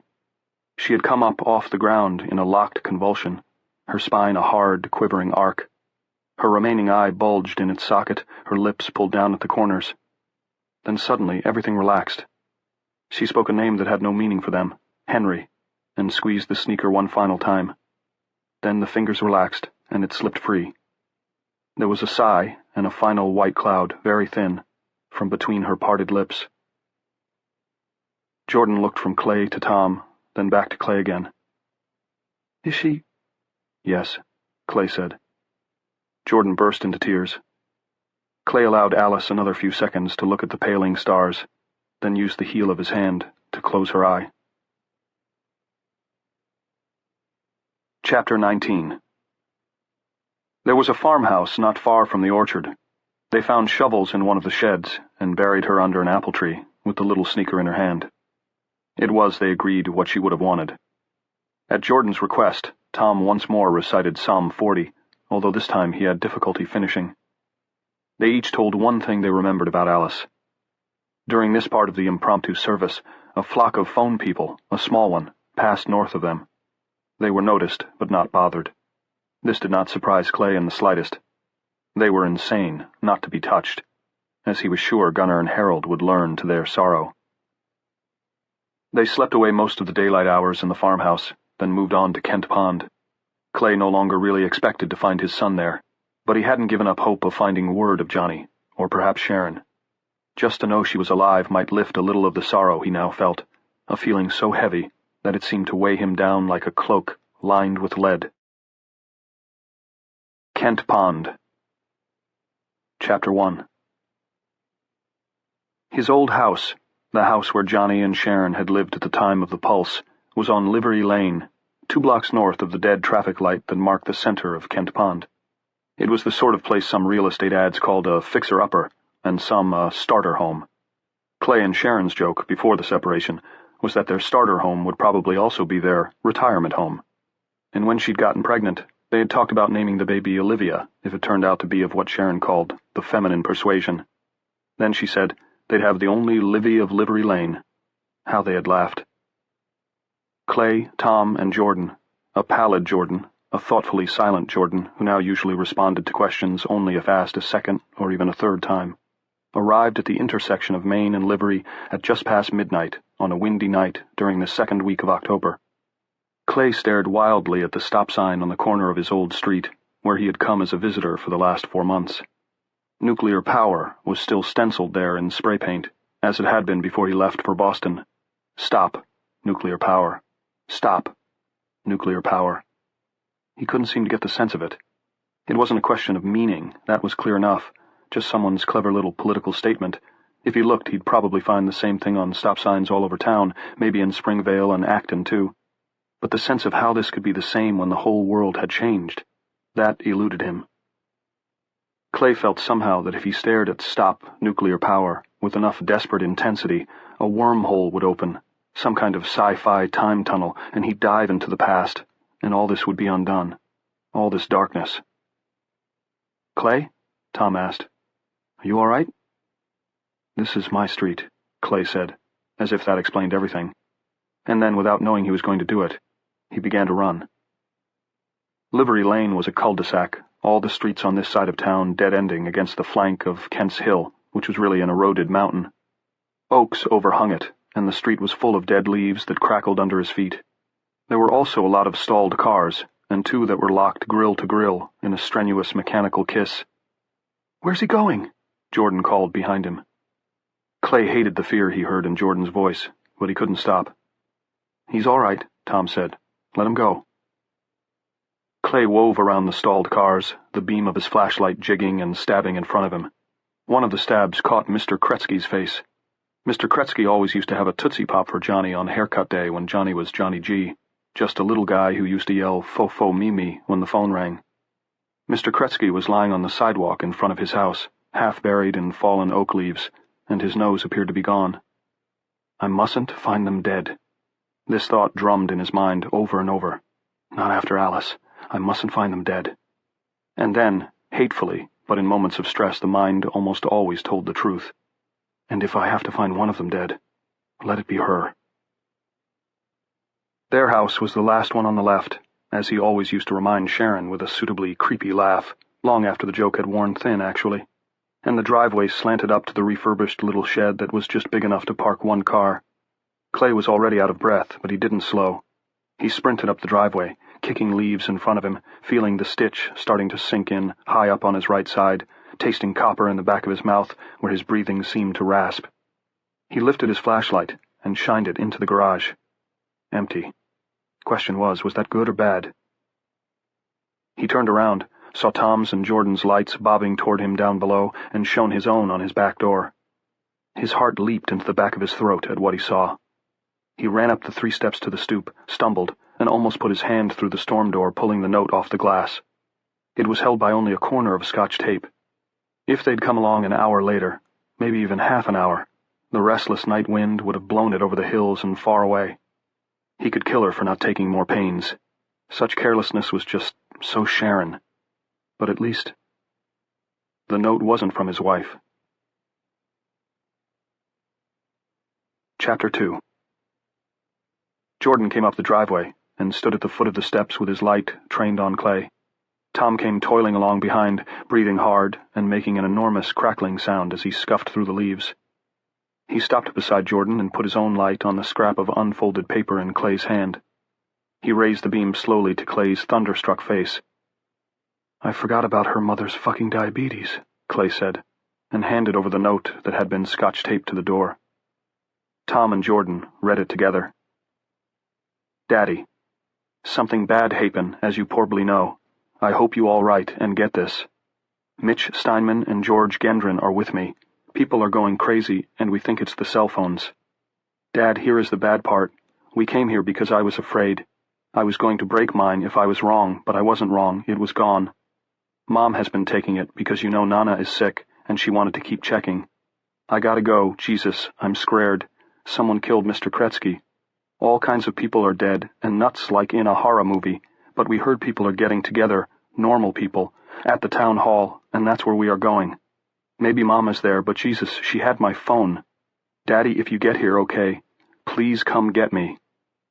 Your son, John Gavin Riddell. Tom finished, then spoke in a tone of kindly caution that terrified Clay more thoroughly than the most dire warning could have done. You know that any people who gathered at the town hall have probably gone many different ways, don't you? It's been 10 days, and the world has undergone a terrible convulsion. I know, Clay said. His eyes were stinging, and he could feel his voice beginning to waver. And I know his mother is probably... He shrugged, and flung an unsteady hand at the dark, sloping-away world beyond his leaf-strewn driveway. But Tom, I have to go to the town hall and see. They may have left word. He may have left word. Yes, Tom said. Of course you do. And when we get there, we can decide what comes next. He spoke in that same tone of awful kindness. Clay almost wished he'd laugh and say something like, "Come on, you poor sap, you don't really think you're going to see him again, do you? Get fucking real." Jordan had read the note a second time, maybe a third and fourth. Even in his current state of horror and grief, Clay felt like apologizing to Jordan for Johnny's poor spelling and composition skills, reminding Jordan that his son must have written under terrible stress, crouched on the stoop, scribbling while his friend stood watching chaos swirl below. Now Jordan lowered the note and said, "What does your son look like?" Clay almost asked why, then decided he didn't want to know, at least not yet. "Johnny's almost a foot shorter than you. Stocky, dark brown hair. Not skinny, not blonde?" "No, that sounds like his friend George." Jordan and Tom exchanged a look. It was a grave look, but Clay thought there was relief in it too. "What?" he asked. "What? Tell me." "The other side of the street," Tom said. "You didn't see because you were running. There's a dead boy about 3 houses down. Skinny, blonde, red backpack." "That's George Gendron," Clay said. He knew George's red backpack as well as he knew Johnny's blue one, with the strips of reflecting tape on it. He and Johnny made a Puritan village together for their 4th grade history project. They got an A+. George can't be dead. But he almost certainly was. Clay sat down on the stoop, which gave its old familiar creak under his weight, and put his face in his hands. Chapter 3. The town hall was at the intersection of Pond and Mill Streets, in front of the town common, and the body of water that gave the little village its name. The parking lot was almost empty, except for the spaces reserved for employees, because both streets leading to the big white Victorian building were jammed with stalled vehicles. People had gotten as close as they could, then walked the rest of the way. For latecomers like Clay, Tom, and Jordan, it was a slow slog.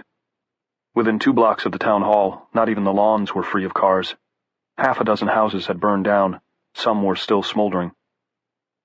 Clay had covered the body of the boy on Livery Lane. It had indeed been Johnny's friend George, but they could do nothing for the scores of swollen and putrefying dead they encountered as they made their slow way toward the Kent Pond town hall. There were hundreds, but in the dark Clay saw none that he recognized. That might have been true even in daylight. The crows had put in a busy week and a half. His mind kept going back to George Gendron, who had been lying face down in a clot of bloody leaves. In his note, John had said that George and Mitch, his other good friend this year in the 7th grade, had been with him. So whatever had happened to George must have happened after Johnny taped that note to the storm door, and the 3 of them left the Riddell house. And since only George had been in those bloody leaves, Clay could assume Johnny and Mitch had gotten off Livery Lane alive. Of course, assume makes an ass out of you and me, he thought. The gospel according to Alice Maxwell, may she rest in peace. And it was true. George's killer might have chased them and gotten them somewhere else. On Main Street, or Dugway Street, maybe neighboring Laurel Way. Stabbed them with a Swedish butcher knife or a couple of car aerials. They had reached the edge of the town hall parking lot. On their left was a pickup truck that had tried to reach it overland and wound up mired in a boggy ditch less than 5 yards from an acre of civilized and largely deserted asphalt. On their right was a woman with her throat torn out and her features pecked away to black holes and bloody ribbons by the birds. She was still wearing her Portland Sea Dogs baseball cap, and her purse was still over her arm. Killers weren't interested in money anymore. Tom put a hand on his shoulder, startling him. "Stop thinking about what might have happened." "How did you know?" "It doesn't take a mind reader. If you find your son, you probably won't, but if you do, I'm sure he'll tell you the whole story.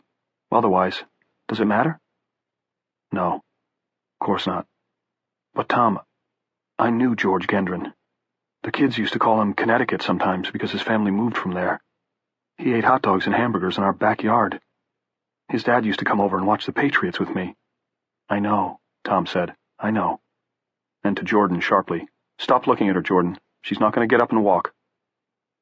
Jordan ignored him and kept staring at the crow-picked corpse in the Sea Dog's hat.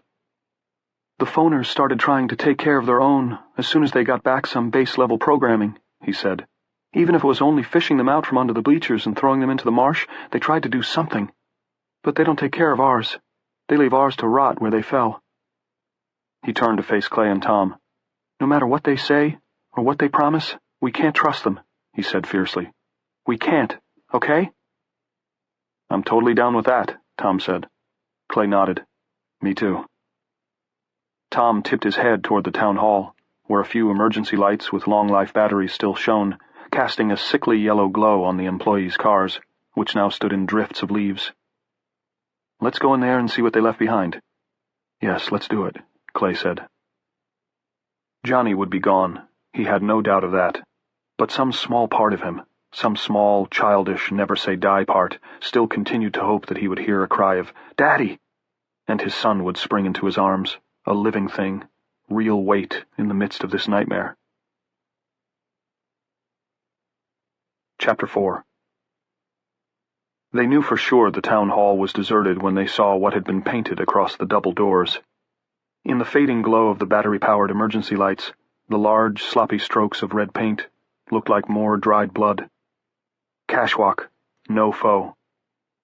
"How far away is this Cashwalk place?" Tom asked. Clay thought about it. "I'd say 80 miles, almost due north. You take Route 160 most of the way, but once you get on the TR, I don't know." Jordan asked, "What exactly is a TR?" "TR-90's an unincorporated township. There are a couple of little villages, some quarries, and a 2-bit Micmac res up north, but mostly it's just woods, bear, and deer." Clay tried the door, and it opened to his hand. "I'm going to check this place out. You guys really don't have to come if you don't want to. You can be excused." "No, we'll come," Tom said. "Won't we, Jordan?" "Sure." Jordan sighed like a boy confronted with what may be a difficult chore. Then he smiled. "Hey, electric lights. Who knows when we'll get to see them again?" Chapter 5. No Johnny Riddell came hurtling out of a dark room to throw himself into his father's arms, but the town hall was still redolent of the cooking that had been done on gas grills and hibachis by the people who'd gathered here following the pulse. Outside the big main room, on the long bulletin board where notices of town business and upcoming events usually hung, perhaps 200 notes had been posted. Clay, so tense he was nearly panting, began to study these with the intensity of a scholar who believes he may have found the lost gospel of Mary Magdalene. He was afraid of what he might find, and terrified of what he might not. Tom and Jordan retreated tactfully to the main meeting room, which was still littered with the remains of the refugees who had apparently spent several nights here, waiting for a rescue that had never come. In the posted notes, Clay saw the survivors had come to believe that they could hope for more than rescue. They believed that salvation awaited them in Cashwalk.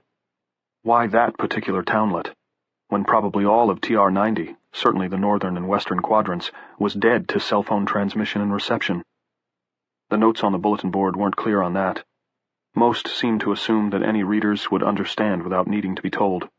It was a case of everybody knows, everybody goes. And even the clearest of the correspondents had clearly been struggling to keep terror and elation balanced and under control. Most messages amounted to little more than, "Follow the yellow brick road to Cashwalk and salvation as soon as you can." 3/4 of the way down the board, half hidden by a note from Iris Nolan, a lady Clay knew quite well, she volunteered at the tiny town library, he saw a sheet with his son's familiar looping scrawl, and thought, "Oh dear God, thank you so much." He pulled it off the board, being careful not to tear it. This note was dated October 3rd. Clay tried to remember where he had been on the night of October 3rd, and couldn't quite do it. Had it been the barn in North Reading, or the Sweet Valley Inn, near Methuen? He thought the barn, but he couldn't be absolutely certain.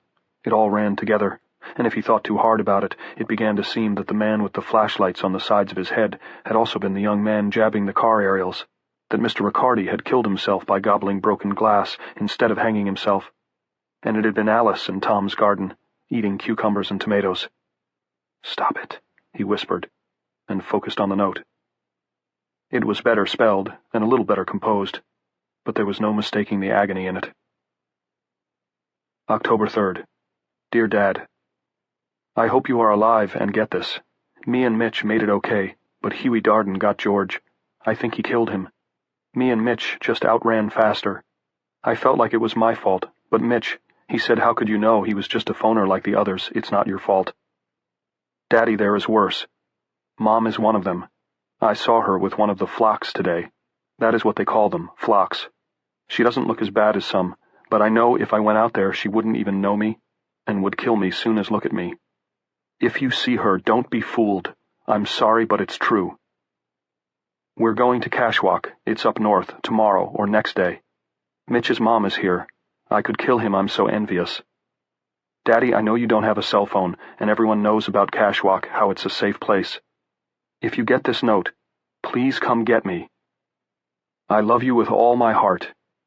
Your son, John Gavin Riddell. Even after the news about Sharon, Clay was doing all right until he got to, I love you with all my heart. Even then he might have been all right if not for the capital H. He kissed his 12-year-old son's signature, looked at the bulletin board through eyes that had become untrustworthy. Things doubled, tripled, then shivered completely apart, and let out a hoarse cry of pain. Tom and Jordan came running. What, Clay? Tom said. What is it? He saw the sheet of paper, a ruled yellow page from a legal pad, and slipped it out of Clay's hand. He and Jordan scanned it quickly. I'm going to Cashwalk, Clay said hoarsely.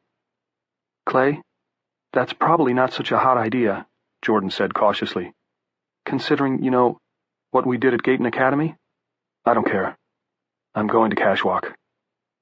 I'm going to find my son. Chapter 6. The refugees who had taken shelter in the Kent Pond town hall had left plenty of supplies behind when they decamped, presumably en masse, for TR-90 and Cashwalk. Clay, Tom, and Jordan made a meal of canned chicken salad on stale bread, with canned fruit salad for dessert. As they were finishing, Tom leaned over to Jordan and murmured something. The boy nodded. The two of them got up. Would you excuse us for a few minutes, Clay? Jordan and I need to have a little talk. Clay nodded. While they were gone, he cracked another fruit salad cup and read Johnny's letter over for the 9th and 10th times. He was already well on the way to having it memorized.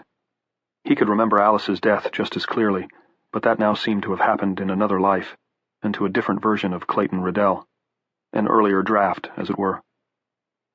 He finished his meal and stowed the letter away just as Tom and Jordan returned from the hall, where they had held what he supposed lawyers had called a sidebar, back in the days when there were lawyers.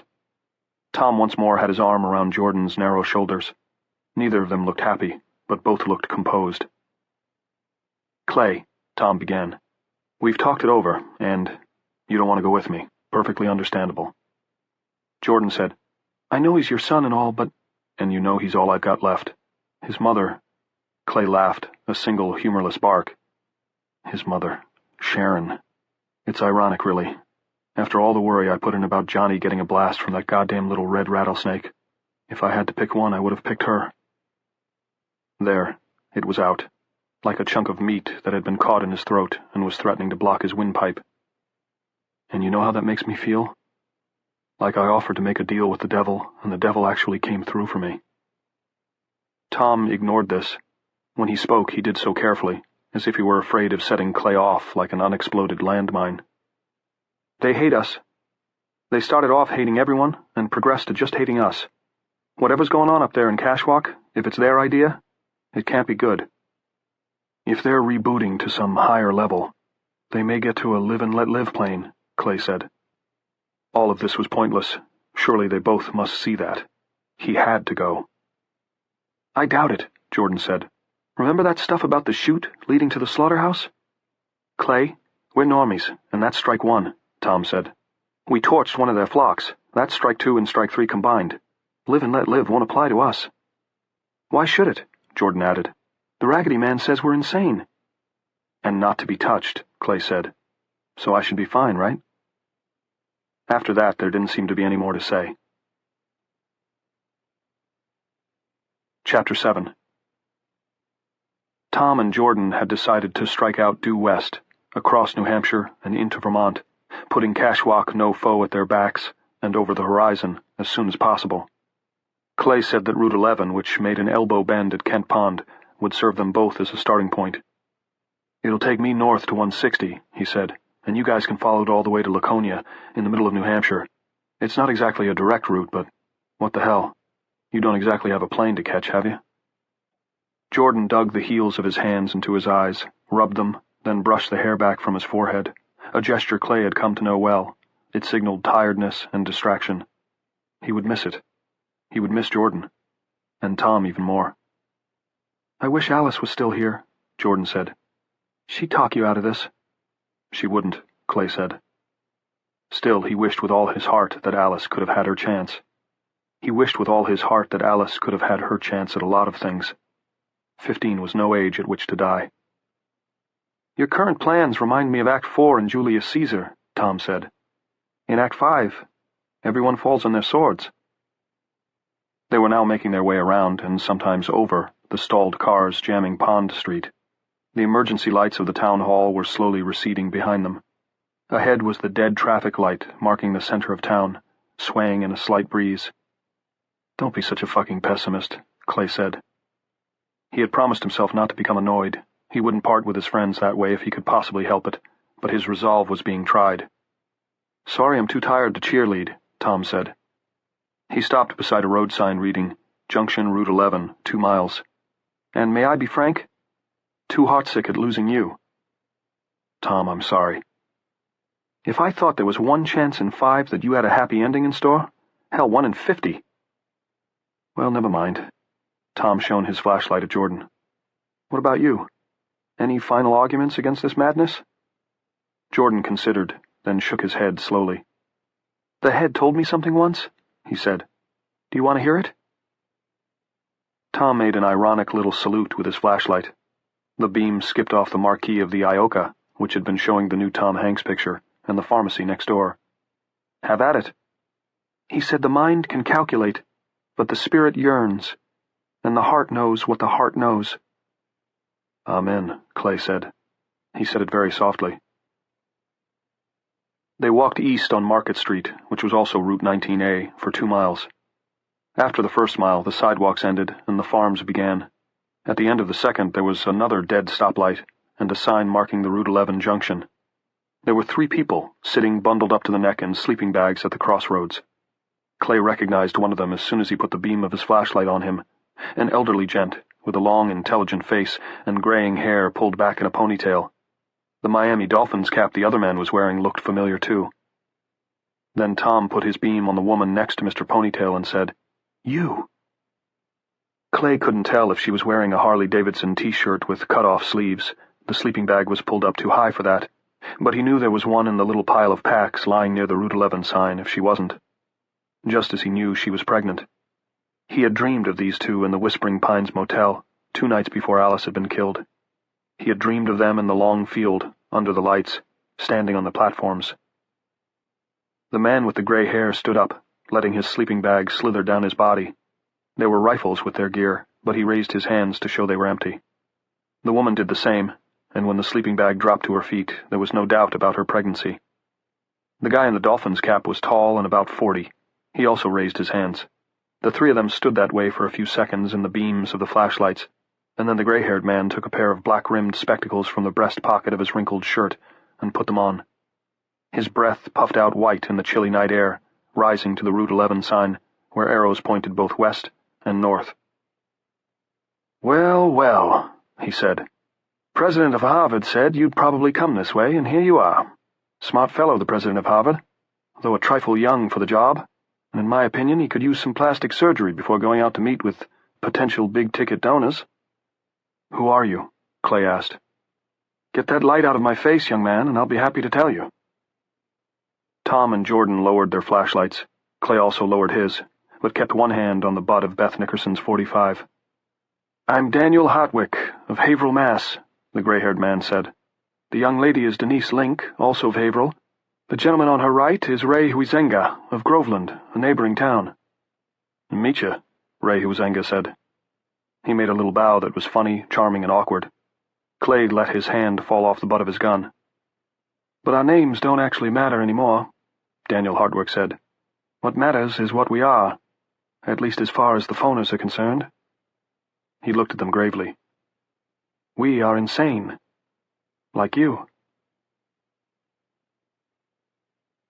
Chapter 8. Denise and Ray rustled a small meal over a propane cooker. "These canned sausages don't taste too bad if you boil them up hard," Ray said, while they talked, while Dan talked mostly. He began by telling them it was 2:20 in the morning, and at 3 he intended to have his brave little band back on the road. He said he wanted to make as many miles as possible before daylight, when the phoners started moving around. "Because they do not come out at night," he said. "We have that much going for us. Later, when their programming is complete or nears completion, they may be able to, but—" "You agree that's what's happening?" Jordan asked. For the first time since Alice had died, he looked engaged. He grasped Dan's arm. "You agree that they're rebooting? Like computers whose hard drives have been wiped? Yes, yes," Dan said, as if this were the most elementary thing in the world. Were you a scientist of some sort?" Tom asked. Dan gave him a smile. "I was the entire sociology department at Haverhill Arts and Technical," he said. "If the president of Harvard has a worse nightmare, that would be me." Dan Hartwick, Denise Link, and Ray Huizenga had destroyed not just one flock, but two. The first in the back lot of a Haverhill auto junkyard they had stumbled on by accident, when there had been half a dozen in their group and they were trying to find a way out of the city. That had been 2 days after the onset of the Pulse, when the phone people had still been the phone crazies, confused and as apt to kill each other as any wandering normies they encountered. That first had been a small flock, only about 75, and they had used gasoline. "The second time, in Nashua, we used dynamite from a construction site shed," Denise said. "We'd lost Charlie, Ralph, and Arthur by then. Ralph and Arthur just took off on their own. Poor old Charlie had a heart attack. Anyhow, Ray knew how to rig the dynamite from when he worked on a road crew." Ray hunkered over his cooker and, stirring the beans next to the sausages, raised his free hand and gave it a flip. "After that," Dan Hartwick said, "we began to see those Cashwalk no-foe signs. Sounded good to us, didn't it, Denny?" "Yep," Denise said. "Ollie in for free. We were headed north, same as you, and when we started seeing those signs, we headed north faster. I was the only one who didn't absolutely love the idea because I lost my husband during the Pulse. Those fucks are the reason my kid's going to grow up not knowing his daddy." She saw Clay wince and said, "Sorry. We know your boy's gone to Cashwalk." Clay gaped. "Oh, yes," Dan said, taking a plate as Ray began passing them round. "The president of Harvard knows all, sees all, has dossiers on all. Or so he'd like us to believe." He gave Jordan a wink, and Jordan actually grinned. "Dan talked me around," Denise said. "Some terrorist group, or maybe just a couple of inspired nutcases working in a garage, set this thing off, but no one had any idea it would lead to this. The phoners are just playing out their part in it. They weren't responsible when they were insane, and they aren't really responsible now because they're in the grip of some group imperative," Tom said, "like migration." "It's a group imperative, but it ain't migration," Ray said, sitting down with his own plate. "Dan says it's pure survival. I think he's right. Whatever it is, we gotta find a place to get in out of the rain, you know?" "The dreams started coming after we burned the first flock," Dan said. "Powerful dreams. Ecce homo insanus, very Harvard. Then after we bombed the Nashua flock, the president of Harvard showed up in person with about 500 of his closest friends." He ate in quick, neat bites. "And left a lot of melted boomboxes on your doorstep?" Clay said. "Some were melted," Denise said. "Mostly what we got were bits and pieces." She smiled. It was a thin smile. "That was okay. Their taste in music sucks." "You call him the president of Harvard. We call him the Raggedy Man," Tom said. He had set his plate aside and opened his pack. He rummaged and brought out the drawing Clay had made on the day the head had been forced to kill himself. Denise's eyes got round. She passed the drawing to Ray Huizenga, who whistled. Dan took it last, and looked up at Tom with new respect. "You drew this?" Tom pointed to Clay. "You're very talented," Dan said. "I took a course once," Clay said. "Draw fluffy." He turned to Tom, who also kept their maps in his pack. "How far is it between Gayton and Nashua?" 30 miles, tops." Clay nodded and turned back to Dan Hartwick. "And did he speak to you? The guy in the red hoodie?" Dan looked at Denise, and she looked away. Ray turned back to his little cooker, presumably to shut it down and pack it up, and Clay understood. "Which one of you did he speak through?" "Me," Dan said. "It was horrible. Have you experienced it?" "Yeah. You can stop it from happening, but not if you want to know what's on his mind." "Does he do it to show how strong he is, do you think?" "Probably," Dan said. "But I don't think that's all. I don't think they can talk. They can vocalize, and I'm sure they think, although not as they did. It would be a terrible mistake to think of them as having human thoughts. but I don't think they can actually speak words. Yet, Jordan said. Yet, Dan agreed. He glanced at his watch, and that prompted Clay to look at his own. It was already 2:45. He told us to go north, Ray said. He told us cash walk no foe. He said our flock burning days were over because they were setting up guards. Yes, we saw some in Rochester, Tom said. And you've seen plenty of cash walk no foe signs. They nodded. Purely as a sociologist, I began to question those signs, Dan said. Not how they began. I'm sure the first no foe signs were posted soon after the Pulse by survivors who decided a place like that, where there were no cell phone coverage, would be the best place on Earth to go. What I questioned was how the idea, and the graffiti, could spread so quickly in a catastrophically fragmented society where all normal forms of communication, other than my mouth to your ear, of course, had broken down. The answer seemed clear, once one admitted that a new form of communication, available to only one group, had entered the picture. Telepathy, Jordan almost whispered the word. Them, the phoners. They want us to go north to Cashwalk. He turned his frightened eyes to Clay. It really is a friggin' slaughterhouse shoot. Clay, you can't go up there. This is all the Raggedy Man's idea. Before Clay could respond, Dan Hartwick was speaking again. He did it with a teacher's natural assumptions. Lecturing was his responsibility, interruption his privilege. I'm afraid I really must hurry this along, sorry. We have something to show you. Something the president of Harvard has demanded we show you, actually. In your dreams or in person? Tom asked. Our dreams, Denise said quietly. We've only seen him once in person, since we burned the flock in Nashua, and that was at a distance. Checking up on us, Ray said. That's what I think. Dan waited with a look of exasperated patience for this exchange to conclude. When it had, he resumed. We were willing to comply, since this was on our way. You're going north, then? Clay was the one to interrupt this time. Dan, looking more exasperated now, flicked another quick glance at his watch. If you look at that route sign closely, you'll see that it offers a choice.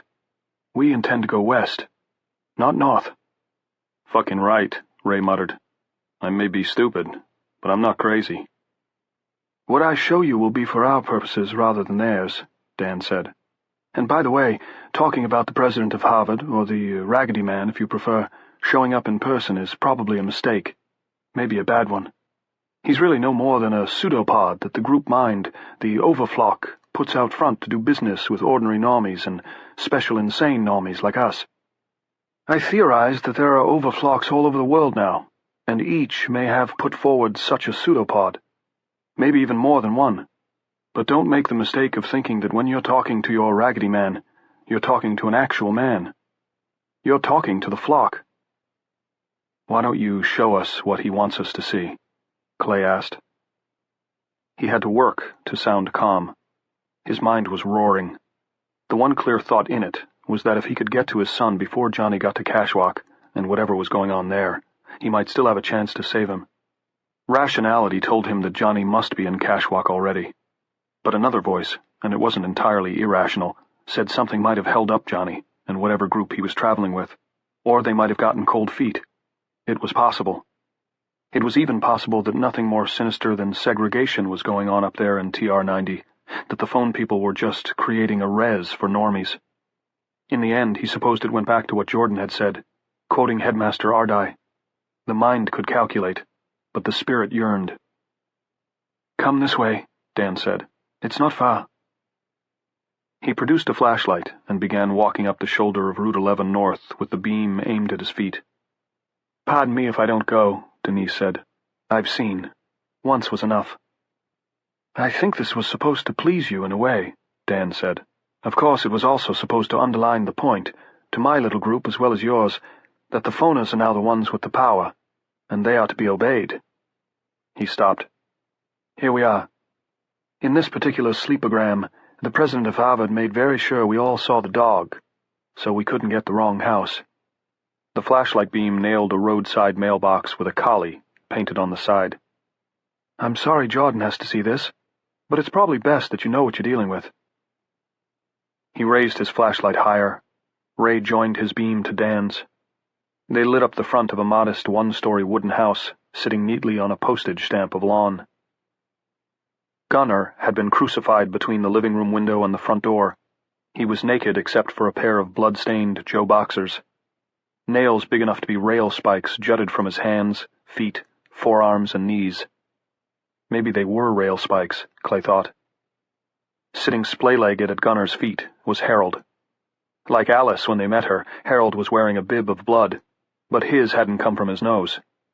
The wedge of glass he'd used to cut his throat after crucifying his running buddy still twinkled in one hand. Hung around Gunnar's neck on a loop of string was a piece of cardboard with 3 words scrawled on it in dark capital letters: Justitia est commodatum. Chapter 9. In case you don't read Latin, Dan Hartwick began. I remember enough from high school to read that, Tom said.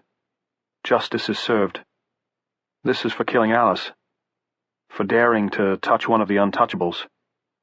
Right you are, Dan said, snapping off his light. Ray did the same. It also serves as a warning to others. And they didn't kill them, although they most certainly could have. We know, Clay said. They took reprisals in Gayton after we burned their flock. They did the same in Nashua, Ray said somberly. I'll remember the screams until my dying day. Fucking horrible. This shit is too.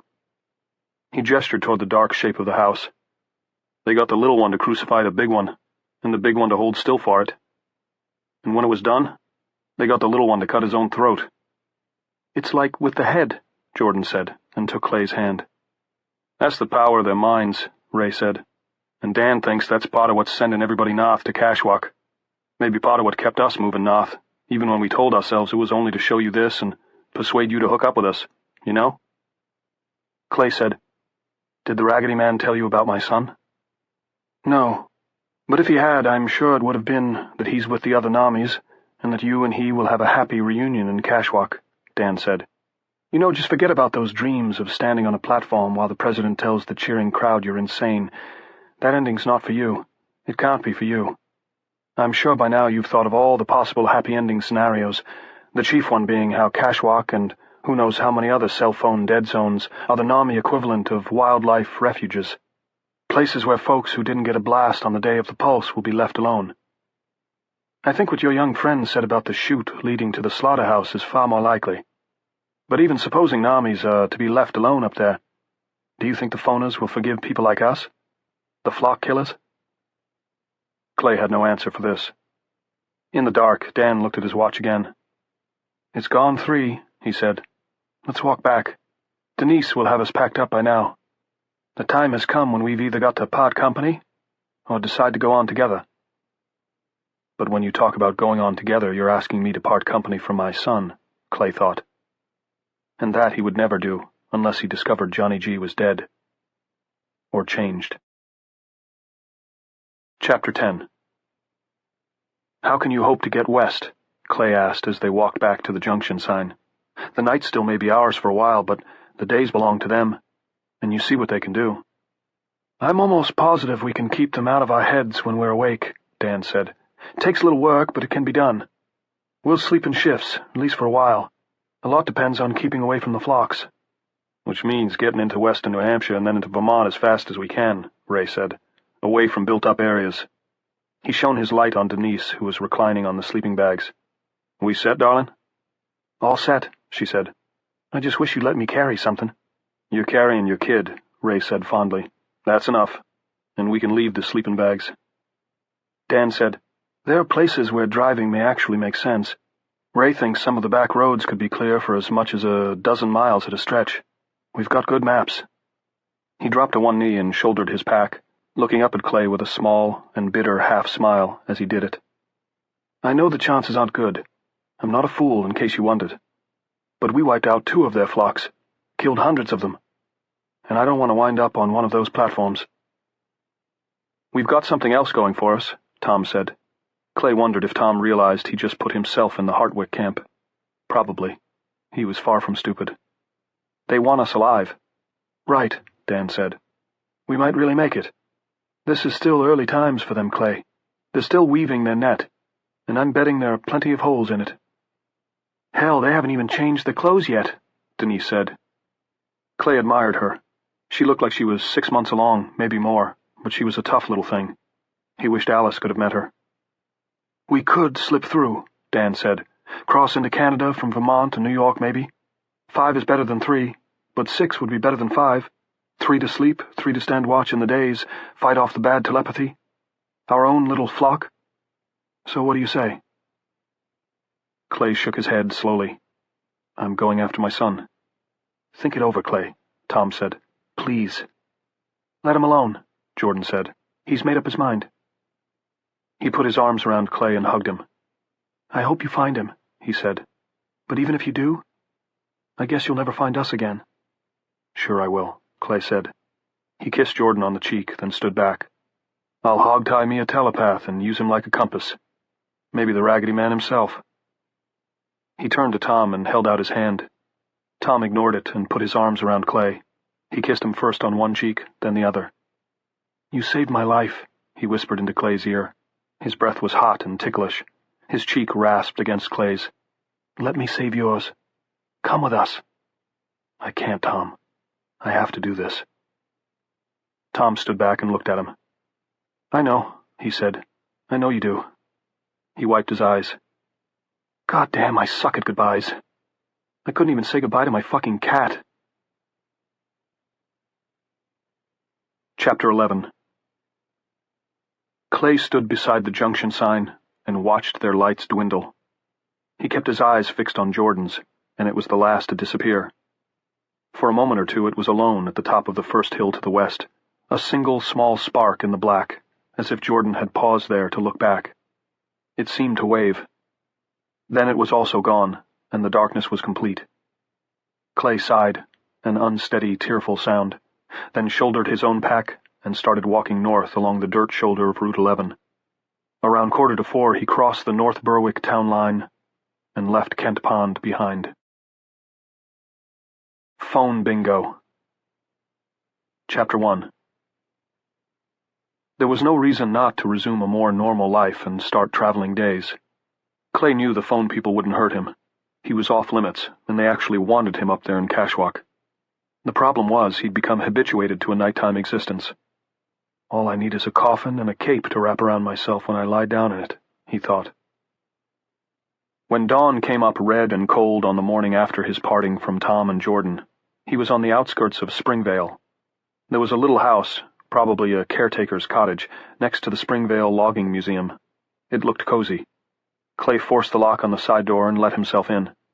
He was delighted to find both a wood stove and a hand pump in the kitchen. There was also a ship-shaped little pantry, well-stocked and untouched by foragers. He celebrated this find with a large bowl of oatmeal, using powdered milk, adding heaps of sugar, and sprinkling raisins on top. In the pantry he also found concentrated bacon and eggs in foil packets, stored as neatly on their shelf as paperback books. He cooked one of these and stuffed his pack with the rest. It was a much better meal than he had expected, and once in the back bedroom, Clay fell asleep almost immediately. Chapter 2.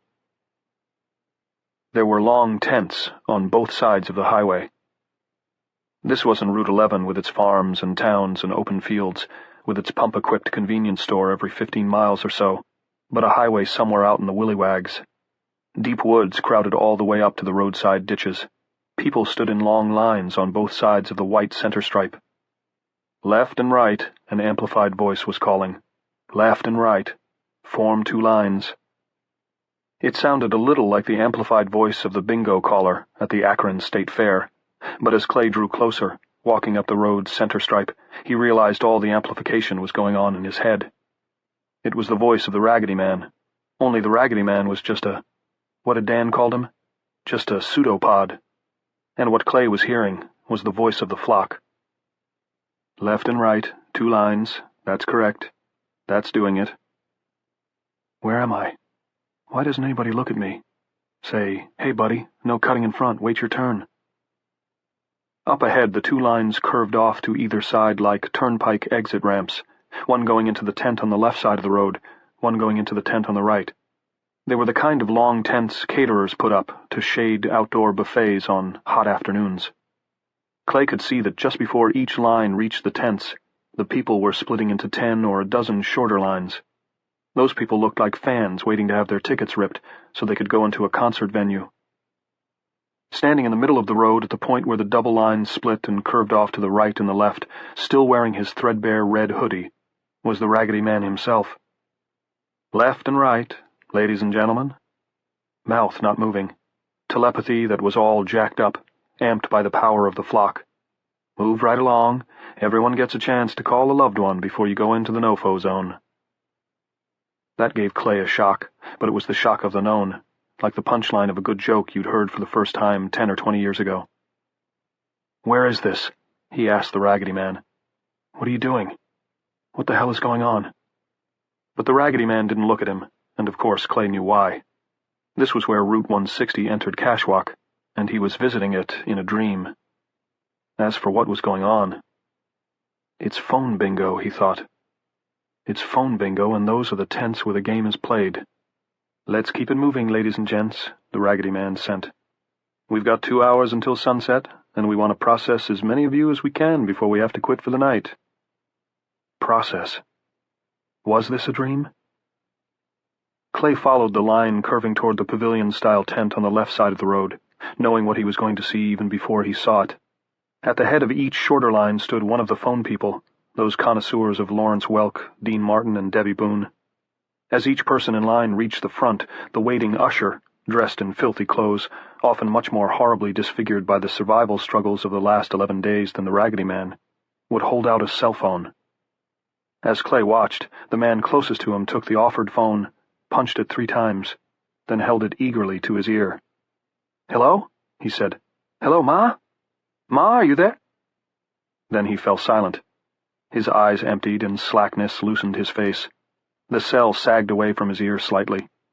The facilitator, that was the best word Clay could think of, took the phone back, gave the man a push to start him forward, and motioned for the next person in line to step forward. "Left and right," the Raggedy Man was calling. "Keep it moving." The guy who'd been trying to call his mom plodded out from beneath the pavilion. Beyond it, Clay saw, hundreds of other people were milling around. Sometimes someone would get in someone else's way, and there would be a little weak slapping. Nothing like before, however, because the signal's been modified. "Left and right, ladies and gentlemen. Keep it moving. We've got a lot of you to get through before dark." Clay saw Johnny. He was wearing jeans, his Little League hat, and his favorite Red Sox t-shirt, the one with Tim Wakefield's name and number on the back. He had just reached the head of the line 2 stations down from where Clay was standing. Clay ran for him, but at first his path was blocked. "Get out of my way!" he shouted. But of course the man in his way, who was shuffling nervously from foot to foot as if he needed to go to the bathroom, couldn't hear him. This was a dream, and besides, Clay was a normie. He had no telepathy. He darted between the restless man and the woman behind him. He pushed through the next line as well, too fixated on reaching Johnny to know if the people he was pushing had substance or not. He reached Johnny just as a woman.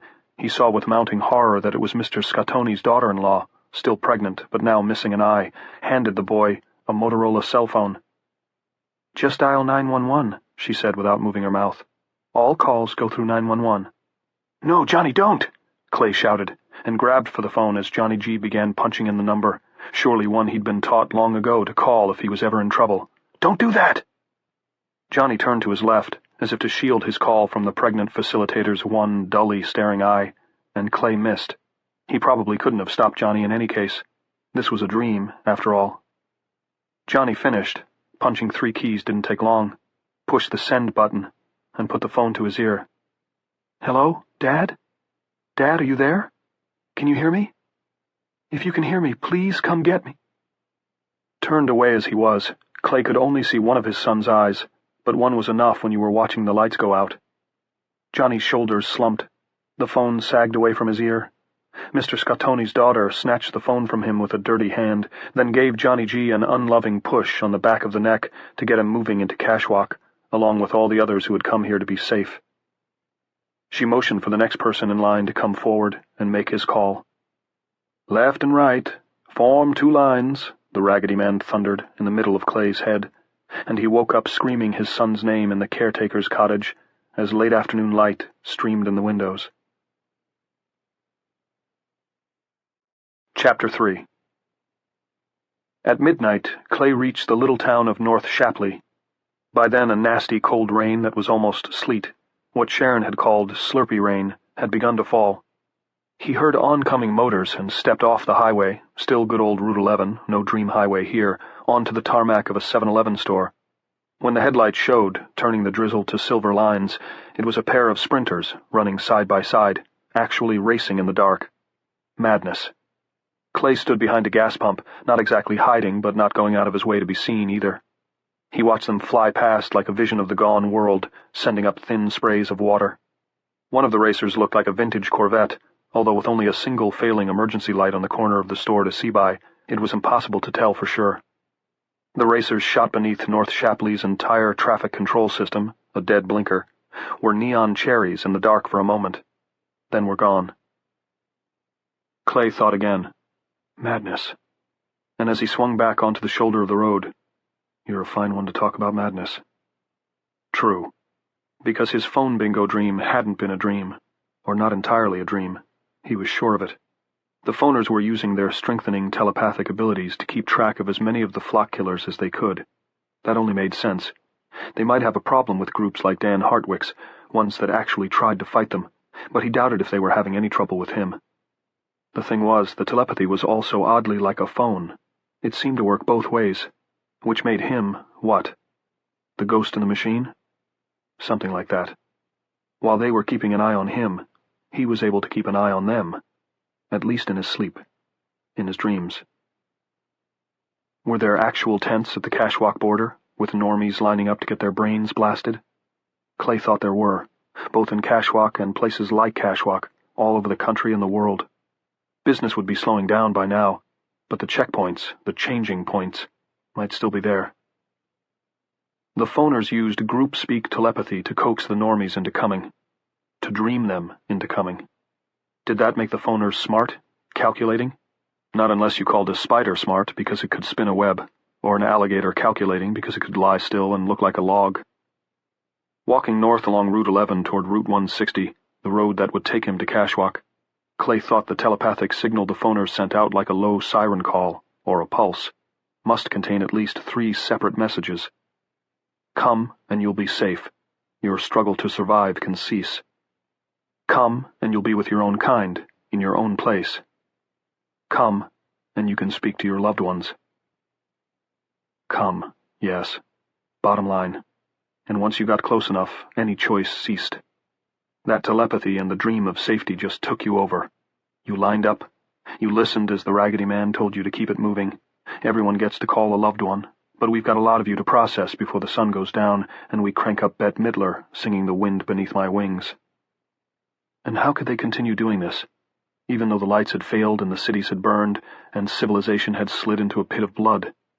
How could they go on replacing the millions of phoners lost in the original convulsion and in the destruction of the flocks that had followed? They could continue because the pulse wasn't over. Somewhere, in that outlaw lab or nutcase's garage, some gadget was still running on batteries, some modem was still putting out its squealing, insane signal, sending it up to the satellites that flew around the globe or to the microwave relay towers that cinched it like a steel belt. And where could you call and be sure your call would still go through, even if the voice answering was only on a battery-powered answering machine? 911, apparently. And that had almost certainly happened to Johnny G. He knew it had. He was already too late. So why was he still walking north through the drizzling dark? Up ahead was Newfield, not far, and there he'd leave Route 11 for Route 160, and he had an idea that not too far up Route 160, his days of reading road signs or anything else would be done. So why? But he knew why. Just as he knew that distant crash and the short, faint blare of horn he heard ahead of him in the rainy darkness meant that one of the racing sprinters had come to grief. He was going on because of the note on the storm door, held by less than a quarter-inch of tape when he'd rescued it. All the rest had pulled free. He was going on because of the second one he'd found on the town hall bulletin board, half hidden by Iris Nolan's hopeful note to her sister. His son had written the same thing both times, in capital letters. Please come get me. If he was too late to get Johnny, he might not be too late to see him and tell him he'd tried. He might be able to hold on to enough of himself long enough to do that, even if they made him use one of the cell phones. As for the platforms and the thousands of watching people, "There's no football stadium in Cashwalk," he said. In his mind, Jordan whispered, "It's a virtual stadium." Clay pushed it aside, pushed it away. He had made his decision. It was madness, of course, but it was a mad world now, and that put him in perfect sync. Chapter 4. At 2:45 that morning, footsore and damp in spite of the hooded parka he had liberated from the caretaker's cottage in Springvale, Clay came to the intersection of routes 11 and 160. There had been a major pile-up at the crossroads, and the Corvette that had gone racing past him in North Shapley was now part of it.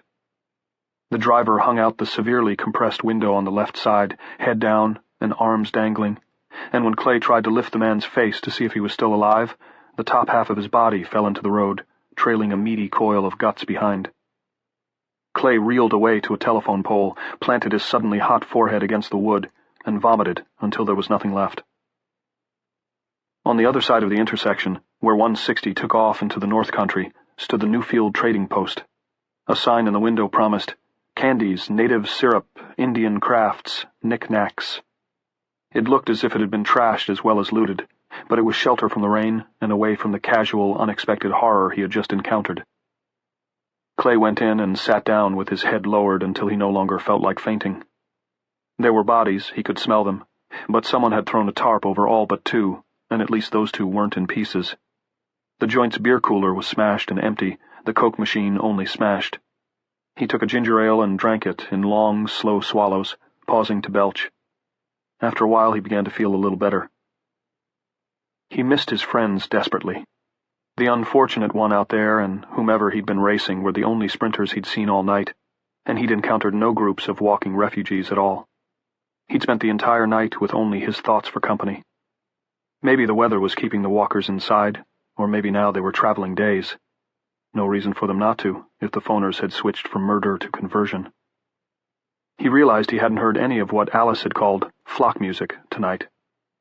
Maybe all the flocks were south of here, except for the big one. He assumed it must be a big one, administering the Cashwalk conversions. Clay didn't much care. Even alone as he was, he would still take his vacation from I Hope You Dance and the theme from A Summer Place as a little gift. He decided to walk another hour at most, then find a hole to crawl into. The cold rain was killing him. He left the Newfield Trading Post, resolutely not looking at the crashed Corvette or the soaked remains lying beside it. Chapter 5. He ended up walking until nearly daylight, partly because the rain let up, but mostly because there wasn't much in the way of shelter on Route 160, just woods. Then around 4:30, he passed a bullet-pocked sign reading, "Entering Gurleyville, an unincorporated township." 10 minutes or so after that, he passed Gurleyville's raison d'etre, such as it was, the Gurleyville Quarry, a huge rock pit with a few sheds, dump trucks, and a garage at the foot of its gouged granite walls. Clay thought briefly about spending the night in one of the equipment sheds, decided he could do better, and pushed on. He had still seen no pilgrims, and heard no flock music, even at a distance. He could have been the last person on Earth. He wasn't. 10 minutes or so after leaving the quarry behind, he topped a hill and saw a little village below. The first building he came to was the Gurleyville Volunteer Fire Department. "Don't forget the Halloween blood drive," read the notice board out front. It seemed that no one north of Springvale could spell. And two of the phone people were standing in the parking lot, facing each other in front of a sad-looking old pumper that might have been new around the time the Korean War ended. They turned slowly toward Clay when he put his flashlight beam on them, but then they turned away to regard each other again. Both were male, one about 25 and the other maybe twice that. There was no doubt they were phoners. Their clothes were filthy and almost falling off. Their faces were cut and scraped. The younger man looked as if he had sustained a serious burn all the way up one arm. The older man's left eye glittered from deep inside folds of badly swollen and probably infected flesh. But how they looked wasn't the main thing. The main thing was what Clay felt in himself. That same weird shortness of breath he and Tom had experienced in the office of the Gatons Citgo, where they'd gone to get the keys to the propane trucks. that sense of some powerful gathering force. And it was night. With the heavy cloud cover, dawn was still just a rumor. What were these guys doing up at night? Clay snapped off his flashlight, drew the Nickerson .45, and watched to see if anything would happen. For several seconds he thought nothing would, that the strange, out-of-breath feeling, that sense of something being on the verge of happening, was going to be the extent of it. Then he heard a high whining sound, almost like someone vibrating the blade of a saw between his palms. Clay looked up and saw the electrical wires, passing in front of the fire station, were moving rapidly back and forth, almost too fast to see. "Go away!" It was the young man, and he seemed to jerk the words out with a tremendous effort. Clay jumped. If his finger had been on the revolver's trigger, he would almost certainly have pulled it. This wasn't awe and een. This was actual words. He thought he heard them in his head as well, but faint, faint. Only a dying echo. "You! Go!" the older man replied. He was wearing baggy Bermuda shorts with a huge brown stain on the seat. It might have been mud or shit. He spoke with equal effort, but this time Clay heard no echo in his head. Paradoxically, it made him more sure he'd heard the first one. They'd forgotten him entirely. Of that much he was sure. "Mine!" said the younger man, once more jerking the word out. And he did jerk it. His whole body seemed to flail with the effort. Behind him, several small windows in the fire station's wide garage door shattered outward. There was a long pause. Clay watched, fascinated, Johnny completely out of his mind for the first time since Kent Pond. The older man seemed to be thinking furiously, struggling furiously, and what Clay thought he was struggling to do was to express himself as he had before the pulse had robbed him of speech. On top of the volunteer fire station, which was nothing but a glorified garage, the siren went off with a brief whoop, as if a phantom burst of electricity had surged through it. And the lights of the ancient pumper, headlights and red flashers, flicked briefly on, illuminating the two men and briefly scaring up their shadows. "Hell, you say?" the older man managed. He spit the words out like a piece of meat that had been choking him. "Minock!" the younger man nearly screamed, and in Clay's mind that same voice whispered, "My truck." It was simple, really. Instead of Twinkies, they were fighting over the old pumper. Only this was at night, the end of it granted, but still full dark, and they were almost talking again. Hell, they were talking. But the talking was done, it seemed. The young man lowered his head, ran at the older man, and butted him in the chest. The older man went sprawling. The younger man tripped over his legs and went to his knees. "Hell!" he cried. "Fuck!" cried the other. No question about it. You couldn't mistake fuck. They picked themselves up again and stood about 15 feet apart. Clay could feel their hate. It was in his head. It was pushing at his eyeballs, trying to get out. The young man said, "That'n! Minock!" And in Clay's head, the young man's distant voice whispered, "That one is my truck." The older man drew in breath, jerkily raised one scabbed-over arm, and shot the young man the bird. "Sit on this," he said with perfect clarity. The two of them lowered their heads and rushed at each other. Their heads met with a thudding crack that made Clay wince. This time all the windows in the garage blew out. The siren on the roof gave a long war cry before winding down. The fluorescent lights in the station house flashed on, running for perhaps 3 seconds on pure crazy power. There was a brief burst of music, Britney Spears singing "Oops, I Did It Again." 2 power lines snapped, with liquid twanging sounds, and fell almost in front of Clay, who stepped back from them in a hurry. Probably they were dead. They should be dead. But the older man dropped to his knees with blood pouring down both sides of his head. "My truck," he said with perfect clarity, then fell on his face. The younger one turned to Clay, as if to recruit him as witness to his victory. Blood was pouring out of his matted, filthy hair, between his eyes, in a double course around his nose and over his mouth. His eyes, Clay saw, weren't blank at all. They were insane. Clay understood, all at once, completely and inarguably, that if this was where the cycle led, his son was beyond saving. "Minock!" the young man shrieked. "Minock! Minock!" The pumper siren gave a brief, winding growl, as if in agreement. Mina! Clay shot him, then reholstered the .45. What the hell, he thought. They can only put me up on a pedestal once. Still, he was shaking badly, and when he broke into Gurleyville's only motel on the far side of town, it took him a long time to go to sleep.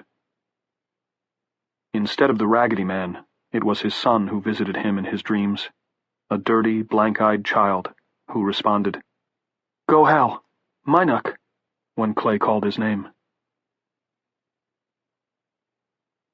Chapter 6. He woke from this dream long before dark, but sleep was done for him, and he decided to start walking again. And once he'd cleared Gurleyville, what little of Gurleyville there was to clear, he'd drive. There was no reason not to. Route 160 now seemed almost entirely clear, and probably had been since the nasty pileup where it crossed Route 11. He simply hadn't noticed it in the dark and the rain. The Raggedy Man and his friends cleared the way, he thought. Of course they did. It's the fucking cattle chute. For me, it probably is the chute that leads to the slaughterhouse. Because I'm old business. They'd like to stamp me paid and stick me in the filing cabinet as soon as possible. Too bad about Tom and Jordan and the other three. I wonder if they found enough back roads to take them into central New Hampshire yet. He topped a rise, and this thought broke off cleanly. Parked in the middle of the road below was a little yellow school bus, with Maine School District 38, Newfield, printed on the side. Leaning against it was a man and a boy. The man had his arm around the boy's shoulders in a casual gesture of friendship Clay would have known anywhere. As he stood there, frozen, not quite believing his eyes, another man came around the school bus's blunt nose. He had long gray hair pulled back in a ponytail. Following him was a pregnant woman in a t-shirt. It was powder blue, instead of Harley-Davidson black, but it was Denise all right. Jordan saw him and called his name. He pulled free of Tom's arm and started running. Clay ran to meet him. They met about 30 yards in front of the school bus. "Clay!" Jordan shouted. He was hysterical with joy. "It's really you!" "It's me," Clay agreed. He swung Jordan in the air, then kissed him. Jordan wasn't Johnny, but Jordan would do, at least for the time being. He hugged him, then set him down and studied the haggard face, not failing to note the brown circles of weariness under Jordan's eyes. "How in God's name did you get here?" Jordan's face clouded. "We couldn't... That is, we only dreamed..." Tom came strolling up. Once again he ignored Clay's outstretched hand and hugged him instead. "How you doing, Van Gogh?" he asked. "Okay. Fucking delighted to see you guys, but I don't understand." Tom gave him a smile. It was both tired and sweet, a white flag of a smile. "What Computer Boy's trying to tell you is that in the end we just didn't have any choice. Come on down to the little yellow bus. Ray says that if the road stays clear, and I'm sure it will, we can be in Cashwalk by sundown, even traveling at 30 miles an hour. Ever read The Haunting of Hill House?" Clay shook his head, bewildered. "Saw the movie. There's a line there that resonates in the current situation. Journey's end in lover's meeting. Looks like I might get to meet your kid after all." They walked down to the school bus. Dan Hartwick offered Clay a tin of Altoids with a hand that was not quite steady. Like Jordan and Tom, he looked exhausted. Clay, feeling like a man in a dream, took one. End of the world or not, it was curiously strong. "Hey, man," Ray said. He was behind the wheel of the school bus, Dolphin's cap tipped back, a cigarette smoldering in one hand. He looked pale and drawn. He was staring out through the windshield, not at Clay. "Hey, Ray, what do you say?" Clay asked. Ray smiled briefly. "Say, I've heard that one a few times." "Sure, probably a few hundred. I tell you I'm glad to see you, but under the circumstances, I'm not sure you'd want to hear it." Still looking at the windshield, Ray replied, "There's someone up there you'll definitely not be glad to see." Clay looked. They all did. A quarter of a mile or so north, Route 160 crested another hill. Standing there and looking at them, his Harvard hoodie dirtier than ever, but still bright against the gray afternoon sky, was the Raggedy Man. Maybe 50 other phoners surrounded him. He saw them looking. He raised his hand and waved at them twice, side to side, like a man wiping a windshield.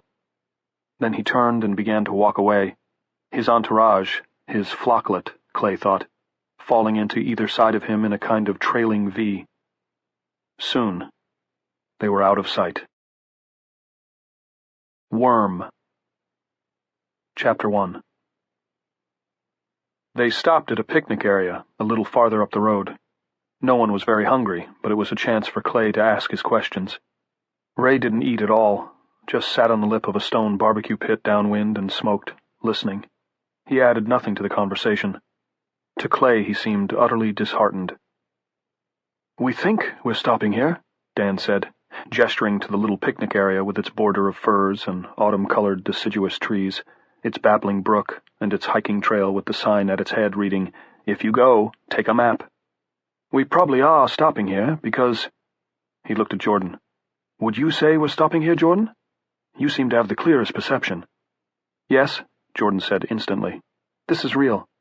"Yeah," Ray said without looking up. "We're here all right." He slapped his hand against the rock of the barbecue pit, and his wedding ring produced a little tink, tink, tink sound. "This is the real deal. We're all together again. That's all they wanted." "I don't understand," Clay said. "Neither do we, completely," Dan said. "They're a lot more powerful than I ever would have guessed," Tom said. "I understand that much." He took off his glasses and polished them on his shirt. It was a tired, distracted gesture. He looked 10 years older than the man Clay had met in Boston. "And they messed with our minds. Hard. We never had a chance." "You look exhausted, all of you," Clay replied. Denise laughed. "Yeah? Well, we come by it honestly. We left you and took off on Route 11 westbound. Walked until we saw light starting to come up in the east.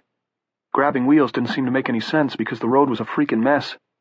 You'd get maybe a quarter of a mile clear, then—" "Road reefs, I know," Clay said. "Ray said it would be better once we got west of the Spaulding Turnpike, but we decided to spend the day in this place called the Twilight Motel." "I've heard of that place," Clay said, "on the edge of the Vaughan Woods. It's rather notorious in my part of the world." "Yeah? Okay," she shrugged. "So we get there, and the kid, Jordan, says, 'I'm going to make you the biggest breakfast you ever ate.' And we say, 'Dream on, kid,' which turned out to be sort of funny, since that's what it was in a way. But the power in the place is on, and he does. He makes us huge freaking breakfast. We all chip in. It's the Thanksgiving of breakfasts. Am I telling this right?" Dan, Tom, and Jordan all nodded. Sitting on the barbecue pit, Ray just lit another cigarette. According to Denise, they had eaten in the dining room, which Clay found fascinating because he was positive the Twilight didn't have a dining room. It had been your basic no-tell-motel straddling the Maine-New Hampshire state line. Rumor had it that the only amenities were cold water showers and hot-running X's on the TVs in the cracker box rooms. The story got weirder. There had been a jukebox. No Lawrence Welk and Debbie Boone either. It had been stuffed with hot stuff, including Hot Stuff by Donna Summer, and instead of going directly to bed they had danced, arduously, for 2 or 3 hours. Then, before turning in, they had eaten another vast meal, this time with Denise donning the chef's hat. After that, finally, they had crashed. "And dreamed of walking," Dan said. He spoke with a beaten bitterness that was unsettling. This wasn't the same man Clay had met 2 nights ago, the one who'd said, "I'm almost positive we can keep them out of our heads when we're awake," and "We really might make it. This is still early times for them." Now he laughed a little, a sound with no humor in it at all. "Man, we should have dreamed about it, because we were. All that day we were walking." "Not quite all of it," Tom said. "I had a driving dream." "Yeah, you drove," Jordan said quietly. "Only for an hour or so, but you drove. That was when we also dreamed we were sleeping in that motel. The Twilight place? I dreamed of driving too. It was like a dream inside of a dream. Only that one was real." "You see," Tom said, smiling at Clay. He ruffled Jordan's heavy pelt. "On some level, Jordan knew all along." "Virtual reality," Jordan said. "That's all it was. Like being in a video game almost. And it wasn't all that good." He looked north, in the direction the Raggedy Man had disappeared, in the direction of Cashwalk. "It'll get better. If they get better." "Sons of bitches can't do it all after dark," Ray said. "They have to go fucking Betty by." "And at the end of the day, so did we," Dan said. "That was their purpose. To wear us out so completely that we couldn't figure out what was going on even when night came and their control slipped.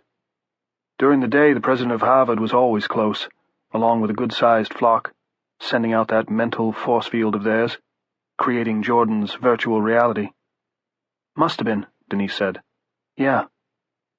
All this had been going on, Clay calculated, while he had been sleeping in the caretaker's cottage. Wearing us out wasn't all they wanted, Tom said. Even turning us back north wasn't all they wanted. They also wanted us all together again. The 5 of them had come to in a tumble-down motel on Route 47, Main Route 47, not too far south of Great Works. The sense of dislocation, Tom said, had been enormous.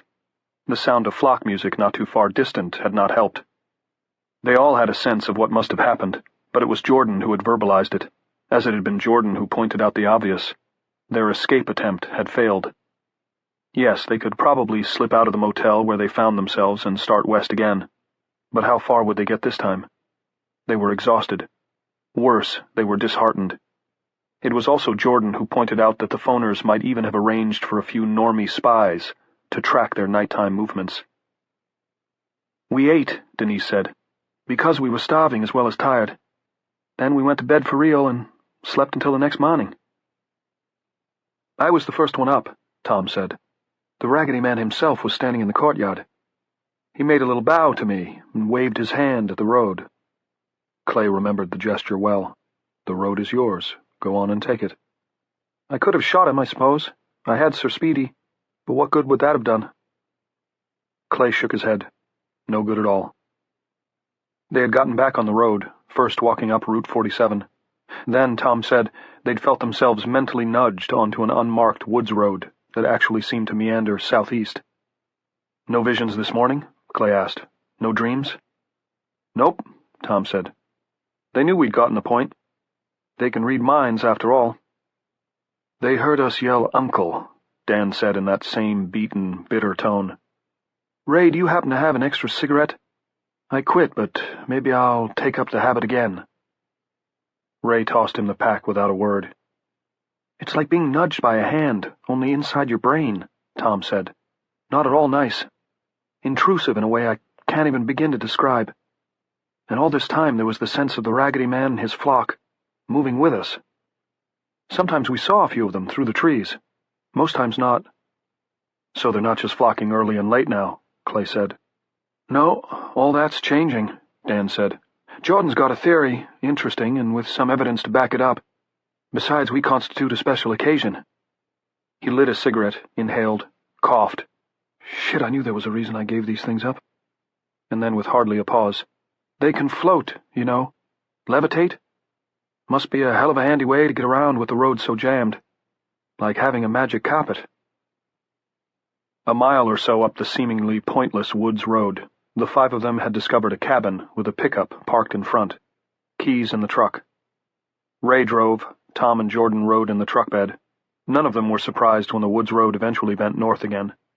Just before it petered out, the navigation beacon in their heads sent them on to another, then a third that was little more than a track with weeds growing up the middle.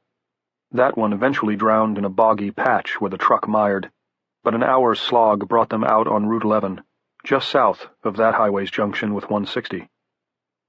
"Couple of dead phoners there," Tom said. "Fresh. Downed power lines, snapped off poles. The crows were having a banquet." Clay thought of telling them what he'd seen at the Gurleyville Volunteer Fire Department, then didn't.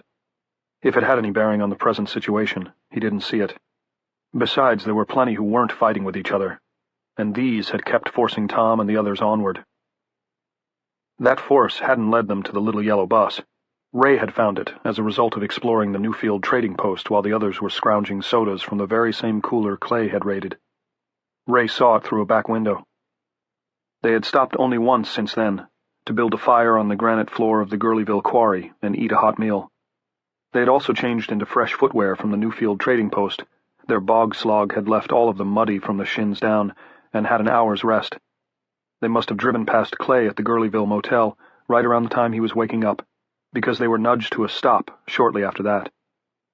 "And here we are," Tom said. "Case almost closed." He swept an arm at the sky, the land, the trees. "Someday, son, all of this will be yours." "That pushing thing has gone out of my head, at least for the time being," Denise said. "I'm grateful for that. The first day was the worst, you know? I mean, Jordan had the clearest idea that something was wrong, but I think all of us knew it wasn't, really right." "Yeah," Ray said. He rubbed the back of his neck. was like being in a kid's story where the birds and snakes talk. They say stuff like, "You're okay, you're fine. Never mind that your legs are so tired you're Deanie cool." Deanie cool. That's what we used to say when I was growing up in Lynn. "Lynn, Lynn, city of sin. When you get to heaven, they won't let you in," Tom chanted. "You grew up with the Christers, all right," Ray said. "Anyway, the kid knew better. I knew better. I think we all knew fucking better. If you had half a brain and still thought you were getting away." "I believed as long as I could, because I wanted to believe," Dan said. "But in truth, we never had a chance. Other normies might, but not us. Not flock killers. They mean to have us, no matter what happens to them." "What do you think they've got in mind for us?" Clay asked. "Oh, death," Tom said, almost without interest. "At least I'll be able to get some decent sleep." Clay's mind finally caught up with a couple of things, and latched on. Earlier in the conversation, Dan had said their normal behavior was changing, and Jordan had a theory about it. Just now he'd said, no matter what happens to them. "I saw a pair of phoners go at each other not far from here," Clay finally told them. "Did you?" Dan said, without much interest.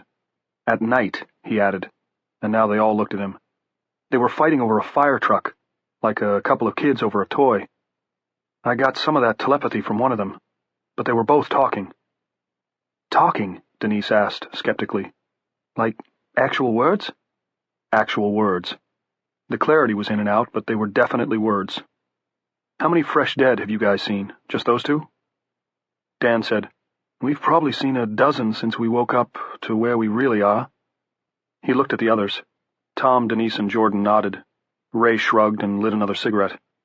"But it's hard to tell about the cause of death. They might be reverting. That fits Jordan's theory, although the talking doesn't seem to. They might have just been corpses the flocks haven't gotten around to getting rid of. Body disposal isn't a priority with them right now." "We're their priority, and they'll be moving us along pretty soon," Tom said. "I don't think we get the big stadium treatment until tomorrow, but I'm pretty sure they want us in Cashwalk before dark tonight." "Jordan, what's your theory?" Clay asked. Jordan said, "I think there was a worm in the original program." Chapter 2. "I don't understand," Clay said, "but that's par for the course. When it came to computers, I could use Word, Adobe Illustrator, and MacMail. After that, I was pretty much illiterate. Johnny had to walk me through the solitaire program that came with my Mac." Talking about that hurt. Remembering Johnny's hand closing over his on the mouse hurt more. "But you know what a computer worm is, right? Something that gets into your computer and screws up all the programs, right?" Jordan rolled his eyes but said, "Close enough. It can burrow in, corrupting your files and your hard drive as it goes. If it gets into shareware and the stuff you send, even email attachments, and they do, it can go viral and spread. Sometimes a worm has babies. The worm itself is a mutant, and sometimes the babies mutate further, okay?" "Okay." "The Pulse was a computer program, sent out by modem. That's the only way it could work. And it's still being sent out by modem. Only there was a worm in there, and it's rotting out the program. It's becoming more corrupted every day. GIGO. Do you know GIGO?" Clay said, "I don't even know the way to San Jose." "Stands for garbage in, garbage out. We think that there are conversion points where the phoners are changing normies over." Clay remembered his dream. "I'm way ahead of you there," he said.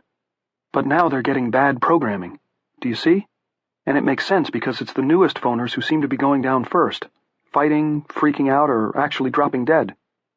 "You don't have enough data to say that," Clay replied at once. He was thinking of Johnny. Jordan's eyes had been bright. Now they dulled a little. "That's true." Then his chin lifted. "But it's logical. If the premise is right, if it's a worm, something actively burrowing deeper and deeper into the original programming, then it's every bit as logical as the Latin they use. The new phoners are rebooting, but now it's a crazy, uneven reboot. They get the telepathy, but they can still talk. Jordan, you can't draw that conclusion on just the two I saw." Jordan was paying no attention. He was really talking to himself now. "They don't flock like the others, not as completely, because the flocking imperative is imperfectly installed. Instead, they stay up late and get up early. They revert to aggression against their own kind. And if it's getting worse, don't you see? The newest phoners would be the first ones to get messed up. It's like in War of the Worlds, Tom said dreamily. Huh? Denise said. I didn't see that movie. It looked too scary. The invaders were killed by microbes our bodies tolerate easily, Tom said. Wouldn't it be poetic justice if the phone crazies all died of a computer virus? I'd settle for it bringing back their aggression, Dan said. Let them kill each other in one big battle royal. Clay was still thinking about Johnny. Sharon, too, but mostly Johnny. Johnny who'd written, "Please come get me," in those big capital letters, and then signed all 3 names, as if that would somehow add weight to his plea. Ray Huizenga said, "Isn't going to do us any good unless it happens tonight." He stood up and stretched. They'll be pushing us on pretty quick. I'm going to pause to do me a little necessary, while I've got the time. Don't go without me. Not in the bus we won't, Tom said, as Ray started up the hiking trail. You've got the keys in your pocket. Hope everything comes out all right, Ray, Denise said sweetly. Nobody loves a smartass, darling, Ray said, and disappeared from view. What are they going to do to us? Clay asked. Any ideas about that? Jordan shrugged. It may be like a closed-circuit TV hookup, only with a lot of different areas of the country participating. Maybe even the whole world. The size of the stadium makes me think that, and the Latin, of course, Dan said. It's a kind of lingua franca. Why do they need one? Clay asked. They're telepaths. But they still think mostly in words, Tom said, at least so far. In any case, they do mean to execute us, Clay. Jordan thinks so. Dan does. And so do I. So do I, Denise said in a small, morose voice, and caressed the curve of her belly. Tom said, Latin is more than a lingua franca. It's the language of justice, and we've seen it used by them before. Gunnar and Harold, yes. Clay nodded. Jordan has another idea, Tom said.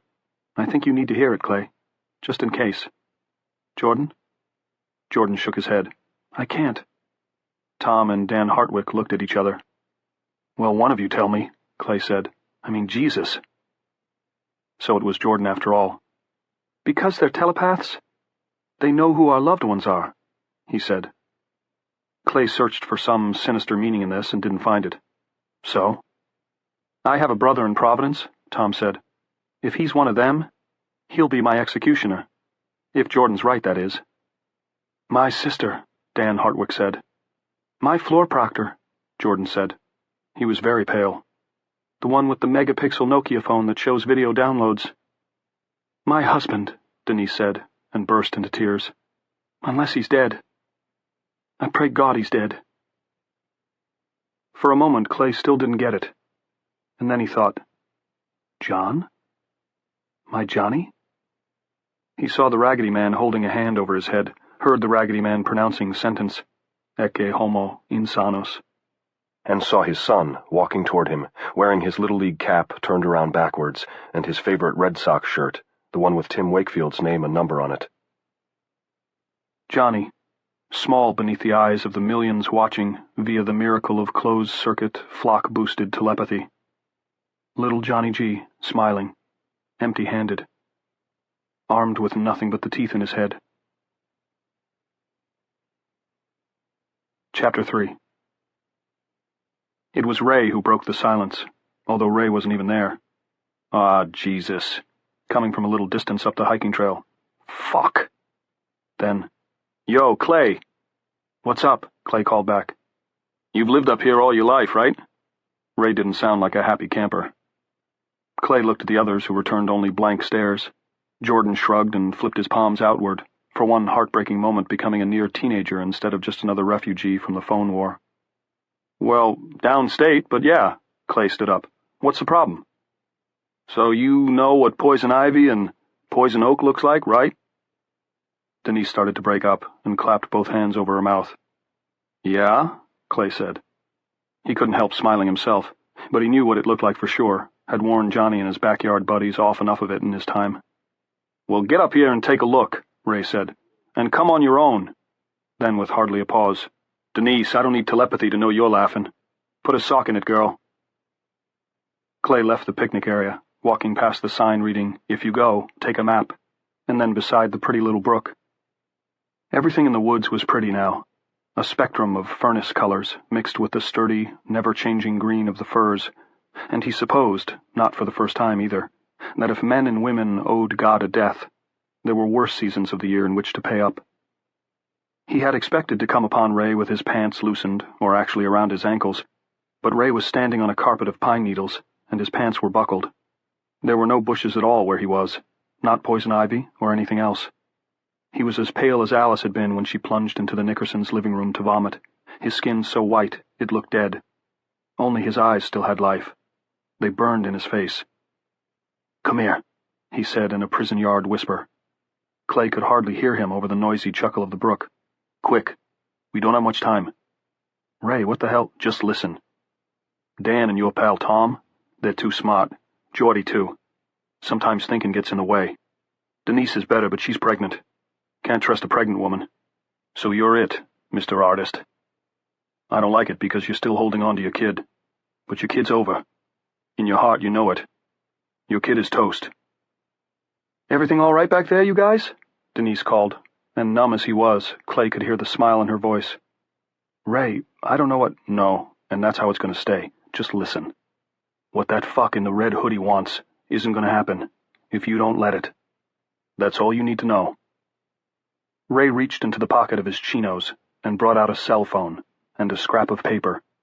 The phone was gray with grime, as if it had spent most of its life in a working environment. "Put it in your pocket. When the time comes, call the number on that slip. You'll know the time. I gotta hope you'll know." Clay took the phone. It was either take it or drop it. The little slip of paper escaped his fingers. "Get that!" Ray whispered fiercely. Clay bent and picked up the scrap of paper. 10 digits were scrawled on it. The first 3 were the main area code. "Ray, they read minds. If I have this—" Ray's mouth stretched in a terrible parody of a grin. "Yeah," he whispered. "They peek in your head and find out you're thinking about a fucking cell phone? What else is anyone thinking about since October 1st? Those of us who can still fucking think, that is." Clay looked at the dirty, battered cell phone. There were 2 Dymotape strips on the casing. The top one read, "Mr. Fogarty." The bottom one read, "Prop Gurleyville Quarry. Do not remove." "Put it in your fucking pocket." It wasn't the urgency of the command that made him obey.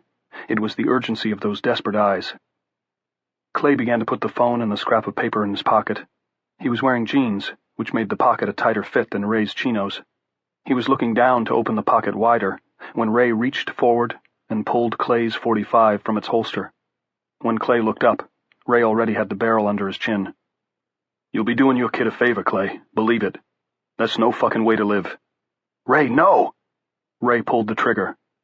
The soft-nosed American Defender round took off the entire top half of his head.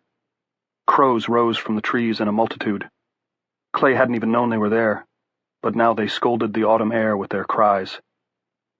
For a little while, he drowned them out with his own. Chapter 4.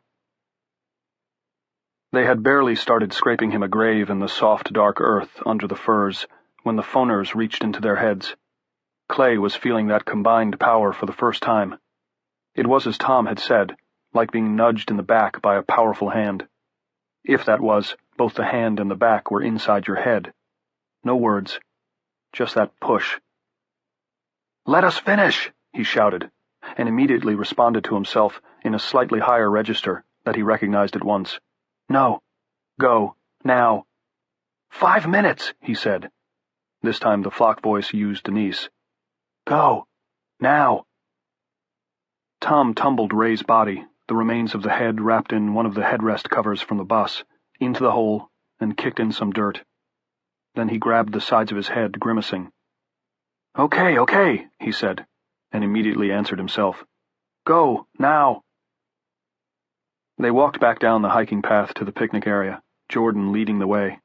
He was very pale, but Clay didn't think he was as pale as Ray had been in the last minute of his life. Not even close. "That's no fucking way to live," his final words. Standing at parade rest across the road, in a line that stretched to both horizon lines, maybe half a mile in all, were phoners. There had to be 400 of them, but Clay didn't see the Raggedy Man. He supposed the Raggedy Man had gone on to prepare the way. for in his house there were many mansions, with a phone extension in every one, Clay thought. As they trooped toward the minibus, he saw 3 of the phoners fall out of line. 2 of them began biting and fighting and tearing at each other's clothes, snarling what could have been words. Clay thought he heard the phrase bitch cake, but he supposed it might just have been a coincidental occurrence of syllables. The 3rd simply turned and began walking away, hiking down the white line toward Newfield. "That's right! Fall out, soldier!" Denise yelled hysterically. "All of you, fall out!" But they didn't, and before the deserter, if that was what he was, had gotten to the curve where Route 160 swept out of sight to the south, an elderly but powerfully built phoner simply shot out his arms, grasped the hiker's head, and twisted it to one side. The hiker collapsed to the pavement. "Ray had the keys," Dan said in a tired voice. Most of his ponytail had come undone, and his hair spilled over his shoulders. "Somebody will have to go back and—" "I got them," Clay said, "and I'll drive." He opened the side door of the little bus, feeling that steady beat, beat, beat, push, push, push in his head. There was blood and dirt on his hands. He could feel the weight of the cell phone in his pocket, and had a funny thought. Maybe Adam and Eve had picked a few apples before being driven out of Eden. A little something to munch while on the long and dusty road to 700 television channels and backpack bombs in the London subway system. "Get in, everybody." Tom gave him a look. "You don't have to sound so goddamn cheerful, Van Gogh." "Why not?" Clay said, smiling. He wondered if his smile looked like Ray's, that awful end-of-life rictus. "At least I won't have to listen to your bullshit much longer. Hop aboard. Next stop, Cashwalk no foe." But before anyone got on the bus, they were made to throw away their guns. This didn't come as a mental command, nor was their motor control overridden by some superior force. Clay didn't have to watch as something made his hand reach down and pluck the .45 from its holster. He didn't think the phoners could do that, at least not yet. They couldn't even do the ventriloquism thing unless they were allowed to. Instead, he felt something like an itch, a terrible one, just short of intolerable, inside his head.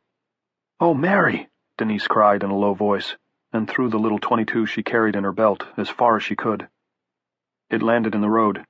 Dan threw his own pistol after it, then added his hunting knife for good measure. The knife flew blade first, almost to the far side of Route 160, but none of the phoners standing there flinched.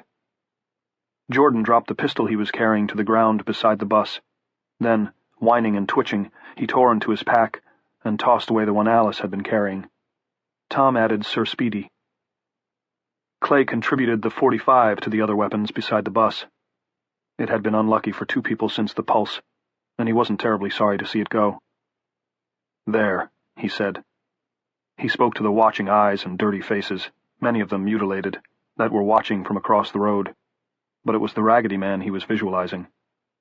"That's all of them. Are you satisfied?" And answering himself at once, "Why did he do it?" Clay swallowed. It wasn't just the phoners who wanted to know. Dan and the others were watching him too. Jordan, he saw, was holding onto Tom's belt, as if he feared Clay's answer the way a toddler might fear a busy street, one full of speeding trucks. "He said your way was no way to live," Clay said. "He took my gun and blew his head off before I could stop him." Silence, except for the cawing of crows. Then Jordan spoke, flat and declamatory. "Our way is the only way." Dan was next, just as flat. Unless they feel rage, they feel nothing, Clay thought. "Get on the bus." They got on the bus. Clay slid behind the wheel and started the engine. He headed north on Route 160. He had been rolling less than a minute when he became aware of movement on his left. It was the phoners. They were moving north along the shoulder, above the shoulder, in a straight line, as if on an invisible conveyor belt running maybe 8 inches over the dirt.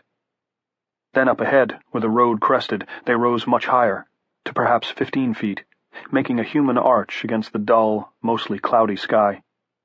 Watching the phoners disappear over the top of the hill was like watching people ride the mild swell of an invisible roller coaster. Then the graceful symmetry broke.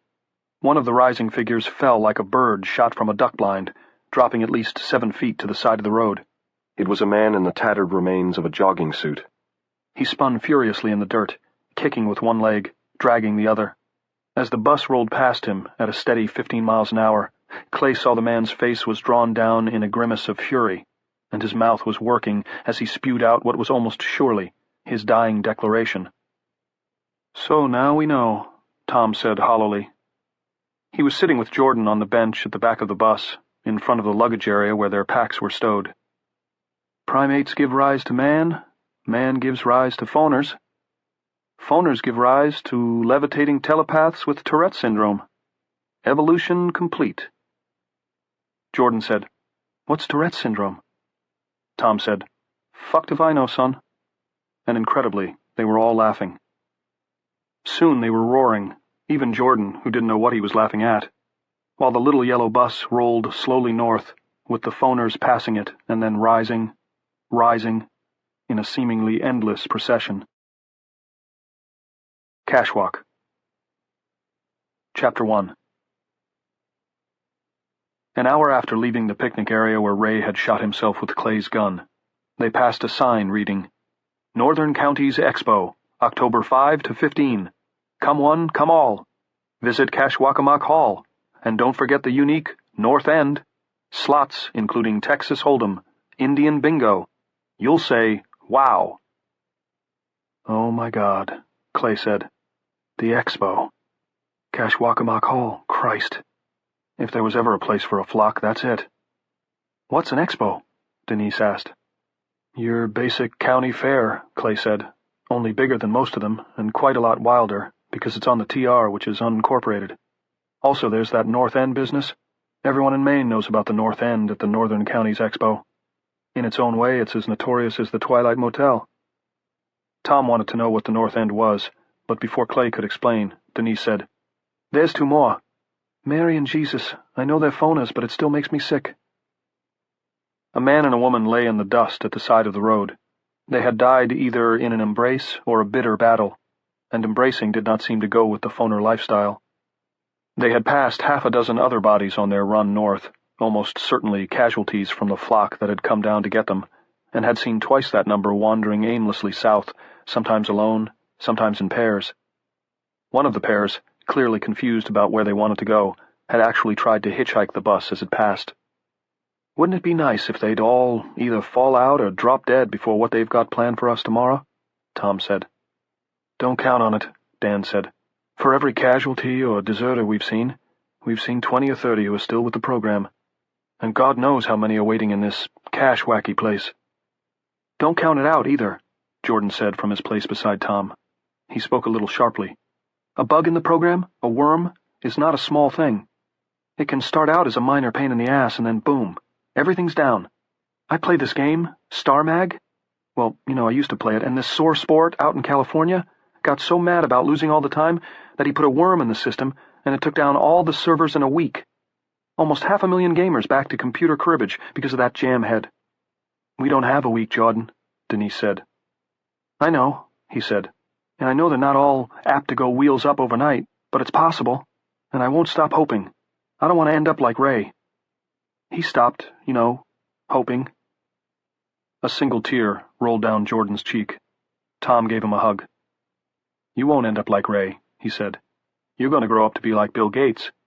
"I don't want to grow up to be like Bill Gates," Jordan said morosely. "I bet Bill Gates had a cell phone. In fact, I bet he had a dozen." He sat up straight. "One thing I'd give a lot to know is how so many cell phone transmission towers can still be working when the fucking power's down." "FEMA," Dan said hollowly. Tom and Jordan turned to look at him, Tom with a tentative smile on his lips. Even Clay glanced up into the rearview mirror. "You think I'm joking," Dan said. "I wish I was. I read an article about it in a news magazine while I was in my doctor's office, waiting for that disgusting exam where he puts on a glove and then goes prospecting." "Please," Denise said. "Things are bad enough. You can skip that part." "What did the article say?" "That after 9/11, FEMA requested and got a sum of money from Congress.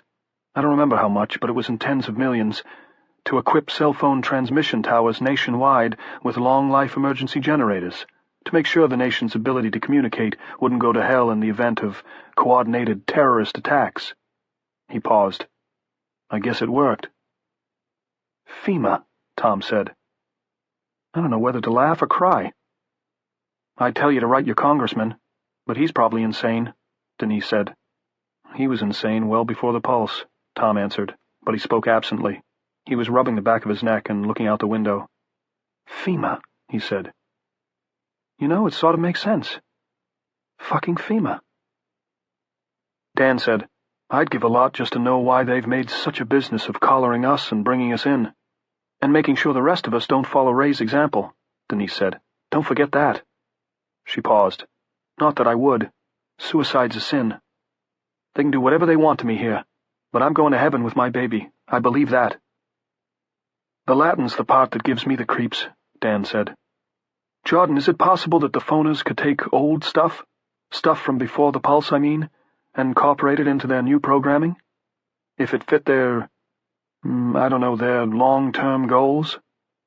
I guess, Jordan said.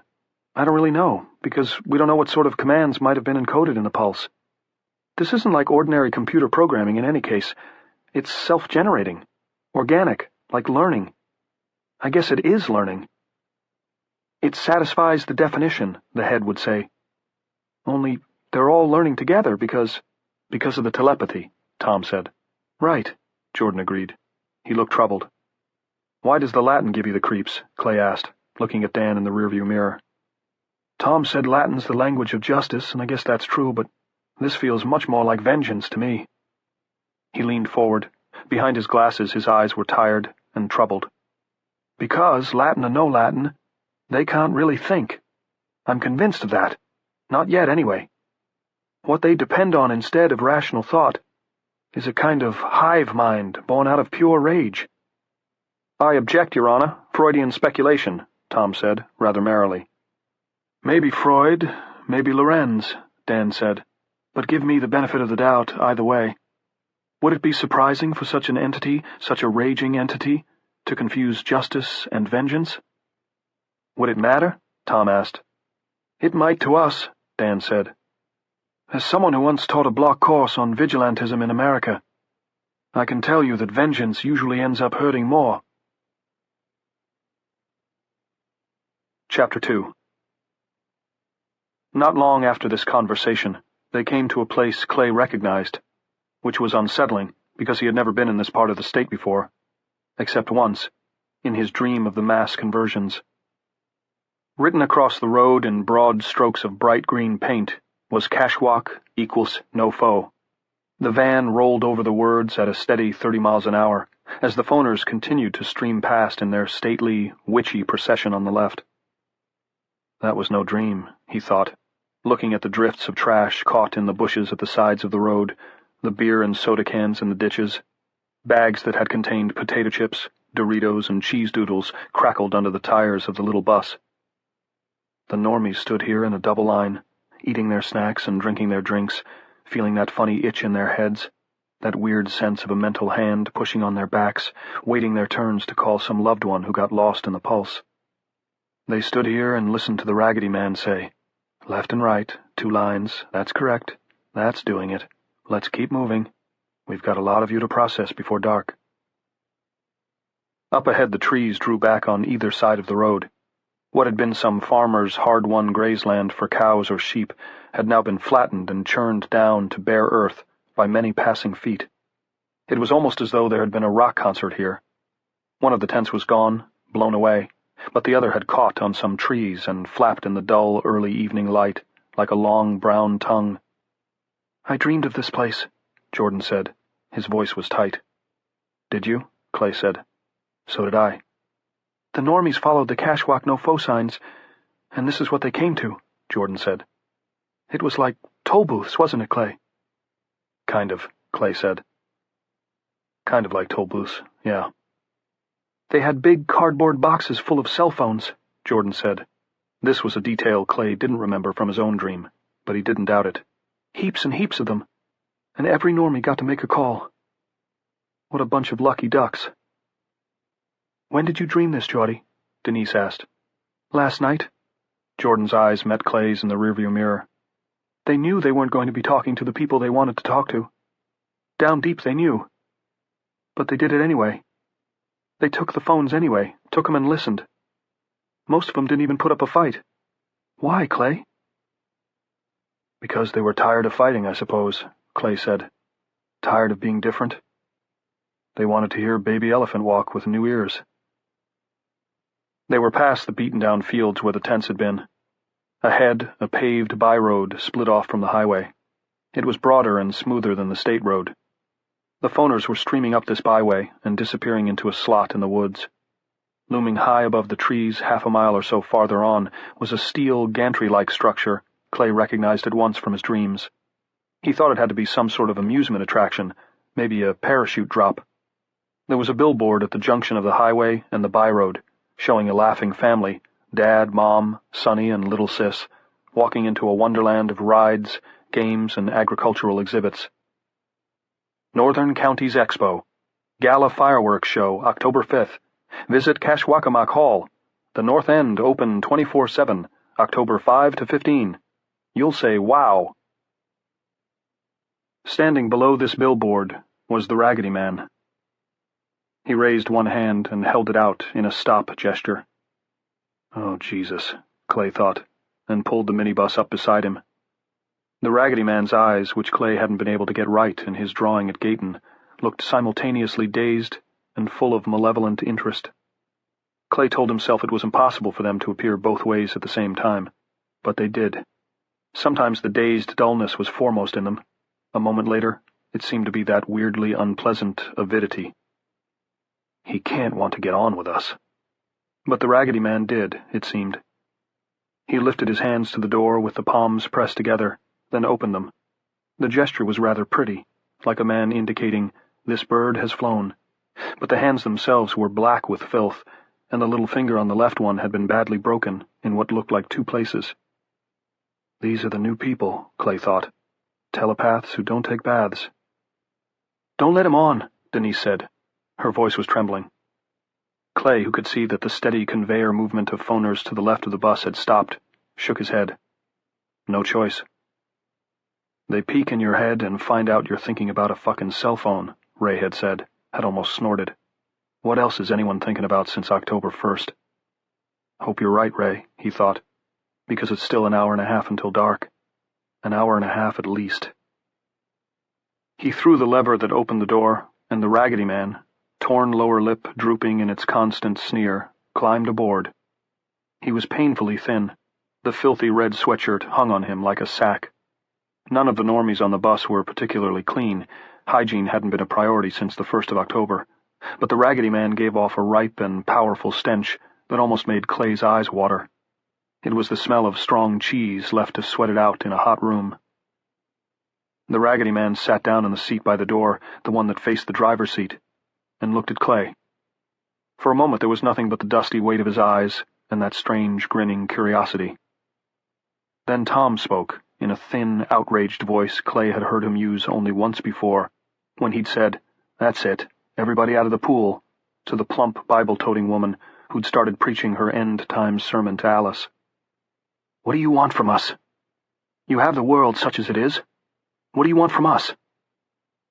The Raggedy Man's ruined mouth formed the word even as Jordan said it. Only that one word, flat and emotionless. "Justice." "When it comes to justice," Dan said, "I don't think you have a clue."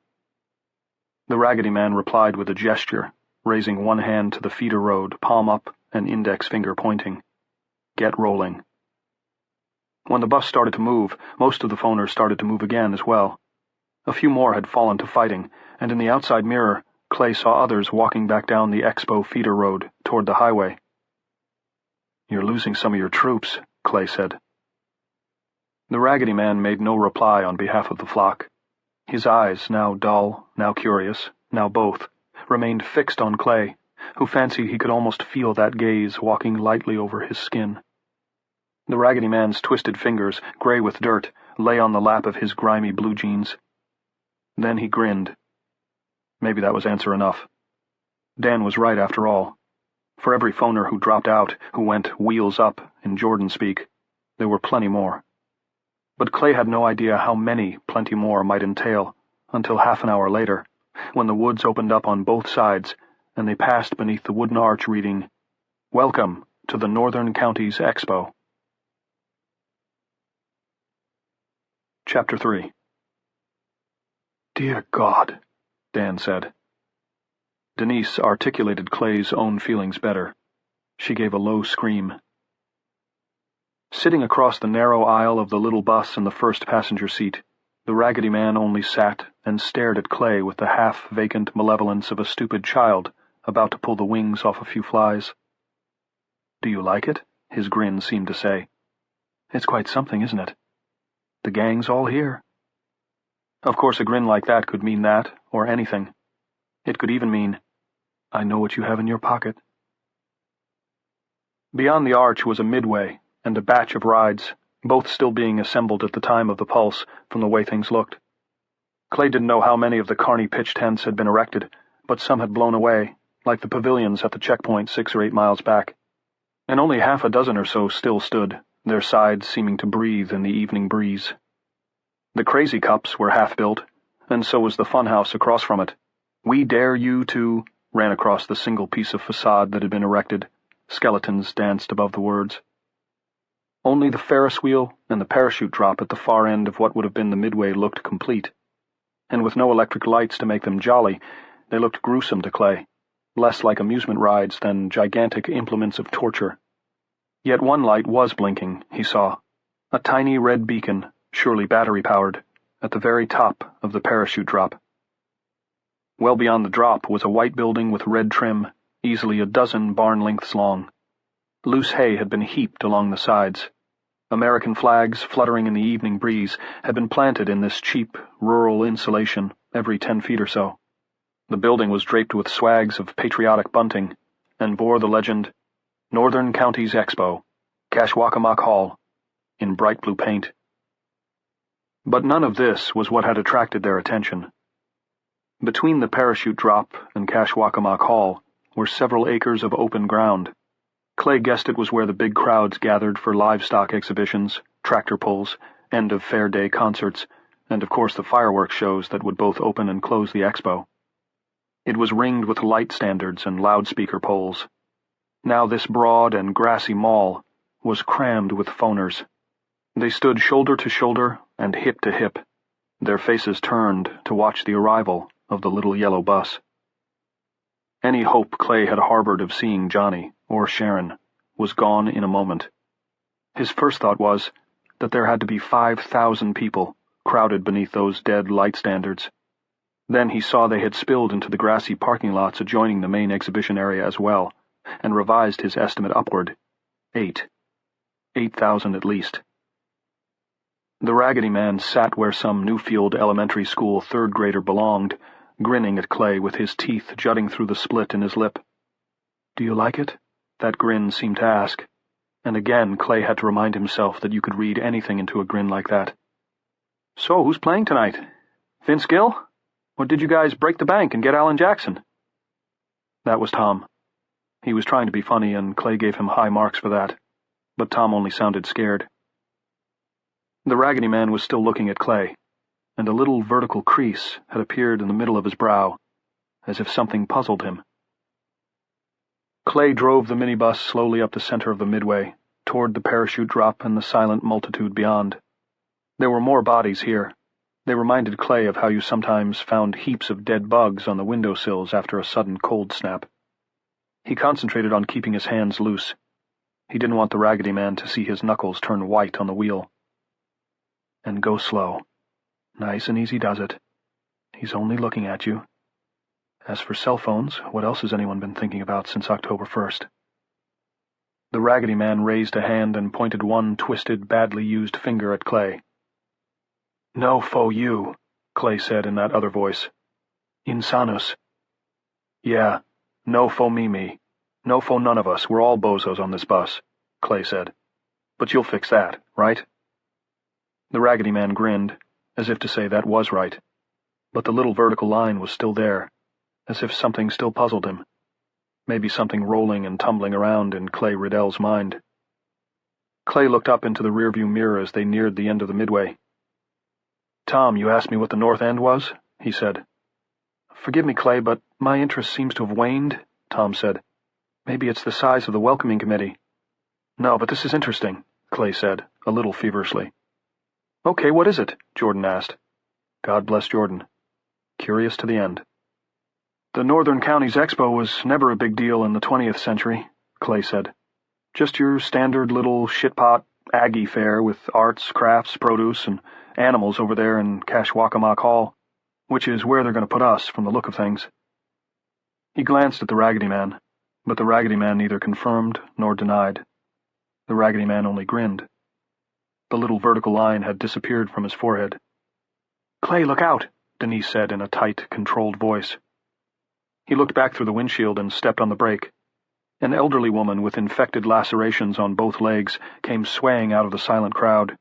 She skirted the edge of the parachute drop, trampled over several prefab pieces of the funhouse that had been laid out but not erected at the time of the pulse, then broke into a shambling run aimed directly at the school bus. When she reached it, she began to hammer slowly on the windshield with filthy, arthritis-twisted hands. What Clay saw in this woman's face wasn't the avid blankness he'd come to associate with the phoners, but terrified disorientation. And it was familiar. Who are you? Pixie Dark had asked.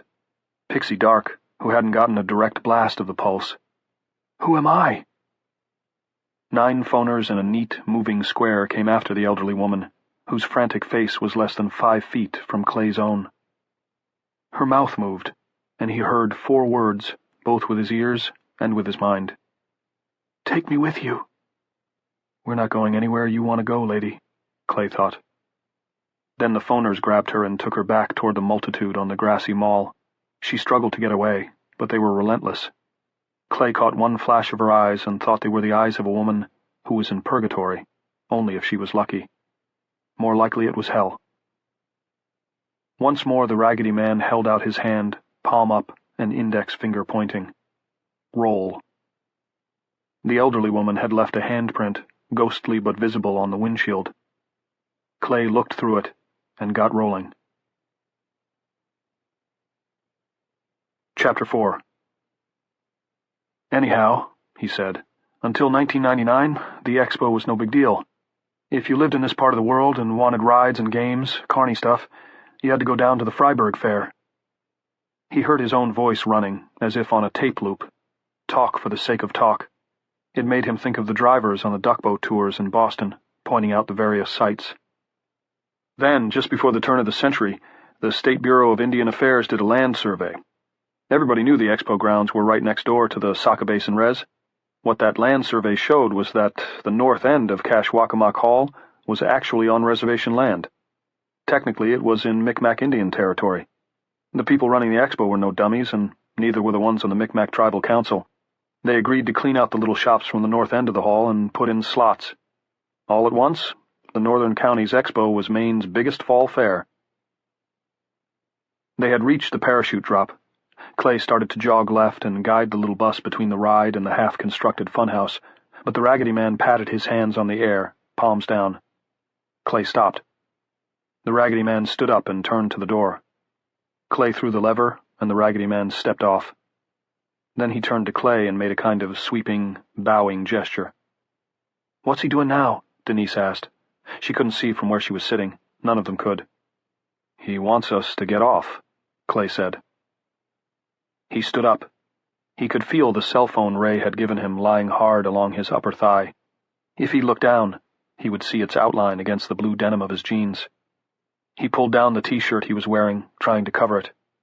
A cell phone, so what? Everybody's thinking about them. "Are we going too?" Jordan asked. He sounded scared. "Not much choice," Clay said. "Come on, you guys. Let's go to the fair." Chapter 5. The Raggedy Man led them toward the silent multitude. It opened for them, leaving a narrow aisle, not much more than a throat, from the back of the parachute drop to the double doors of Kashwakamok Hall. Clay and the others passed a parking area filled with trucks. New England Amusement Corp. Was printed on the sides, along with the roller coaster logo. Then the crowd swallowed them. That walk seemed endless to Clay. The smell was nearly insupportable, wild and ferocious, even with the freshening breeze to carry the top layer away. He was aware of his legs moving, He was aware of the Raggedy Man's red hoodie ahead of him, but the hall's double doors with their swags of red, white, and blue bunting seemed to get no closer. He smelled dirt and blood, urine and shit. He smelled fermenting infections, burned flesh, the spoiled egg-white aroma of oozing pus. He smelled clothes that were rotting on the bodies they draped. He smelled something else as well, some new thing. Calling it madness would have been too easy. I think it's the smell of telepathy. And if it is, we're not ready for it. It's too strong for us. It burns the brain somehow, the way too much current will burn out the electrical system in a car, or a— "Help me with her!" Jordan yelled from behind him. "Help me with her! She's fainting!" He turned and saw that Denise had gone down on all fours. Jordan was on all fours beside her and had one of her arms over his neck, but she was too heavy for him. Tom and Dan couldn't get forward enough to help. The corridor cutting through the mass of phoners was too narrow. Denise raised her head, and for a moment her eyes met Clay's. The look was one of dazed incomprehension, the eyes those of a slugged steer. She vomited a thin gruel onto the grass, and her head dropped down again. Her hair fell around her face like a curtain. "Help me!" Jordan shouted again. He began to cry. Clay went back and started elbowing phoners in order to get on Denise's other side. "Get out of the way!" he shouted. "Get out of the way! She's pregnant! Can't you fools see she's pregnant?" It was the blouse he recognized first. The high-necked white silk blouse that he had always called Sharon's doctor shirt. In some ways he thought it was the sexiest garment she owned, partly because of that high, prim neck. He liked her bare, but he liked to touch and squeeze her breasts through that high-necked white silk blouse even more. He liked to bring her nipples up until he could see them poking the cloth. Now Sharon's doctor shirt was streaked black with dirt in some places, and maroon with dried blood in others. It was torn under the arm. "She doesn't look as bad as some," Johnny had written, but she didn't look good. She certainly wasn't the Sharon Riddell who had gone off to school in her doctor shirt and her dark red skirt while her estranged husband was in Boston, about to make a deal that would put an end to their financial worries and make her realize that all her carping about his expensive hobby had been so much fear and bad faith. That, anyway, had been his semi-resentful dream. Her dark blonde hair hung in lank strings. Her face had been cut in a number of places, and one of her ears looked torn half off. Where it had been, a clotted hole bored into the side of her head. Something she had eaten, something dark, clung in curds to the corners of the mouth he had kissed almost every day for almost 15 years. She stared at him, through him, with that idiotic half-grin they sometimes wore. "Clay, help me!" Jordan almost sobbed. Clay snapped back. Sharon wasn't here. That was the thing to remember. Sharon hadn't been here for almost 2 weeks now. Not since trying to make a call on Johnny's little red cell phone on the day of the pulse. "Give me some room, you bitch," he said, and pushed aside the woman who'd been his wife. Before she could rebound, he slid into her place. "This woman's pregnant, so give me some fucking room." Then he bent, slipped Denise's other arm over his neck, and got her up. "Go on ahead," Tom said to Jordan. "Let me in. I've got her." Jordan held up Denise's arm long enough for Tom to slip it over his own neck. He and Clay carried her that way the final 90 yards to the doors of Kashwakamok Hall, where the Raggedy Man stood waiting. By then Denise was muttering that they could let her go. She could walk. She was all right. But Tom wouldn't. Neither would Clay. If he let her go, he might look back for Sharon. He didn't want to do that. The Raggedy Man grinned at Clay, and this time that grin seemed to have more focus. It really was as though the two of them shared a joke. Sharon, he wondered. Is Sharon the joke?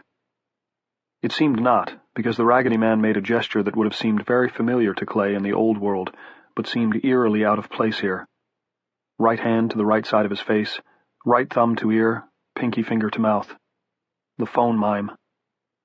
"No fo you," Denise said, and then in her own voice, "Don't do that. I hate it when you do that." The Raggedy Man paid her no mind. He went on holding his right hand in the phone gesture, thumb to ear and pinky to mouth, staring at Clay. For one moment, Clay was sure he also glanced down at the pocket where the cell phone was stowed. Then Denise said it again, that horrible parody of his old routine with Johnny G. "No fo you." The Raggedy Man mimed laughing, and his ruined mouth made it gruesome. From behind him, Clay felt the eyes of the flock like a physical weight.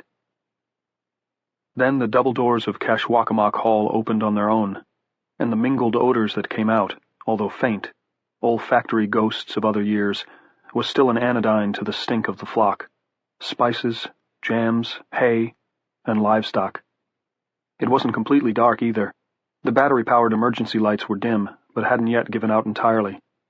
Clay thought that was pretty amazing, unless they had been saved especially for their arrival, and he doubted that. The Raggedy Man wasn't telling. He only smiled and gestured with his hands for them to go in. "It'll be a pleasure, you freak," Tom said. "Denise, are you sure you can walk on your own?" "Yes. I've just got one tiny bit of business first." She drew in breath, then spit in the Raggedy Man's face. "There, take that back to Harvard with you, fuckface." The Raggedy Man said nothing. He only grinned at Clay. Just two fellows sharing a secret joke. Chapter 6. No one brought them any food, but there were snack machines galore, and Dan found a crowbar in the maintenance closet at the huge building's south end.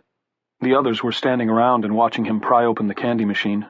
Of course we're insane, Clay thought. We eat Baby Ruths for dinner, and tomorrow we'll have paydays for breakfast. When the music started. And it wasn't You Light Up My Life or Baby Elephant Walk coming out of the big speakers ringing the grassy mall outside. Not this time. It was something slow and stately that Clay had heard before, although not for years. It filled him with sadness and made gooseflesh run up the soft insides of his arms. "Oh, my God," Dan said softly. "I think it's Albione." "No," Tom said. "That's Pachelbel. It's the canon in D major." "Of course it is," Dan said, sounding embarrassed. "It's as if—" Denise began, then stopped. She looked down at her shoes. "What?" Clay asked. "Go on, say it. You're among friends." "It's like the sound of memories," she said. "As if it's all they have." "Yes," Dan said. "I suppose." "You guys!" Jordan called. He was looking out one of the small windows. They were quite high, but by standing on his tiptoes he could just manage. "Come look at this!" They lined up and looked out at the wide mall. It was almost full dark.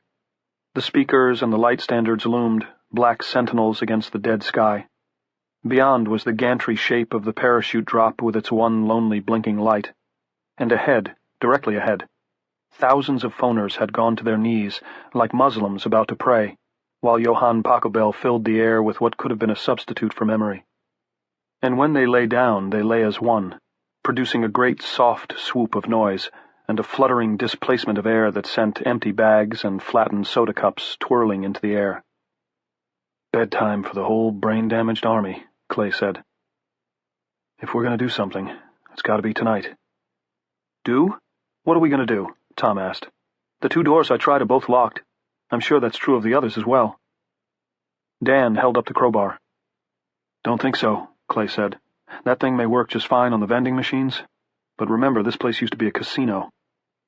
He pointed to the north end of the hall, which was lushly carpeted and filled with rows of one-armed bandits, their chrome muted in the glow of the failing emergency lights.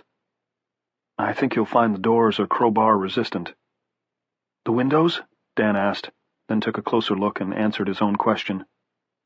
"Jordan, maybe." "Let's have something to eat," Clay said.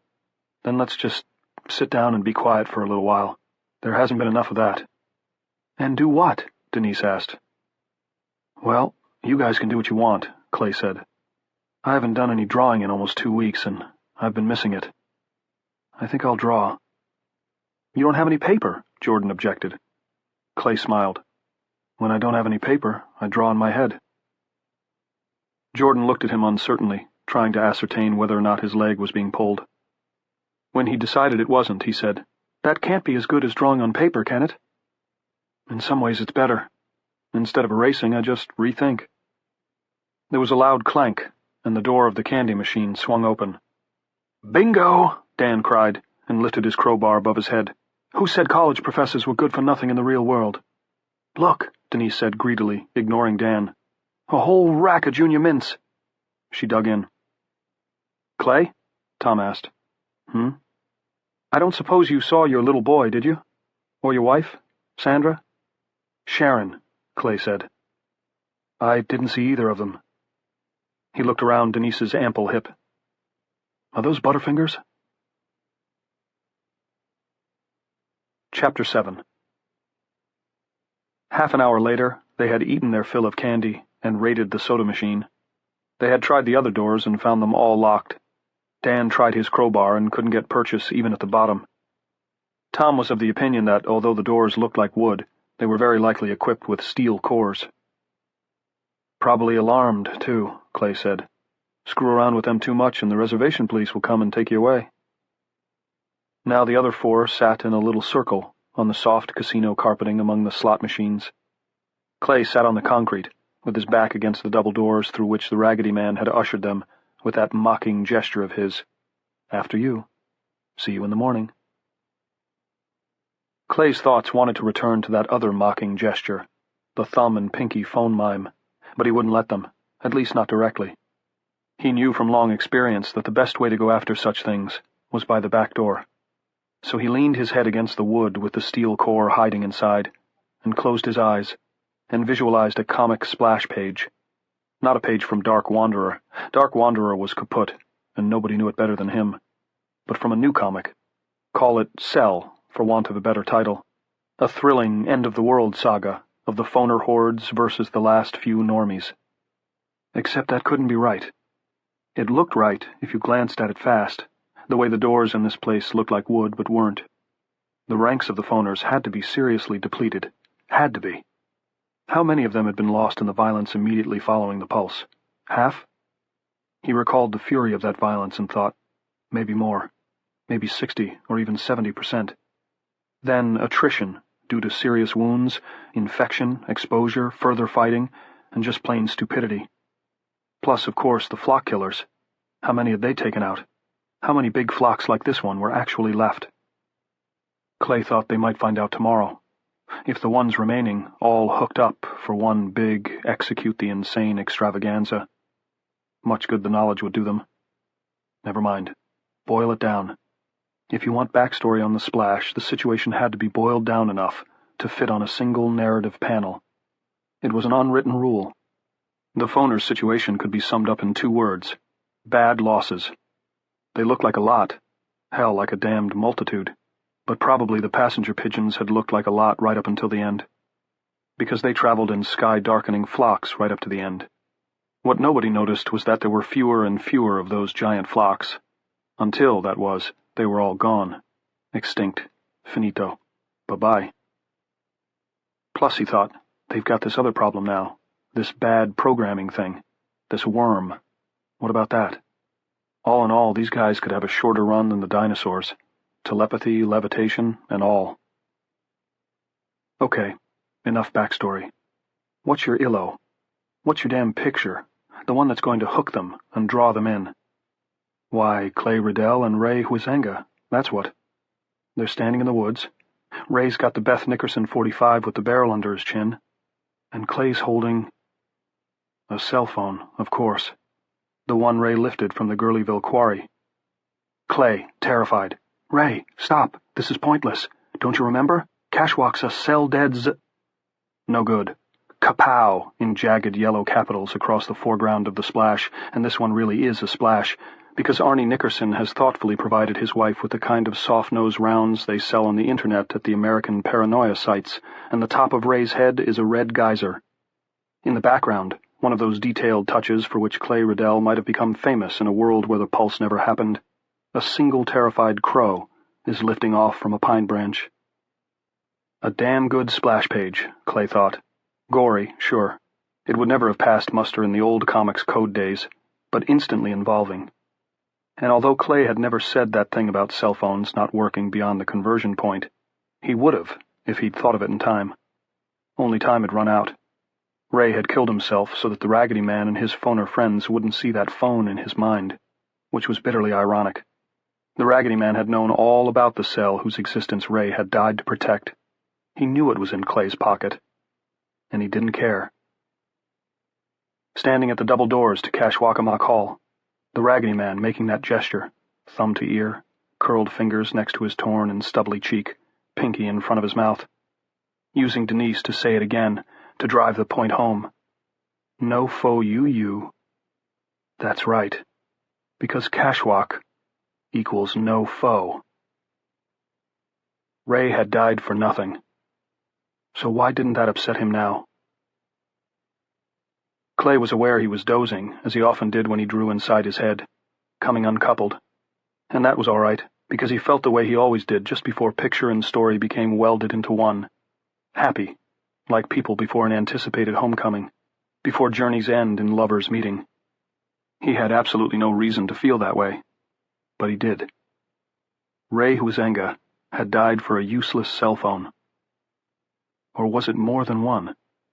Now Clay saw another panel. This one was a flashback panel, you could tell by the scalloped edges. Close-up on Ray's hand, holding the grimy cell phone, and a slip of paper with a telephone number scrawled on it. Ray's thumb obscures everything but the main area code. Ray, off-screen. When the time comes, call the number on that slip. You'll know the time. I gotta hope you'll know. Can't call anybody from a cell in Kashwakamak, Ray, because Kashwak equals no foe. Just ask the president of Harvard. And to drive the point home, here's another flashback panel with those scalloped edges. It's Route 160.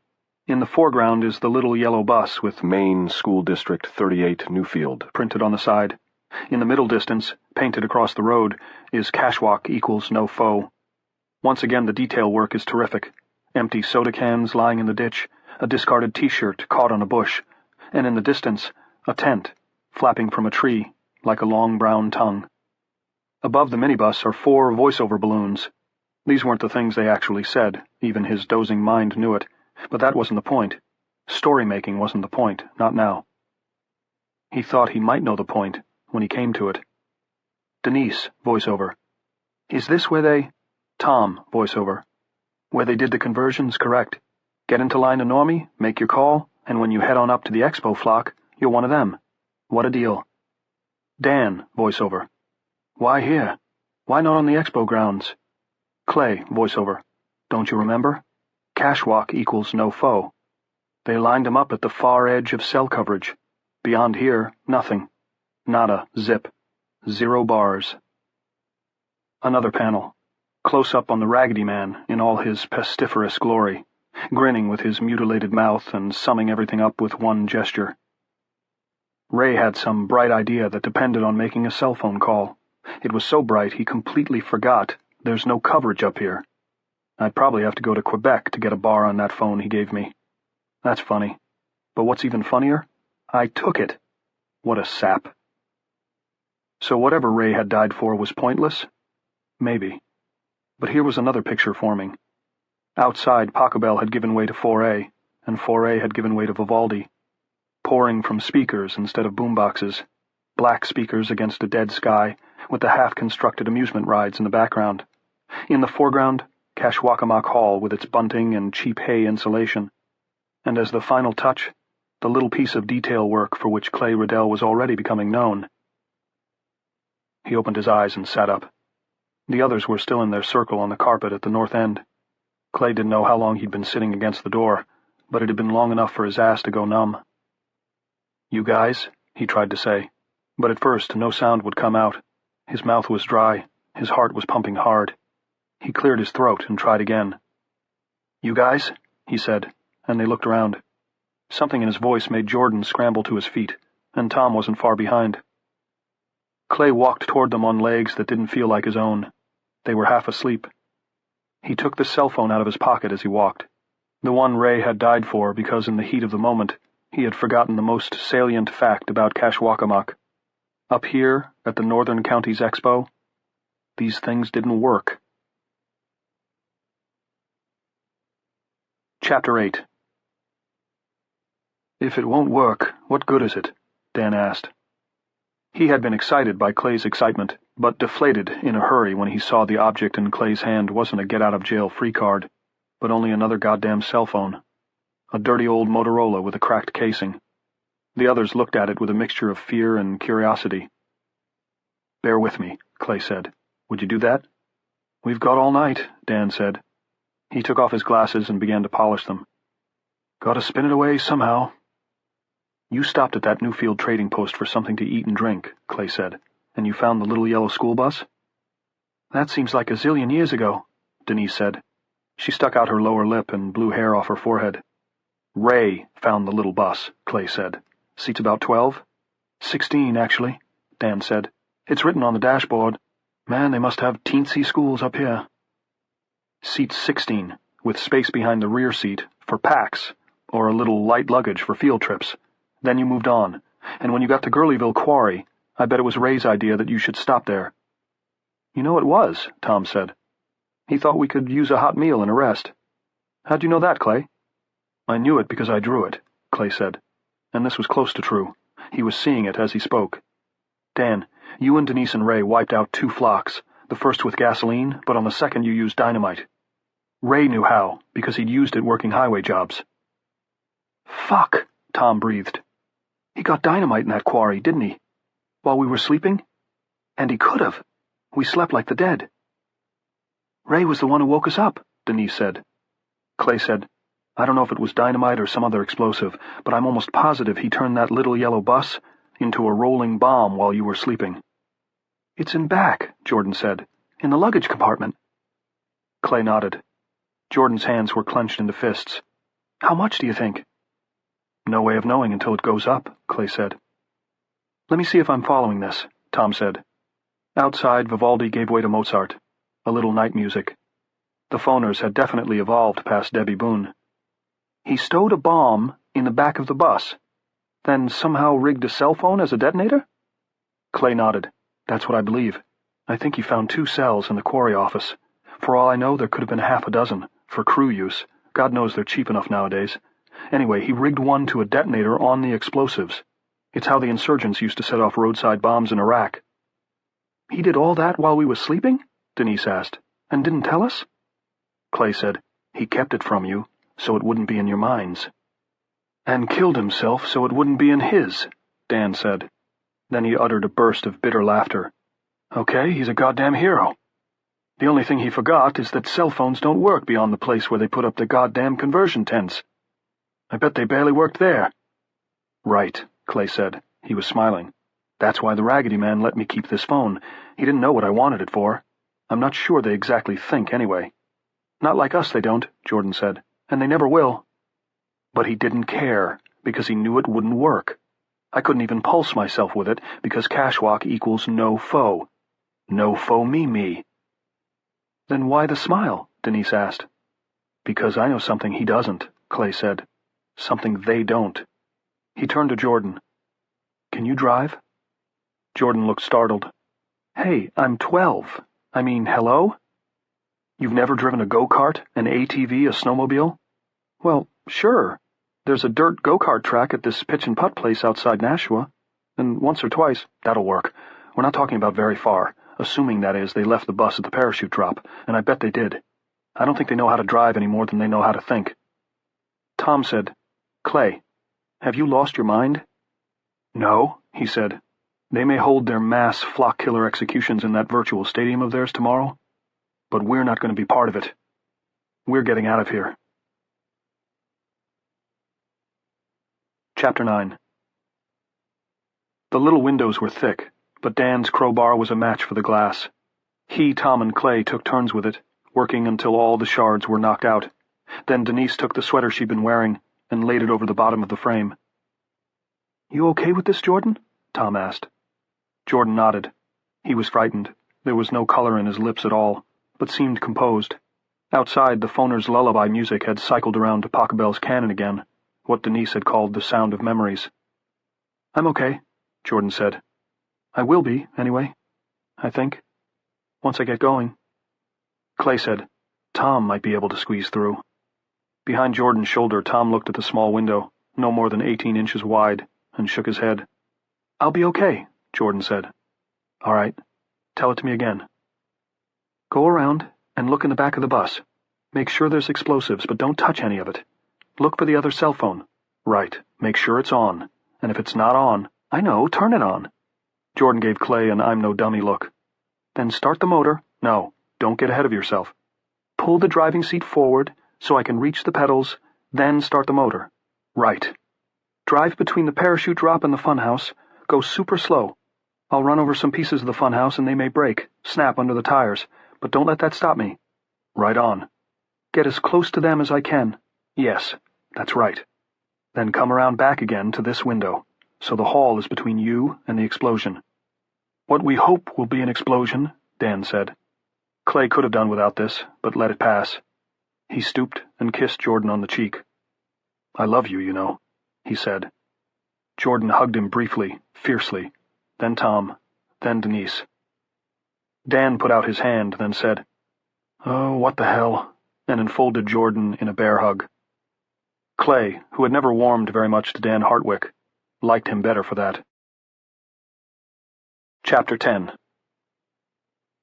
Clay made a step with his hands and boosted Jordan up.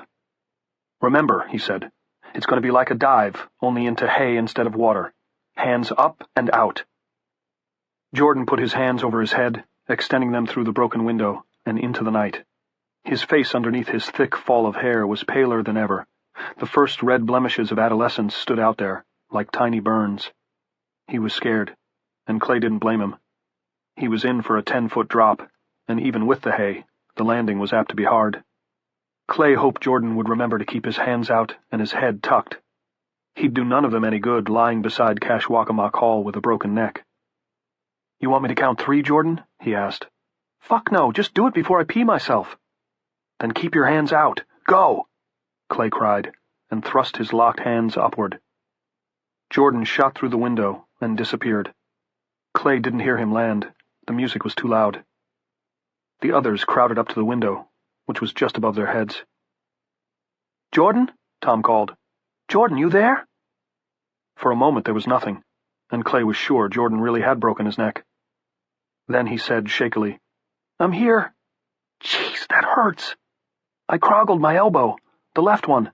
That arm's all weird. Wait a minute. They waited. Denise took Clay's hand and squeezed it hard. It moves, Jordan said. It's okay, I guess, but maybe I ought to see the school nurse. They all laughed too hard. Tom had tied the bus's ignition key to a double line of thread from his shirt, and the thread to the buckle of his belt. Now Clay laced his fingers together again, and Tom stepped up. I'm going to lower the key to you, Jordan. Ready? Yeah? Tom gripped the edge of the window, looked down, and then lowered his belt. Okay, you got it? He said. Now listen to me. All we ask is do it if you can. If you can't, no penalty minutes. Got that? Yes? Go on then. Scat. He watched a moment, then said, He's on his way. God help him, he's a brave kid. Put me down. Chapter 11. Jordan had gone out on the side of the building away from the roosting flock. Clay, Tom, Denise, and Dan crossed the room to the midway side. The 3 men tipped the already vandalized snack machine over on its side and shoved it against the wall. Clay and Dan could see out the high windows easily by standing on it, Tom by standing on tiptoes. Clay added a crate so Denise could also see, praying she wouldn't topple off it and go into labor. They saw Jordan cross to the edge of the sleeping multitude, stand there a minute as if debating, and then move off to his left. Clay thought he continued seeing movement long after his rational mind told him that Jordan must be gone, skirting the edge of the massive flock. How long will it take him to get back, do you think? Tom asked. Clay shook his head. He didn't know. It depended on so many variables. The size of the flock was only one of them. What if they looked in the back of the bus? Denise asked. What if Geordie looks in the back of the bus and there's nothing there? Dan asked, and Clay had to restrain himself from telling the man to keep his negative vibe to himself. Time passed, giving itself up by inches. The little red light on the tip of the parachute drop blinked. Pachelbel once more gave way to Fauré, and Fauré to Vivaldi. Clay found himself remembering the sleeping boy who had come spilling out of the shopping cart, how the man with him, probably not his father, had sat down with him at the side of the road and said, Gregory, kiss it, make it all better. He remembered the man with the rucksack listening to Baby Elephant walk, and saying, Dodge had a good time too. He remembered how, in the bingo tents of his childhood, the man with the microphone would invariably exclaim, It's the sunshine vitamin, when he pulled B12 out of the hopper, with the dancing ping-pong balls inside, even though the sunshine vitamin was D. The time now gave itself up in what seemed quarter inches, and Clay began losing hope. If they were going to hear the sound of the bus's engine, they should have heard it by now. "It's gone wrong somehow," Tom said in a low voice. "Maybe not," Clay said. He tried to keep his heart's heaviness out of his voice. "No, Tommy's right," Denise said. She was on the verge of tears. "I love him to death, and he was ballsier than Lord Satan on his first night in hell. But if he was coming, he'd be on his way by now." Dan's take was surprisingly positive. "We don't know what he might have run into. Just take a deep breath and try to put your imaginations on hold." Clay tried that and failed. Now the seconds dripped by. Schubert's Ave Maria boomed through the big concert speakers. He thought, I would sell my soul for some honest rock and roll. Chuck Berry doing "O Carol," U2 doing "When Love Comes to Town." Outside, nothing but dark and stars, and that one tiny, red, battery-driven light. "Boost me up over there," Tom said, hopping down from the snack machine. "I'll squeeze through that window somehow and see if I can't go get him." Clay began. "Tom, if I was wrong about there being explosives in the back of the bus—" "Fuck the back of the bus and fuck the explosives," Tom said, distraught. "I just want to find George—" "Hey!" Dan shouted, and then, "Hey, all right! Baby now!" He slammed one fist against the wall beside the window. Clay turned and saw headlights had bloomed in the dark. A mist had begun to rise from the blanket of comatose bodies on the acres of mall, and the bus's headlights seemed to be shining through smoke.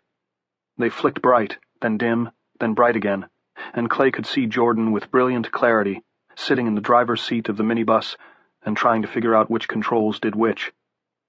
Now the headlights began to creep forward. High beams. "Yeah, honey," Denise breathed. "Do it, my sweetheart." Standing on her crate, she grabbed Dan's hand on one side and Clay's on the other. "You're beautiful. Just keep on coming." The headlights jogged away from them, now illuminating the trees far to the left of the open space with its carpet of phoners. "What's he doing?" Tom almost moaned. "That's where the side of the funhouse takes a jog," Clay said. "It's all right." He hesitated. "I think it's all right." If his foot doesn't slip, if he doesn't mix up the brake and the accelerator, run the bus into the side of the damn funhouse and stick it there. They waited, and the headlights swung back, spearing the side of Kashwakamok Hall on the dead level. And in the glare of the high beams, Clay saw why it had taken Jordan so long. Not all of the phoners were down. Dozens of them, the ones with bad programming, he assumed, were up and moving. They walked aimlessly toward any and every point of the compass, black silhouettes moving outward in expanding ripples, struggling to make their way over the prone bodies of the sleepers, stumbling, falling, getting up and walking on again, while Schubert's Ave Maria filled the night. One of them, a young man with a long red gash running across the middle of his forehead like a worry line, reached the hall and felt his way along the side like a blind man. "That's far enough, Jordan," Clay murmured as the headlights neared the speaker standards on the far side of the open area. "Park it and get your ass back here." It seemed that Jordan heard him. The headlights came to a stop. For a moment the only things moving out there were the restless shapes of the wakeful phoners and the mist rising from the warm bodies of the others. Then they heard the bus's engine rev. Even over the music they heard it. And the headlights leaped forward. "No, Jordan, what are you doing?" Tom screamed. Denise recoiled and would have tumbled off her crate if Clay hadn't caught her around the waist. The bus jounced into the sleeping flock. Onto the sleeping flock. The headlights began to pogo up and down, now pointing at them, now lifting briefly upward, now coming back to dead level again. The bus slewed left, came back on course, then slewed right. For a moment one of the nightwalkers was illuminated in its 4 glaring high beams, as clearly as something cut from black construction paper. Clay saw the phoner's arms go up, as if it wanted to signal a successful field goal, and then it was born under the bus's charging grill.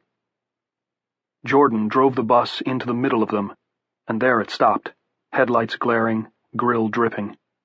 By raising a hand to block the worst of the shine, Clay was able to see a small dark form, distinguishable from the rest by its agility and purpose, emerge from the side door of the bus and begin making its way toward Kashwakamok Hall. Then Jordan fell, and Clay thought he was gone. A moment later, Dan rapped, "There he is, there!" And Clay picked him up again, 10 yards closer and considerably to the left of where he'd lost sight of the kid. Jordan must have crawled for some distance over the sleeping bodies before trying his feet again. When Jordan came back into the hazy cone of radiance thrown by the bus's headlights, tacked to the end of a 40-foot shadow, they could see him clearly for the first time. Not his face, because of the backlighting, but the crazy, graceful way he was running over the bodies of the phoners. The ones who were down were still dead to the world. The ones who were awake but not close to Jordan paid no attention. Several of those who were close, however, made grabs at him. Jordan dodged 2 of these, but the third, a woman, got him by the tangled mop of his hair. "Let him alone!" Clay roared. He couldn't see her, but he was insanely positive it was the woman who had once been his wife. "Let him go!" She didn't, but Jordan grabbed her wrist, twisted it, went to one knee and scrambled past. The woman made another grab, just missed the back of his shirt, and then tottered off in her own direction. Many of the infected phoners, Clay saw, were gathering around the bus. The headlights seemed to be drawing them. Clay leaped off the snack machine. This time it was Dan Hartwick who saved Denise from a tumble, and grabbed the crowbar. He leaped back up and smashed out the window he'd been looking through. "Jordan!" he bawled. "Around back! Get around back!" Jordan looked up at the sound of Clay's voice and tripped over something. A leg, an arm, maybe a neck. As he was getting back up, a hand came out of the breathing darkness and clutched the kid's throat. "Please, God, no," Tom whispered. Jordan lunged forward like a fullback trying for a first down, pistoning with his legs, and broke the hand's grip. He stumbled onward. Clay could see his staring eyes and the way his chest was heaving. As he neared the hall, Clay could hear Jordan's sobbing gasps for air. Never make it, he thought. Never. And he's so close now. So close. But Jordan did make it. The 2 phoners currently staggering along the side of the building showed no interest in him at all as he lunged past them and around to the far side. The 4 of them were off the snack machine at once and racing across the hall like a relay team, Denise and her belly in the lead. "Jordan?" she cried, bouncing up and down on her toe tips. "Jordan? Geordie? Are you there? For Christ's sake, kid, tell us you're there." He tore a great gasp of breath out of the air. "Here!" Another whooping gasp. Clay was distantly aware of Tom laughing and pounding him on the back. "Never knew. Whoop. Running over people was so hard." "What did you think you were doing?" Clay shouted. It was killing him not to be able to grab the kid, first to embrace him, then shake him, then kiss him all over his stupid brave face. Killing him to not even be able to see him. "I said get close to them, not drive right the fuck into them." "I did it." Whoop. "For the head." There was defiance as well as breathlessness in Jordan's voice now. "They killed the head. Them and their raggedy man. Them and their stupid president of Harvard. I wanted to make them pay. I want him to pay." "What took you so long to get going?" Denise asked. "We waited and waited." "There are dozens of them up and around," Jordan said. "Maybe hundreds. Whatever's wrong with them, or right, or just changing, it's spreading really fast now. They're walking every which way, like totally lost. I had to keep changing course. I ended up coming to the bus from halfway down the midway. Then," he laughed breathlessly, "it wouldn't start. Do you believe it? I turned the key and got nothing but a click every time. I just about freaked, but I wouldn't let myself, because I knew the head would be disappointed if I did that." "Ah, Geordie," Tom breathed. "You know what it was? I had to buckle the stupid seatbelt. You don't need 'em for the passenger seats, but the bus won't start unless the driver's wearing his. Anyway, I'm sorry it took me so long, but here I am." "And may we assume that the luggage compartment wasn't empty?" Dan asked. "You can assume the shit out of that. It's full of what look like red bricks. Stacks and stacks of them." Jordan was getting his breath back now. "They're under a blanket. There's a cell phone lying on top of them. Ray attached it to a couple of those bricks with an elastic strap like a bungee cord. The phone's on, and it's the kind with a port, like for a fax or so you can download data to a computer. The power cord runs down into the bricks. I didn't see it, but I bet the detonator's in the middle." He grabbed another deep breath. "And there were bars on the phone. 3 bars." Clay nodded. He'd been right. Kashwakamok was supposed to be a cell-dead zone, once you got beyond the feeder road leading to the Northern Counties Expo. The phoners had plucked that knowledge from the heads of certain normies, and had used it. The Cashwalk no-faux graffiti had spread like smallpox. But had any of the phoners actually tried making a cell call from the Expo fairgrounds? Of course not. Why would they? When you were telepathic, phones were obsolete. And when you were one member of the flock, one part of the whole, they became doubly obsolete, if such a thing was possible. But cell phones did work within this one small area. And why? Because the carnies were setting up. That was why. Carnies working for an outfit called the New England Amusement Corporation. And in the 21st century, carnies, like rock concert roadies, touring stage productions, and movie crews on location, depended on cell phones, especially in isolated places where landlines were in short supply. Were there no cell phone towers to relay signals onward and upward? Fine. They would pirate the necessary software and install one of their own. Illegal? Of course. But judging by the 3 bars Jordan was reporting, it had been workable. And because it was battery-powered, it was still workable.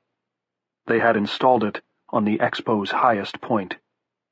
They had installed it on the tip of the parachute drop. Chapter 12. Dan recrossed the hall, got up on the snack machine, and looked out. "They're 3 deep around the bus," he reported. 4 deep in front of the headlights. It's like they think there's some big pop star hiding inside. The ones they're standing on must be getting crushed." He turned to Clay and nodded at the dirty Motorola cell phone Clay was now holding. "If you're going to try this, I suggest you try it now, before one of them decides to get in and try driving the damn bus away." "I should have turned it off, but I thought the headlights would go out if I did," Jordan said, "and I wanted them to see by." "It's okay, Jordan," Clay said. "No harm done. I'm going to—" But there was nothing in the pocket from which he'd taken the cell phone. The scrap of paper with the telephone number on it was gone. Chapter 13. Clay and Tom were looking for it on the floor, frantically looking for it on the floor, and Dan was dolefully reporting from atop the snack machine that the first phoner had just stumbled on board the bus when Denise bellowed, "Stop! Shut up!" They all stopped what they were doing and looked at her. Clay's heart was fluttering high in his throat. He couldn't believe his own carelessness. "Ray died for that, you stupid shit," part of him kept shouting at the rest of him. "He died for it, and you lost it." Denise closed her eyes and put her hands together over her bowed head. Then very rapidly she chanted, "Tony, Tony, come around. Something's lost that can't be found." "What the fuck is that?" Dan asked. He sounded astonished. "A prayer to St. Anthony," she said calmly. "I learned it in parochial school. It always works." "Give me a break," Tom almost groaned. She ignored him, focusing all her attention on Clay. "It's not on the floor, is it?" "I don't think so, no." "Another 2 just got on the bus," Dan reported. "And the turn signals are going. So one of them must be sitting at the—" "Will you please shut up, Dan?" Denise said. She was still looking at Clay, still calm. "And if you lost it on the bus or outside somewhere, it's lost for good, right?" "Yes," he said heavily. "So we know it's not in either of those places." "Why do we know that?" "Because God wouldn't let it be." "I think my head's going to explode," Tom said in a strangely calm voice. Again she ignored him. "So which pocket haven't you checked?" "I checked every—" Clay began, then stopped. Without taking his eyes from Denise's, he investigated the small watch pocket sewn into the larger right front pocket of his jeans. And the slip of paper was there. He didn't remember putting it there, but it was there. He pulled it out. Scrawled on it in the dead man's laborious printing was the number, 207-919-9811. "Thank St. Anthony for me," he said. "If this works," she said, "I'll ask St. Anthony to thank God." "Denny," Tom said. She turned to him. "Thank him for me, too," he said. Chapter 14. The 4 of them sat together against the double doors through which they had entered, counting on the steel cores to protect them. Jordan was crouched down in back of the building, below the broken window through which he had escaped. "What are we going to do if the explosion doesn't blow any holes in the side of this place?" Tom asked. "We'll think of something," Clay said.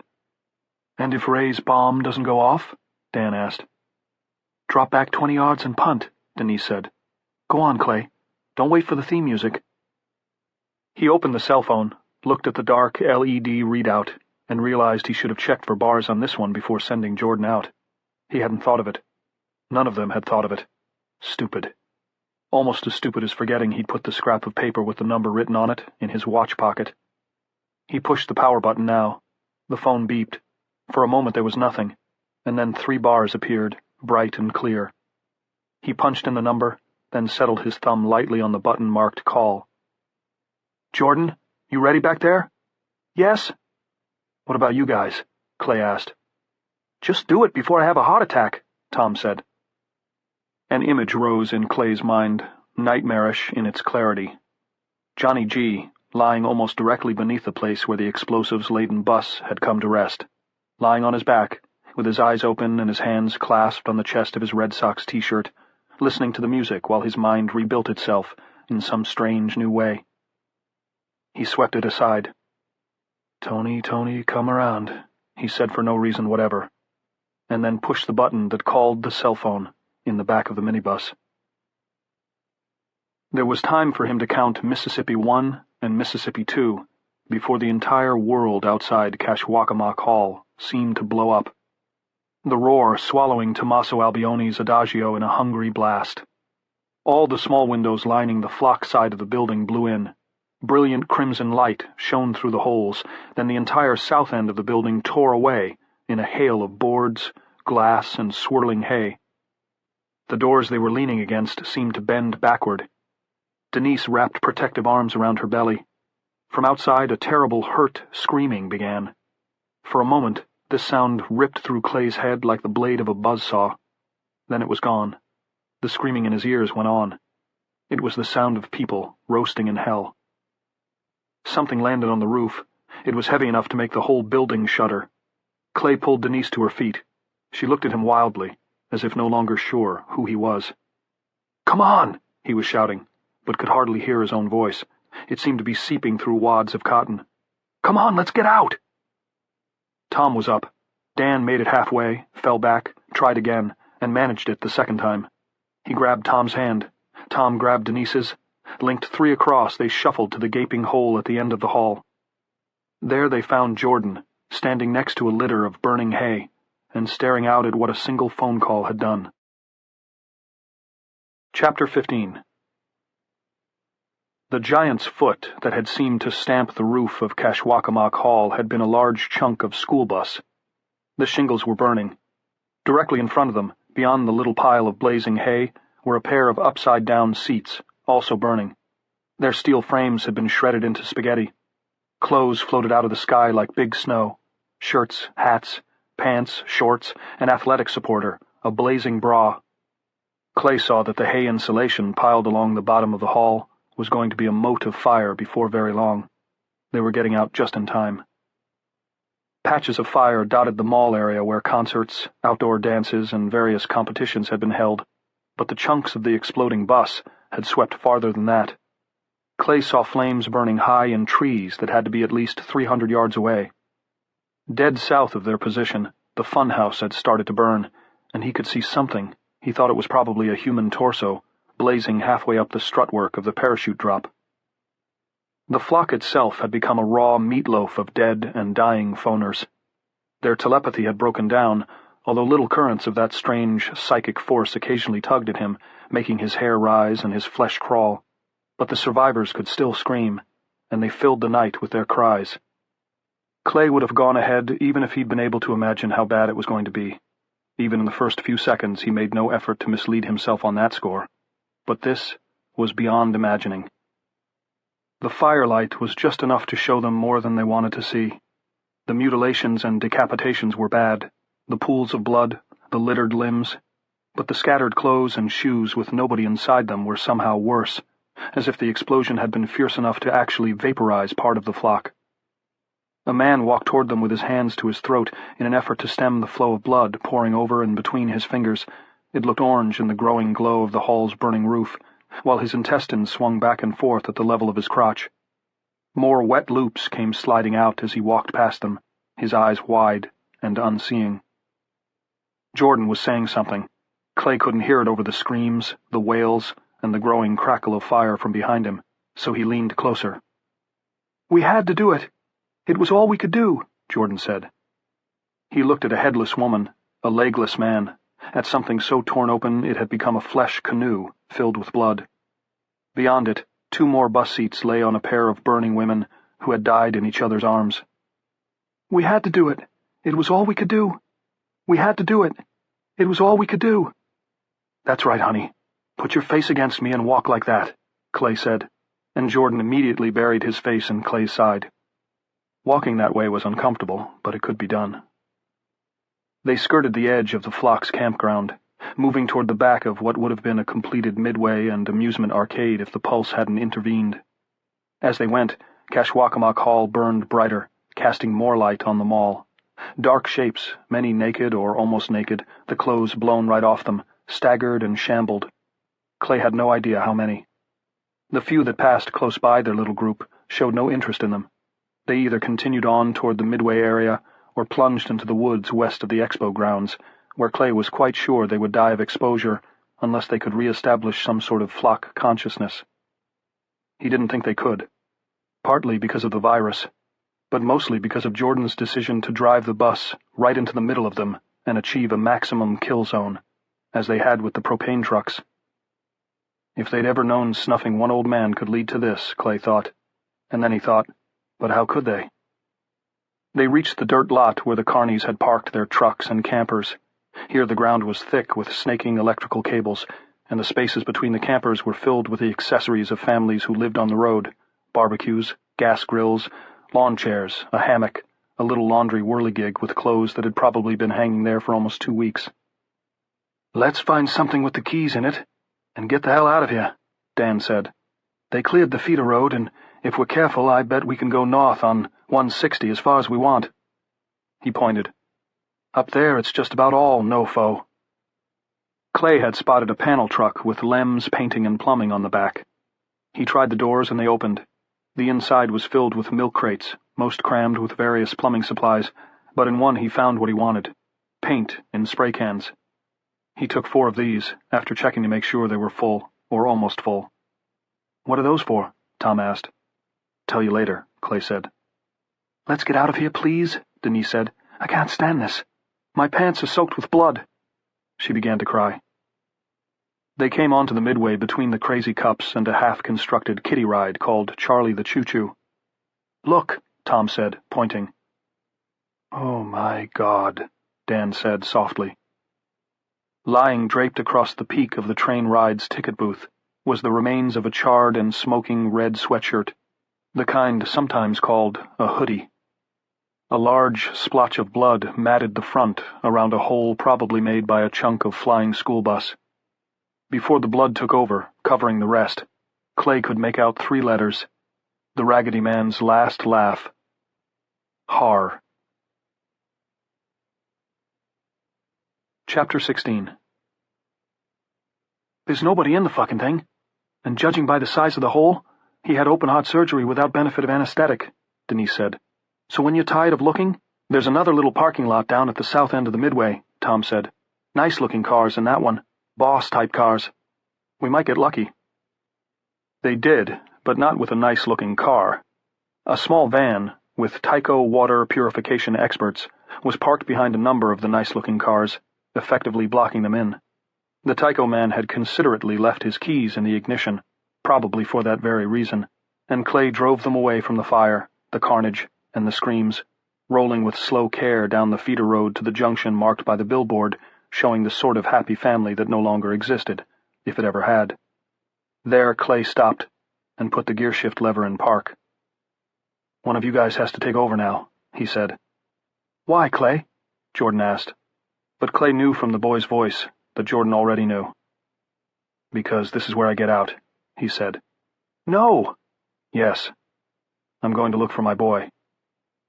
Tom said, "He's almost certainly dead back there. I'm not meaning to be a hard-ass, only realistic." "I know that, Tom. I also know there's a chance he's not, and so do you." Jordan said they were walking every which way, like they were totally lost. Denise said, "Clay, honey, even if he's alive, he could be wandering around in the woods with half his head blown off. I hate to say that, but you know it's true." Clay nodded. "I also know he could have gotten out earlier, while we were locked up, and started down the road to Gurleyville. A couple of others made it that far. I saw them. And I saw others on the way. So did you. No arguing with the artistic mind, is there? Tom asked sadly. No, Clay said. But I wonder if you and Jordan would step outside with me for a minute? Tom sighed. Why not? He said.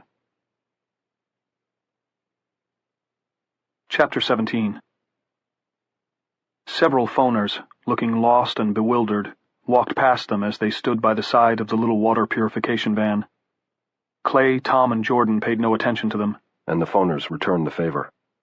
To the northwest, the horizon was a brightening red-orange, as Kashwakamok Hall shared its fire with the forest behind it. No big goodbyes this time, Clay said, affecting not to see the tears in Jordan's eyes. I'm expecting to see you again. Here, Tom, take this. He held out the cell phone he'd used to set off the blast. Tom took it. Go north from here. Keep checking that thing for bars. If you come to road reefs, abandon what you're driving, walk until the road's clear, then take another car or truck and drive again. You'll probably get cell transmission bars around the Rangeley area. That was boating in the summer, hunting in the fall, skiing in the winter. But beyond there, you should be in the clear, and the days should be safe. I bet they're safe now, Jordan said, wiping his eyes. Clay nodded. You might be right. Anyway, use your judgment. When you get 100 or so miles north of Rangeley, find a cabin or a lodge or something, fill it with supplies, and lay up for the winter. You know what the winter's going to do to these things, don't you? If the flock mind falls apart and they don't migrate, almost all of them will die, Tom said. Those north of the Mason-Dixon line, at least. I think so, yeah. I put those cans of spray paint in the center console. Every 20 miles or so, spray TJD on the road, nice and big. Got it? TJD, Jordan said. For Tom, Jordan, Dan, and Denise. Right. Make sure you spray it extra big, with an arrow, if you change roads. If you take a dirt road, spray it on the trees, always on the right-hand side of the road. That's where I'll be looking. Have you got that? Always on the right, Tom said. Come with us, Clay, please. No, don't make this harder for me than it already is. Every time you have to abandon a vehicle, leave it in the middle of the road and spray it, TJD, okay? Okay, Jordan said. You better find us. I will. This is going to be a dangerous world for a while, but not quite as dangerous as it's been. Jordan, I need to ask you something. All right. If I find Johnny, and the worst that's happened to him is a trip through their conversion point, what should I do? Jordan gaped. How would I know? Jesus, Clay, Jesus. You knew they were rebooting, Clay said. I made a guess. Clay knew it had been a lot more than that, a lot better than that. He also knew Jordan was exhausted and terrified. He dropped to one knee in front of the boy and took his hand. Don't be afraid. It can't be any worse for him than it already is. God knows it can't. Clay, Jordan looked at Tom. People aren't like computers, Tom. Tell him. But computers are like people, aren't they? Tom said. Because we build what we know. You knew about the reboot, and you knew about the worm. So tell him what you think. He probably won't find the kid anyway. If he does, Tom shrugged. Like he said, how much worse can it be? Jordan thought about this, biting his lip. He looked terribly tired, and there was blood on his shirt. Are you guys coming? Dan called. Give us another minute, Tom said, and then in a softer tone. Jordan? Jordan was quiet a moment longer.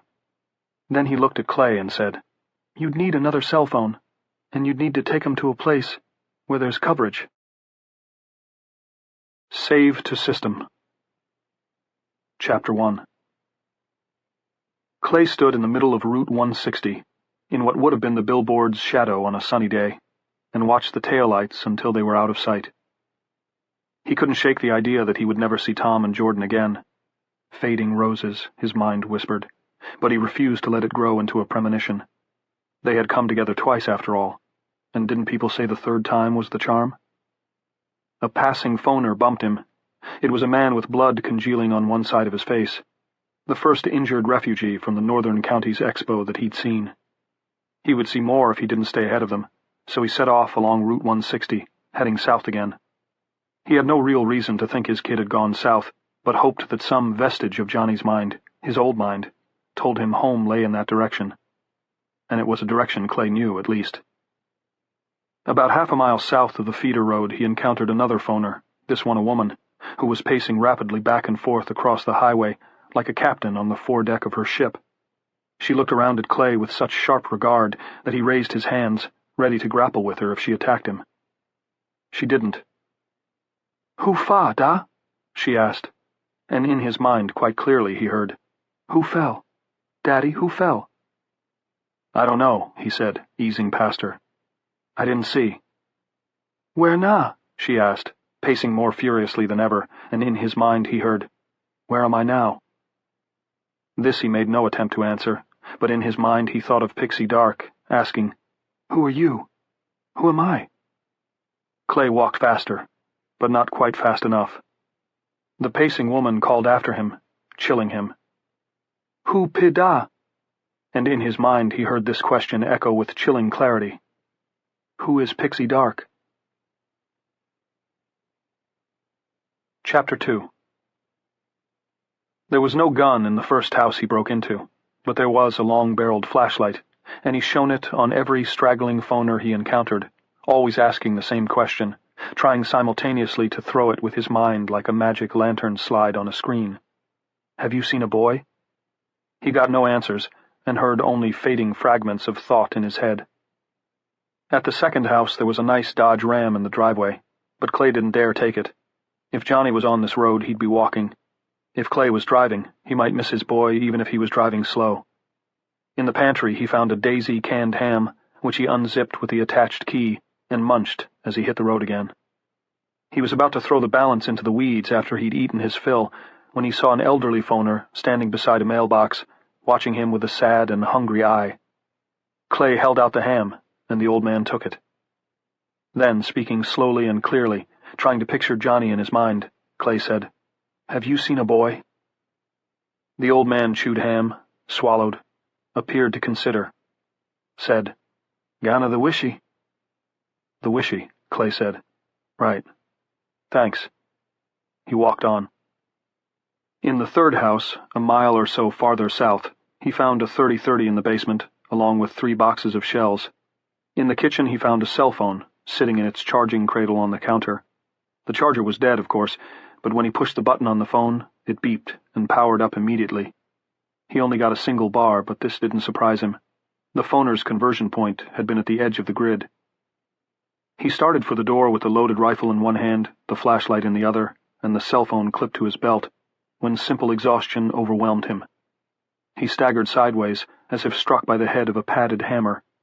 He wanted to go on, but such sense as his tired mind was able to muster told him he had to sleep now, and maybe sleep even made sense. If Johnny was out here, the chances were good he was sleeping too. "Switch over to the day shift, Clayton," he muttered. "You're not going to find jack shit in the middle of the night with a flashlight." It was a small house, the home of an elderly couple, he thought, judging by the pictures in the living room, and the single bedroom, and the rails surrounding the toilet in the single bathroom. The bed was neatly made. He lay down on it, without opening the covers, only taking off his shoes.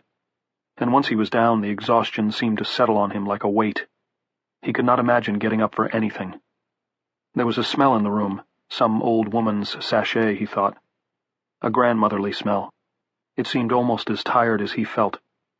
Lying here in this silence, the carnage at the expo grounds seemed distant and unreal, like an idea for a comic he would never write. Too gruesome. Stick with Dark Wanderer, Sharon might have said. His old, sweet Sharon. Stick with your apocalypse cowboys. His mind seemed to rise and float above his body. It returned, lazily, without hurry, to the 3 of them standing beside the Tycho water purification van, just before Tom and Jordan had climbed back aboard. Jordan had repeated what he'd said back at Gayton, about how human brains were really just big old hard drives, and the pulse had wiped them clean. Jordan said the pulse had acted on human brains like an EMP. Nothing left but the core, Jordan had said, and the core was murder. But because brains are organic hard drives, they started to build themselves back up again, to reboot. Only there was a glitch in the signal code. I don't have proof, but I'm positive that the flocking behavior, the telepathy, the levitation, All that came from the glitch. The glitch was there from the start, so it became part of the reboot. Are you following this? Clay had nodded. Tom had too. The boy looking at them, his blood-smeared face tired and earnest. But meanwhile, the pulse keeps on pulsing, right? Because somewhere there's a computer running on battery power, and it keeps running that program.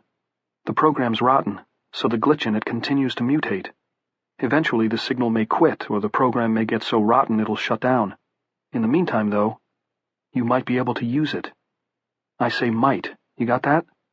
It all depends on whether or not brains do what seriously protected computers do when they're hit with an EMP. Tom had asked what that was, and Jordan had given him a wan smile. They save to system. All data. If that happens with people, and if you could wipe the phoner program, the old programming might eventually reboot.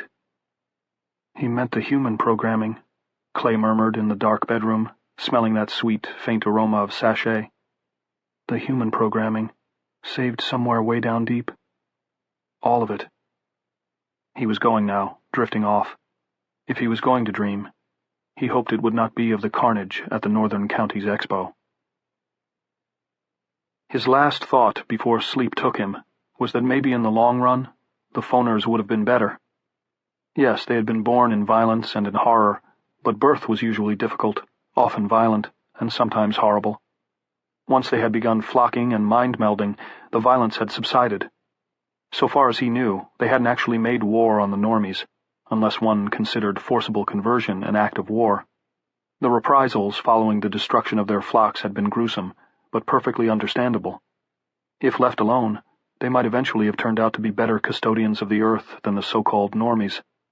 They certainly wouldn't have been falling all over themselves to buy gas-guzzling SUVs, not with their levitation skills, or with their rather primitive consumer appetites for that matter. Hell, even their taste in music had been improving at the end. But what choice did we have? Clay thought. Survival is like love. Both are blind. Sleep took him then, and he didn't dream of the slaughter at the expo. He dreamed he was in a bingo tent, and as the caller announced B12, "It's the sunshine vitamin," he felt a tug on the leg of his pants. He looked under the table. Johnny was there, smiling up at him. And somewhere a phone was ringing. Chapter 3. Not all of the rage had gone out of the phoner refugees, nor had the wild talents entirely departed either. Around noon of the next day, which was cold and raw, with a foretaste of November in the air, Clay stopped to watch two of them fighting furiously on the shoulder of the road. They punched, then clawed, then finally grappled together, butting heads and biting at each other's cheeks and necks. As they did, they began to rise slowly off the road. Clay watched, mouth hanging open, as they attained a height of approximately 10 feet, still fighting, their feet apart and braced as if standing on an invisible floor. Then one of them sank his teeth into the nose of his opponent, who was wearing a ragged, blood-stained T-shirt with the words "Heavy Fuel" printed across the front. Nosebiter pushed Heavy Fuel backward. Heavy Fuel staggered, then dropped like a rock down a well. Blood streamed upward from his ruptured nose as he fell. Nosebiter looked down, seemed to realize for the first time that he was a second story's height above the road, and went down himself. Like Dumbo, losing his magic feather, Clay thought. Nosebiter wrenched his knee and lay in the dust, lips pulled back from his blood-stained teeth, snarling at Clay as he passed. Yet these two were an exception. Most of the phoners Clay passed, he saw no normies at all that day, or all the following week, seemed lost and bewildered with no flock mind to support them. Clay thought again and again of something Jordan had said before getting back in the van and heading into the North Woods where there was no cell phone coverage. If the worm's continuing to mutate, their newest conversions aren't going to be either phoners or normies. Not really. Clay thought that meant like Pixie Dark, only a little further gone. Who are you? Who am I? He could see these questions in their eyes, and he suspected, no, he knew, it was these questions they were trying to ask when they spouted their gibberish. He continued to ask, "Have you seen a boy?" and to try to send Johnny's picture, but he had no hope of an answer that made sense now. Most times he got no answer at all. He stayed the next night in a trailer about 5 miles north of Gurleyville, and the next morning, at a little past 9, He spied a small figure sitting on the curb outside the Gurleyville Cafe, in the middle of the town's one-block business district. It can't be, he thought, but he began to walk faster, and when he got a little closer, close enough to be almost sure that the figure was that of a child and not just a small adult, he began to run. His new pack began to bounce up and down on his back. His feet found the place where Gurleyville's short length of sidewalk commenced, and began clapping on the concrete. It was a boy. A very skinny boy, with long hair almost down to the shoulders of his Red Sox t-shirt. "Johnny!" Clay shouted. "Johnny! Johnny G!" The boy turned toward the sound of the shout, startled. His mouth hung open in a vacant gawp. There was nothing in his eyes but vague alarm.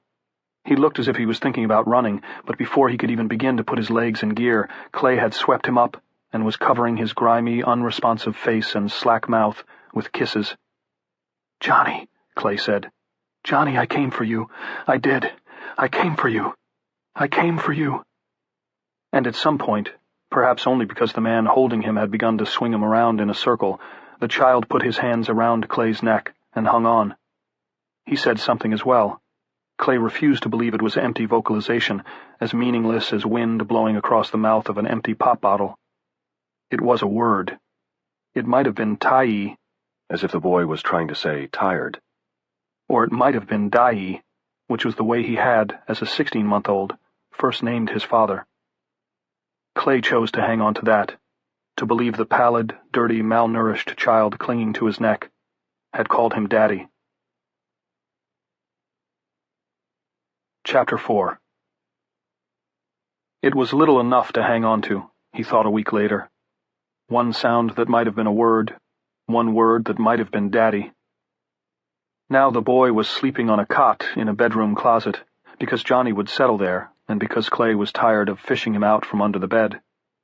The almost womb-like confines of the closet seemed to comfort him. Perhaps it was part of the conversion he and the others had been through. Some conversion. The phoners at Cashwalk had turned his son into a haunted moron, without even a flock for comfort. Outside, under a gray evening sky, snow was spitting down. A cold wind sent it up Springvale's lightless Main Street in undulating snakes. It seemed too early for snow, but of course it wasn't, especially this far north. When it came before Thanksgiving, you always griped, and when it came before Halloween, you griped double, and then somebody reminded you that you were living in Maine, not on the Isle of Capri. He wondered where Tom, Jordan, Dan, and Denise were tonight. He wondered how Denise would do when it came time to have her baby. He thought she'd probably do okay. Tough as a boiled owl, that one.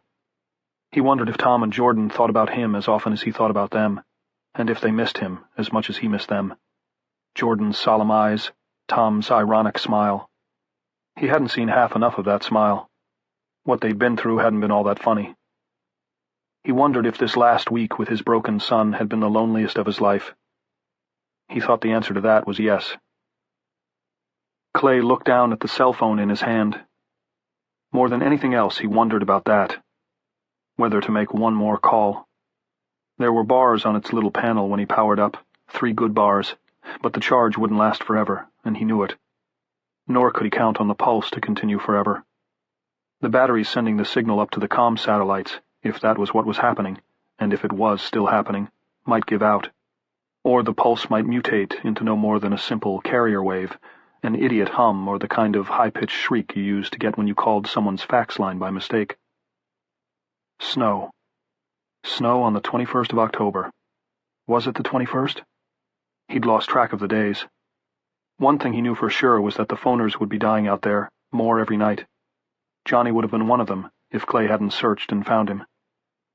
The question was, what had he found? What had he saved? Dai. Daddy? Maybe. Certainly the kid hadn't said anything even remotely resembling a word since then. He had been willing to walk with Clay, but he'd also been prone to wandering off in his own direction. When he did that, Clay had to grab him again, the way you grabbed a tot who tried to take off in a supermarket parking lot. Each time Clay did this, he couldn't help thinking of a wind-up robot he'd had when he was a kid, and how it would always find its way into a corner and stand there marching its feet uselessly up and down until you turned it back toward the middle of the room again. Johnny had put up a brief, panicky fight when Clay had found a car with the key in it, but once he got the boy buckled and locked in and got the car rolling, Johnny had quieted again and seemed to become almost hypnotized. He even found the button that unrolled the window and let the wind blow on his face, closing his eyes and lifting his head slightly. Clay watched the wind blowing back his son's long, dirty hair and thought, God help me, it's like riding with a dog. When they came to a road reef they couldn't get around, and Clay helped Johnny from the car, he discovered his son had wet his pants. He's lost his toilet training along with his language, he had thought dismally. Christ on a crutch. And that turned out to be true, but the consequences weren't as complicated or dire as Clay thought they might be. Johnny was no longer toilet trained, but if you stopped and led him into a field, he would urinate if he had to. Or if he had to squat, he'd do that, looking dreamily up at the sky while he emptied his bowels. Perhaps tracing the courses of the birds that flew there. Perhaps not. Not toilet trained, but housebroken. Again, Clay was helpless not to think of dogs he had owned. Only dogs did not wake up and scream for 15 minutes in the middle of each night. Chapter 5. That first night they had stayed in a house not far from the Newfield trading post, and when the screaming started, Clay had thought Johnny was dying. And although the boy had fallen asleep in his arms, he was gone when Clay snapped awake. Johnny was no longer in the bed, but under it. Clay crawled underneath, into a choking cavern of dust kitties with the bottom of the box spring only an inch above his head, and clutched a slender body that was like an iron rail. The boy's shrieks were bigger than such small lungs could produce, and Clay understood that he was hearing them amplified in his head. All of Clay's hair, even his pubic hair, seemed to be standing up straight and stiff. Johnny had shrieked for nearly 15 minutes there under the bed, then ceased as abruptly as he had begun. His body went limp. Clay had to press his head against Johnny's side, one of the boy's arms somehow squeezed over his neck in the impossibly small space, to make sure he was breathing. He had dragged Johnny out, limp as a mail sack, and had gotten the dusty, dirty body back onto the bed. Had lain awake beside him almost an hour before falling soddenly asleep himself. In the morning, the bed had been his alone again. Johnny had crawled underneath once more. Like a beaten dog, seeking the smallest shelter it could find. Quite the opposite of previous phoner behavior, it seemed. But of course Johnny wasn't like them. Johnny was a new thing, God help him. Chapter 6. Now they were in the cozy caretaker's cottage, next to the Springvale Logging Museum. There was plenty to eat. There was a wood stove. There was fresh water from the hand pump. There was even a chemical toilet, although Johnny wouldn't use it. Johnny used the backyard. All mod cons, circa 1908. It had been quiet time, except for Johnny's nightly screaming fit. There had been time to think, and now, standing here by the living room window and watching snow skirl up the street while his son slept in his little closet hidey-hole, there was time to realize that the time for thinking was done. Nothing was going to change unless he changed it. You'd need another cell phone, Jordan had said. And you'd need to take him to a place where there's coverage. There was coverage here. Still coverage. He had the bars on the cell phone to prove it. How much worse can it be, Tom had asked, and shrugged. But of course he could shrug, couldn't he? Johnny wasn't Tom's kid. Tom had his own kid now. It all depends on whether or not brains do what seriously protected computers do when they're hit with an EMP, Jordan had said. They save to system. Save to system. A phrase of some power. But you'd have to wipe the phoner program first to make space for such a highly theoretical second reboot. And Jordan's idea, to hit Johnny with the pulse yet again, like lighting a backfire, seemed so spooky, so off-the-wall dangerous, given the fact that Clay had no way of knowing what sort of program the pulse had mutated into by now. Assuming makes an ass out of you and me, yeah. It was still up and running at all. Save to system, Clay whispered. Outside, the light was almost gone. The skirling snow looked more ghostly than ever. The pulse was different now, he was sure of that. He remembered the first phoners he'd come upon who were up at night, the ones at the Gurleyville Volunteer Fire Department. They had been fighting over the old pumper, but they had been doing more than that. They had been talking. Not just making phantom vocalizations that might have been words. Talking. It hadn't been much, not brilliant cocktail party chatter, but actual talk, just the same. Go away. You go. Hell, you say. And the always popular Minock. Those two had been different from the original phoners, the phoners of the Raggedy Man era, and Johnny was different from those two. Why? Because the worm was still munching?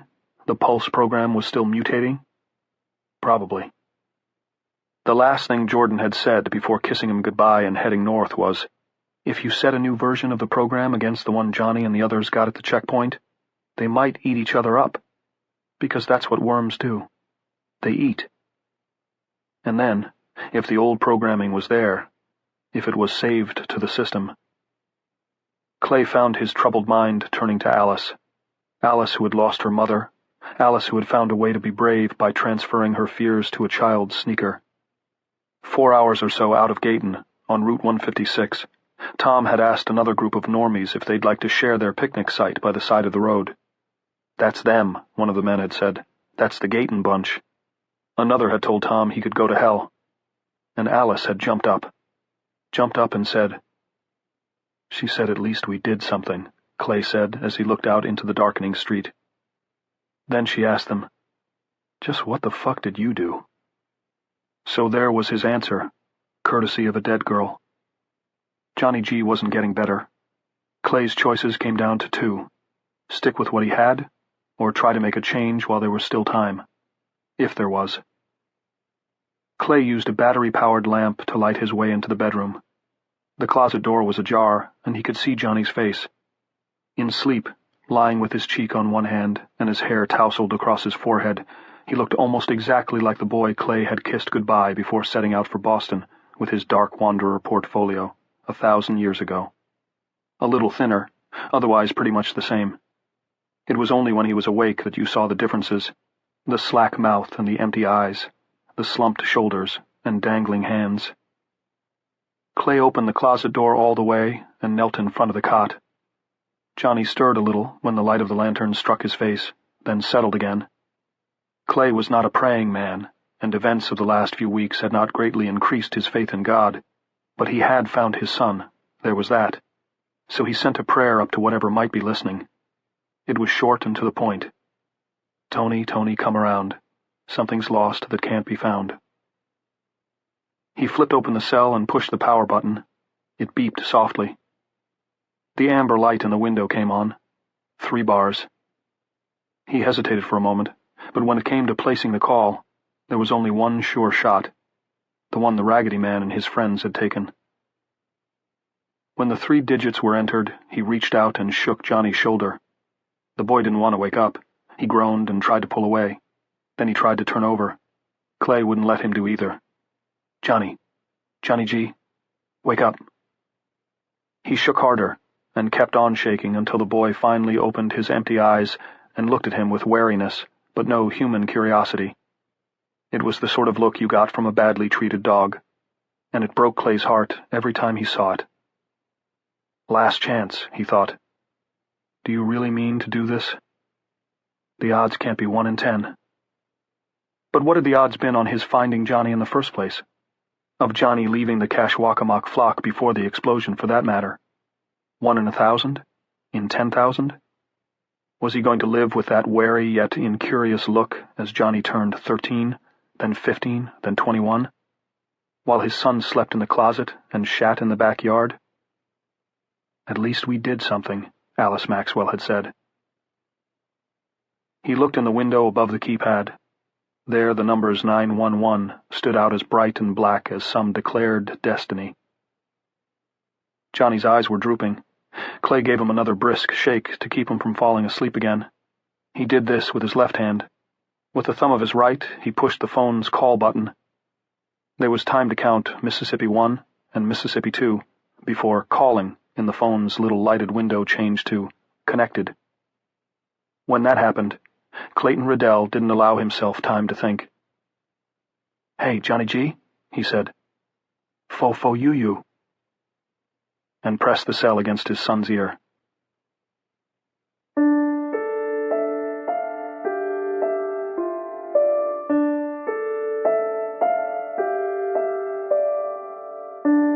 Cell was written by Stephen King and read by Campbell Scott. The recording engineer was Paul Fowley. Editing and post-production by Common Mode, Paul Fowley, Technical Director. The mix engineer was Terry Hogan. The associate producer was Travis Tunn. Cell was produced and directed by Carol Shapiro. This has been a presentation of Simon & Schuster Audio.